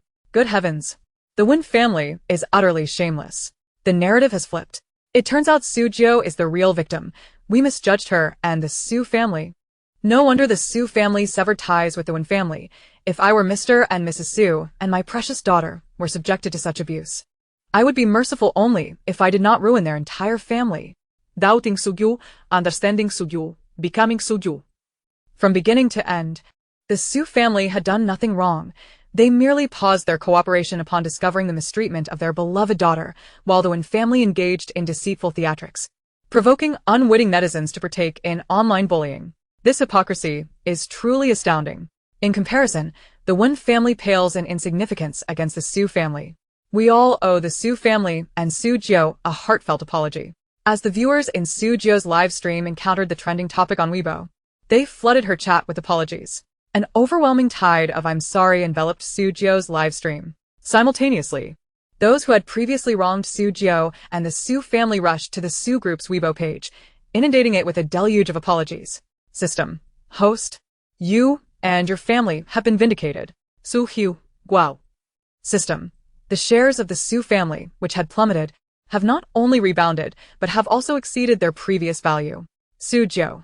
So, in essence, we are wealthier than before. System. Indeed. The enraged netizens have now turned their ire towards the Wen family, resulting in numerous workers going on strike, further crippling the Wen family's enterprises. Su Jiu. Urra. Does this mean they will soon face bankruptcy? System. Yes, indeed. You. Apologize to my daughter. Mr. Su, unable to contain his fury, delivered a fierce kick to both Mr. and Mrs. Wen.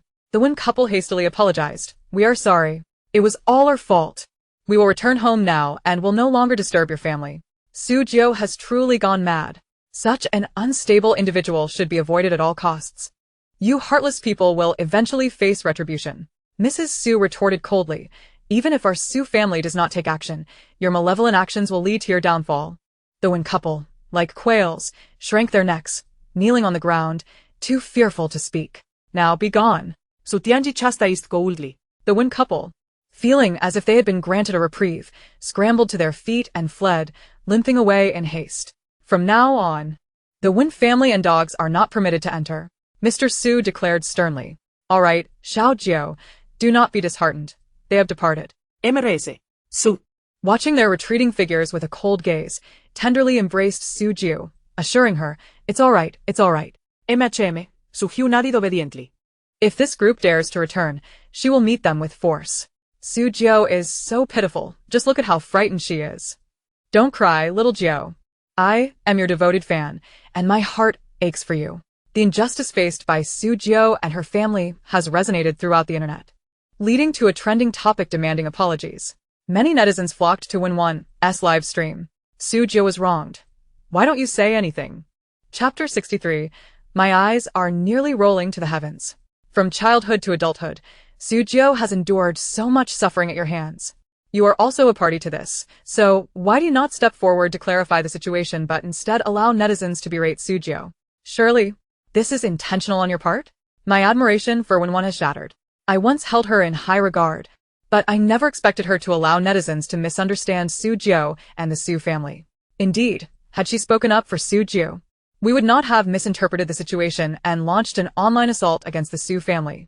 Those who have been sued by the Su family truly deserve sympathy. Many are students or civil servants.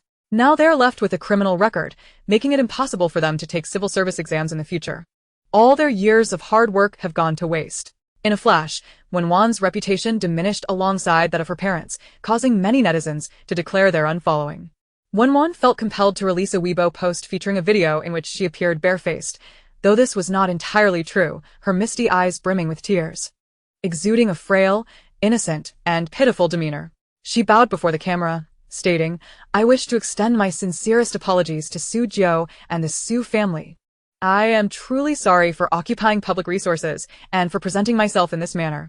On behalf of my parents, I apologize to Su Jiu, the Su family, and all netizens. It is my fault for failing to guide my parents properly, leading them to commit such errors. This is a failing on the part of any child. No matter how busy work may be, one should always take the time to check trending topics and understand what is happening. This was my oversight. I should have made time to accompany my parents more, thereby understanding their intentions and advising them upon learning of their actions. All the blame lies with me as their daughter, and I hope everyone will cease the online harassment of my parents. Let any grievances be directed at me instead." With a deep bow, Wenwan's actions clarified her busy schedule as the reason for her silence, distancing herself from the situation and absolving herself of any blame. Upon witnessing Wenwan's pitiful, tear-filled gaze, many netizens, particularly her devoted fans, felt a pang of sympathy. This is utterly absurd. What wrongs committed by Wenwan's parents have anything to do with her? Why is everyone attacking our Wenwan? Our Wenwan knew nothing. She is so busy. How could she possibly keep up with online matters? Moreover, those in the entertainment industry are well aware that much of what circulates online is mere speculation, making it difficult to discern truth from fiction, which is why they often avoid trending topics. Yet, the malicious trolls exploit this to defame our dear Wenwan. Seeing Wenwan cry breaks my heart. Don't cry, dear. Our Wen family will always stand tall. I will bear the banner for Wenwan. Let anyone who dares oppose her face my wrath. I stand here, ready to confront anyone who insults Wenwan. Whoever dares to speak ill of her will receive my ire. After this series of events, Wenwan's reputation not only remained intact, but was enhanced by the image of a dutiful daughter shielding her family from harm. Su Jiu understood that Wenwan, as the protagonist of this tale, was unlikely to be toppled by trivial matters if she were to maintain her composure and live her life without further provocation. Su Jiu would refrain from acting against her. However, should Wenwan continue her underhanded tactics, Su Jiu would not hesitate to retaliate. As filming for the island adventure commenced, the guests recorded their introductory segments, and soon they would embark on a 6-day, 5-night journey to the island together. As they began to prepare their luggage, while other guests meticulously gathered their belongings, Su Jiu reclined languidly on the sofa, engrossed in her mobile game. "Little Jiu, I've packed some essentials for the beach, flip-flops, a sun hat, sunscreen, and travel-sized skincare products. Everything is placed at the top of your suitcase, while your clothes and swimwear are in the inner compartments. And snacks are at the very bottom," Su's mother informed. Before long, Su's mother had filled Su Jiu's oversized suitcase to the brim. Thank you, Mom. Su Jiu glanced at the wall clock. It was time to leave. She put away her phone and, accompanied by the butler, made her way to the airport. I envy Su Jiu. What a wonderful mother she has. When I travel, my mom doesn't even bother to ask how I'm doing, let alone pack my bags. Same here. I won't say, who cried out of envy. Su's parents fussed over her, bidding her farewell as she departed. Shortly thereafter, Su Miao Miao returned. Although she appeared clean and free of the previous chaos, the lingering scent of turmoil clung to her. "Dad, Mom, Big Brother," Su Miao Miao bit her lip, casting a pitiful glance their way. "I know I was wrong. Can you please not send me away? I can't bear to leave you. Your luggage is already packed." "Right here," Su's mother replied. Su Miao Miao stared at the small suitcase, feeling utterly frustrated. How could such a tiny case hold her valuable possessions? Were they so eager to expel her? "Dad, Mom, I don't want to leave. Please let me stay with you. I promise I won't hurt my sister again." Su Miao Miao pleaded, tears glistening in her eyes. Su's father spoke sternly. "Miao Miao, since discovering your true identity, you have yet to meet your biological parents, have you? Don't you long to see them?" "Yes, it is indeed time for you to meet your biological parents," Su Tianyi added. Su Miao Miao. Was she truly about to lose her family's affection? All because of that despicable Su Jiu. That wretched girl. Upon Su Jiu's arrival at the airport, 2 guests had already checked in, 1 male and 1 female. "Hello, Su Jiu." The male guest greeted her warmly. "Oh, and you are?" Su Jiu replied with a polite smile. "I am Zheng Junmei," the male guest introduced himself. "Oh my, so it's the soft rice prince." Hello, Teacher Zheng, Su Jiu smiled, finding him quite handsome, fitting his name. "Is that so?" Zheng Junmei activated the front camera of his phone, admiring his own reflection with a satisfied grin, smoothing his hair. He was indeed a former male model, exuding confidence in his looks and physique. Ha ha ha. The soft rice prince is not only dependent but also quite narcissistic. Albeit good looks are a necessity, how else could he attract wealthy women? The female guest, observing this interaction, rolled her eyes dramatically. Zheng Junmei continued his introductions. Su Jiu, this is Qiao Shanshan, a remarkably talented singer. Oh. So she is the love scammer who made men spend 18,000 with just 3 sentences. He then turned to Qiao Shanshan, saying, this is Su Jiu, participating in a variety show for the first time. She is the daughter of the Su family. Chapter 64. Good friends or foes? Oh. Qiao Shanshan rolled her eyes, offering a perfunctory smile. Hello. Su Jiu replied, thank you, but not very well. Qiao Shanshan raised an eyebrow, perplexed. Because I saw someone rolling their eyes at the ceiling, which put me in a foul mood, Su Jiu retorted. If memory served her correctly, Qiao Shanshan had a good relationship with Wen, and as such, her attitude towards Su Jiu was rather poor. Qiao Shanshan. Meanwhile, the live stream's comments surged in excitement. Is it this thrilling already? Just at the beginning of the recording? It seems Su Jiu and Qiao Shanshan are not on friendly terms. Clearly, it was Qiao Shanshan who had a poor attitude towards Su Jiu from the start. Su Jiu is quite straightforward. She says what she thinks. If it were me, I would have kept silent. I really like Su Jiu's attitude. If anyone irritates her, she makes sure to express it. No worries, no worries. Zheng Junmei promptly stepped in to ease the tension. Teacher Su, I've noticed that Shanshan seems to be in a rather foul mood today, but rest assured, she certainly does not harbor any ill feelings towards you. Su Jiu settled into a chair in the airport waiting area and took out her phone. Beside her, Qiao Shanshan rolled her eyes again. Who does she think she is? Isn't Su Jiu merely the adopted daughter of the Wen family who has finally made her mark? The sight of her gloating is truly insufferable. Qiao Shanshan turned her head away, choosing to ignore Su Jiu. Teacher Su, I've observed that your skin looks impeccable. What is your secret for maintaining such a radiant complexion? Zheng Junmei inquired, unable to contain her curiosity. Su Jiu understood her well, as Zheng Junmei had to consistently manage her skin and figure to attract affluent patrons. I don't do much, really. I just drink plenty of warm water and practice abstinence. She emphasized the final 2 words with particular weight. Zheng Junmei paused momentarily before chuckling. Teacher Su, you truly possess a delightful sense of humor. In truth, Su Jiu had no ulterior motives. Maintaining a good mental state indeed requires a degree of temperance. Zheng Junmei, constantly navigating the high-stakes world of wealthy patrons, had her own challenges. With a sympathetic glance at Zheng Junmei, Su Jiu remarked, Teacher Zheng, I once heard a phrase that greatly inspired me, and I believe it could offer you some enlightenment as well. What is it? Zheng Junmei asked, intrigued. The secret to remaining dashing at 70 is to drink plenty of warm water and avoid women. A peculiar silence fell upon the live stream. Aha! Does Su Jiu know something that others don't? I recall that Teacher Zheng is currently single. Just because she is single now doesn't imply she was always single. Zheng Junmei must have had a girlfriend in the past. Perhaps she was a bit too indulgent, which is why Su Jiu offered such advice. Teacher Zheng, I had no idea you were this kind of Teacher Zheng. Before long, the other guests began to arrive. Approaching them in a fitted canary yellow gown was Huang Li, a renowned model who continues to grace fashion shows both domestically and internationally. Hello, my dears. She greeted warmly. The other guests reciprocated her friendly salutation. I believe everyone knows me. I'm Huang Li, and I'm thrilled to collaborate with all of you.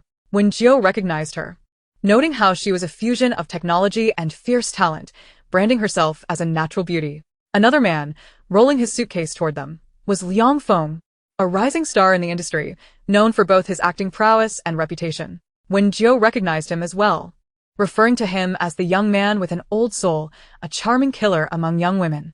After exchanging pleasantries, the final arrival was Wen. I apologize for my tardiness.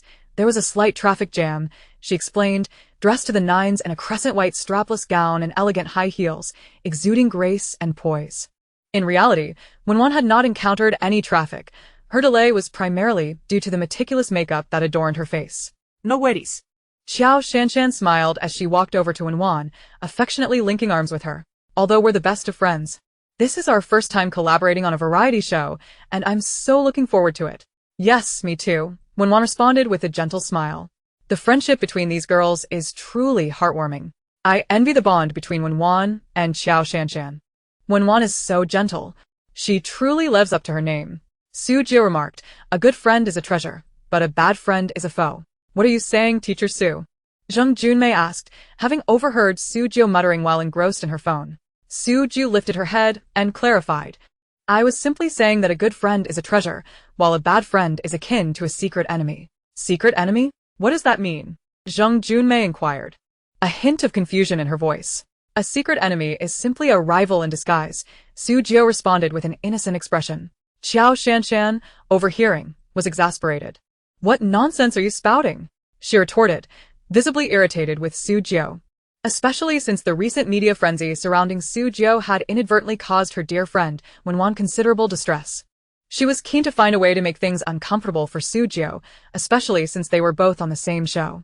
Casting a cold glare at Su Jiu, Qiao Shanshan watched as Su Jiu donned headphones, muttering, I can't hear you. Ignorance is bliss. Frustrated, Qiao Shanshan stomped her foot. What do you mean? Explain yourself. All right. Everyone, we're all on the same show. Let us not argue. Wen Wan interjected, gently placing herself between them. Sometimes, enduring a moment of discomfort can lead to peace, and stepping back can provide clarity. While her words seemed to encourage Qiao Shanshan to be patient, they subtly hinted that Su Jiu's behavior was excessive, and harmony was paramount for the sake of the show. Qiao Shanshan, increasingly displeased, relented, deciding to let bygones be bygones for Wen Wan's sake.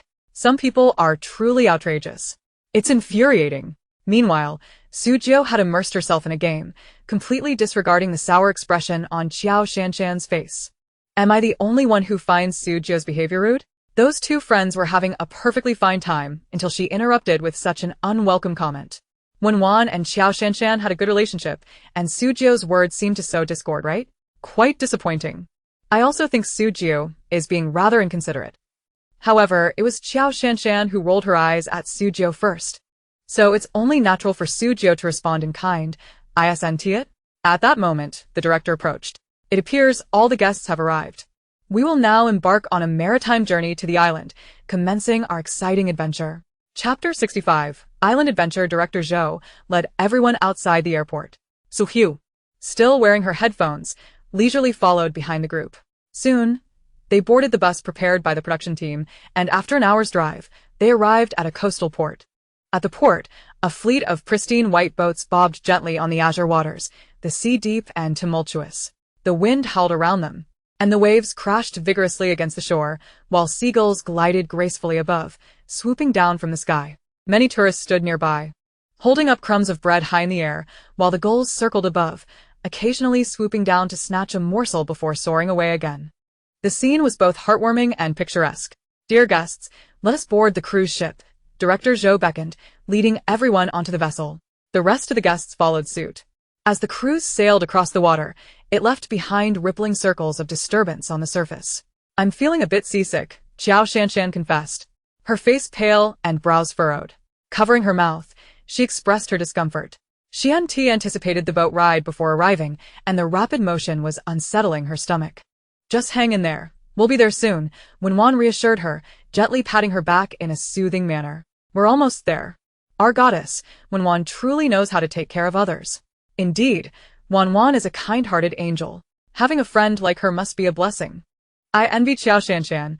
I wish I had a gentle friend like that too. However, there remains nearly an hour to go, and I am barely able to endure it any longer.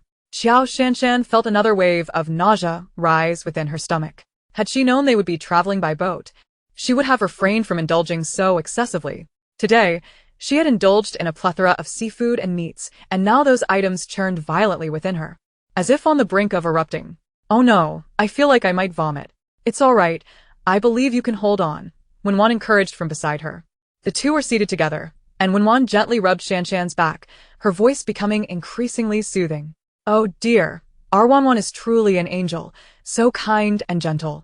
But look at Qiao Shanshan's pallor. If this continues, she might actually be sick. Wen Wan continued to urge her to persevere, but unexpectedly, the boat lurched violently, causing Qiao Shanshan to lose her composure.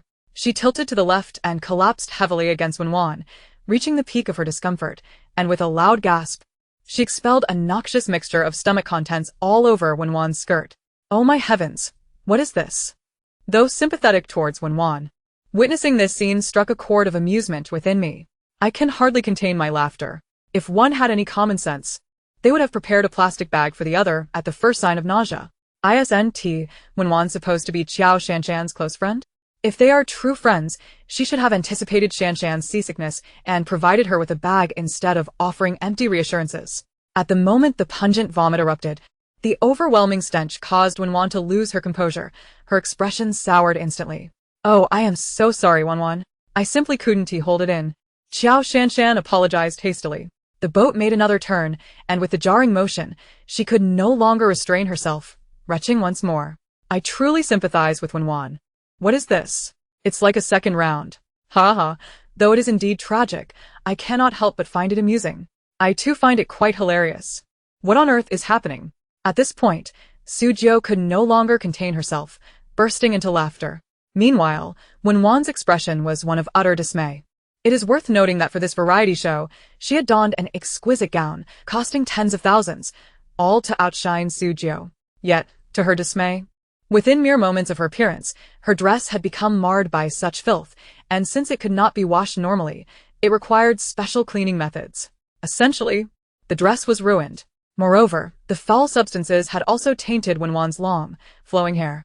At that moment, Wan felt as though she was enveloped in an unbearable stench. I'm so sorry. I truly couldn't hold it in, Qiao Shanshan said with evident guilt. Wan, are you not supposed to be Qiao Shanshan as best friend?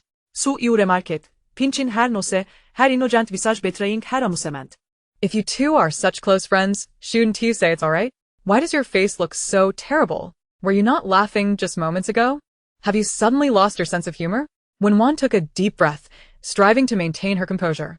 Sujiu gazed up at her with wide, innocent eyes. Surely you are not disgusted by your dear friend? Wan's face darkened further. No, it can't be. Sujiu laughed heartily.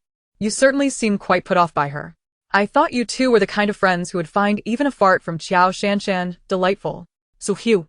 There is no need for such cutting remarks. Huang Li interjected. She is already having a dreadful time. It's not my fault she is having a rough time. I'm merely stating the truth. At that moment, Wan's expression turned ashen. The other guests, seeing this, hastily retrieved wipes from their bags and offered them to Wan. You should clean yourself up. However, the amount of filth on Wan was simply too much for few wipes to handle.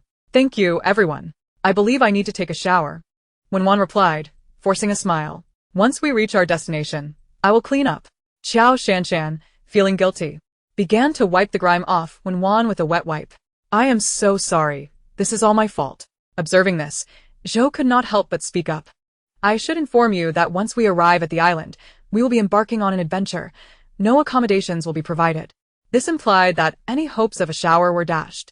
Chapter 66. You have a straight shot from your rectum to your brain. When Wan turned pale. How can there be no accommodations? ISN, this a trip to an island? Teacher Zhou, I truly sympathize with your plight. But the island we are heading to is completely untouched by human development, hence there are no hotels or lodgings in the vicinity. Where will we stay then? Wan li protesta.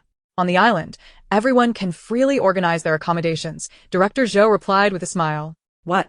Does that mean we will be sleeping under the stars? Suddenly, this show has become quite intriguing. I eagerly anticipate how everyone will perform next. What are you looking forward to? What will our Wan do now? Poor Wan. All because of Qiao Shanshan, that clumsy teammate. In an instant, Wan's devoted fans expressed their dissatisfaction with Qiao Shanshan, and the fans from both sides began to clash on Weibo. Wan's true fans accused Qiao Shanshan of being a hindrance, while Shanshan's fans argued that she could not help her seasickness and that it was unreasonable to criticize her for something beyond her control. Which friend S fan would tear down their friend? This is more like an enemy. The two groups continued to bicker, their feud making waves on Weibo's trending topics. Of course, Wan and Qiao Shanshan were blissfully unaware of this, as everyone helped Wan clean the dirt from her body and hair. Their supply of tissues and wipes was nearly exhausted. Meanwhile, Sujiu, with her headphones on, swayed to the rhythm of the DJ music, humming a tune. Sujiu seems genuinely happy. Indeed, her silliness makes her seem out of place among the rest. Noticing Sujiu enjoying herself with her eyes closed, Qiao Shanshan couldn't help but chide. Sujiu, can't you see everyone is busy? Why don't you come over and help? Sujiu opened her eyes, staring at her incredulously. Are you a straight shot from your rectum to your brain? Do you think everyone is like you, full of holes in their heads? How dare you insult me? Qiao Shanshan fumed, her indignation barely contained. Had she not been busy helping Wen, she would have lunged at Su Jiu. Why would I be afraid? Su Jiu removed one earpiece, smiling mischievously, her dark eyes sparkling with mischief. Come at me if you dare. She relished the sight of Qiao Shanshan's frustration, unable to act on her anger. Qiao Shanshan was losing her composure, ready to charge forward. All right, enough bickering, everyone. Director Zhou interjected. Peace is paramount. Huang Li, still assisting Wen, added, Su Jiu, how can you behave like this? We are all part of the same team. Participating in this show together, we should support one another. Indeed, the addition of another person amplifies our strength, hastening the process of assisting Wen. Once we arrive at the island, we can unite our efforts to overcome any challenges, correct? Liang Feng revealed his signature gentle smile as he spoke. Su Jiu looked at them with curiosity, asking, do you perceive me as a rather contemptible individual? Liang Feng, Huang Li, Qiao Shanshan, and Wen fell into collective silence. What kind of relationship do I even have with her? Why would I assist her? So Hugh appeared utterly speechless. Whoever wishes to play the benevolent saint may do so. I shall not hinder you. However, should anyone dare to morally manipulate me again, I shall not hesitate to retaliate with a couple of punches. Så udonnet här hit på hennes. Closing her eyes, savoring the pulsating rhythm of the fiery DJ music, Huang Li whispered, this is quite excessive. We merely sought her assistance, never anticipating such selfishness. Indeed. Qiao Shanshan scoffed, such individuals only care for themselves. Since she insists on her own way, let us refrain from aiding her should she encounter any troubles. Ha ha ha. Qiao Shanshan's remark essentially incites Su Jiu's estrangement from the group, aiming to isolate her. It must be noted that Su Jiu's nonconformity makes her susceptible to social ostracism. In reality, possessing a touch of emotional intelligence would be beneficial. I believe Su Jiu's stance is quite justified. Her relationship with Wen is exceedingly delicate.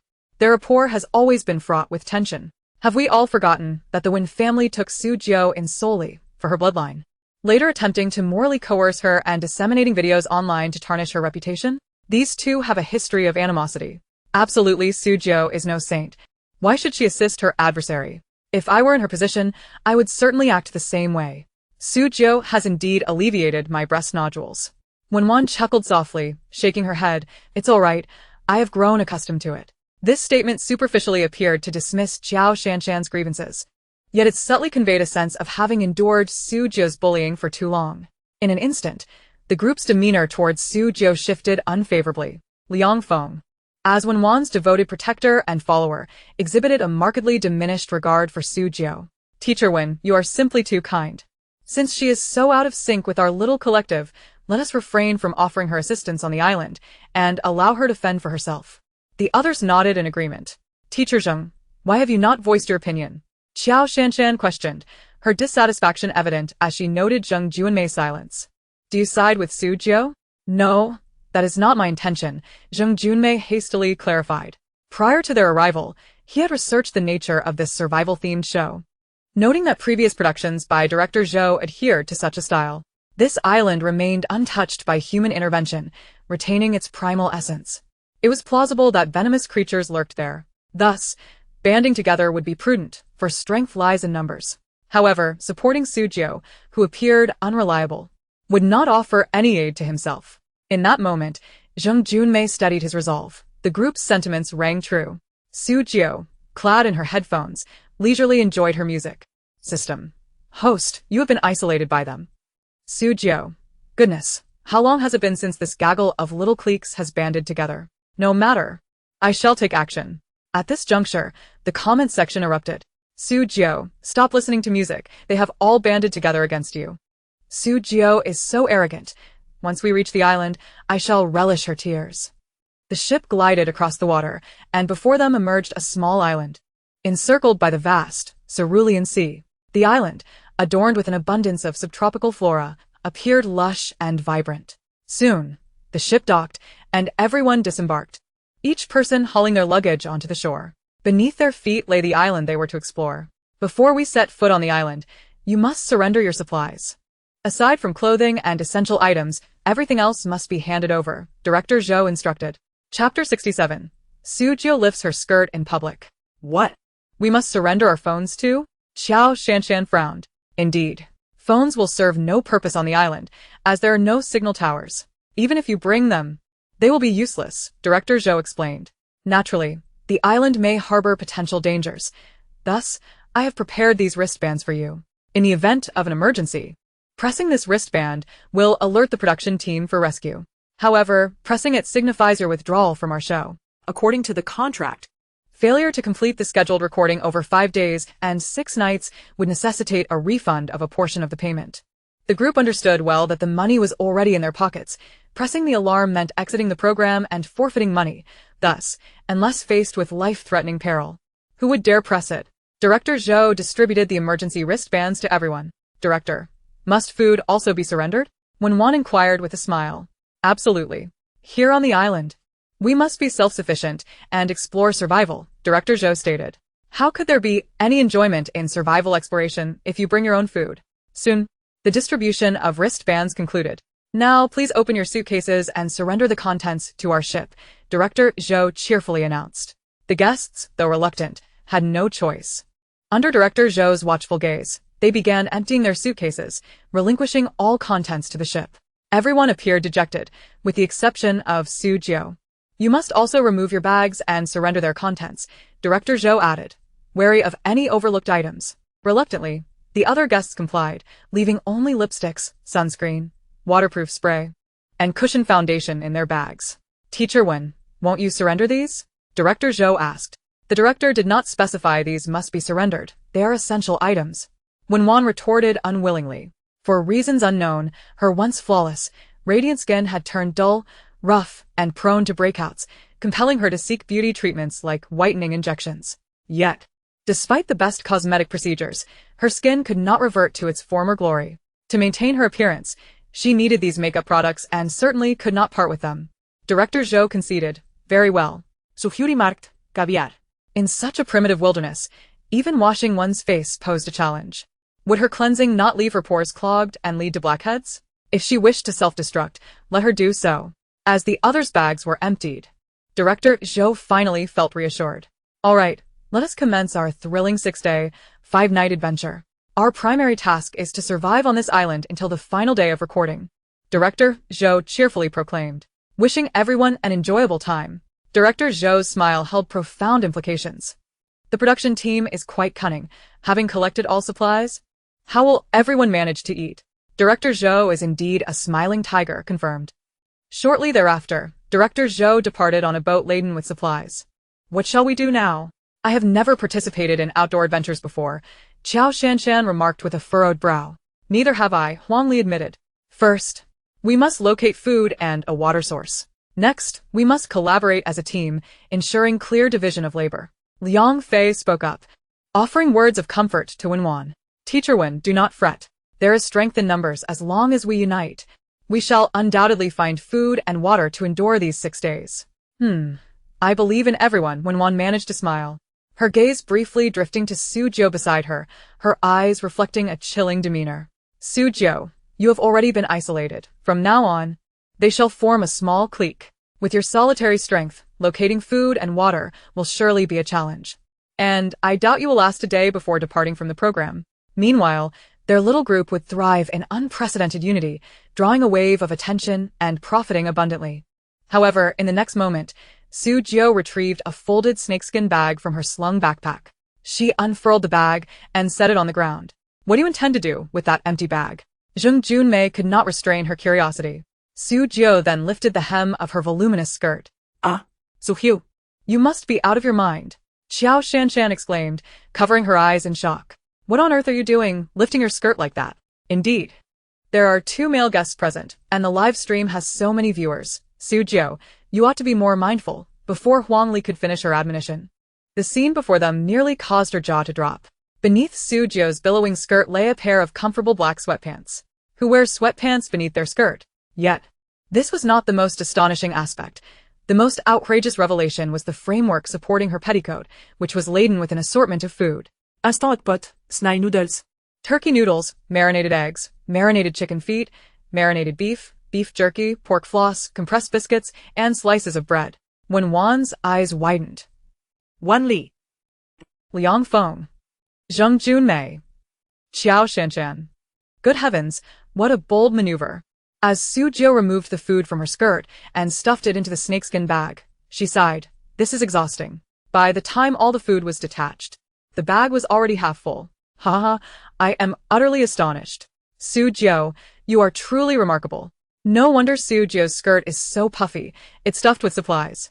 Dragging such a large skirt around, Su Jiu, aren't you tired? I must commend you, Su Jiu, for cleverly exploiting a loophole in the program. Director Zhou. Did you see that? Su Jiu has found a way to exploit a flaw in the program. When one froned, so Hugh. Director Zhou just said that bringing such food is prohibited. You are violating the rules. Director Zhou only stated that we must remove items from our luggage and bags. He did not specify that we cannot carry things on our person. This is perfectly normal, Su Jiu responded while adjusting her now empty skirt, raising her leg to pull 5 Snickers bars from her long socks. Ha ha ha, Su Jiu, you are incredible. You can even fit Snickers in your socks.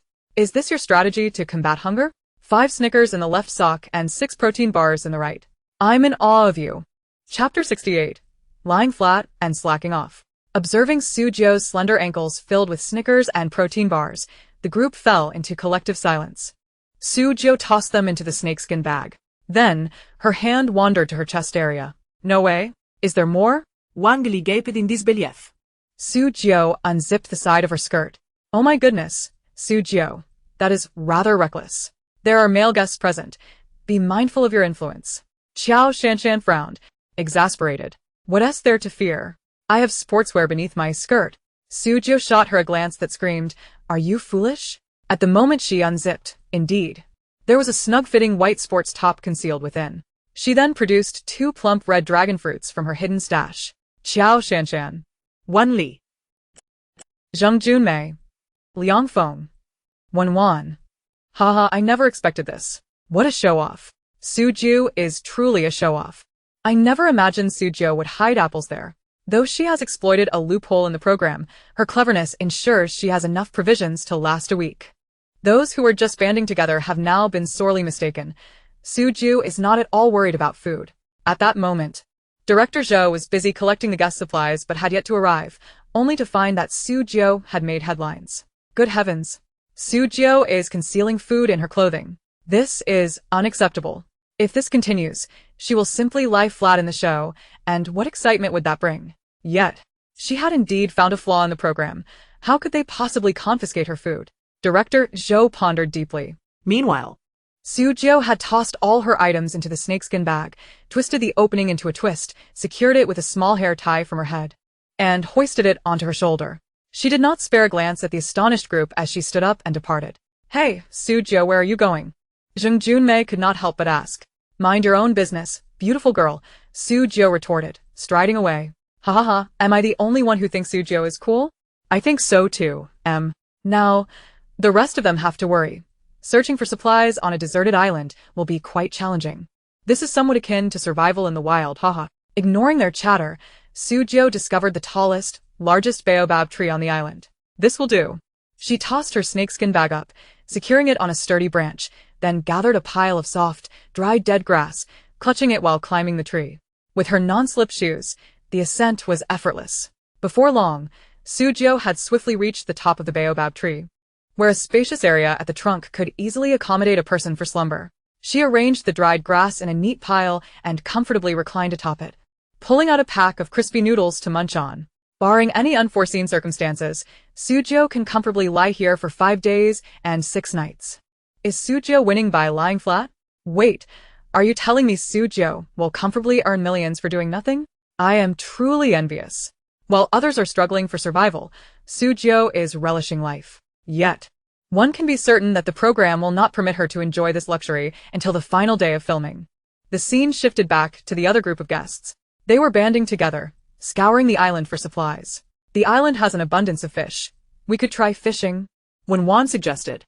But we have no nets or bait. How do we fish? Huang Li frowned, her stomach rumbling after not having eaten since they landed. We need to have clear divisions of labor, Wen stated, recalling strategies from survival shows she had watched. First, we need to make a fishing net. As for the net, I noticed that Qiao Shanshan is wearing Chanel stockings. Shanshan, let us use your stockings as a net. What? These stockings are quite expensive. Xiao Shanshan protested, frowning. After all, they cost over 20,000.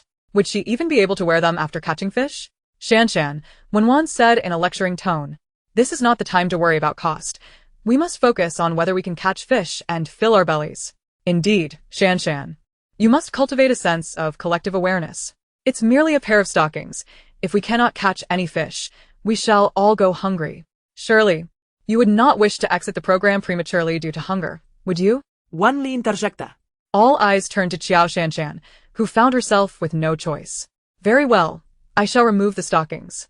The group turned their backs in unison, and with a heavy heart, Xiao Shanshan took off the stockings, turning to hand them to Wen. Here you go, Wen. It pained me greatly. I could feel the ache in my very flesh. Now that we have the stockings, we require something to string them together. Wen glanced at Liang Feng, observing the lush vines hanging nearby. Let us use these vines to create a makeshift fishing net. Liang Feng, you shall take charge of this task. Liang Feng felt a sense of responsibility wash over him, nodding earnestly. Rest assured, Teacher Wen, I shall accomplish this mission. Very well, Huang Li, please gather some dirt to add weight to our net, ensuring it sinks into the ocean. Wen continued to delegate. Liang Feng set off to collect vines, while Huang Li went to gather mud. As for you, Teacher Zheng, please catch some worms to serve as bait. Once everyone has completed their preparations, I will take on the task of fishing. The others busied themselves while Wen remained, waiting for their progress. My goddess is exceedingly wise. Her division of labor is impeccable, truly suited for leadership.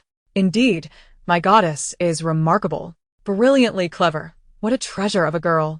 The fans were eager to elevate Wen to the heavens. After half an hour of diligent work, they finally produced an extravagant fishing net. How luxurious. The sales representatives at Chanel would be rendered speechless by this net. The most extravagant fishing net in history. Wen truly is the brain of the team. With one corner of the vine in hand, Wen tossed it high into the air.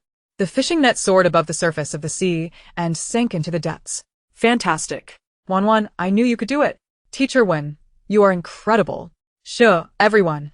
Keep quiet, so as not to scare the fish away. The group showered her with compliments. Wen brimmed with confidence. However, as seconds ticked by, not a single ripple disturbed the water. She attempted to retrieve the net, only to discover that it held no fish, not even a loach. And all the worms had been devoured. Wen's expression soured. Chapter 69. Su Jiu's food is stolen. At this moment, Su Jiu had finished a pack of braised flavor crispy noodles and was opening another pack of self-heating hot pot. Among her supplies was bottled water, and soon, the hot pot began bubbling. The system relayed the fishing endeavors of Wen and her group to Su Jiu. Suhiu, ha ha ha. So Wen is merely all talk and no action. System. Indeed, they have been fishing for nearly an hour. The stockings, the net, have been torn to shreds, yet not a single fish has been caught. Su Jiu. How delightful. What could she expect from a group that isolated her and formed cliques? They deserved it. System. This group is now ravenous. They searched for other food and found only a few coconuts, which they cannot open. They are now heading in your direction. Su Jiu. What do they want with me? System. You will find out shortly. Su Jiu held her self-heating hot pot, blissfully enjoying the meatballs, sausages, and beef within. Drooling. Suddenly, my instant noodles seem unappetizing. I want a bowl of hot pot too. It smells so delicious and tempting. When Wen led the hungry group along the path, their energy waning, yet they caught a whiff of an incredibly enticing aroma. How delightful. I can smell the beef. I can smell the meatballs. That scent must be coming from Su Jiu. It has to be Su Jiu. The group quickened their pace, eager to reach her. Upon arrival, they found Su Jiu comfortably seated among the baobab trees, relishing her self-heating hot pot. The onlookers gazed up at her with longing. What to do? Suhiu. We attempted to fish but caught nothing. We are on the brink of starvation. Xiao Shanshan spoke up. Look at all the food in your bag. Share some with us. Yes, Liang Feng added. Once we find food, we'll share some with you. Su Jiu took a hearty bite of a meatball, chewing leisurely, then looked at them with amusement. Why should I share my food with you? Just because you have the audacity to ask? Su Jiu, how can you be so callous? You have an abundance of food that you cannot possibly consume alone. What harm is there in sharing a little with us? Xiao Shanshan argued passionately. Are you truly willing to let us starve? If I cannot finish it, must I then share with you? Su Jiu took a bite of the tender sweet potato noodles. What a bold face you have. Furthermore, your starvation is due to your own inadequacy.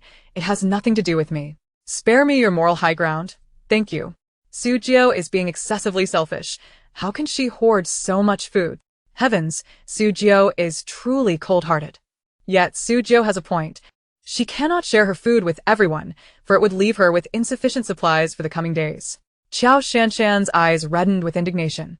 Su Jiu made a face, then continued to enjoy the enoki mushrooms in her hot pot, exclaiming, "Wow, these enoki mushrooms are so fragrant and tender. The wide noodles are so soft and translucent, they are almost stringy.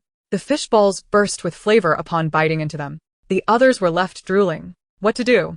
Su Jiu, you are insufferable. While we starve, you sit there slurping." Qiao Shanshan scoffed, wishing she could pounce on Su Jiu and tear her apart. Su Jiu. Even if you refuse to share, there is no need to taunt us. We are already starving. Wen's expression was one of exhaustion and desperation. Indeed, Su Jiu. You have gone too far. We approached you out of sheer necessity. Do you think it was easy for us to lower our heads and set aside our pride? Din. Even if you could spare us each a small piece of compressed biscuit, it would provide us with the strength to continue searching for food. And we would surely share what we find with you. Liang Feng added. Zheng Junmei chimed in as well. Teacher Wen, please share something with us. Aha, this is delightful. Suddenly, being favored by Su Jiu is quite enjoyable. Initially, the group had looked down on Su Jiu, attempting to isolate her. Yet now they were begging her for food. The contrast was truly gratifying. Yet, Su Jiu should not be too harsh. She ought to share at least a morsel. Su Jiu had swiftly finished her meal, glancing at them incredulously. You all have hands and feet, yet cannot find food. Don't blame your incompetence on me. Then come here begging. If I share my food, I will have less to fill my own belly. Do you think I am some fool?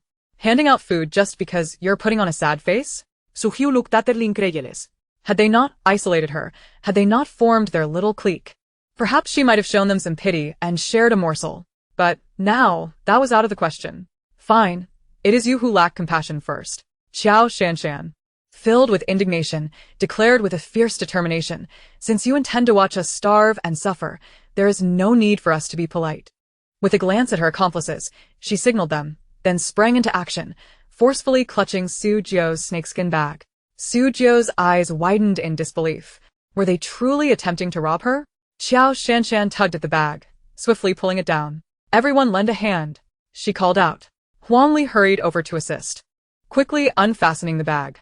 How dare you steal my belongings? Su Jiu's temper flared as she descended from the tree with remarkable agility, but the group's coordination outpaced her. Each member clutched a bounty of food. Zheng Junmei, feeling guilty, exclaimed, Teacher Su, I'm so sorry. Once I'm full, I promise to share some food with you. Huang Li retorted, You were the one who wanted to harm us. We are merely acting in self-defense. Liang Feng added, Food should be shared. When Wan chimed in, We're just borrowing your things. We'll return them once we find more food. Clinging tightly to their spoils, they dashed away. Oh my! This group of people are nothing short of thieves. They stand on their moral high ground to condemn Su Jiu while making off with her food. On this small island, managing to fill one's belly is a blessing. Who cares about their methods? This is perhaps the epitome of selfish malevolence. In a flash, Su Jiu's stolen provisions ignited her fury, propelling her onto trending topics. By the time she reached the ground, the contents of her snakeskin bag had already been snatched away, and in a fit of rage, she sprinted after them. Su Jiu swiftly kicked the slowest, Qiao Shanshan, to the ground. Chapter 70. Su Jiu unleashed. Qiao Shanshan was taken by surprise as she was forcefully kicked from behind, losing her balance and tumbling to the ground. The food she held scattering everywhere. Su Jiu's temper boiled over as she charged at Qiao Shanshan and delivered a powerful kick. The impact flipped Qiao Shanshan, leaving her face up, grimacing in pain. Ouch, that hurts. You thieving scoundrel. You will feel more pain to come. Su Jiu, seething with rage, sat upon Qiao Shanshan's waist and raised her hand to deliver a resounding slap. Qiao Shanshan's face swelled from the blow, 5 distinct handprints visible on her skin. Goodness. Su Jiu is far too violent. She resorts to physical confrontation at the slightest provocation. Is it appropriate for Su Jiu to publicly assault a female guest on the show? I've never witnessed such chaos on a variety show before. Indeed, Su Jiu clearly disregards the well-being of others. She only cares about her own satisfaction. Yet, watching this unfold is oddly exhilarating. Is it really so terrible that I took your food? Must you resort to such violence against me? Qiao Shanshan struggled, glaring furiously at Su Jiu. In the next moment, Su Jiu delivered another resounding slap to Qiao Shanshan's face. Is it so wrong that I struck you a few times? You conspired with that group to steal my food. You are endangering my life. Infuriated, Su Jiu rained down several more slaps, leaving Qiao Shanshan stunned and unable to retaliate. Meanwhile, viewers online were astonished. Why does Qiao Shanshan's nose look crooked? Goodness, that's terrifying. The prosthetic on her nose has deformed. Didn't Qiao Shanshan previously promote herself as a natural beauty? She even went to the hospital to prove she hadn't undergone surgery. What about now? Su Jiu cast a disdainful glance at the remaining shameless individuals fleeing with her food, scoffing. Just wait. I will return to deal with you. With that, she bolted forward, sprinting with the speed of a 100-meter dash. Two male guests managed to run faster, but Huang Li and Wen Wan, encumbered by their high heels, lagged behind, quickly becoming targets for Su Jiu. As Huang Li realized she was about to be caught, she took a decisive bite of a protein bar, hastily consuming it. The others followed suit, stuffing their mouths with food as they ran. I am utterly astounded. I never expected such a scenario. If they weren't starving, they wouldn't resort to such behavior. Who would have thought that these lofty celebrities would resort to theft for a few bites of food? Qiao Shanshan should have thought to eat something before getting punched. How shameless! Su Jiu exclaimed, witnessing her protein bar being devoured. She lunged forward and slapped Huang Li across the face. You dare to eat my protein bar, you shameless wretch. Huang Li, still chewing the protein bar, quickly swallowed as Su Jiu approached. The slap visibly jolted Huang Li, distorting her face.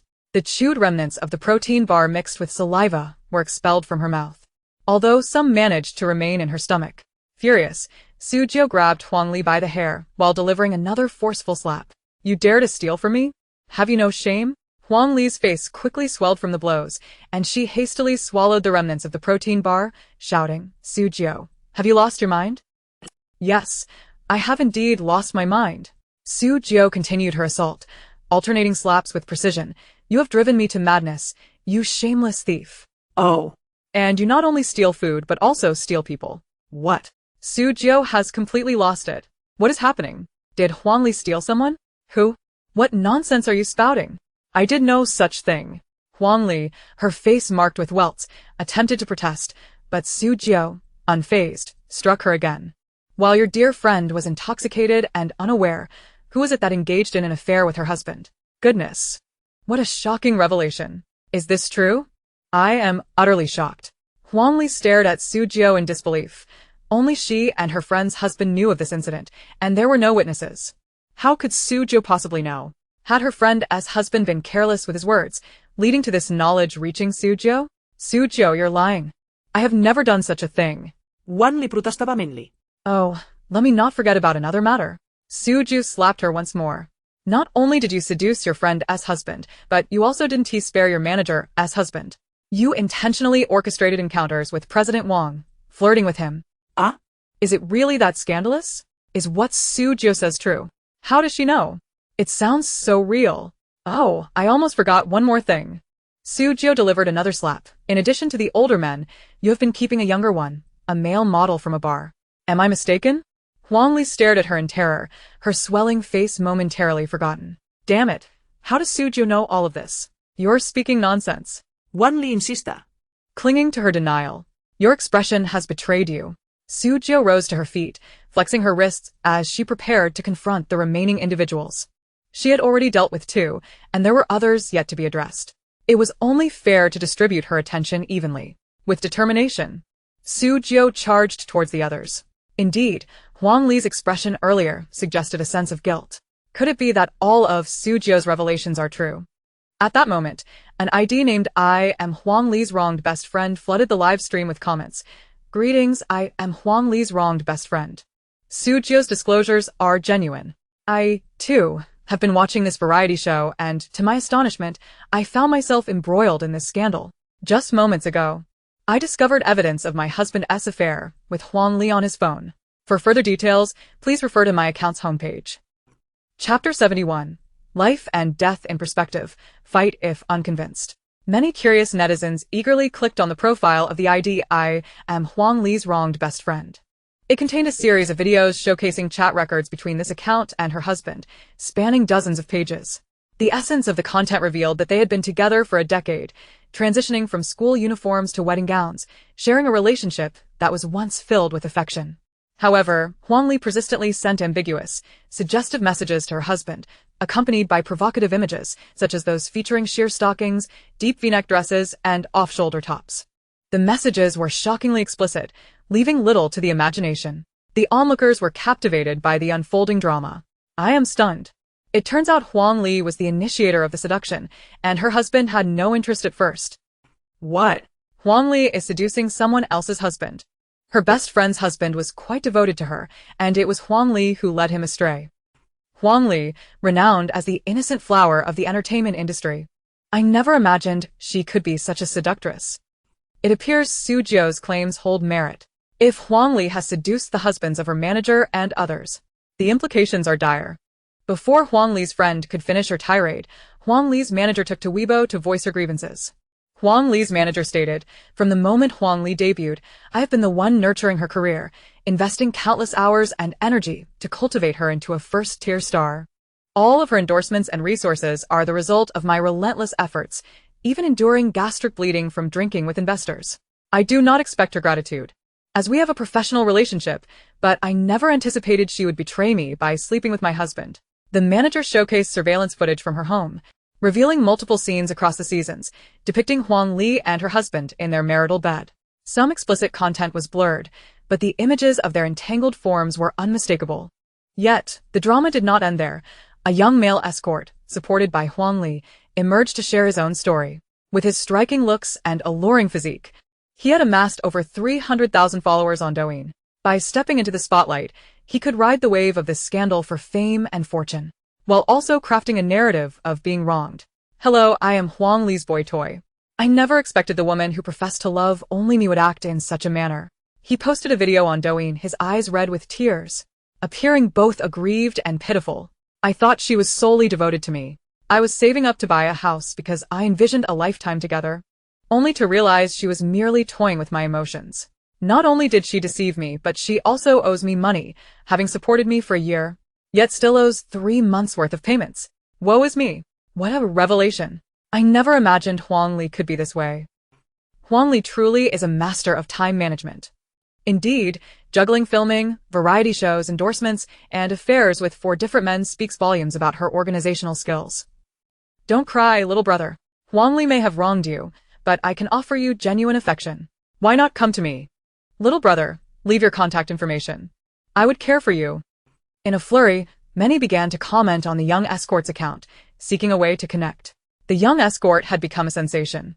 Huang Li was swiftly branded a time management expert, juggling 4 relationships while simultaneously seducing her best friend's husband and her manager's husband, single-handedly wreaking havoc on 2 seemingly stable marriages. However, that was a tale for another time. At present, Su Jiu had reached the trio of Wenwan Liangfeng and Zheng Junmei. They were visibly fatigued, panting heavily.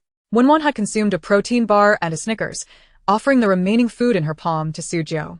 "Here, Take this." we are all part of the same production team. There's no need to be so calculating." Before she could finish her sentence, Su Jiu delivered a sharp slap. "Shut your mouth." "Ha ha, Su Jiu is such a wild spirit. I can't stop laughing." Is Su Jiu experiencing a stable bout of madness? Su Jiu snatched the food and tucked it into her pocket. "You have gone too far, Su Jiu." When Wan protested, covering her face, tears welling in her eyes. Looking most pitiable, Su Jiu is indiscriminate in her attacks. "I feel for my goddess. All Wan did was eat a protein bar and a Snickers, and she faced this brutal retaliation." "Su Jiu, you are too ruthless. It was merely a bit of food. Was it really necessary to react this way? This is infuriating. What kind of trash is Su Jiu to treat my goddess in such a manner? I feel like crying." "You stole my food. And I didn't cry. Why are you crying?" Su Jiu, still unsatisfied, raised her hand again for another slap. "You thieving scoundrel." Ah. When Wan, struck twice, fell to the ground, her lip bleeding. Yet, Su Jiu remained unappeased, bending down to deliver another couple of slaps. Terrified, Wen Wan hurriedly shielded her head. "I was wrong. I was wrong. I apologize, I was just too hungry, she cried, her tears flowing like rain. Su Jiu, I am sorry. I was in the wrong. Please, no more. Heavens, Su Jiu has gone too far. She made my goddess cry. Everyone, do not hold me back. I wish to charge in. I would gladly confront her. Me too. I cannot contain my anger. Before Su Jiu could strike again, Liang Feng, unable to bear the sight, rushed over and seized Su Jiu's wrist, admonishing her. Su Jiu, you have crossed the line. How can you treat teacher Wen like this? It was merely a few bites of food. Are you trying to kill her? You speak so casually. Why don't you bring me some food to eat? Su Jiu retorted, shaking off Liang Feng's grip. You are far too arrogant. I stand here to protect teacher Wen, and I will not allow you to harm her. Liang Feng positioned himself protectively in front of Wen. With tears streaming down her face, Wen gazed up at him, looking utterly forlorn. Teacher Liang. Bah! You pathetic sycophant. If you are so intent on fawning over teacher Wen, then taste my fist. With that, Su Jiu swung her fist with force towards Liang Feng. I must tell you, I never strike women, but I can no longer tolerate this. Before she could finish her sentence, Liang Feng felt a powerful punch connect with his left eye. Chapter 72. Teacher Zheng weeps with longing. In an instant, Liang Feng's left eye was marked with a deep bruise. You hit me. Liang Feng exclaimed, tilting his head back and clutching his eye, glaring at Su Jiu. I will not let this go. Su Jiu, having trained in combat and self-defense, was not intimidated. She delivered a fierce kick to Liang Feng's groin. Instantly, he doubled over, clutching himself, his complexion paling as he sank to the ground. Ah, this is unbearable pain. The thief, how dare you have the audacity? Su Jiu raised her hand and aimed for his other eye socket, delivering another punch. She reclaimed the food that Liang Feng had seized from her. How infuriating it was that this group of people devoured everything in their path, leaving no trace of protein bars or Snickers behind. This is Su Jiu's indiscriminate attack strategy. Teacher Su is so formidable. My milk ducts are all flowing now. Su Jiu, don't provoke me. I might go mad. Su Jiu approached Zheng Junmei, who was utterly dumbfounded by the scene unfolding before him. As she stepped closer, he hastily raised his hands in surrender, exclaiming, I concede. I concede. I'll return everything. I only stole one protein bar. Su Jiu froned. You too are a thief. Considering your voluntary surrender, I shall go easy on you. The moment the words left her lips, she slapped Zheng Junmei across the face. Ha ha ha. Su Jiu, you truly are generous with your retribution. I thought Teacher Zheng would be spared a slap after surrendering to Su Jiu, but I was mistaken. Su Jiu, I am a fair and just judge of slaps. Teacher Su showed some mercy, while others suffered greatly at her hands. Zheng Junmei's punishment was comparatively lenient. Zheng Junmei, who had tightly shut his eyes, braced himself for a severe beating, but to his astonishment, the anticipated pain never came. He opened his eyes wide in disbelief. Teacher Su, you oh heavens, he could hardly believe it. Su Jiu had slapped others multiple times, yet only delivered one slap to him. What could this mean? It seemed he held a special place in her regard. In that moment, Zheng Junmei was filled with regret. He should never have associated with that group. He ought to have stayed close to Su Jiu. He had chosen the wrong side. Su Jiu, taken aback by his sudden admiration, commanded, You, take these items and put them into my pockets. She pointed to a nearby sack made of snakeskin. Understood. Zheng Junmei quickly complied, removing his jacket to gather all the food, placing it carefully in the pockets, and delivering it to Su Jiu. However, after organizing everything, Su Jiu despondently realized that half of the food was already gone. That despicable group of thieves had consumed half of it, and during their hasty retreat, they had trampled several packages of instant noodles and self-heating hot pots. Su Jiu gazed skyward in disbelief. Internally, she conversed with the system. System. Do you think my points can unlock the system all for some delicious treats? After all, her goal was to lay back and effortlessly earn the millions in compensation. System. Host, have you forgotten? Your points have been depleted. You overextended your credit. Su Jiu. Oh? Then, how many points do I have left? System. Your outstanding points have yet to be repaid, thus you currently lack the authority to access the system mall. Su Jiu. Damn it. That shameless group of thieves stole my food. I could just tear them apart. System. Murder is against the law. The host should maintain a positive outlook and strive forward.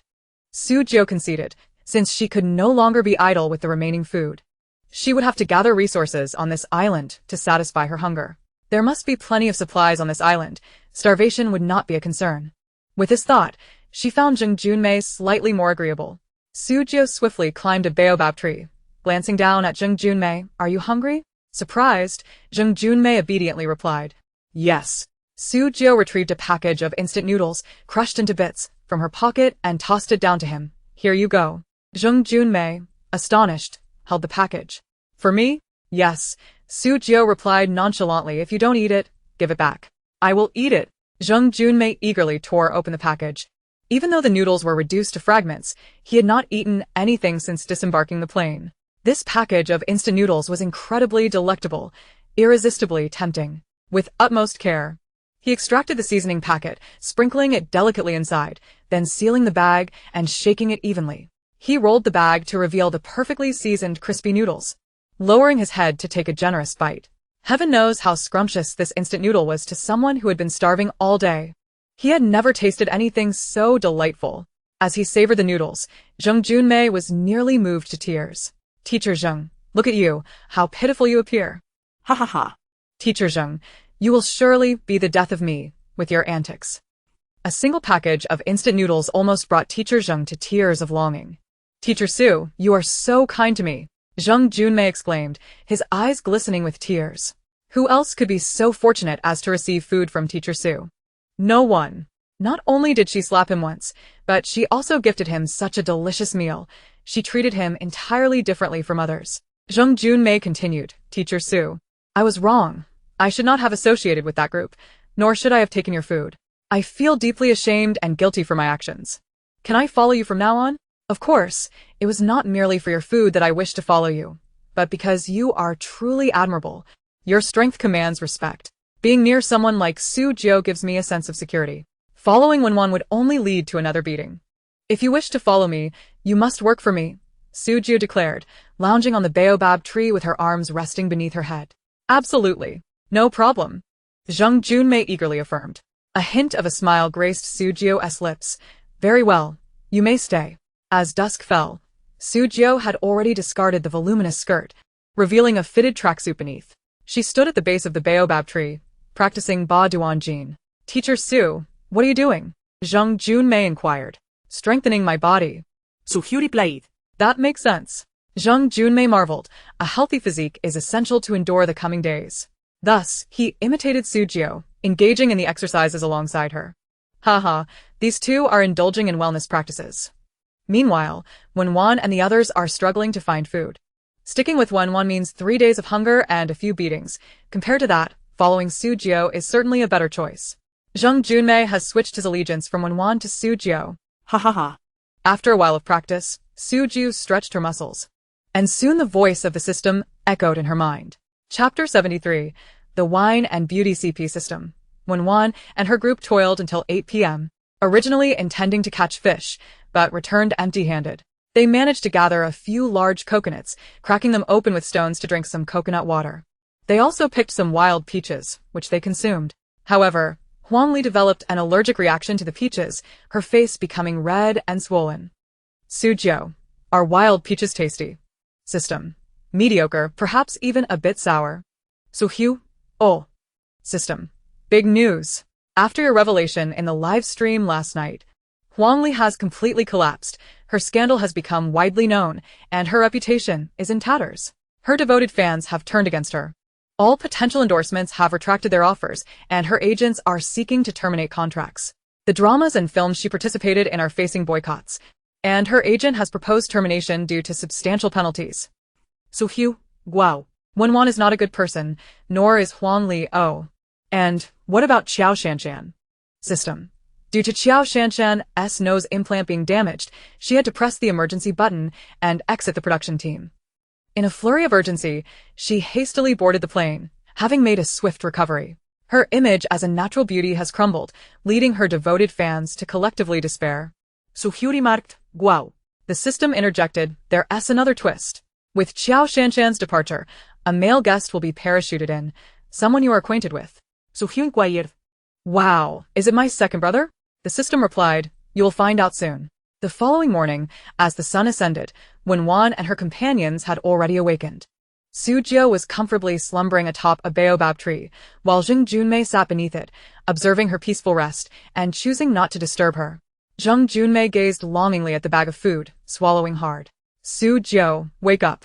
Zheng Junmei is about to steal your food. If you don't wake up soon, Zheng Junmei will start nibbling on your provisions. Yet, Zheng Junmei merely glanced at the bag, rose, and departed. Ah? I misjudged Teacher Zheng, she mused. Where is Teacher Zheng off to? Zheng Junmei knew that the food in the bag would barely suffice even for Su Jiu alone, necessitating the search for additional sustenance. Since the production team had mentioned that the island possessed edible resources, she was determined to find them. Venturing into the island's dense forests, Zheng Junmei sought wild fruits. As she wandered, she stumbled upon a bountiful cluster of wild hawthorn. Her eyes sparkled at the sight of the vibrant red fruit, and she hurried to pick them. This hawthorn is ours. Just then, Huang Li coldly interrupted. What do you mean by ours? Did this hawthorn bear your names? Zheng Junmei felt exasperated. Huang Li was well aware that Zheng Junmei had allied with Su Jiu the previous night, which explained her disdainful demeanor. Her face, swollen and reddened from an allergic reaction, bore the imprints of Su Jiu's slap, rendering her quite disheveled.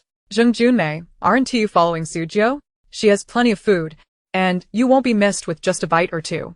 We are many, yet we have nothing to eat, so you must leave the hawthorn for us. With that, Huang Li began to pluck the wild hawthorn. When Wan and Liang Feng joined her, hastily gathering the fruit in a coat pocket, seemingly anxious that Zheng Junmei might contest them, even breaking branches to toss them into their makeshift pouch. What does this mean? Just because I'm with Teacher Su, I have no right to pick hawthorn? Zheng Junmei exclaimed, rushing to gather some herself, only to be shoved back by Liang Feng.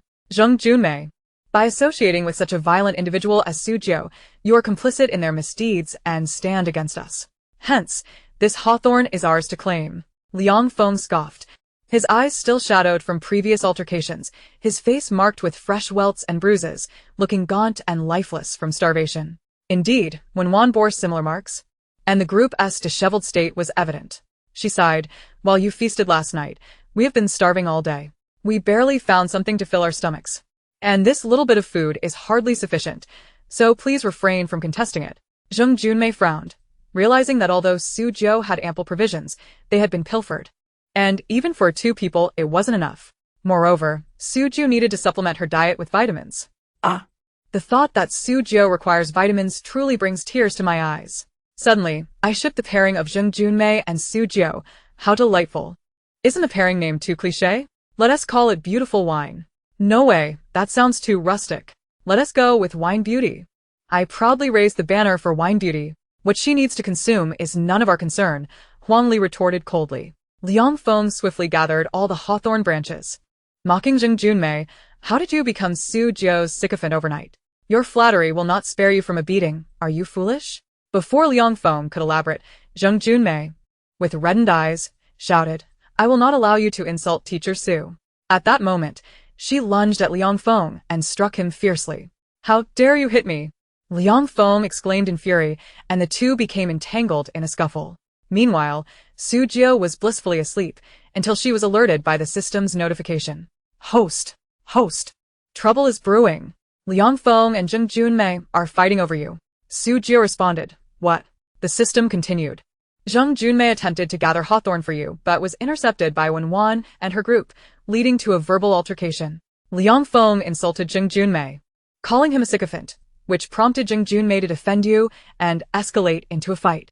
Instantly, Su Jiu sat up, declaring, Let us go to the front lines and witness the drama unfold. Zheng Junmei is one of our own.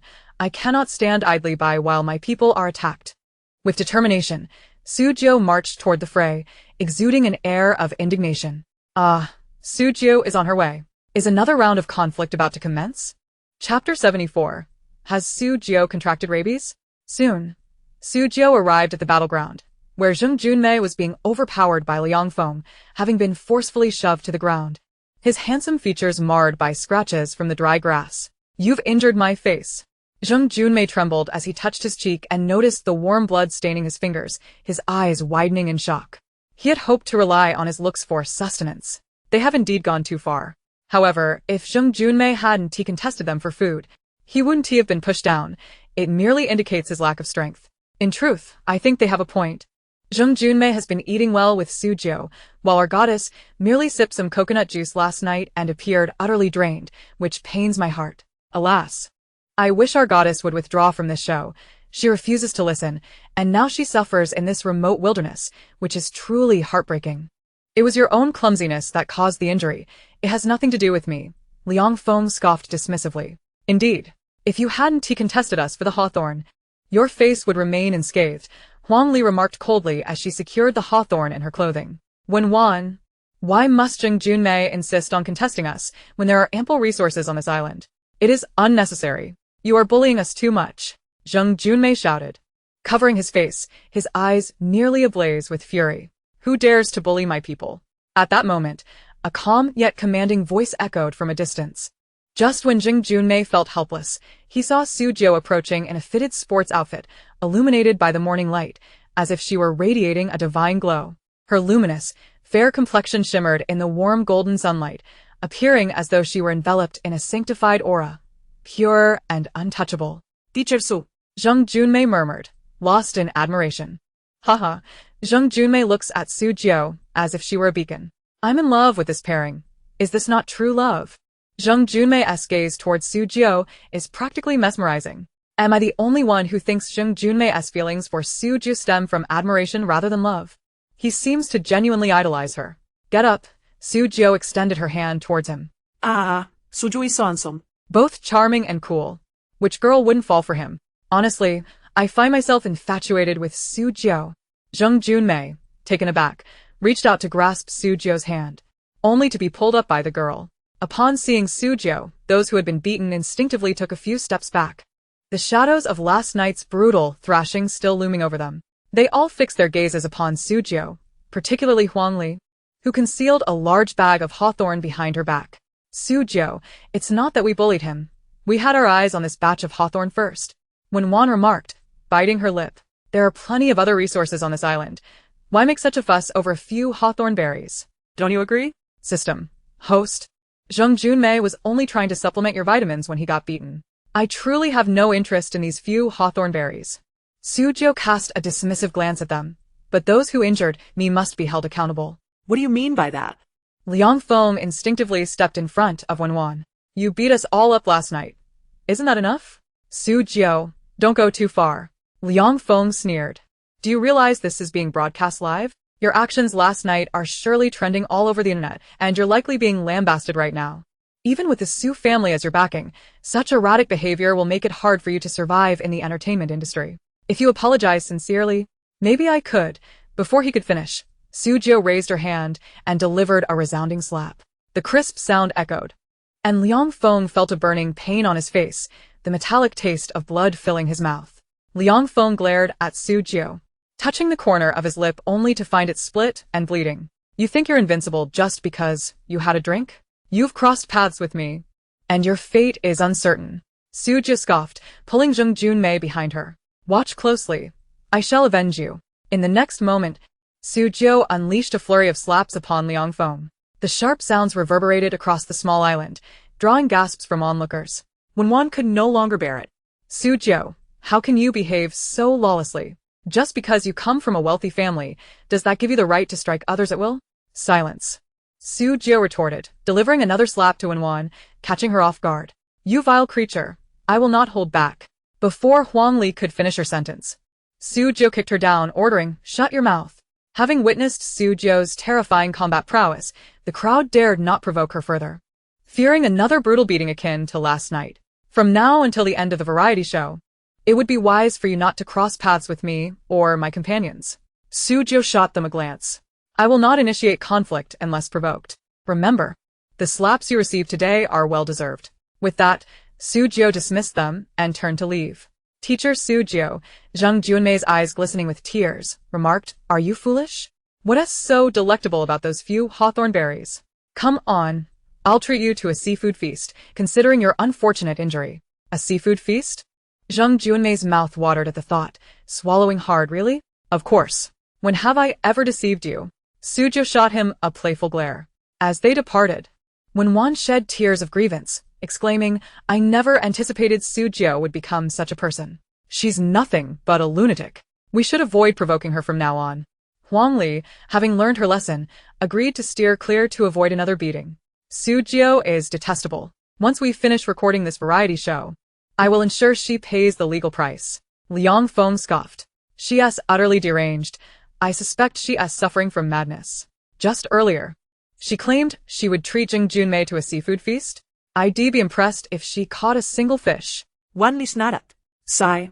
Zheng Junmei has chosen to associate with such a person. Perhaps he thinks being with Su Jiu guarantees him food, when Wan sighed. But I know Su Jiu well. She is not one to share. Well, I wish them success, when Wan concluded. Isn't Su Jiu just a little delinquent? She resorts to violence at the slightest disagreement. Is there no one to rein her in? Chapter 75. She is a goddess. Indeed, this is utterly lacking in decorum. She shows no respect, striking others without hesitation.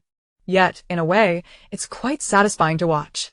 But as Su Jiu stated, those slaps were well-deserved. If they hadn't attempted to steal her food, they wouldn't have faced punishment. Their mischief in preventing Zheng Junmei from picking hawthorn berries led to this outcome. Su Jiu was merely standing up for her friend. Agreed with the above, I believe Su Jiu was justified. However, last night, when Wan and so many others failed to catch a single fish, and now Su Jiu claims she'll treat Zheng Junmei to a seafood feast? That's quite the boast. Who can argue with that? Su Jiu loves to show off and assert her strength. I'm curious to see how Su Jiu will be proven wrong. Zheng Junmei followed Su Jiu to a stretch of coastline. Teacher Su, can we really enjoy a seafood feast? He asked, still incredulous. Su Jiu offered no reply. She removed her shoes and socks, placing them on the shore, and walked towards the warm golden sands. In the early morning, this area of the sea was ripe for foraging. If fortune favored them, they could collect a bounty of delectable finds. Of course, foraging was also a matter of luck. As the vast sea teemed with elusive seafood, many who ventured out could return empty-handed if fortune did not smile upon them. Su Jiu conversed with the system. Wago? I want to feast on hairy crabs, oysters, large prawns, mantis shrimp, and starfish. Quickly locate them for me. I want to hear what the little seafood brothers have in store. System. That is not quite right. You want me to help you pinpoint where the seafood is located so you can forage, right? Almost fell for your trick. Su Jiu. Bah. I just want to enjoy a grand seafood feast. Guaco, please. System. I'm getting goosebumps. This eagle-like woman is actually whining? Su Jiu. System. All right, walk 300 meters south. There's a rocky area nearby. Su Jiu. Yay, love you. With her delicate feet sinking into the shallow water, Su Jiu stepped forward until she spotted a fist-sized mantis shrimp nestled among the crevices of the rocks. Zheng Junmei. Mantis shrimp. Su Jiu called out. I'm coming. Upon seeing the mantis shrimp, Zheng Junmei's eyes lit up, and he rushed forward to catch it barehanded. My goodness. This mantis shrimp is bigger than my fist. My mouth is watering. Su Jiu truly has some skills. Su Jiu is incredible. She made the children envious. System. Walk 200 meters left, beneath the rocks. Su Jiu hurried over. Zheng Junmei. I'm on my way. Zheng Junmei, eager not to lag behind, quickly followed and soon discovered a massive oyster hidden beneath the rocks. It's huge. Zheng Junmei exclaimed, realizing it was larger than his hand, and hurriedly picked it up. He removed his floral shirt, soaked it in the seawater, and wrapped the oyster and the large mantis shrimp inside. Su Jiu continued ahead, with Zheng Junmei diligently trailing behind her. Here. Su Jiu shouted. I'm coming. Zheng Junmei called back. The blue crabs, sea conchs, oysters, succulent mantis shrimp, and the magnificent lobsters, with claws thicker than a baby's arm, have brought an unexpected windfall. Teacher Su, I have no quarrel with the walls, but I bow to you, Zheng Junmei exclaimed, struggling under the weight of a heavy bundle filled with seafood. Inside, the lobsters and crabs were still flailing their claws, attempting a final rebellion, causing the bundle to bulge ominously. Isn't Su Jiu simply incredible? Is this not a seafood feast? I am utterly envious. Who cried in envy? I shan't say. Is Su Jiu a professional at beachcombing? How could she gather so much? Her luck is truly extraordinary. Su Jiu smiled. All right. Now let us prepare a fire and grill some seafood. Subsequently, the two made their way back to the red baobab tree, laden with an abundance of seafood. You go find some dry twigs and leaves, Su Jiu instructed. To Zheng Junmei, her words were akin to a royal decree, prompting him to hastily search for the requested materials. Meanwhile, Sujio found a round piece of wood and a long, pointed stick. Sharpening the latter before taking a hair tie from her snakeskin bag, unraveling it to bind around the sharpened wood. She then positioned the pointed stick against the round piece of wood, her slender fingers deftly manipulating the rope as she began to rotate it. "Treacherous. Are you attempting to start a fire by friction?" Zhang Junmei asked incredulously. "Indeed," Sujio replied, crouching down, her fingers skillfully working the two pieces of wood, palms spinning rapidly. Oh my heavens, could it be that Sujio really believes she can create fire? This primitive method of fire making is notoriously difficult. Surely Sujio doesn't think she can have a seafood feast every meal? She has mineral water in her bag. She could simply boil the seafood with it. However, to their astonishment, after nearly a minute of diligent effort, the wood began to blacken, wisps of white smoke emerging, which gradually intensified, accompanied by flickering flames. I can't believe it. She actually made fire by friction. Sujio is truly remarkable. I never expected to witness such an ancient method of fire making in real life. I am utterly astonished. Not only is Sujio a powerhouse, but she is also quite the resourceful individual. This seafood feast is truly her creation. I must say, it is wise of Zhang Junmei to follow Sujio. Indeed, Sujio is extraordinary. Zhang Junmei has a keen eye. Look. Zhang Junmei's gaze towards Sujio is almost reverent, filled with admiration. He truly adores her. What are you still doing? Hurry and find a stone. Sujio called out to the dazed Zhang Junmei. He quickly snapped back to reality, locating a stone and placing it on the small wooden fire, adding more dry twigs to stoke the flames higher. He then began to lay out the seafood from his bag onto the heated stone slab. "Treacherous.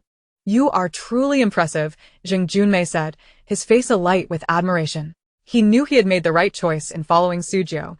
He should have aligned himself with her from the very beginning. After a while, an enticing aroma of grilled seafood wafted through the air, reaching the noses of Wen and her group. What is that smell? It is so fragrant. Huang Li sniffed the air, intrigued. It smells like seafood. Liang Feng chimed in. Indeed, it is the scent of grilled seafood. Wen swallowed hard. Although they had consumed coconut juice and a bit of hawthorn in the morning, those were hardly filling, and they were now ravenously hungry. Chapter 76, A Fool Who Does Not Seize Opportunity. Following the scent of the seafood, Wen and her companions approached, only to be met with a scene that left them utterly speechless. There, Sujio and Zhang Junmei sat atop a pile of dry leaves beneath the baobab tree, facing each other, with a small fire crackling between them. On the stone slab above the fire lay an array of sumptuous mantis shrimp, crabs the size of palms, brilliantly roasted lobsters, and steaming oysters. Beneath them, a mountain of crab shells and shrimp shells had accumulated, while Sujio held a lobster claw larger than an infant's fist, savoring the tender, succulent meat. Bathed in the warm golden sunlight of the morning, the meat glistened alluringly. The delectable aroma of the seafood enveloped the air, tantalizing every nose present, causing them to salivate. A rumble echoed, unmistakably the sound of someone's stomach, loud enough for all to hear. Gradually, the sounds of rumbling bellies multiplied. How mortifying. Everyone's stomachs are growling. Wen and her group could never have anticipated that Sujio would actually prepare a seafood feast. Initially, they thought Sujio would be humiliated, but now it seems they're the ones being embarrassed. Had they known, they might have treated Sujio with more respect upon arriving at the island. With a smile, Zhang Junmei greeted them. "Oh, you all have come as well?" All of this bounty was gathered by Sister Su. "I must say, the seafood here is fresh and unlike anything sold in markets. It is the best seafood I have ever tasted," he said, taking hearty bites. When Wen and her companions felt their hunger intensify, their mouths watering. "Zhang Junmei, could you share a bite with me?" Huang Li asked, swallowing hard. "Of course. If I find any resources in the future, I can share those with you," she added, wary of approaching Sujio again for fear of another beating. Since these foods were all gathered by Sister Su, it would be a blessing to have just a bite. "I have no authority over their distribution. If you wish to eat, you must seek out Sister Su," Zhang Junmei stated, taking a big bite of the lobster claw. "Ah, it is truly delicious." Huang Li stomped her foot in frustration. Zhang Junmei was clearly doing this on purpose, knowing she had a grudge against Sujio. Was he deliberately withholding food from her? How petty! What kind of person could befriend Sujio? Wen could not contain herself, saying, "I believe there is no conflict we cannot resolve. Why don't we move forward and coexist peacefully?" "Ah, how fragrant." Sujio took a bite of the lobster claw, then split the lobster tail open to enjoy the meat inside. If you wish for seafood, just say so. I truly find it amusing when Wan is rather hypocritical. And her intentions have been laid bare by Su Jiu, someone mused. Had this group not opposed Su Jiu from the start, they could have enjoyed a hearty feast. They have only themselves to blame for their isolation of Su Jiu. Indeed, they should not have clashed with Su Jiu. They are reaping what they have sown. So Hugh, what do you mean by this? Liang Feng could not help but defend his idol. Noting Su Jiu's silence as she continued to eat, he swallowed and said, I know you are unwilling to share these resources with us. How about this? Propose a condition, anything reasonable, and I will comply. As long as you share some seafood with us. Very well, a monetary exchange will suffice. Su Jiu spoke up, her lustrous dark hair cascading as she gazed quietly at him. A mantis shrimp costs 100,000, a large lobster 1,000,000. As for this crab, I'll give you a discount, 300,000 each. My heavens, are you not asking for a king's ransom? This is outright robbery. Liang Feng exclaimed incredulously. Why not just rob a bank instead? You truly are crossing the line. Do you take us for fools? Huang Li chimed in, supporting his indignation. Not at all. All these seafood delights were caught by my own skill. They are mine to sell at whatever price I deem fit. If you find it too dear, you're free to abstain from purchasing, Su Jiu retorted nonchalantly as she opened another oyster, slurping its juice with the languor of a pampered kitten. Ah, how delectable.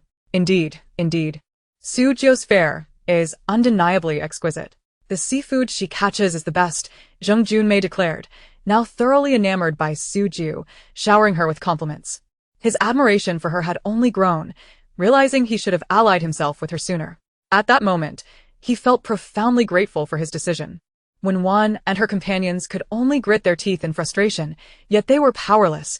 Their hunger was overwhelming. Having consumed only a few hawthorn berries and wild fruits, they were far from sated. Continuing on this way would inevitably lead to their exit from the show. Leaving the program would mean forfeiting their earnings as per the contract and possibly incurring penalties. Moreover, given the show's immense popularity, exiting would signify a loss of exposure and opportunities, a significant detriment in an era where visibility equates to resources and endorsements. Resolutely, Wen Wan bit her lip and declared, Very well, I shall purchase 1 crab, 2 mantis shrimps, and 1 large lobster. This should suffice to fill her. That will be 2,000,000. Su Jiu replied after taking a bite of seafood. Why such a steep price? According to your earlier rates, that amounts to 1,500,000. Are you incapable of basic arithmetic? Liang Feng protested, visibly dissatisfied. Because when Wan is someone I dislike, selling to someone I detest goes against my principles. Hence the price increase, Su Jiu replied with an air of indifference. Gritting his teeth, Liang Feng resolved, Very well, we will purchase all the remaining seafood on your table. Calculate the total. Rather than letting Wen Wan pay, he decided to buy everything himself, intending to gift it to her in hopes of winning her favor. All right, Let me do the math. That will be 6,000,000. However, I doubt you have cash on hand. Thus, I shall extend you credit. But I must charge you interest. Just give me 6,500,000. What? 6,500,000? Do you take us for fools? Liang Feng gasped. I'm not forcing you to buy. It's entirely your choice, Su Jiu replied dismissively. When Wan and her companions exchanged glances. Although Su Jiu was indeed a shrewd merchant with exorbitant prices, they had no alternative. They had to eat to maintain their stamina for the ongoing filming, otherwise they would be unable to continue. With no other options, they resigned themselves to Su Jiu's merciless negotiation. Very well, Liang Feng said darkly. Remember to repay me once the show concludes. Millions are watching the live stream, and the entire internet will know of your debt to me. So Hugh's mailbraitli. If you dare to default, it would truly reflect poorly on you. With no other recourse, Liang Feng begrudgingly acquiesced. What was a mere 6,500,000 to him? By now, Su Jiu and Zheng Junmei had nearly finished their meal. Having already satiated their appetites, they felt no qualms about sharing the leftovers. And she was more than willing to profit from the transaction. A fool who neglects to profit is indeed a fool. Thus, Su Jiu exchanged the remnants of their seafood for a verbal IOU of 6,500,000. Once we exit the program, remember to settle this, she stated. Should you attempt to dine and dash, I shall expose you without hesitation. Ben Ban, Lian Feng, Wan Li, Zhen Junmei, Bo. Sister Su, is so cool. Another day of adoring her. Did you all see that? Zheng Junmei looks at Su Jiu as if he has smitten. Zheng Junmei, you sly one. If you like her, go after her. I bet Su Jiu doesn't have a boyfriend. Let us proudly wave the banner of our ship. Who dares to oppose us? While the pairing might be unconventional, their chemistry is undeniable. After acquiring the seafood, Liang Feng first allocated the largest and finest portions to Wen, reserving the remainder for himself, and only offering Huang Li the smallest, charred bits. Huang Li gazed at her burnt, shriveled seafood, then at Wen's sumptuous feast, her expression darkening. Haha, Liang Feng, you ought to maintain some fairness. Liang Feng's favoritism is glaringly obvious. This exemplifies the difference between love and indifference. Thank you, Wen said, contentedly cradling the large crab, elegantly savoring her meal. My goddess eats with such grace, unlike some, who devour with such rudeness. Indeed, Su Jiu cannot be compared to our goddess. They are worlds apart. No need for thanks. Liang Feng felt healed by Wen's radiant smile, her brightness illuminating his world, making him momentarily forget his hunger. Upon hearing the system notification, Wen noted, Liang Feng's fondness for you has reached 90. A 90 approval rating sounded promising. At this level, she could expect various favors and conveniences from him. However, Liang Feng was merely an inconspicuous NPC, a minor character in her story. The system chimed in. Host, the male lead of this world is soon to arrive on the island as a special guest for the show. Wen thought, what a stroke of luck. To find him here after failing to save him abroad is serendipitous. Yet, she pondered, isn't the male lead supposed to be exceedingly busy? Why would he deign to appear on such a trivial program? The male lead in the novel was the child of destiny, an heir to a global financial empire. It seemed odd for someone of his stature to participate in a minor domestic show.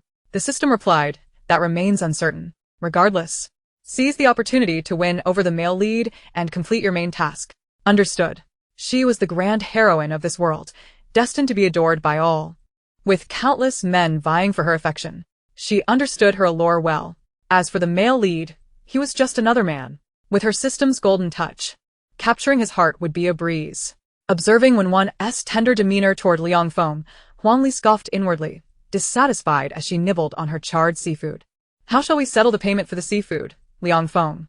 That would naturally be split evenly, Liang Feng said, his thoughts consumed by Wen. Without a second thought, he turned to her, his gaze soft as water. Of course, Wen, I shall cover your share. No need for you to pay.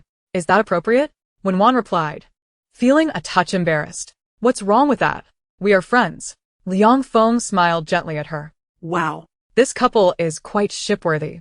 Let me think of a name for this couple. How about Evening Breeze CP? Evening Breeze CP is just so sweet. Come on. This is supposed to be a survival adventure variety show, not a dating show. You love-struck folks really baffle me. Wait a minute, Huang Li interjected, unable to remain silent. Liang Feng, aren't you being a bit hypocritical? What's wrong with that? I invited Wen for seafood. How does that concern you? As Liang Feng turned his gaze toward Huang Li, his demeanor shifted entirely, the tenderness he had for Wen evaporating completely. He had always been straightforward, expressing his likes and dislikes without pretense. Given the Liang family's affluence, he knew that if his career in the entertainment industry faltered, he could always return home to inherit the family fortune. Thus, he had grown accustomed to living freely, unabashedly showing his preferences, and had offended numerous individuals along the way. Ironically, those he had offended found themselves powerless against him. Upon discovering that Huang Li had been unfaithful to multiple men, Liang Feng's regard for her further diminished. He saw her as tainted and unworthy compared to Wen's innocent purity. You don't think I invited Wen and not you, and that's why you're upset, do you? Liang Feng stared at her incredulously. Let me tell you, just having food is a privilege. I had to swallow my pride and plead with Su Jiu to sell me seafood. Don't be ungrateful. What kind of nonsense is that? Wan lira turta. Feeling increasingly frustrated, given that her own scandals had been exposed by Su Jiu, her reputation was now tarnished. And there was no need to keep up the facade of being a lady. Why didn't I notice before that you're just a shrimp-headed man? I didn't say you should treat me to seafood, but you think I'm someone who can just accept whatever scraps you give me?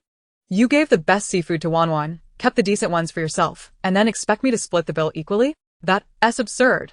At that moment, a satisfied Su Jiu approached, holding a blade of grass in her mouth, gleefully making her way over.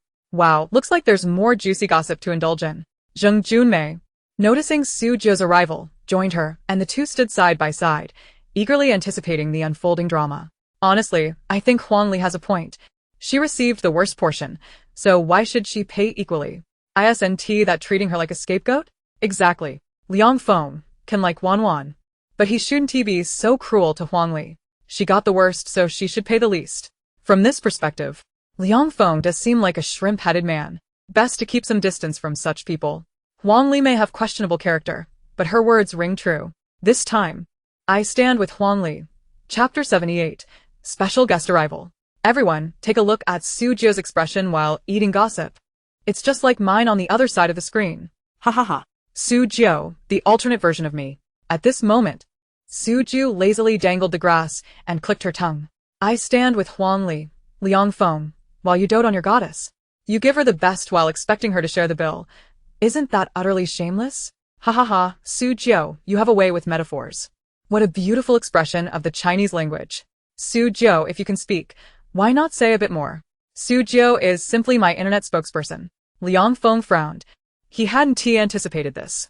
He had been too engrossed in interacting with Wan to realize how his words sounded, and they indeed painted him in an unfavorable light.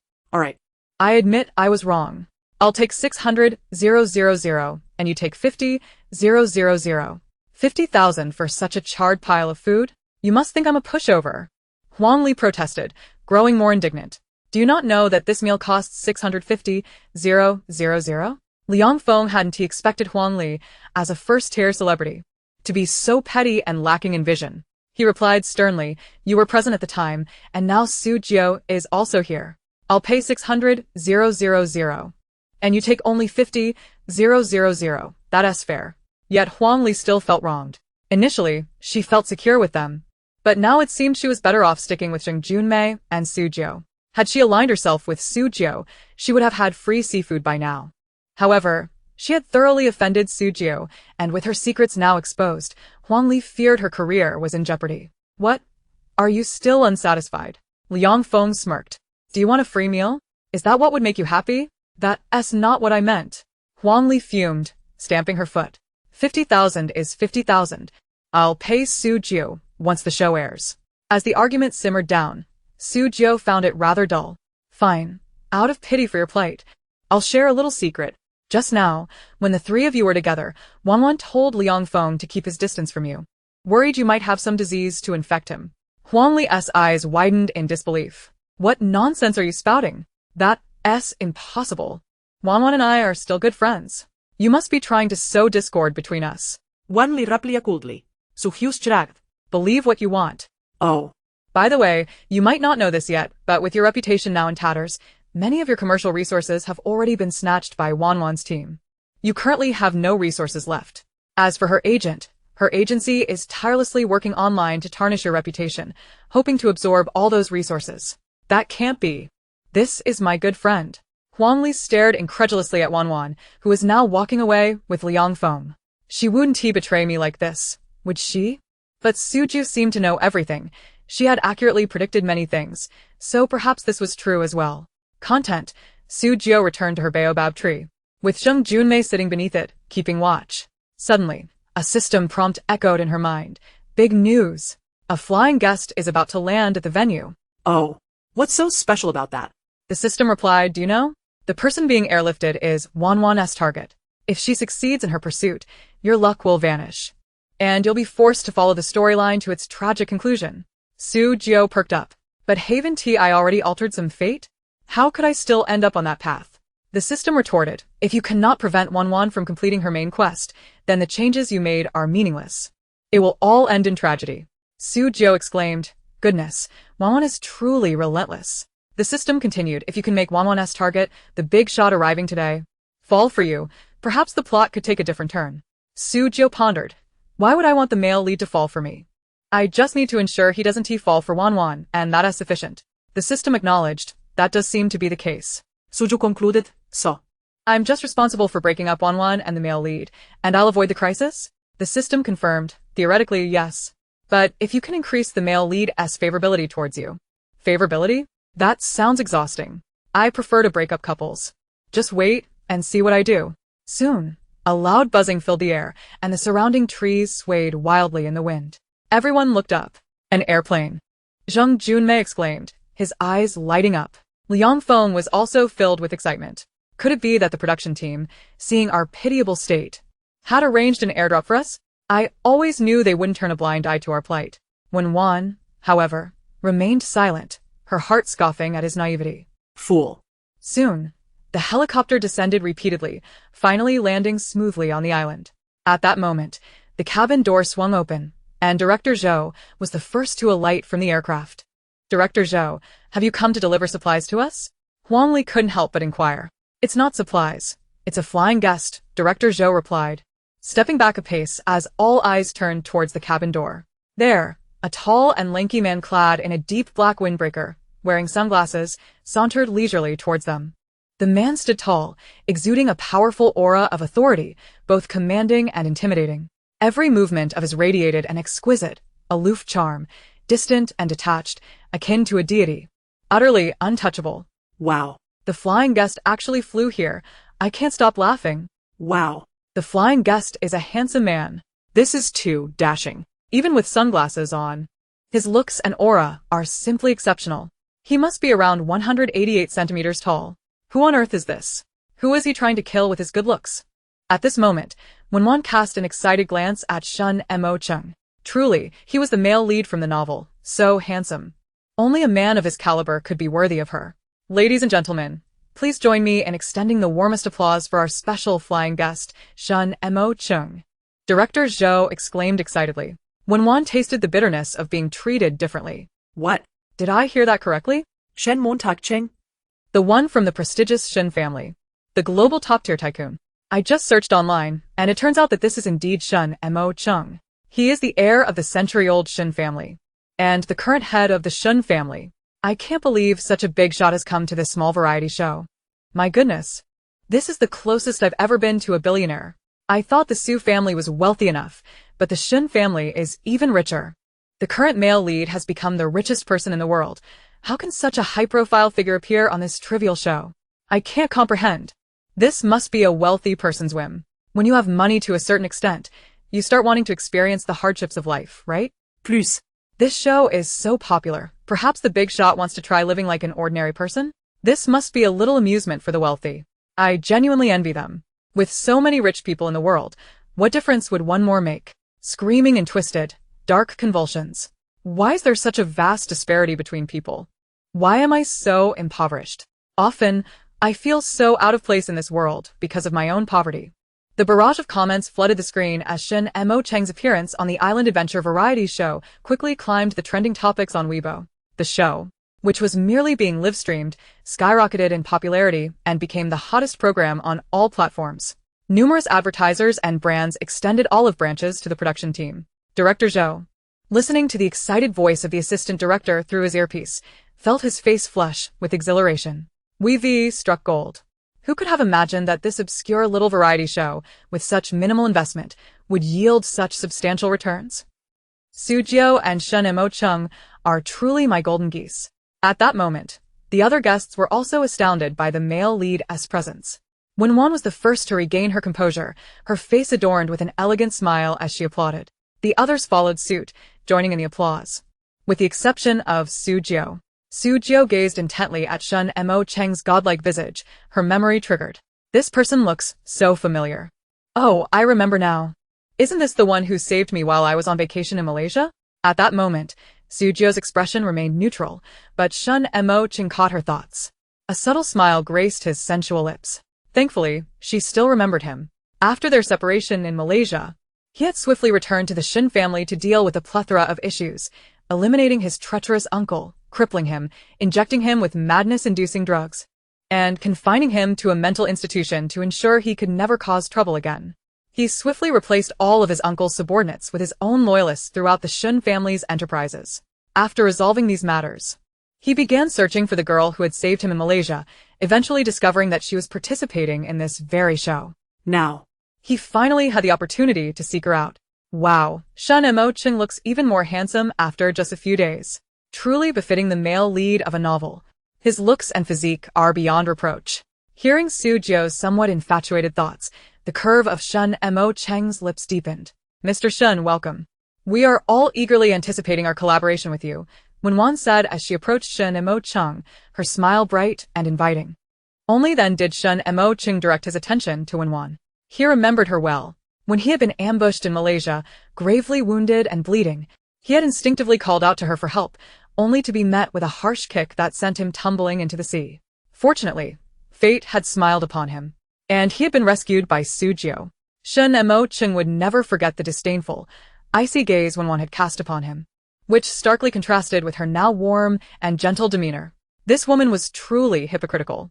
Shun Mo Cheng merely cast her a fleeting glance, emanating an aura of aloofness and distance, before shifting his focus to Su Jiu. Miss Su, greetings, Shun Mo Cheng said, his voice smooth and magnetic, bearing a hint of seductive charm.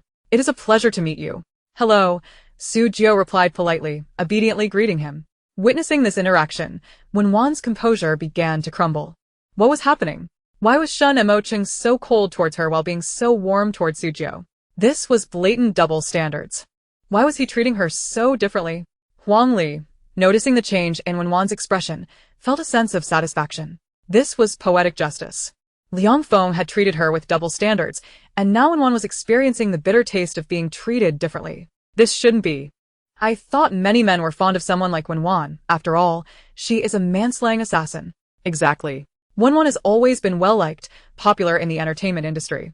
But now she seems to be facing a setback. Shun Mo Cheng clearly favors Su Jiu more.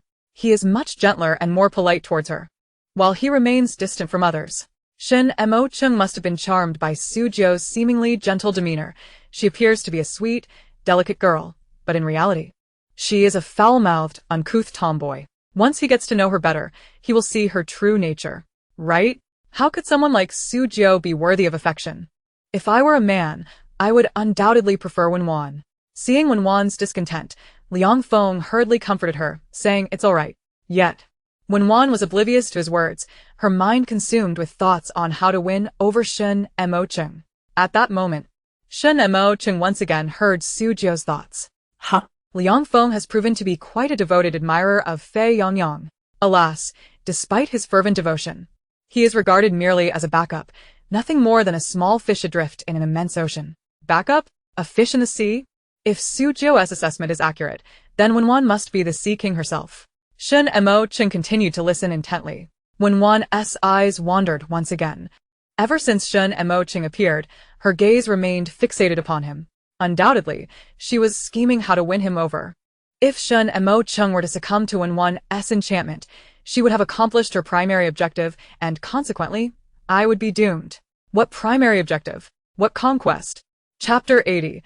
The Crouching Dragon and the Hidden Phoenix. So, this Wen intends to woo him? And if she succeeds, Su Jiu might find herself in considerable trouble? Shun Mo Cheng pondered this deeply.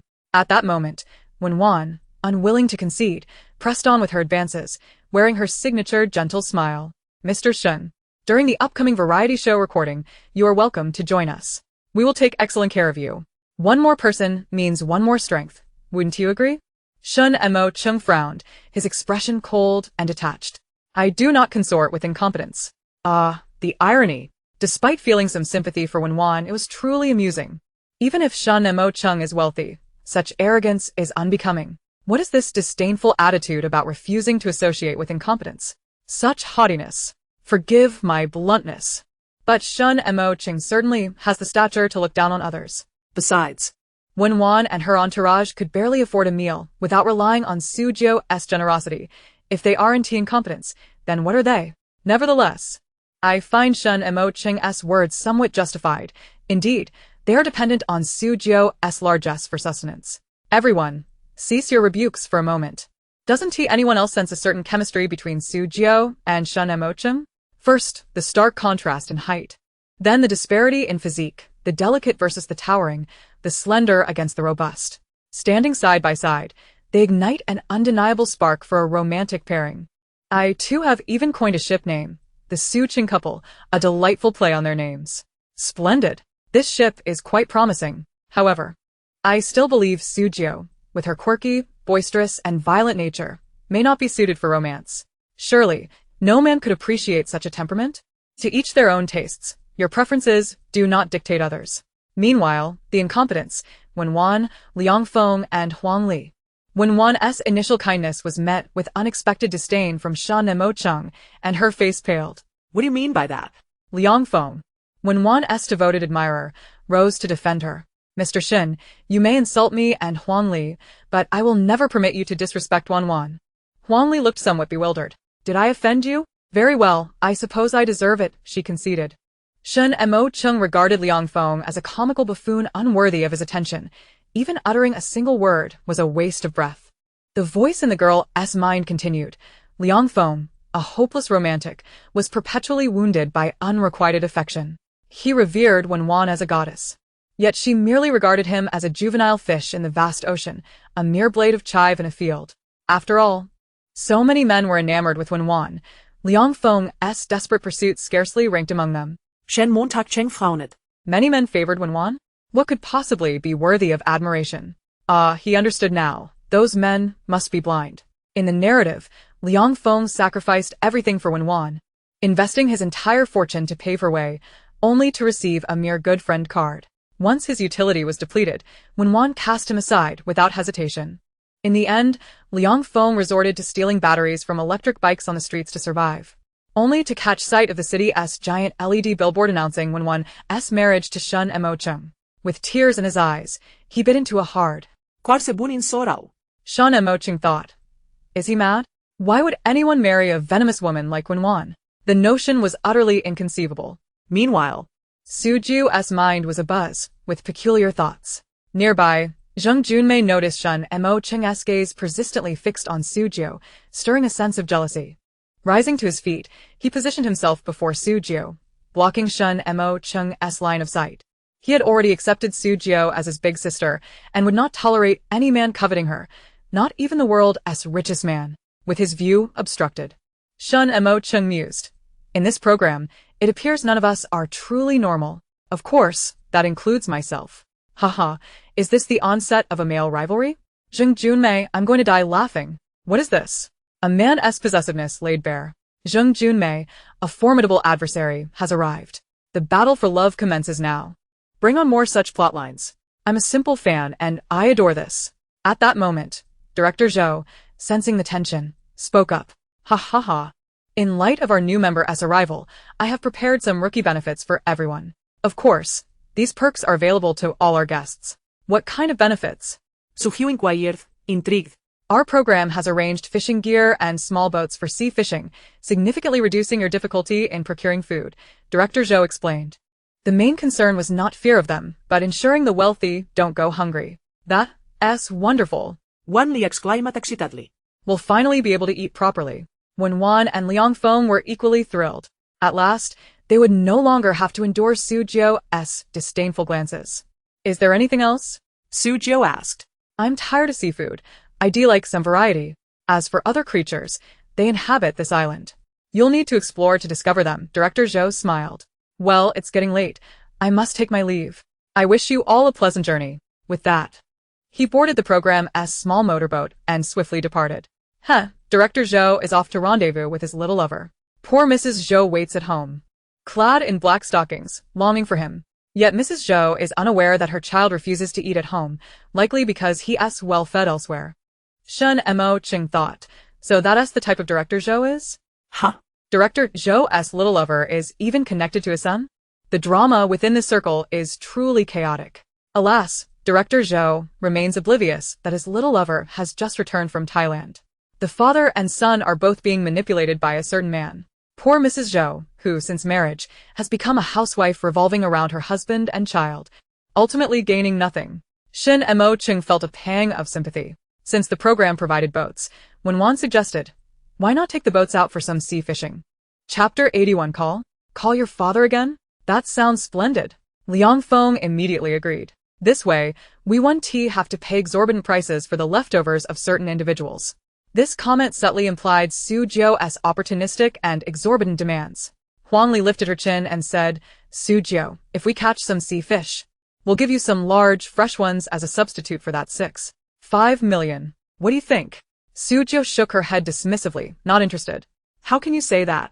Wan Li raturta, visibly displeased. You're taking advantage of us in our vulnerable moment, demanding a king's ransom. Indeed, now that we have a boat, We can go sea fishing. what's wrong with bartering for better seafood? Liang Feng chimed in, equally frustrated. Su Jiu is just trying to exploit loopholes to take advantage of us. Shall I call for your father again? Su Jiu laughed coldly, hands on her hips. Is this a competition of who can shout the loudest? What if I refuse to trade? What if I demand payment? If you're dissatisfied, do you plan to shoot me or slice me open to retrieve the seafood I've consumed? The live stream's comments exploded.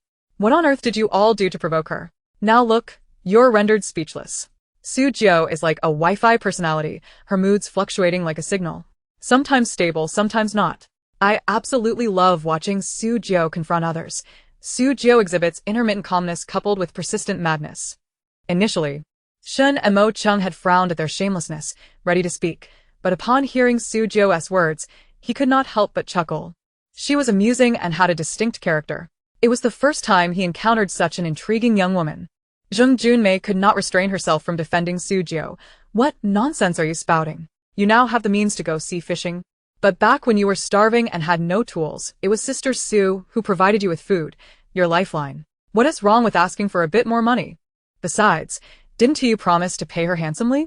Now you're changing your tune and standing on a moral high ground to criticize her. Isn't that excessive? At that moment, Shen Emoching pursed his lips and spoke sternly. Is the young master of the Liang family really so unwilling to part with a mere 6 million? Since returning to the country, he had been keeping tabs on Su Jiu's situation, following her progress since she started participating in the variety show, and thus was well aware of the background of this matter. Liang Feng's composure faltered, his face shifting between shades of green and white. That's not what I meant. I merely... Since that's not your intent, then silence yourself, Shen Emocheng commanded, his voice steady and imposing. Oh my heavens! Is Shen Emocheng defending Su Jiu? I said Shen Emocheng and Su Jiu are a match made in heaven. His shut up is just as effective as her sharp retorts. The CP fans are going wild. Su Cheng CP is undeniably the best. Su Jiu blinked curiously at Shen Emocheng. Wow. Was he just defending me? Suddenly, he seems a bit handsome, haha. Shen Montak Cheng replied. Didn't he realize that already? His previously austere demeanor softened, revealing a hint of warmth. I don't know if it's just my imagination, but Shen Emocheng's gaze towards Su Jiu seemed significantly gentler just now, haha. I feel the same. Family who understands. Just a single glance made me laugh uncontrollably. At this moment, Wen stepped forward to alleviate the awkwardness. All right. The most important task at hand is to search for supplies, she said, casting her beautiful eyes toward Shen Emocheng. Mr. Shen, would you like to join us on the yacht for some sea fishing? She needed to create more opportunities to be alone with him. At that moment, Shen Emocheng once again caught Su Jiu's innermost thoughts. When one knows she possesses captivating eyes, whenever she locks gazes with a man, he is inevitably drawn to her expressive eyes. Hence, she had been winking at Shen Emocheng earlier, subtly flirting. Shen Montak Cheng.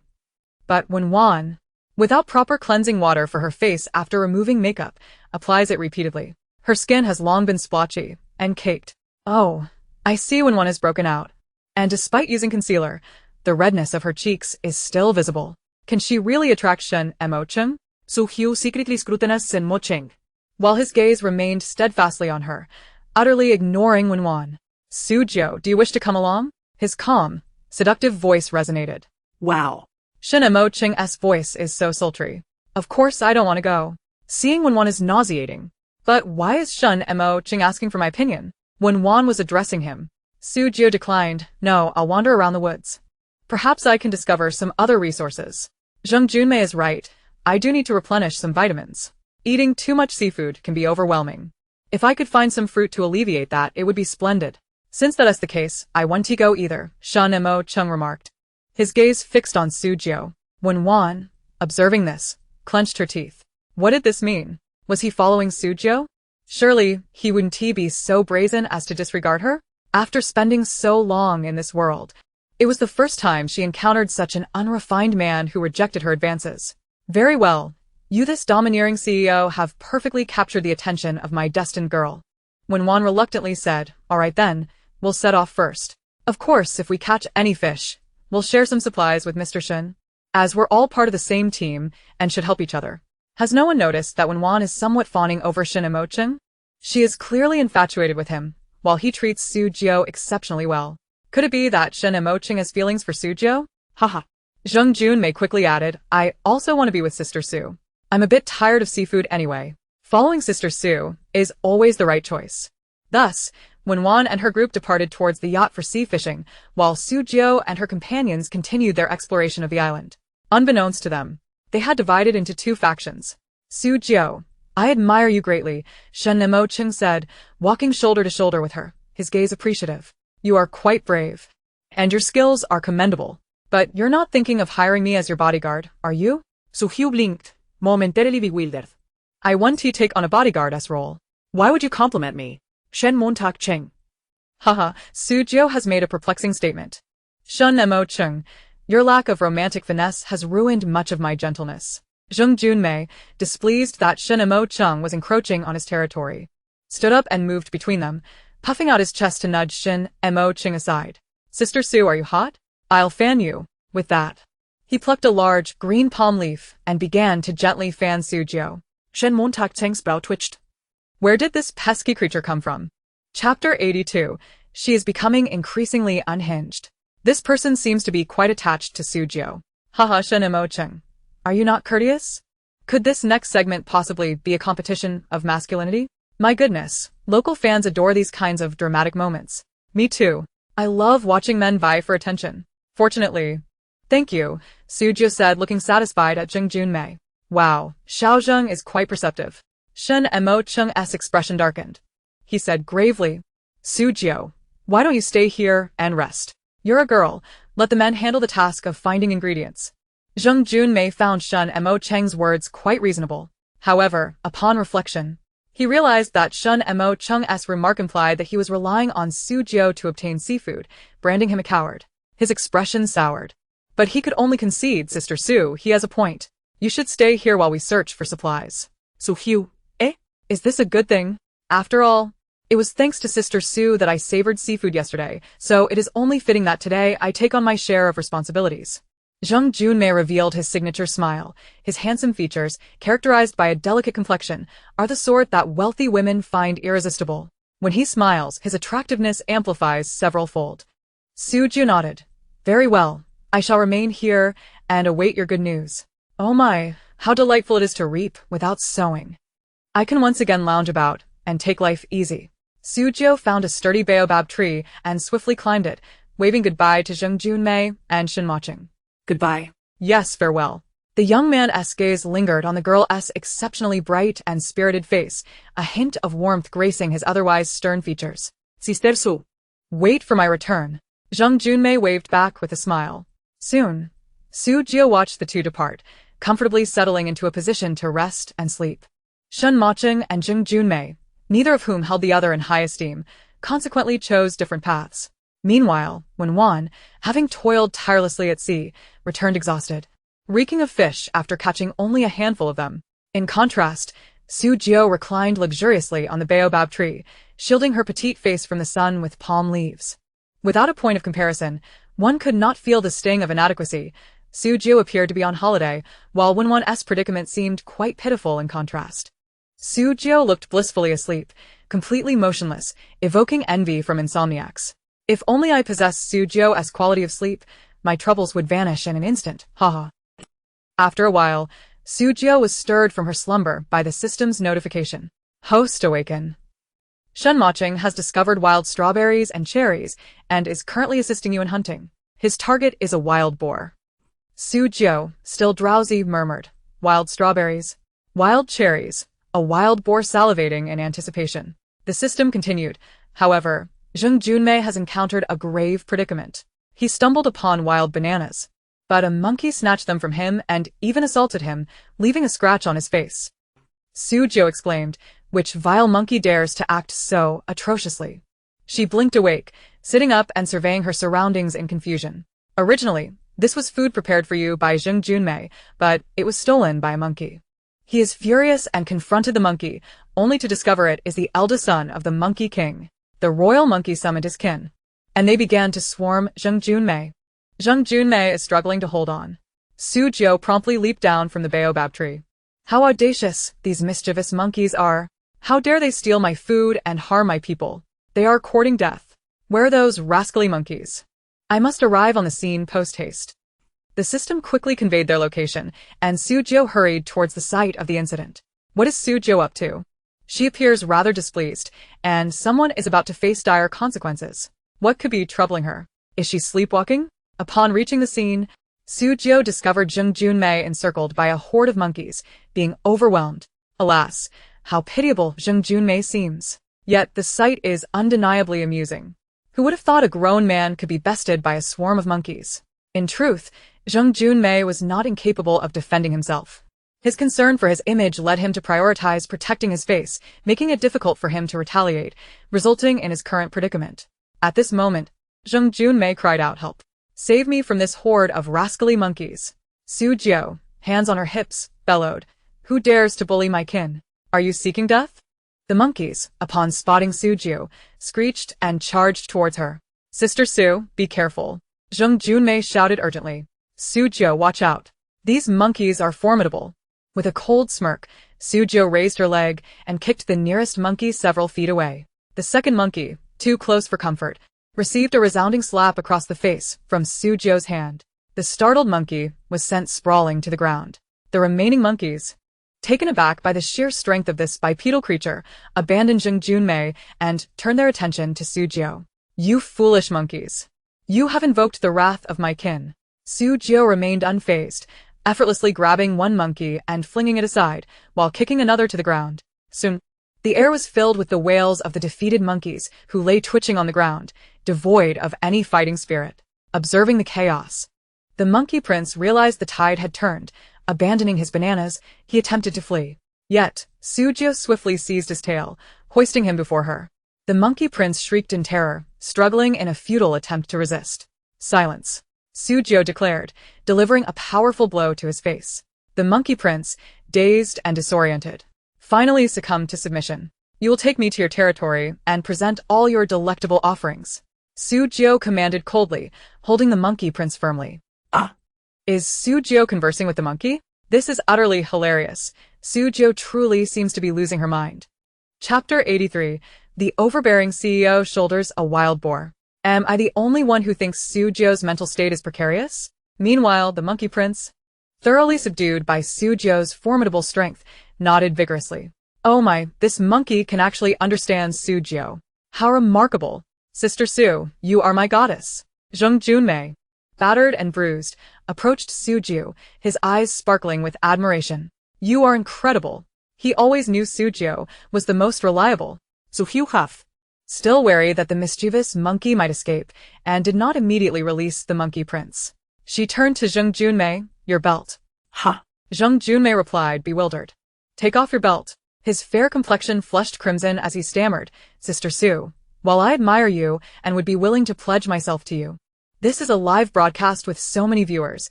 Is this truly appropriate?" What? Su Jiu has truly lost her mind.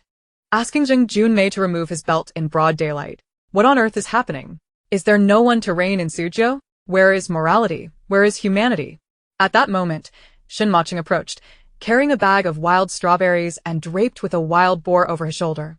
He beheld Zheng Junmei, clutching his belt and blushing, casting furtive glances at Su Jiu. The scene was rife with tension, suggesting a flirtation that was both inviting and hesitant, a combination of bashfulness and allure. "Ah, look."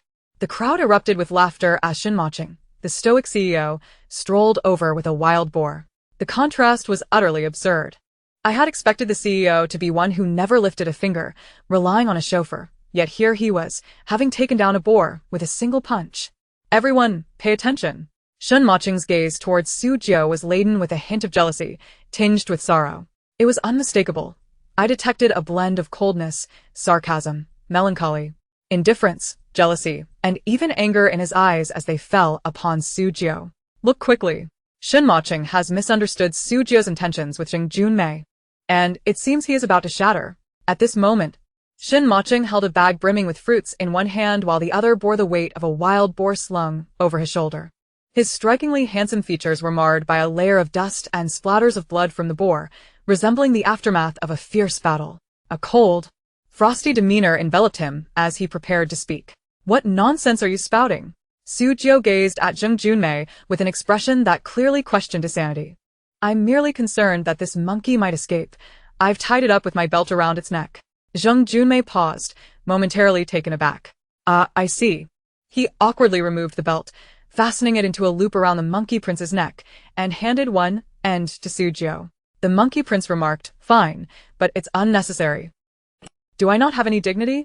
Shen Moching exhaled a sigh of relief. Jiu, I managed to gather some wild strawberries. As Jiu secured the monkey prince, she turned around, her eyes curving into a radiant smile that revealed two charming dimples. Shen Moching, you're back. At that moment, the girl basked in the warm golden sunlight, as if she had been brushed with a romantic palette akin to an oil painting. Her sweet, warm smile momentarily dazzled him. Her deep, clear almond eyes radiated purity, resembling a tranquil pool of water. Shen Moching had encountered countless individuals throughout his life, yet he had never met someone so simple and genuine. She laughed freely when happy and expressed her discontent without reservation, embodying a carefree spirit that was utterly captivating. Until now, he had never encountered a girl with such a vibrant personality as Jiu. She was not only his savior, but also a uniquely special presence in his life. Of course, he too held a significant place in her heart, especially after she had smiled at him just moments ago, something she had never done for anyone else. Wow. What a massive boar. It must weigh around 100 pounds. This boar is a treasure trove. It should be fine to eat after the first episode of the variety show wraps up, right? I crave crispy pork belly. And pig ears, pig trotters, pig intestines, steamed liver, braised, grilled. Everything sounds delightful.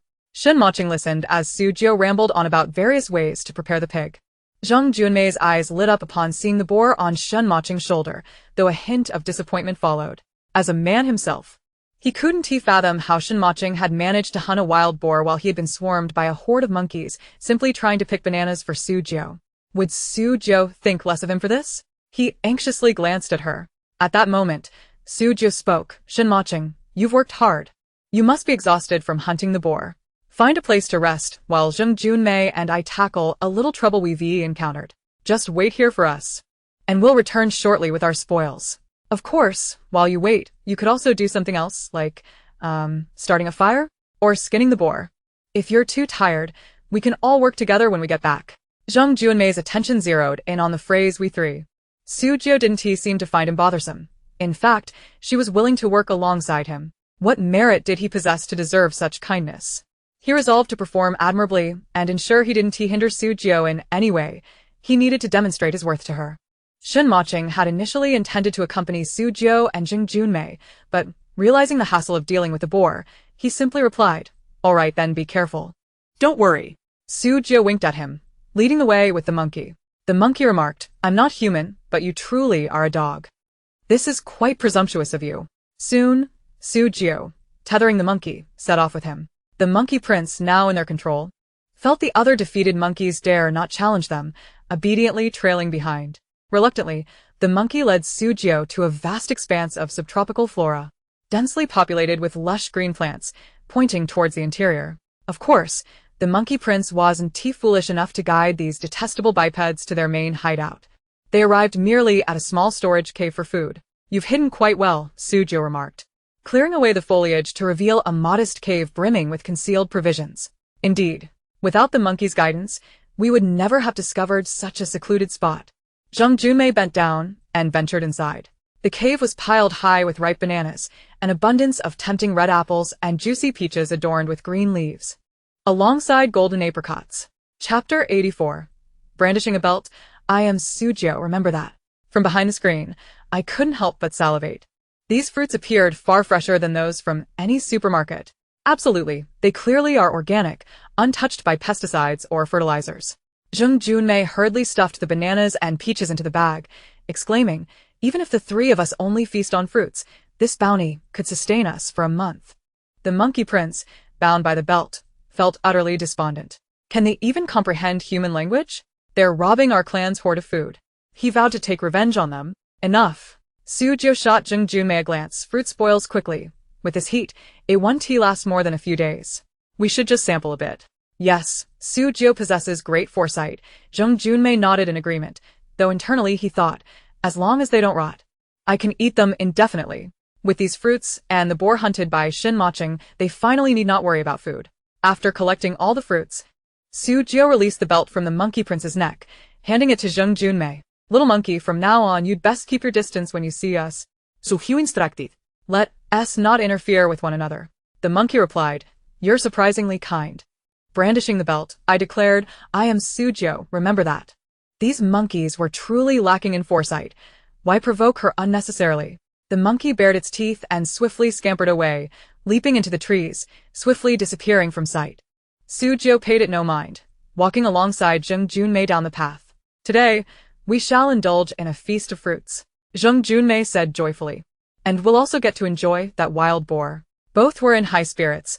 However, before long, a great multitude of monkeys descended from the trees nearby, leaping down in droves. 1, 2, 3, 4, an increasing number of monkeys rained down like a shower of fur. Good heavens! Su Jiu.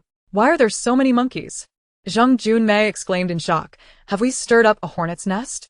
The live stream's comments section erupted in frenzy. There must be hundreds of monkeys. Could it be that all the monkeys on the island have gathered here? Everyone take note. The monkey that Su Jiu tied up with the belt has returned for revenge. To their surprise, the vengeful monkey was leading a formidable horde, unlike those Su Jiu had previously subdued. These monkeys were robust, their coats gleaming, baring their teeth with fierce expressions, emitting threatening growls. Zheng Junmei stepped protectively in front of Su Jiu, his eyes narrowed at the approaching monkeys. Su Jiu. This time it's my turn to protect you. Su Jiu said nothing, observing as the monkeys instinctively parted into two groups, creating a pathway. At that moment, a particularly large and imposing monkey, its fur a striking crimson, strode forward. Adorning its head was a woven green crown, embellished with blooming flowers. The imposing presence of the monkey was palpable. As soon as it made its entrance, the other monkeys immediately fell silent, bowing in submission. Perched on the left shoulder of the red-haired monkey was a small, diminutive creature, affectionately clinging to its neck. This was the little prince that Su Jiu had tethered with a belt moments earlier. Su Jiu remarked. Ah. So this mischievous monkey cannot contend with me, and has sought out a protector. What's the matter? You've summoned your father, thinking I would be intimidated? The little monkey chattered animatedly to the elder monkey, who responded with an enraged roar. Upon hearing this sound, the other monkeys immediately stood to attention, adopting a defensive posture.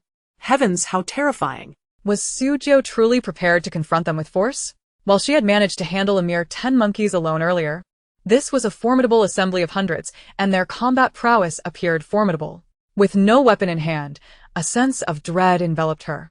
Should she engage in battle, she would be outnumbered and at a significant disadvantage. How she wished Shin Maching were present. With more allies, strength would be in numbers.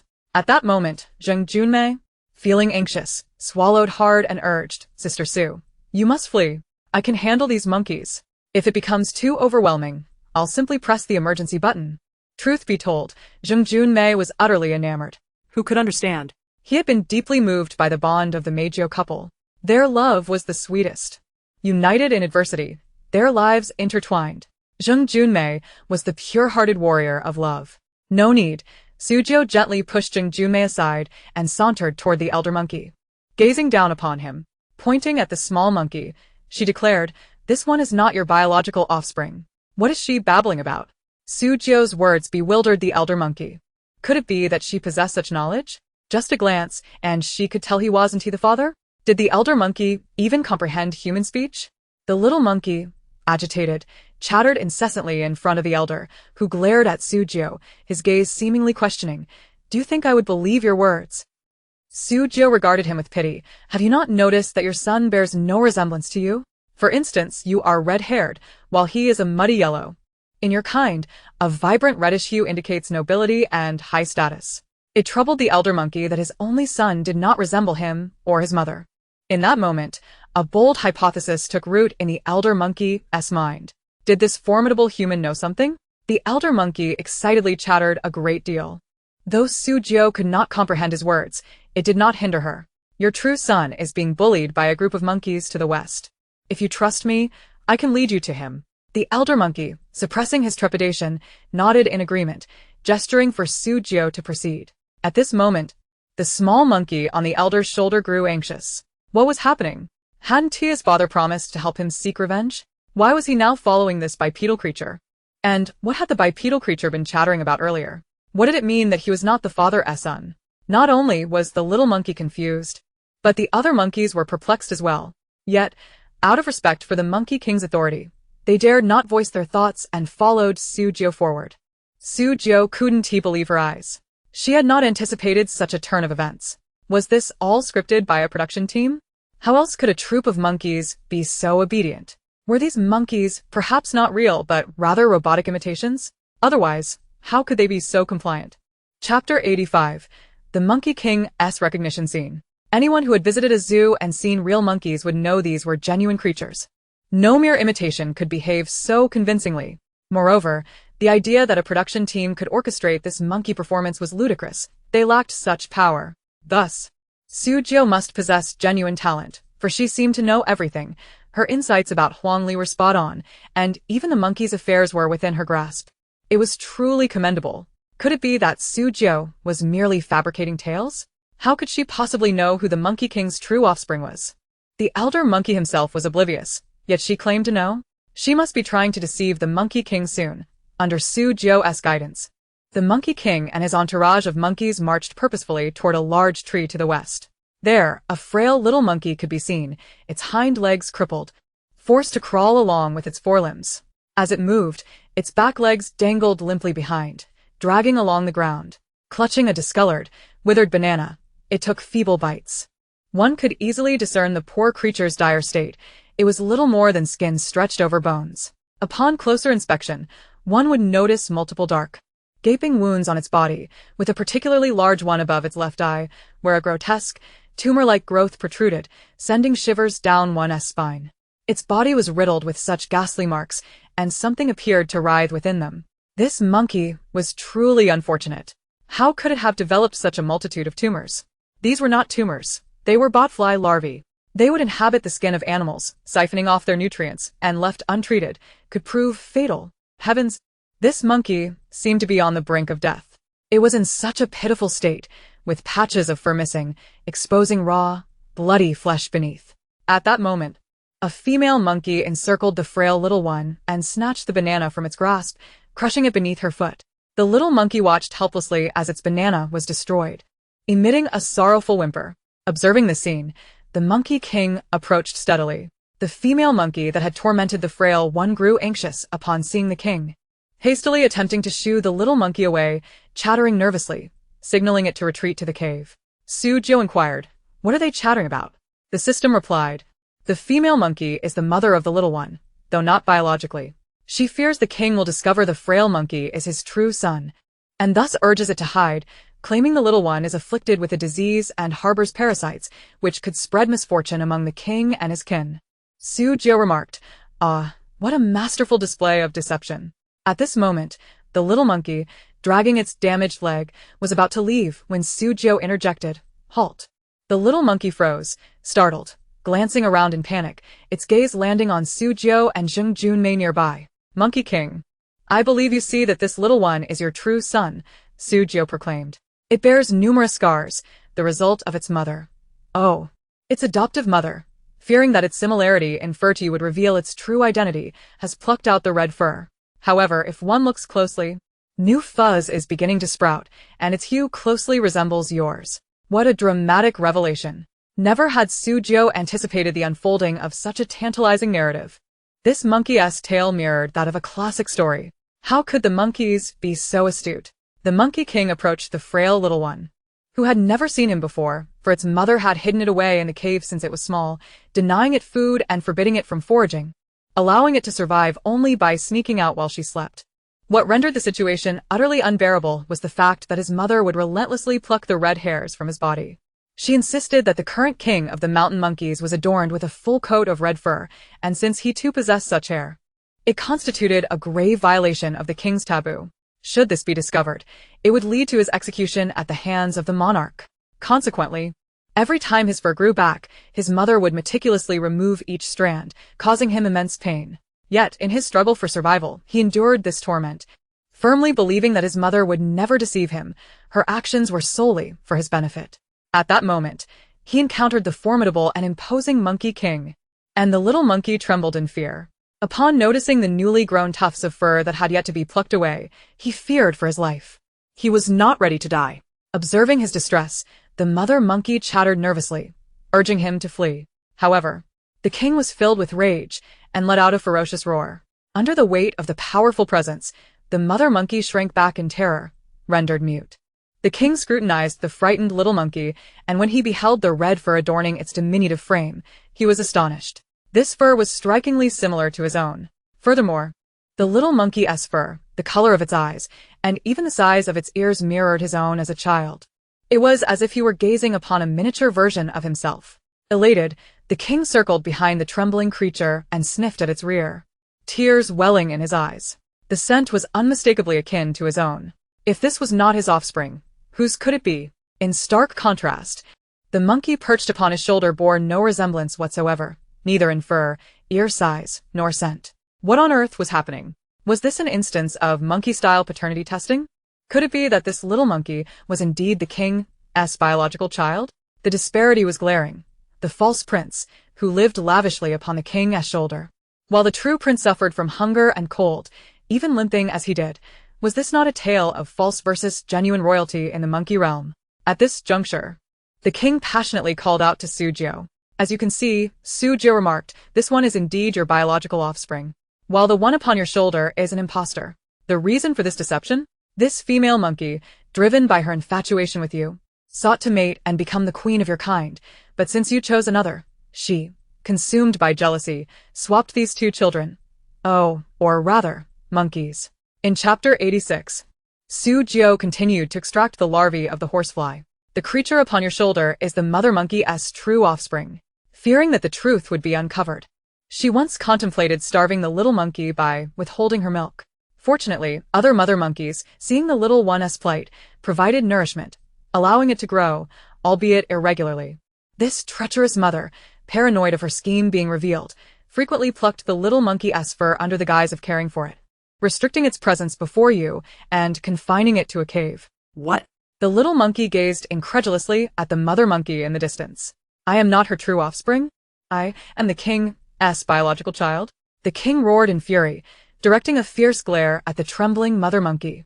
While the false prince was violently cast off his shoulder by the king's wrath, the impostor monkey, stunned, attempted to protest, but was swiftly silenced by the king's powerful strike. Wen Jiu elaborated, as the little monkey matured, it longed to venture out, growing increasingly restless.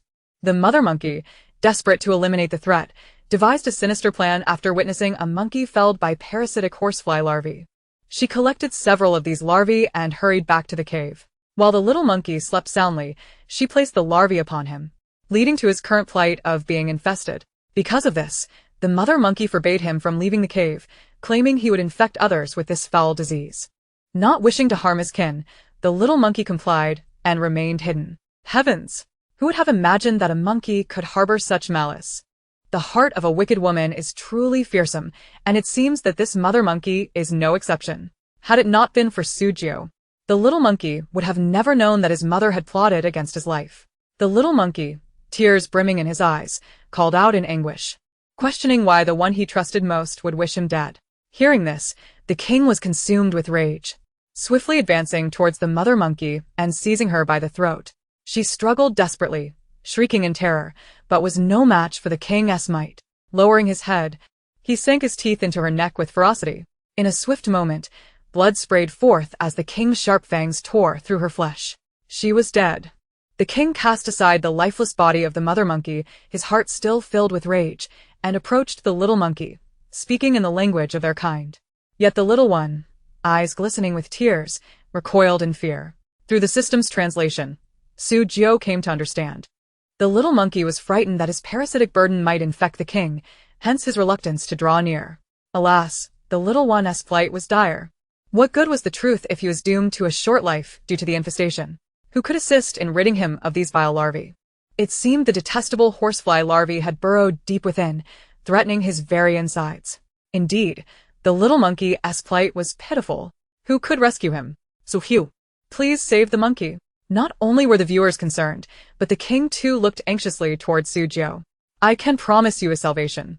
But nothing in this world comes without a price, Wen Jiu declared. The king gestured hastily, and soon, a battalion of monkeys sprang into action, swiftly leaping onto the large trees of the island, disappearing into the forest.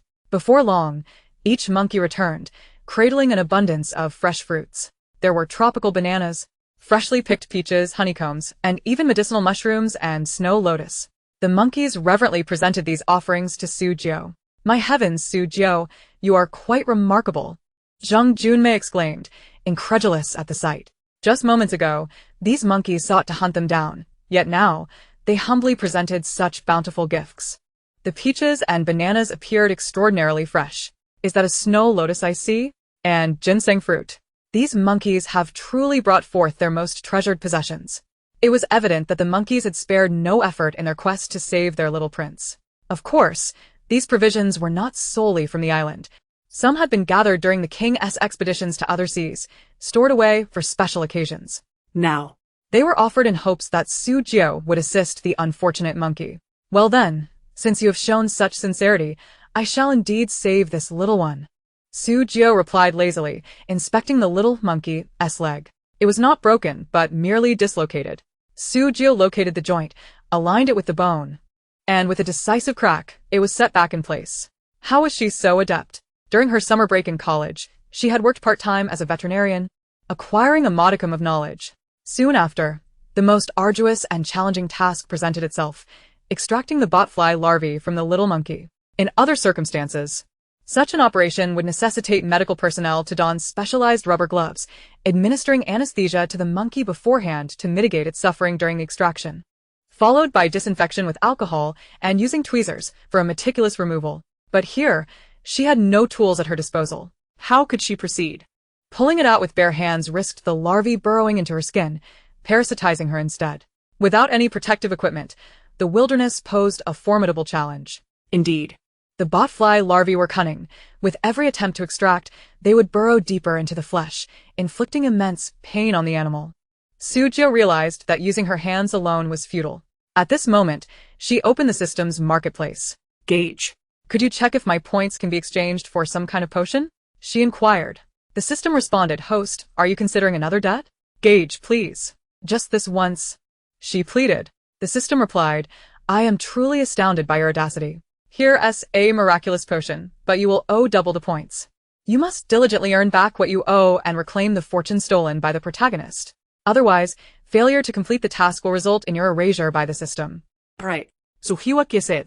Soon, the system's marketplace unfolded before her eyes, revealing an array of splendid items until she spotted a bottle of purple potion. Taking it out in broad daylight would undoubtedly raise suspicions, especially with so many eyes upon her. Thus, Su Jiu discreetly transferred the potion into her sleeve and then retrieved it to sprinkle over the little monkey's bare belly, now marked by a dark void. So Hugh, "You thought this through so thoroughly? You even brought medicine?" Zhang Junmei exclaimed, astonished. "Are you some kind of Doraemon? How do you have so much on you?" It must be said, having a companion like Su Jiu in the wild provides an undeniable sense of security. As the potion was applied, the little monkey shivered but understood it was for its own good, bravely suppressing any cries of discomfort. After the potion was administered, Su Jiu noticed the botfly larvae in the monkey's belly cease their writhing. With delicate fingers, she pressed against the opening, slowly squeezing out the flesh. Su Jiu was indeed fearless, daring to extract it with her bare hands. The act resembled squeezing out blackheads, visually gratifying. "I feel the same. It's so relieving to watch.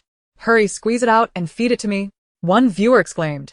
"My girlfriend thinks I love watching black silk, suggestive scenes, alluring women, but in reality, I relish hoof trimming, extracting blackheads, and removing botfly larvae." Laughter erupted. "This is even more satisfying than squeezing pimples." With her slender fingers applying pressure on the monkey's abdomen, gradually, the sizable black botfly larvae began to emerge. She continued to exert pressure, and with a loud pop, a large one burst forth, larger than a hawthorn. One could only imagine the pain inflicted by such a creature burrowing into the flesh. How cruel of that mother monkey. Truly undeserving of sympathy. Someone remarked. It was Su Jiu who had saved the little monkey's life. One could hardly deny that if relieving oneself were as effortless as extracting larvae, one would find satisfaction. Thus, Su Jiu continued, one by one, extracting the various sizes of botfly larvae from the monkey's body. Each extraction revealed a round, gaping hole, exposing the monkey's internal organs. Heavens, how horrifying! If it were any deeper, it would indeed be fatal, exclaimed another. The larvae in its eye socket were also visible after extraction, revealing the eyeball within. It was terrifying, invoking a sense of claustrophobia. Throughout this ordeal, the little monkey remained silent, enduring for its own well-being. Once the larvae were dealt with, Su Jiu applied the potion to each gaping wound on the monkey's body. All done, she declared as she tucked the potion away. It won't die now. Take good care of it. The elderly monkey king, with tears welling in its eyes, prostrated before Su Jiu, chattering excitedly in gratitude. Not just the old king, but all the other monkeys followed suit, kneeling before her. There's no need for such formality. Please rise, Su Jiu gestured, urging them to stand. It must be noted, Su Jiu possessed a kindness deep within her heart. Indeed, her clear sense of right and wrong was admirable.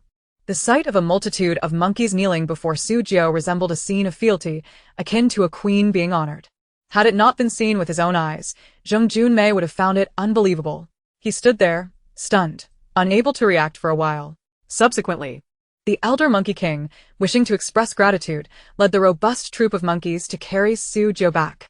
She reclined lazily, supported by dozens of strong monkeys as they moved forward. The remaining monkeys respectfully formed two lines behind them, cradling an abundant assortment of fresh fruits as offerings to Su Jiu, marching along in a grand procession. Zheng Junmei followed the troop of monkeys, carrying his own bounty. I would never have believed it had I not witnessed it. Another chimed in, indeed. Su Jiu resembles a queen at this moment. The monkeys chanted, Welcome back, Your Majesty. Meanwhile, when Wan and her group, exhausted from their fishing endeavors and reeking of fishy odors, finally returned with a few small sea fish. They had initially thought Su Jiu and her party would miss out on anything worthwhile, planning to mock them. But then what's that commotion? Huang Li asked. Why are there so many monkeys? Liang Feng gazed ahead in astonishment. There's a person being carried by the monkeys. When Wan was equally taken aback, Huang Li swallowed hard. Look.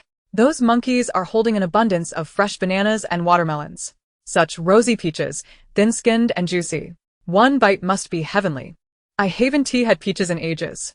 Indeed, Liang Feng added, recalling their last encounter with bitter hawthorns that nearly ruined their teeth.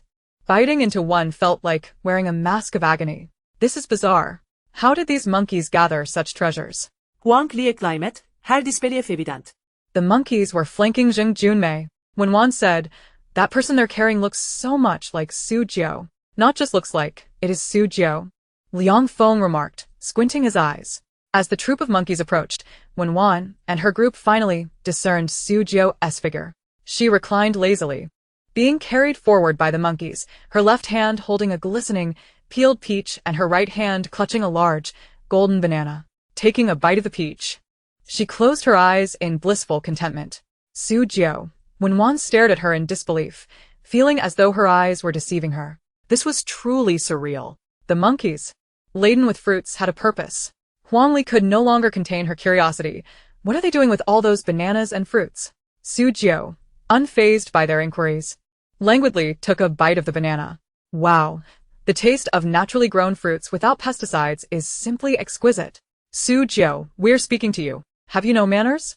Liang Feng, visibly agitated, spoke in a low voice. I detest your arrogant demeanor. Su Jiu pinched her nose and retorted, What's with that foul mouth of yours? It's unbearable. Liang Feng, is his breath truly that bad? Chapter 88. I am a good person, not a scoundrel. So Hugh, there's no need for you to treat us this way. We are merely concerned about you and wish to understand the situation, when Wan interjected. And as for these monkeys, although I cannot fathom why they obey your commands and carry you, I believe this is rather inappropriate. On a smaller scale, these creatures are wild. Should they harm your skin, you might require a tetanus shot and vaccination, which would jeopardize your health. On a larger scale, you are enslaving these small animals and disrupting the ecological balance of nature. When Wan articulated, Do you live by the sea? Why are you so meddlesome? Su Jiu replied languidly, I suggest you consume less salt, given how idle you seem. Zheng Junmei could not help but defend Su Jiu. I, along with the viewers in the live stream, can attest that it is not our sister Su who enslaves the monkeys. They willingly assist her when Wan. So stop casting aspersions on her character. He had never noticed how insufferably annoying when Wan could be. And those monkeys, carrying all those fruits, whom are they for? Huang Li interjected, her gaze fixated on the tantalizingly delicate peaches. Since arriving on the island, she had lacked fresh water and had not brought any bottled water, leaving her lips parched and cracked. Those peaches look so succulent. Just one bite would surely fill my mouth with sweetness. Isn't that obvious? They are undoubtedly for our sister Su. Zheng Junmei responded. Huang Li frowned. Su Jiu, could you perhaps share some of the fruit with us? After all, there is so much, you cannot possibly consume it all. Su Jiu replied, I am a good person, not a scoundrel. I do not possess that martyr complex, thank you. Wen Li. Liang Feng. Wen Wan. After contemplating, Wen Wan approached one of the monkeys clutching a peach. Bending down to reveal a warm and friendly smile, little monkey, could you possibly share a peach with a sister? Ah. My goddess is so gentle. Give it to her. If I were that monkey, I would give my life for her. I almost wish I could transform into that monkey, sob sob. The monkey stared at Wen Wan for a few seconds, and at the moment of their gaze locking, Wen Wan exhibited a determined smile. However, the next second, the little monkey raised its hand and delivered a sharp slap across Wen Wan's face. Wen Wan stood frozen, and after the shock, she quickly sprang to her feet and screamed as she fled. Heavens, that wretched monkey dared to treat our Wen Wan like that. My goddess is so unfortunate. It makes my teeth itch with anger. A bunch of unruly monkeys. I wish I could grab that monkey and feast on its brain. Please forgive me for my uncharitable laughter. Aha. Though Wen Wan is in a dire situation, I still find it amusing, haha. Doesn't he, Wen Wan realize the monkeys are in league with Su Jiu? Given Su Jiu's disdain for them, it is only natural that the monkeys would harbor hostility toward her. Frankly speaking, Wen Wan brought this upon herself. She was never familiar with the monkeys and approached them demanding food. Their reaction was quite reasonable. This time, I stand with the monkeys. How dare you bully Wen Wan, you rascally monkey? Liang Feng rose to defend Wen Wan, glaring at the monkey. You are too arrogant, do you not understand? I warn you, you must immediately. Before Liang Feng could finish, the monkey bared its teeth and swiftly leaped away, launching a close-range attack on Liang Feng. Scratching and biting at him, leaving no part of his body unscathed, his clothes torn and his face marked. I was wrong. Monkey brother, please stop. Liang Feng conceded. Upon witnessing Liang Feng's disheveled state, Zheng Junmei could not contain his laughter, feeling a sense of satisfaction at the monkey avenging him. This was refreshing. At last, the monkey ceased its assault, retreating to its original position, obediently cradling the peach and continuing along with its troop. Good heavens, Su Jiu. You have gone too far in allowing these monkeys to act so violently. Wen Wan fumed, glaring at Su Jiu. Su Jiu took a bite of a banana, lazily observing Wen Wan. You would do well to silence yourself. Wen Wan's beautiful eyes glistened with tears as she looked at Su Jiu with an expression of profound grievance. Su Jiu, we are part of the same production team. We do not wish to be adversaries, yet you permit the monkeys to harm us. What kind of behavior is this? Before Wen Wan could finish her sentence, a sticky substance fell onto her face. The gooey material dripped into her mouth. Instantly, a foul, bitter taste spread across her palate. Wen Wan's face contorted in disgust. Didn't I tell you to be quiet? Now look what you've done. Su Jiu shrugged. What fell into your mouth was bird droppings. Wen Wan looked up to see a bird flapping its wings as it flew overhead. Ah! Wen Wan screamed in frustration. Heavens, my goddess is too unfortunate. It's all Su Jiu's fault. How utterly despicable. Who can put Su Jiu in her place? My goddess is so pitiful. That inconsiderate bird had to come and add insult to injury. It truly deserves to be punished. Wen Wan is indeed in a dreadful position. Though it's tragic, it's also quite humorous. The remarks of Wen Wan's brainless fans are quite foolish. What do they mean by saying Su Jiu harmed Wen Wan? Su Jiu cannot control birds. She merely warned Wen Wan to be quiet. If Wen Wan wouldn't heed the warning, she deserves the bird droppings. Su Jiu chuckled as she observed Wen Wan's meltdown. Mind your expression. Be careful, or you may find yourself immortalized in a meme online. Your fans will be disappointed. Wen Wan. All the bitterness must be swallowed down. Su Jiu.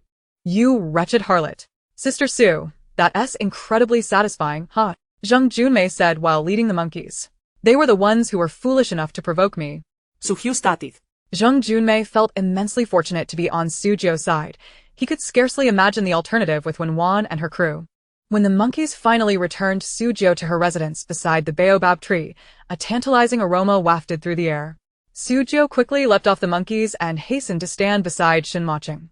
At this moment, the man had removed his black windbreaker, revealing a pure white Italian handmade shirt, understated yet luxurious. He was seated next to a large stone, grilling meat, his sleeves rolled up to the elbows, showcasing his long, strong arms, the obsidian buttons glimmering with opulence. With improvised chopsticks made from twigs, he grilled strips of marinated pork belly over the stone, sizzling and exuding a mouth-watering aroma that stirred one's appetite. For a moment, Jiu could not ascertain whether it was the pork or the man before her that was more enticing. Chapter 89. He truly dotes on her. But soon, Jiu snapped back to reality. Of course, the pork is more enticing. To hesitate for even a second is to disrespect the culinary delight. Shin's hand paused momentarily as he processed her words. In her eyes, did she truly regard him as inferior to mere pieces of pork? It smells so good. Jiu hurried to stand before Shin, her lustrous, dark eyes sparkling as she gazed at him. Did you prepare all of this by yourself? Yes, Shin nodded, offering her a piece of the sizzling pork belly with the makeshift chopsticks, encouraging her to taste and see how it fared. He paused before adding, the chopsticks have been cleaned, so you can eat without worry. Jiu's dark eyes crescented into a smile as she obediently parted her lips. Awes. The man's thin lips curved slightly as he offered the grilled meat to the girl's lips. Ha ha, how pampered she is. Shen remarked. Your uncle dotes on her. I wonder if these two were acquainted beforehand. Otherwise, why would Shin treat Jiu with such unique tenderness? Yet, he remains rather double-faced towards others. Could it be that Shin harbors feelings for Jiu? One cannot conceal the gaze of affection. Jiu took a bite of the pork. The meat was entirely natural and wild, bursting with exquisite flavor, untouched by any technological manipulation. The authentic cooking method retained its delectable essence, and with each bite, oil sizzled in her mouth. It was succulent and savory, utterly delightful. In that moment of swallowing, Jiu's eyes sparkled, and she gave Shin a thumbs up, exclaiming, not bad at all. This is delicious. Even the neighbor's kids would be drooling. Junmei swallowed hard, intrigued. Is it really that good? Mr. Shin, could you lend me a pair of chopsticks? I'd like to try as well. Shin cast a fleeting glance at him with his deep, enigmatic eyes, his voice low and cold. There aren't enough resources. I could only make 2 pairs of chopsticks. Essentially, this meant you don't get any. Ha! What a moment of Shin Ching's blatant double standards. In truth, there were plenty of resources. I distinctly saw Shin Ching snapping off a fresh branch, peeling it and selecting the smoothest 2 segments to fashion into chopsticks, discarding the rest. Junmei hesitated. All right, I suppose I'll manage without chopsticks. He then reached for a piece of sizzling pork, too hot to handle, flipping it between his hands until it cooled enough to fit into his mouth. Only then did Shin Ching notice the respectful monkeys standing not far away, holding fresh fruit. Oh, Junmei's eyes brightened as he recounted Jiu's heroic deeds to Shin Ching.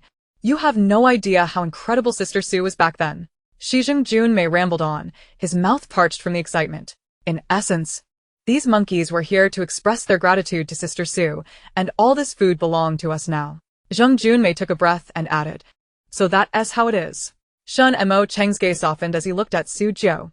Thanks to you, we can also enjoy fresh fruit. Indeed. Jiu waved her hand.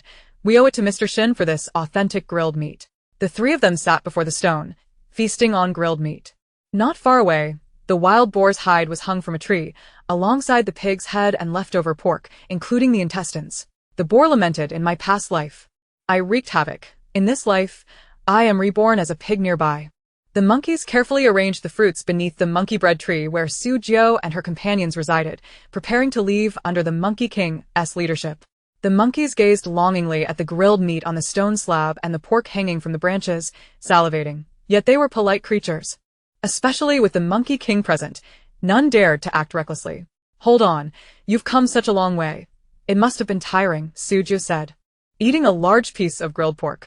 She pointed at a large bunch of pig intestines hanging from the tree. Consider this a meal on me. Though pig intestines can be quite delicious, with the flavor of honey-glazed intestines being particularly enticing, it is challenging to clean them properly in the wild. And there aren't enough spices for marination, so let us treat the monkeys instead. The Monkey King was taken aback by Su Jio's generosity and felt a bit shy, gesturing awkwardly. At that moment, the system automatically translated. The Monkey King said, "You helped me find my son and saved him. You are already a benefactor to our monkey clan. We do not require your gifts." Thank you. Su Jiu replied. "Oh, no need to be so polite. This is nothing. Please take it and enjoy." With that, the Monkey King ceased his refusals and led the monkeys proudly away with a large bunch of pig intestines. Haha, Su Jiu is quite a nice person.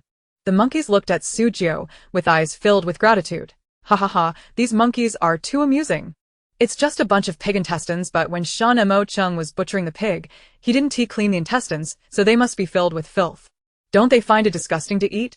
Humans may find it repulsive, but animals likely do not. After all, the monkeys had never had the chance to eat such food before. To them, it must be a delicacy. Su Jiu said Mo Cheng. And Jun Mei sat before the fragrant grilled meat. Su Jiu, may I call you Xiao Jiu from now on? Shen Mo Cheng's deep, sexy voice resonated. Since we've known each other for a while, I believe we are friends now. Of course. Su Jiu nodded. Shen Mo Chung is indeed quite nice. He makes such delicious meat for me. I can only eat. I cannot grill it myself. As soon as the girl finished speaking, Shen Mo Cheng's thin lips curved into a subtle arc. Captured it.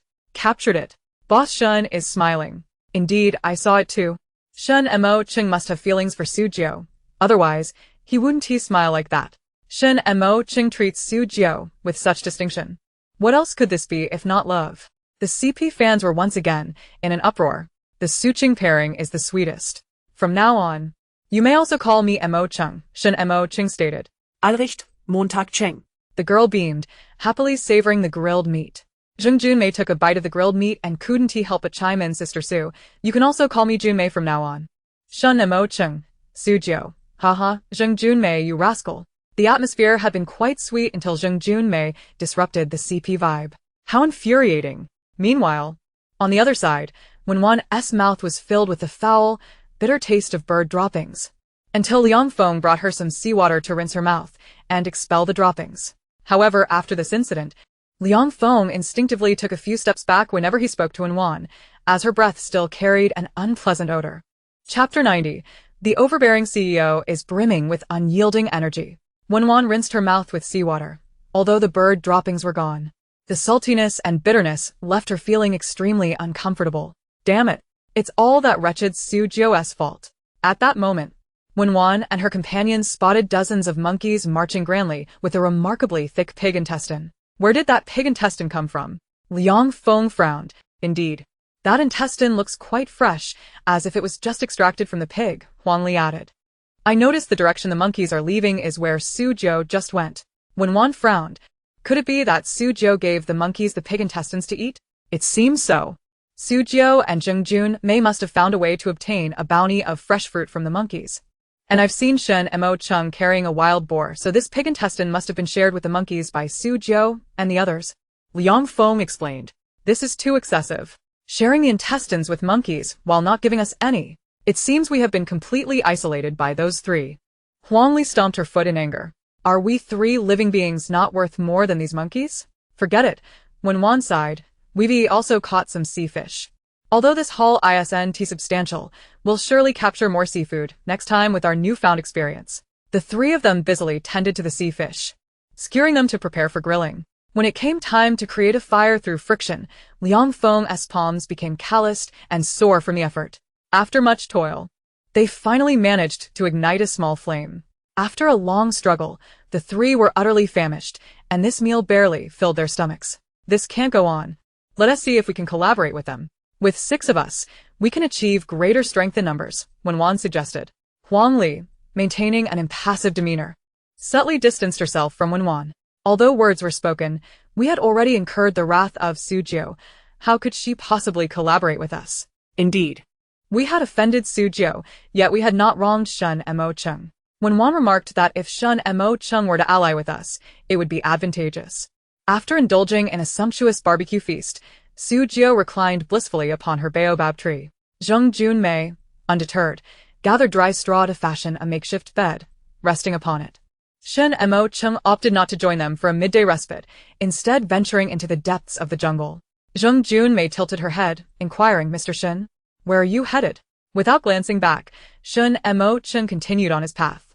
Is Mr. Shin not taking a break? Zheng Junmei lay back down, patting her round belly, relishing the comfort of her position. Indeed, Su Jiu agreed, finding a cozy pose. Perhaps he required fortifying his physique. At that moment, the system voice echoed in Su Jiu's mind. The male protagonist seems quite fond of you. Su Jiu replied, yes, the barbecue is indeed delectable. The system continued. At this moment, the male protagonist strides alone into the depths of the island's jungle, where he fells several trees. Su Jiu queried, where did he acquire an axe? The system explained it was provided by the production team as a prop for special guests. Su Jiu responded with an astonished, wow. The system reported, now, the male protagonist is carrying the fallen trees, seeking a flat area to construct a shelter. Su Jiu wondered, isn't he fatigue? The system affirmed, indeed. Such is the aura of a protagonist, his stamina surpasses that of ordinary individuals. He has also severed numerous palm fronds, commencing the foundation work for a simple wooden abode on the beach, adorning the roof with leaves for shade. The system added, the male protagonist has collected a variety of small shells, stringing them together to create a wind chime for the door. Suhiu, feeling languid, jauned. This man possesses an inexhaustible vigor. Despite the male protagonist's lack of fatigue, her own exhaustion seemed to manifest upon hearing the system's report. Before the system could finish, Su Jiu had already drifted into a drowsy slumber. Everyone, come and witness. Shin Mo Chung has been laboring on infrastructure. He has been busy alone on the beach for over 4 hours. I never anticipated witnessing a high-flying tycoon engaged in construction. His hands-on skills are astounding. Isn't that the truth? My dear friends, I am utterly moved. Shin Mo Chung is simply remarkable. Isn't this akin to a real-life rendition of Minecraft? To think he is not only constructing a house but has even crafted a wind chime at the entrance. Is this truly a quest for survival and not a vacation? Shin Mo Chung has even fashioned a wooden bed. After toiling for so long, his white shirt is drenched in sweat, nearly transparent. I assumed Shin Mo Chung was merely a domineering figure, yet he appears to be quite the rugged man. Su Jiu slept soundly for what felt like an eternity. Awakening to the encroaching twilight, the warm golden hues of the evening sky enveloped the horizon, a breathtaking blend of warm gold and deep crimson. A refreshing sea breeze wafted through, invigorating her spirit. Su Jiu sat up, glancing at Zheng Junmei. Have you seen Shin Mo Chung? He went off to attend to something and has yet to return, Zheng Junmei replied. Let us not hope he has encountered any misfortune. Perhaps we should search for him? After all, Shin Mo Chung is adept at barbecuing and hunting wild boar. He is our team's powerhouse. Very well, let us proceed. Su Jiu leaped down from the baobab tree, joining Zheng Junmei in their quest for Shin Mo Chung. Soon, Su Jiu spotted Shin Mo Chung on the nearby pale golden sands. He was bustling in front of a small wooden structure, meticulously arranging a mound of palm fronds atop the roof. Bathed in the warm glow of the setting sun, his white shirt clung to his form, drenched in perspiration, revealing the sinewy beauty of his sun-kissed back. The strength and grace of his muscles were a testament to his vigor. As he exerted himself, a droplet of sweat traced down his chiseled face, gliding along his elegantly defined jawline before disappearing into the collar of his shirt. Wow. The male protagonist's silhouette is incredibly handsome, and that droplet of sweat is quite alluring. Is this what they call a studly waist? I've heard men with such waists are exceptional. Though I have yet to experience it myself, one can only speculate. In the midst of his labors, Shin Mo Chung caught wind of Su Jiu's unspoken thoughts. A faint blush graced his handsome features, even his earlobes tinged with color. Before Su Jiu and Zheng Junmei could approach, Wen, ever eager, swiftly made her way over. Wow, Mr. Shin, is this your handiwork? She exclaimed, her eyes glistening with admiration. It's utterly impressive. Could you teach me? Her tone was imbued with softness. Wen is making her move on Shin Mo Chung again. Could Shin Mo Chung possibly develop feelings for Wen due to the plot's influence? Chapter 91. The Abduction of Su Jiu by Shin Mo Chung. Shin Mo Chung averted his gaze, his deep-set eyes resting on Su Jiu in the distance.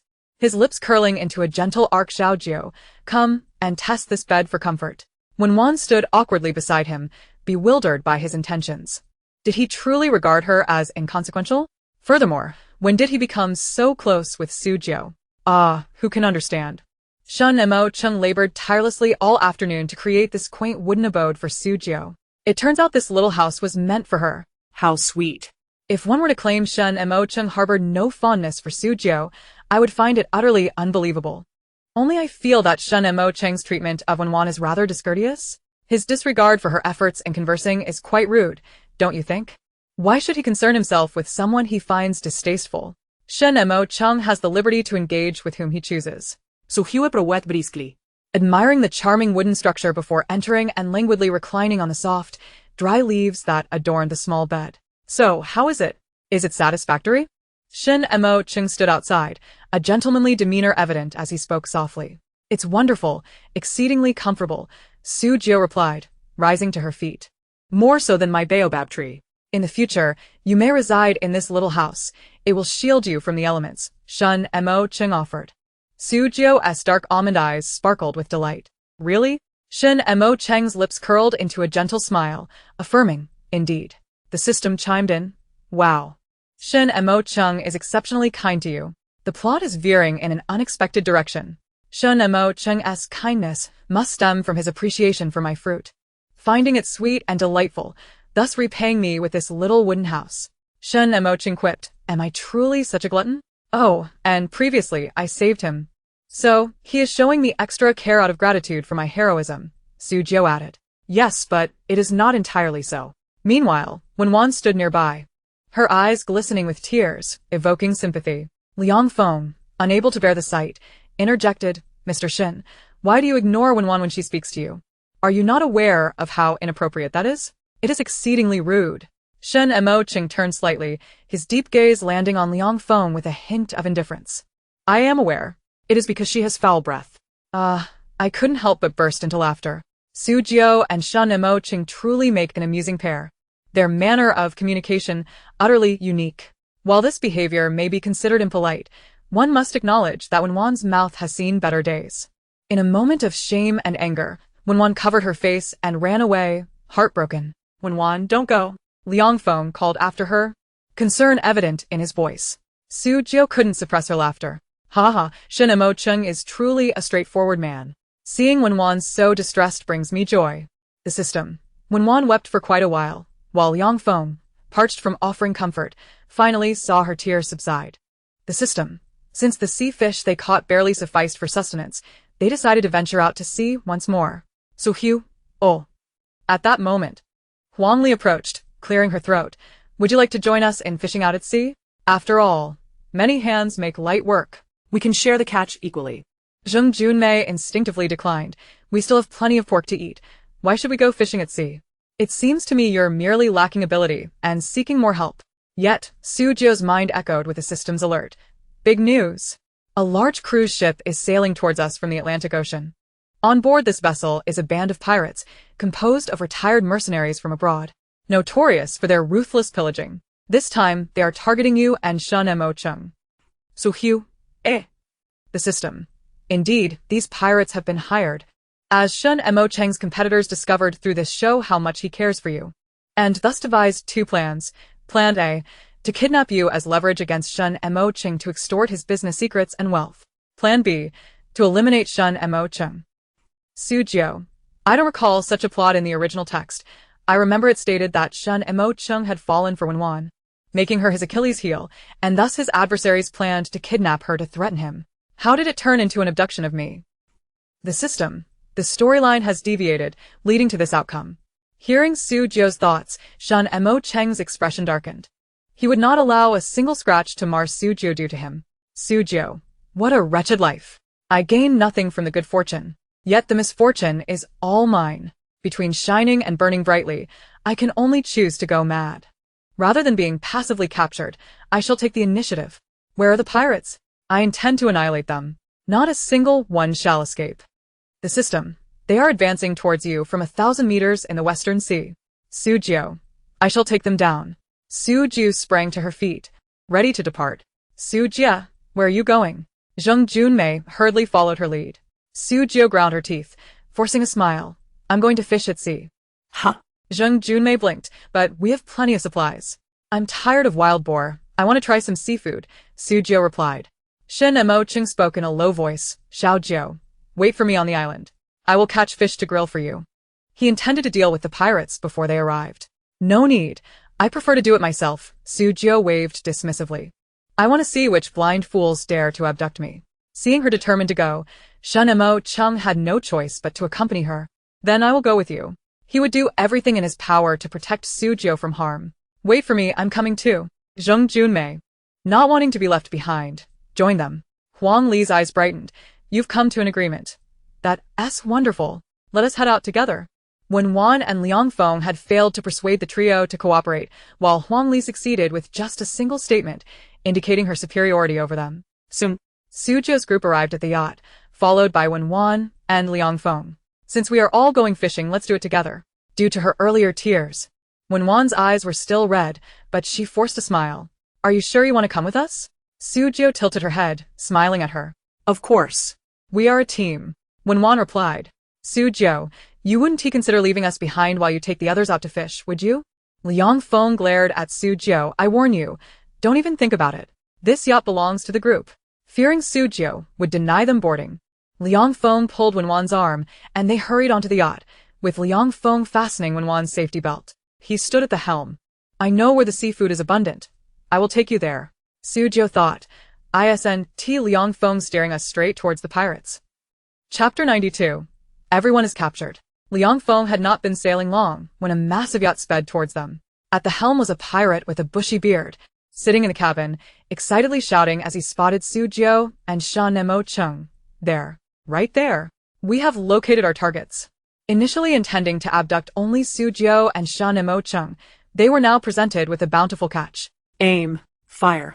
In an instant, a hefty anchor was shot from the pirate ship, striking the vessel where Su Jiu was. Oh my god. Is this what pirates are like? This is terrifying. Where is the production crew? Why aren't they here to help? This is far too dangerous. Everyone should quickly press the distress button so the crew can come to our rescue. Numerous viewers in the live stream were frantically urging the crew to send help for their island adventure. What the hell is happening? Liang Feng, at the helm, was astonished. Why are they attacking our ship? Huang Li and Wen Wan were equally shocked, huddling together. Wen Wan shouted, they come with ill intent. Liang Feng, turn the boat around. We must flee. Their wooden vessel had a hole breached by the anchor. Water began to pour in, gradually flooding the interior. The seawater seeped into the cabin, submerging their feet. I want to turn, but that large ship is dragging us closer to them. They are coming for us. Liang Feng desperately twisted the steering wheel, but to no avail, helplessly watching as their boat was pulled nearer to the pirate ship. Oh no! Are we about to encounter those fabled island pirates? Huang Li panicked. If Liang Feng hadn't insisted on heading this way, we wouldn't have faced those ruthless pirates. It's all Liang Feng's fault. We are doomed because of him. Huang Li's voice trembled. If we jump ship now, I can't swim. Wen Wan remained silent, internally beseeching her system. System, can you unlock a swimming skill for me? The system's cold mechanical voice replied. Host lacks sufficient points to unlock. Wen Wan, can you lend me a skill just this once? The situation is urgent. The system replied coldly. This system does not have lending privileges. Frustrated, Wen Wan internally screamed, useless system. What good are you? With water continuously seeping into the cabin, their ship remained adrift in the ocean. If they stayed, they would drown, and if they jumped, Wen Wan lacked the skill and stamina for swimming, especially with the pirates lurking nearby. Every option seemed perilous. In contrast to their distress, Su Jiu and Shan Mo Chung remained remarkably composed. The two sat leisurely, appearing as if they were merely enjoying the sea breeze rather than facing danger. Zheng Junmei, initially in a state of panic, found solace in their calm demeanor. Realizing that Su Jiu must have a plan, if they were unfazed, then there was no need for him to panic. Liang Feng was sweating profusely. Shen Montag Cheng. Don't you have a big axe? Cut the anchor, so we can escape. Shen Mo Chung replied. The cabin is already leaking. What good is escaping now? Liang Feng. Indeed, it seems that we are now faced with an inescapable dead end. Before long, Su Jiu's small vessel was relentlessly drawn closer by the pirates' imposing ship. The marauders swiftly descended, abducting Su Jiu and her companions onto their grand cruiser. Each of them found their wrists bound with ropes, compelled to advance step by step towards the formidable vessel. Despite Wen Wan and the others' futile struggles, they resigned themselves to their fate. After all, Their small boat was already taking on water, and remaining aboard was merely a path to doom. Perhaps aboard the pirate ship, they might find a glimmer of hope. As the pirates prepared to bind Wen Jiu, she declared, "Do not lay a hand on me. I shall walk." With that, Wen Jiu strode onto the ship with an air of defiance. Shun Mo Chung, similarly restrained, discreetly revealed a small dagger from his cuff, diligently working to sever his bonds while the others remained oblivious. Soon, the entire group was forcibly taken aboard the pirates' grand vessel. "Search them for valuables," commanded the bearded pirate leader. The crew began to rummage through their belongings, confiscating their mobile phones indiscriminately. They even stripped Huang Li of her gold necklace, gold bracelet, and seized Wen's earrings and Cartier bracelet. As they groped Huang Li, the leading pirate, captivated by her voluptuous figure, lingered a moment longer. Huang Li's face flushed with shame and anger, and she bit her lip in silence. "This many people are hard to manage, thus, take these three to the third floor," the pirate leader ordered, gesturing towards Wen, Huang Li, and Liang Feng. "And this one take to the second floor," he pointed at Zheng Junmei. "As for the other two, I'll keep them here for personal interrogation," the bearded pirate continued. No. Zheng Junmei protested as he was about to be dragged away. "I refuse to be separated from Sister Sue. I want to stay with Sister Sue." "Damn it." The bearded pirate kicked Zheng Junmei fiercely, sending him crashing to the ground. Thus, Zheng Junmei was apprehended and forcefully escorted away. On the deck of the first floor, only Su Jiu and Shun Mo Chung remained. "Now, you have been kidnapped by us," the bearded pirate sneered. "Shun Mo Chung, surrender your company's YS secrets, and perhaps I might spare your life."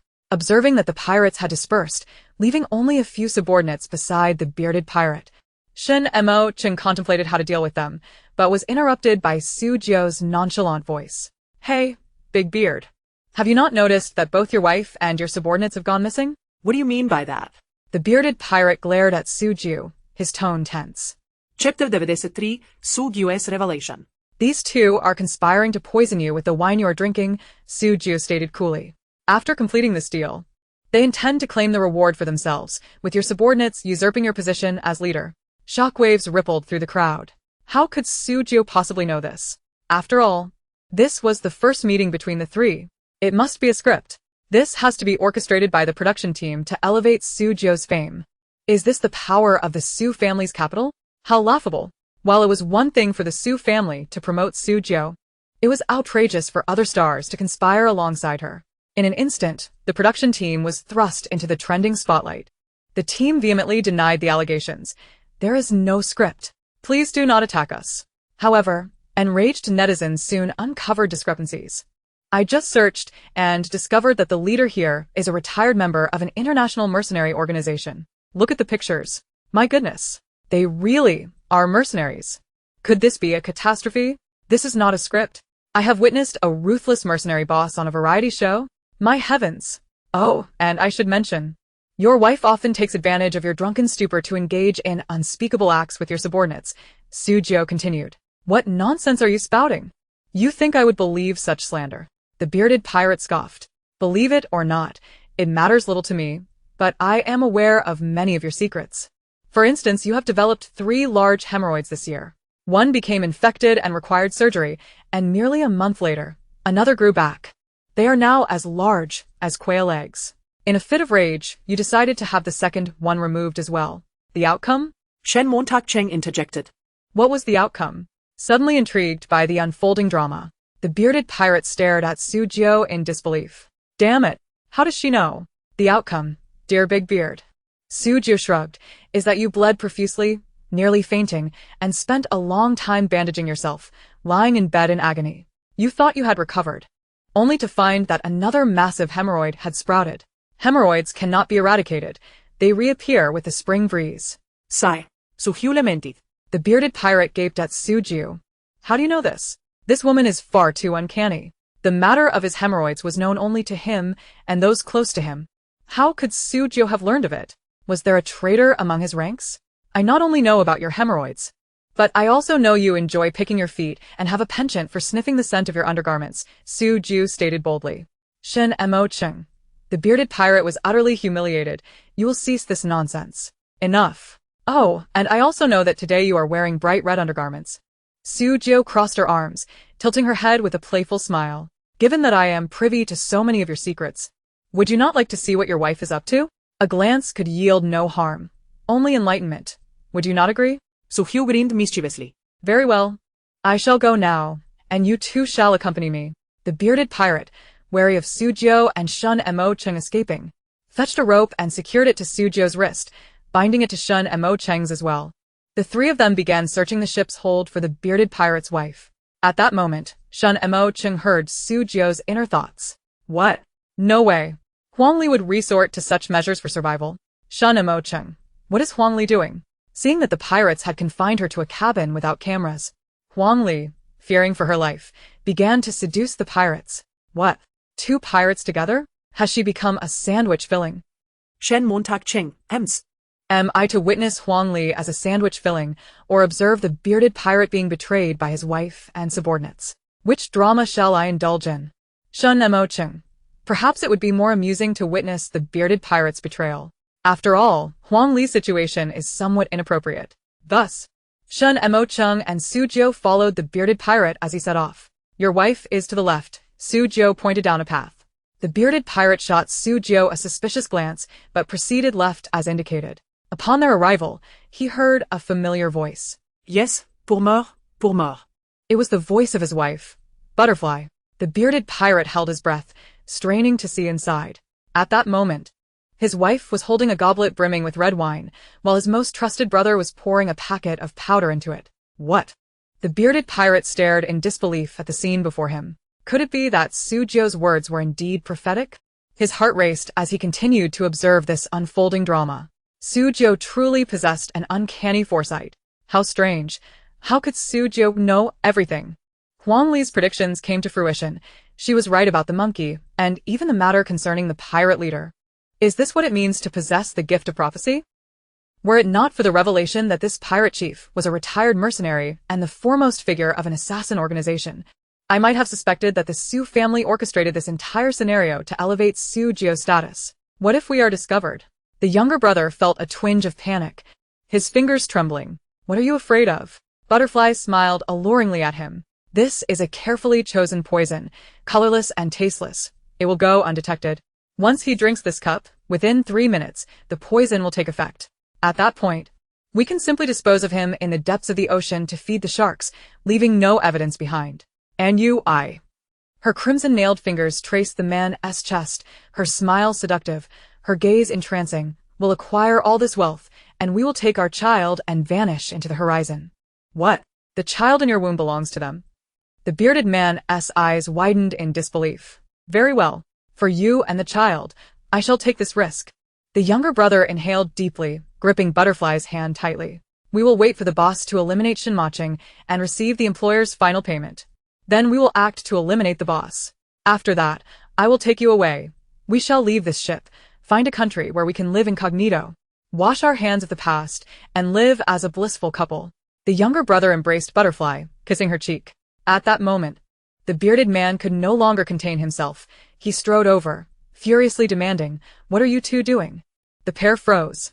Believing the bearded man was preoccupied with killing Shinmacheng to claim the employer's money, yet he had arrived here instead. What are you doing here?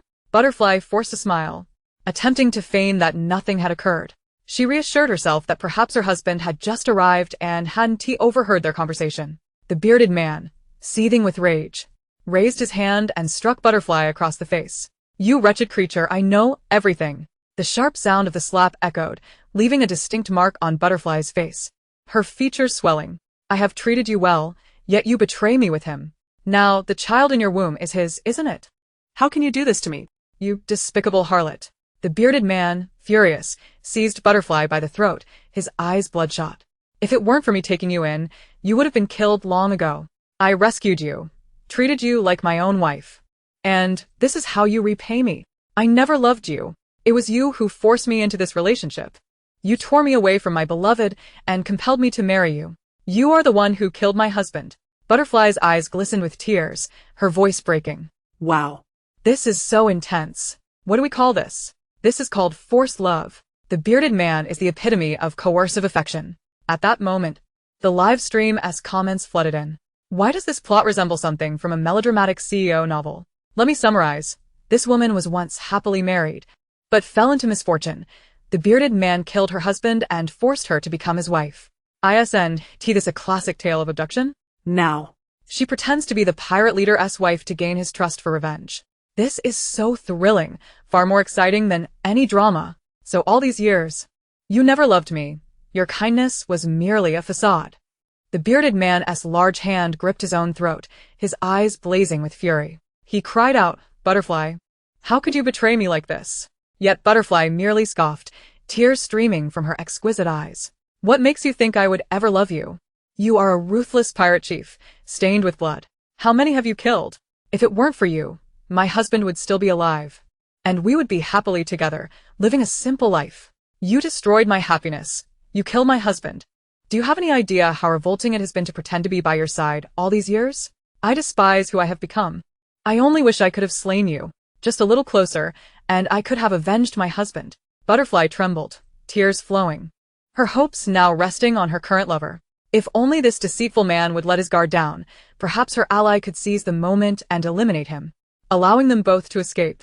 "You deceitful wretch, so you never harbored a shred of genuine feeling for me," the bearded man sneered. Meanwhile, not too far from Butterfly, the man swiftly drew a dagger. The blade glinted ominously under the dim lights of a cruise ship. As Butterfly awaited eagerly, in the next moment, that very dagger plunged brutally into her chest. Chapter 95. Sister, your judgment of men is flawed. In an instant, blood gushed forth, a crimson torrent. Oh no, I didn't foresee such a twist. Neither did I. At first, I thought this man would team up with the woman to eliminate the bearded man, but instead, he betrayed her. It seems this woman has poor taste in men. How did she end up with such a man? I never imagined she would die not at the bearded man's hands, but at this man's. Butterfly, in disbelief, turned to the man beside her, her mouth filled with blood. Why did you do this? At that moment, the man, trembling, fell to his knees before the bearded man, shaking uncontrollably. Brother, I was bewitched. Truly. I was momentarily blinded by this woman. I never intended to harm you. She led me astray. For all these years, I have been loyal to you, you know this. Butterfly looked at him incredulously, tears streaming down her face as blood pooled from her lips. What nonsense are you spouting? You were the one who told me you suffered under him like a dog, that he never considered you human, that you had long been dissatisfied with him. How did it turn into me seducing you? Shut your mouth, wretched fool. The man retorted, scrambling to his feet, pulling the dagger from her chest and thrusting it back towards her. However, the blade did not find its mark on Butterfly. The bearded man caught the weapon barehanded. Instantly, the sharp edge sliced into his palm, blood dripping down the blade. Butterfly, in disbelief, watched this unfold. Why? Her body trembled, weakening as she slid down, unable to comprehend that the man she despised most had shielded her from the blow. She had longed to kill him, and he knew her true nature. Yet here he was, taking the knife for her. The man discarded the dagger, scrambling to the bearded man's side, kneeling in fear. Brother, I never meant to harm you. I intended to kill this woman to prove my loyalty. I was utterly beguiled by this woman. I now fully comprehend my transgressions. I beseech you, spare my life. The man with the bushy beard kicked him aside with disdain, roaring, "You spineless coward." His gaze then fell upon the woman lying on the blood-stained ground, his expression a tumult of emotions. "Did you think my feelings for you were mere lust at first sight?" he growled. "Isn't that so? A person like you, steeped in bloodshed and murder, who forcefully tore apart my marriage and even killed my husband just because you coveted my beauty, only to claim me as your own." The woman retorted with a bitter sneer. Nearby, Jiu could no longer bear the scene and sighed deeply. "Sister, you are gravely mistaken. Back then, you and your late husband were sailing at sea, celebrating your second wedding anniversary honeymoon, weren't you?" The woman looked towards Jiu and nodded solemnly. "Yes. My late husband and I were deeply in love. From school uniforms to wedding gowns, we had known each other for a long time. Envied by all as a celestial couple. He loved me profoundly. He was the man who loved me most in this world. Alas, your judgment in men is profoundly flawed. You cannot distinguish whether a man truly loves you or despises you," Jiu said with a weary smile. "What do you mean?" Butterfly stared at her incredulously. "You do know something, don't you?" "Of course I do. Not only do I know your husband was a poor boy from a rural background, his father a construction laborer, his mother a city dishwasher and cleaner, but I also know he worked as a fitness instructor at a gym. You met him there while exercising, Su Jiu revealed. Butterfly's eyes widened in disbelief. Her husband had never confided such details to anyone. How did Su Jiu know so much? And why was she so intimately familiar with her affairs after only a brief encounter? In the beginning, your husband only sought to exploit you financially, hoping to earn more personal training fees. But when he realized you were a wealthy heiress, he developed improper intentions, catering to your tastes and courting you. Standing at 185 centimeters with handsome looks, he gradually won you over with sweet words, and you two became a couple. You believed he loved you, but in truth, he was merely masquerading to seize your fortune. After marriage, under the pretext of business investments, he extracted over 50 million yuan from you. He even persuaded you to sell your premarital property to purchase a post-nuptial villa, converting your premarital assets into joint marital property, Su Jiu explained calmly. At this moment, Butterfly's heart was tossed by a storm of emotions. How could Su Jiu know all these secrets, as if she had witnessed them firsthand? My goodness, how riveting. This woman and her late husband have such a tangled past. I am utterly astounded. So her late husband never truly loved her. Later, as your husband's business ventures began to fail, jealousy consumed him. He believed fate was cruelly unfair to him. You, born into privilege with a silver spoon, had wealth and a carefree life, while he struggled futilely to change his destiny. His envy turned to hatred, compelling him to covet all your assets. Hence, he devised a honeymoon trip at sea with the sinister intention of quietly killing you. Beforehand, he purchased a substantial insurance policy on you, so he would reap a huge payout upon your death. Unexpectedly, he encountered pirates, your current husband, Su Jiu disclosed. Butterfly stared at Su Jiu in shock, unable to accept that the man she once loved was so treacherous. Yet every word Su Jiu spoke proved true. Was all the romance she shared with her late husband a cruel illusion? How could she reconcile with such a truth? At that time, the bearded man's henchmen captured you and your husband, intending only to plunder your wealth without harming you. But your husband sought to kill you for the insurance payout, framing the pirates. Unfortunately, the pirates discovered his scheme. That is how your current husband came to kill your late husband, a scene you happened to witness, Su Jiu sighed. Chapter 96, sitting on a small stool, observing the unfolding drama. Butterfly gazed incredulously at the bearded man before her. In truth, the bearded man spoke gravely. I did not desire you out of lust at first sight. Butterfly stared at him, stunned. You may have forgotten, but 10 years ago, when you traveled in Serbia, you gave a beggar a steak on the street.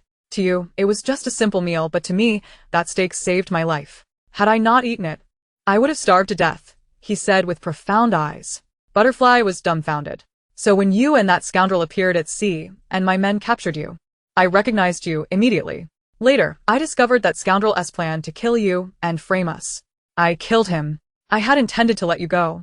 But I never expected you would choose to stay by my side. The bearded man smiled ruefully. Back then, I was a nameless pirate, unworthy of you. But to give you a better life, I vowed to build a powerful empire.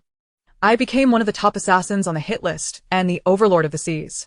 I had planned to continue as a pirate, but then you told me you were carrying my child. He chuckled bitterly. For the child's sake, I decided to abandon the violent life and accumulate virtue. I have slowly been laundering some assets, intending to quit after this job, but fate had other plans. At that moment, blood seeped continuously from Butterfly's chest wound. The bearded man fetched some medicinal powder, sprinkled it on her injury, and tore a strip from his garment to bandage her simply. You saved my life, once, and now you nearly cost me my life. We are even, he said coldly, then turned to his men. Now it is time to settle our accounts. What a passionate pirate king. Beneath his rugged exterior lies a deeply tender heart. Could this be a script? Honestly, this is far more captivating than any television drama. The pirate lady's taste in men was indeed lamentable. Her choice in her late husband was poor, and her current lover is no better. Surely, she must now regret her decisions. Butterfly's gaze toward the bearded man was filled with remorse. She was unaware of the sacrifices he had made for her, and even more oblivious to the truth behind those years. Her long-sought revenge was laughably futile.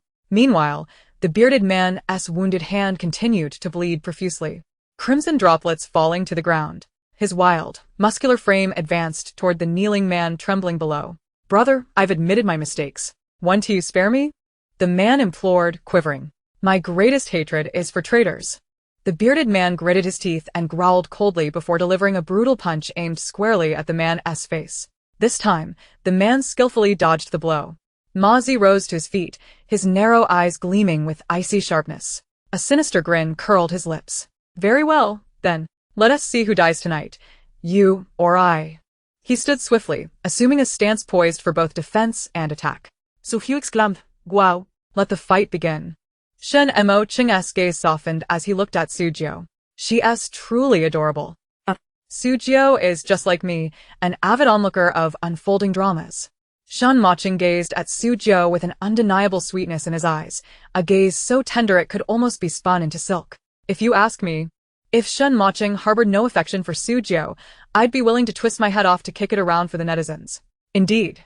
Our Su Ching CP is the sweetest of all. I couldn't help but reveal a delighted smile as I watched the scene unfold. Su Jiu observed the tussle between the bearded man and the freckled fellow, who were entangled in a fierce confrontation. She fetched a small stool and handed one to Shen Moching, both of them settling down to watch the spectacle. Shen Moching remarked, "How delightful." Thus, the two sat side by side, observing the chaotic brawl. Su Jiu lamented, "If only we had some sunflower seeds in hand, it would be perfect." Shen Moching concurred, suggesting that a bottle of cola or mineral water would also enhance their enjoyment. Are you two not aware of your predicament? Su Hu nodded. As they appeared to be mere spectators of a boxing match, oblivious to the fact that they were the captives. Who was the kidnapper, and who was the hostage here?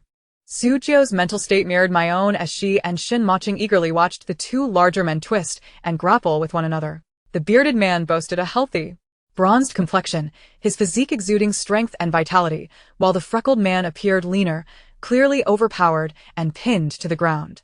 Just as the bearded man prepared to deliver a fatal chokehold, a sudden wave of excruciating pain surged through him, rendering him powerless. As if his very organs were being twisted. What is wrong with him? Someone wondered, sensing something was amiss. I see his expression has shifted to one of great agony. Has he perhaps ingested something foul? Another speculated. Please, not now.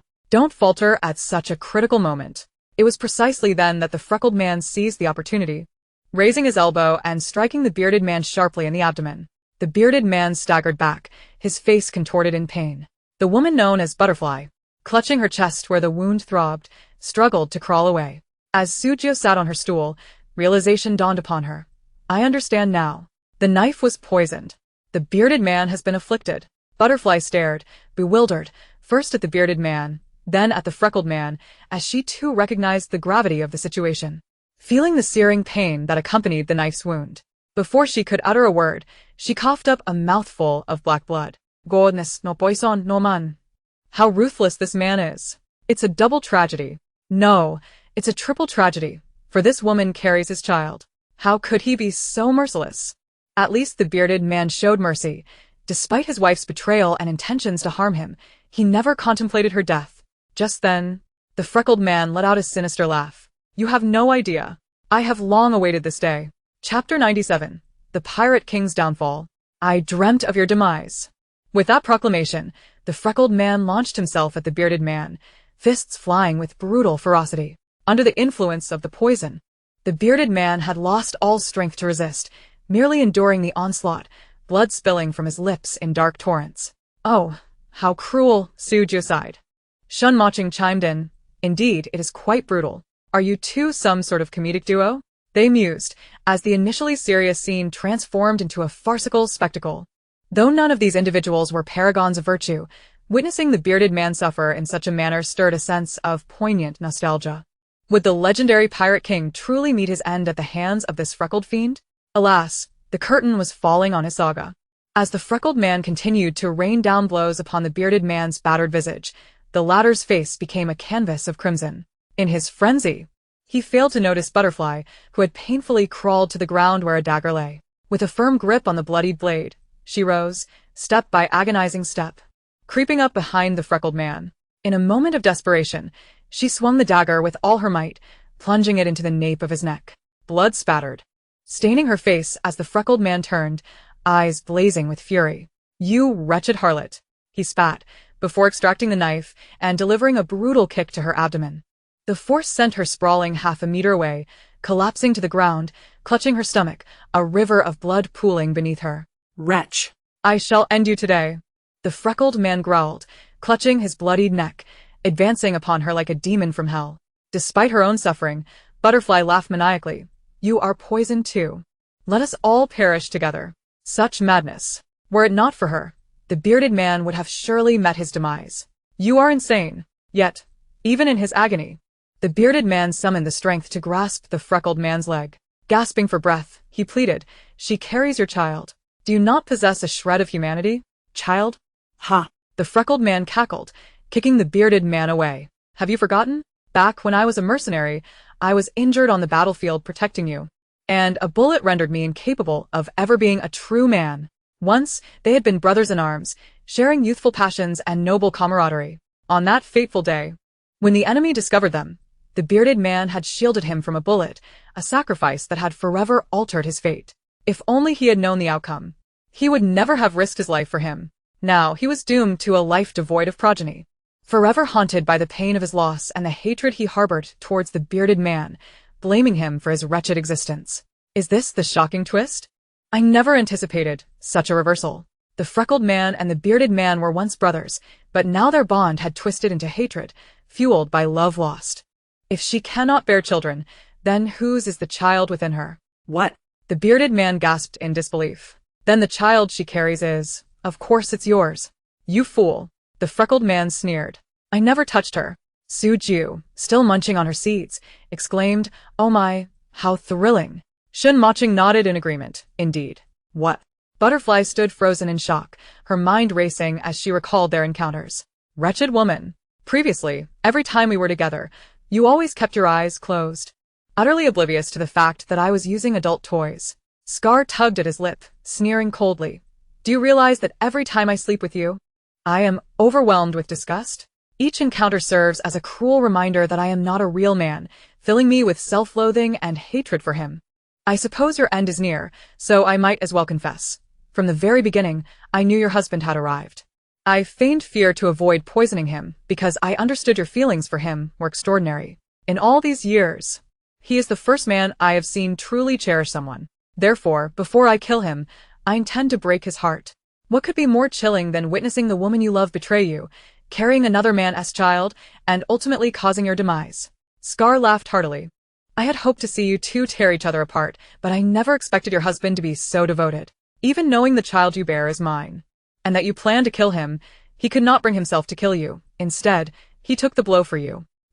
Butterfly's eyes suddenly widened, tears streaming down, mingling with the black blood staining her face. Her lips trembled as she whispered, Bastard, how could you? Damn you, damn you.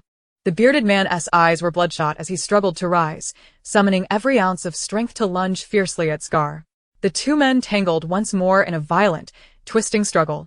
This time, the bearded man fought with reckless courage, drawing on an unknown well of strength, enduring searing pain as he relentlessly battered Scar.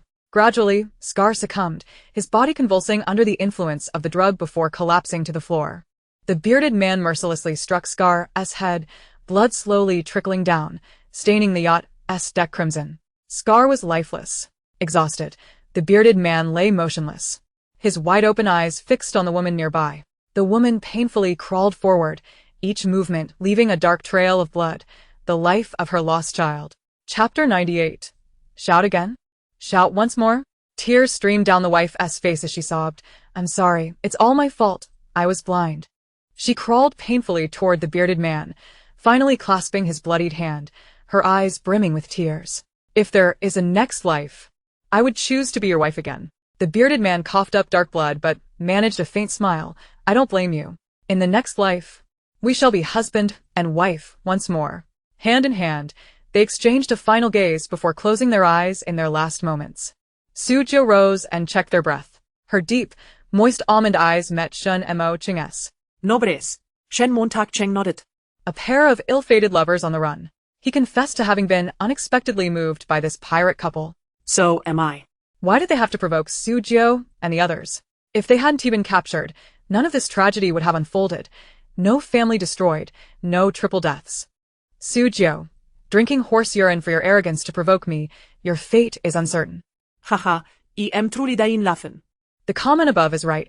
If they hadn't provoked Wen Jiu, none of this would have happened. They only have themselves to blame for targeting the wrong people. This time, they truly met their match. Although this pirate leader is heinous beyond measure, one must admit, he is the most passionate pirate ever. Devoted to his wife beyond words. I'm almost tempted to ship them. Me too, I've even thought of a ship name. The Doomed Lovers. At this moment, Su Jiu finished her amusement and sighed softly. Indeed. Shen Mo Chung had intended to protect Su Jiu and subdue the pirate leader with force to intimidate the others, but it seemed unnecessary now. The pirates had already destroyed themselves through internal strife. With their leader dead, the rest were leaderless and no longer a threat. Let us check on the other guests. Su Jiu suggested. Agreed. Shen Mo Chung's gaze towards Su Jiu was tender and gentle. One cannot help but notice how different Shen Mo Chung's eyes are when looking at Su Jiu, cold and aloof to others, yet filled with warmth and softness toward her. Such a glaring double standard. Ship fans rejoice. We love seeing Shen Mo Chung and Su Jiu together. I'm laughing so hard with my chips in hand, grinning ear to ear. Together. Su Jiu and Shen Mo Chung walked toward the yacht's deck. There's a major scandal involving Huang Li. How can I miss out on the gossip? I'd better go join the fun. Su Jiu headed toward where Huang Li and the others had been kidnapped by the pirates. Shen Mo Chung followed. Upon reaching a room, they heard strange, suggestive voices from within. Brothers, be gentle with me. A coquettish female voice called out. Don't worry, little beauty. My brothers will surely treat you well. Let you experience a soul-floating sensation. A man chuckled lecherously. Oh my god, what is going on in there? That sounds exactly like Huang Li. What on earth is she doing inside? This is too intense, too scandalous. And I'm hearing it for free. The sounds grew louder, clearly fueled by passion. Su Jiu's bright almond eyes sparkled as she kicked the door open. What are you doing? She demanded. The scene inside sent the live stream chat into a frenzy. The comment section flooded with countless OMG. This is explosive. Huang Li with 3 pirates? I'm stunned. Utterly stunned. What is happening? I'm underage and witnessing such a scene? Oh my god, I might get an eye infection. My eyes are going to be blinded. Everyone look. Is this really your so-called goddess Huang Li? She used to have many fans for her looks and figure. But now her reputation is utterly shattered. Huang Li's reputation was already in ruins since Su Jiu exposed her past on the variety show. Wen Li. Do you have no boundaries? Why would you get involved with the 3 pirates who kidnapped you? Unbelievable. Huang Li was caught off guard by Su Jiu's sudden intrusion, shocked, hastily grabbing clothes from the floor to cover herself. The pirates, disturbed and furious at the interruption, stepped forward with menacing expressions. Damn you 2 bastards. Weren't you supposed to be tortured by the boss? How are you here? One pirate snatched up a club, cursing as he advanced toward Shen Mo Chung, raising the weapon to strike. In the next instant, Shen Mo Chung lifted his long leg and delivered a powerful kick, sending the pirate crashing heavily to the ground. The other 2 pirates, unwilling to back down, lunged at Shen Mo Chung and Su Jiu. Shen Mo Chung's cold, slender hand grasped Su Jiu's wrist, pulling her behind him to shield her. In a few swift moves, he dispatched the remaining pirates. My god, Shen Mo Chung is just too handsome. I never expected you to be such a domineering presence, capable of both slaying pigs and battling pirates. Shen Mo Chung is simply too alluring and charismatic. The moment he shielded Su Jiu behind him was undeniably heroic. The fans of this couple are utterly exhilarated. Ha ha ha, more sweetness has been sprinkled upon us. Today's treats are both delectable and overwhelmingly delightful. We've feasted enough on dog food. 3 pirates lay curled on the ground, wailing in agony. Su Jiu looked at Huang Li with a smirk. Huang Li, it appears you are truly famished. You seem to devour anything in sight. Huang Li clumsily attempted to cover herself with her clothing, hastily draping garments over her form. Huang Li could hardly fathom that Su Jiu and Shen Mo Chung would burst in at such a moment. She had already removed her filming equipment, and this small room lacked any corresponding devices. Consequently, her attempts to appease the 3 pirates for her own protection would remain undisclosed. However, she never anticipated such an upheaval. The viewers in the live stream had witnessed her actions, and it would not be long before it trended on social media. Wouldn't that spell the end of her prospects? With her eyes reddened, Huang Li glared fiercely at Su Jiu, accusingly stating, "It's you, isn't it? You did this on purpose. You deliberately set me up." Su Jiu, seemingly amused as if she had heard a joke, regarded Huang Li with a playful gaze. What?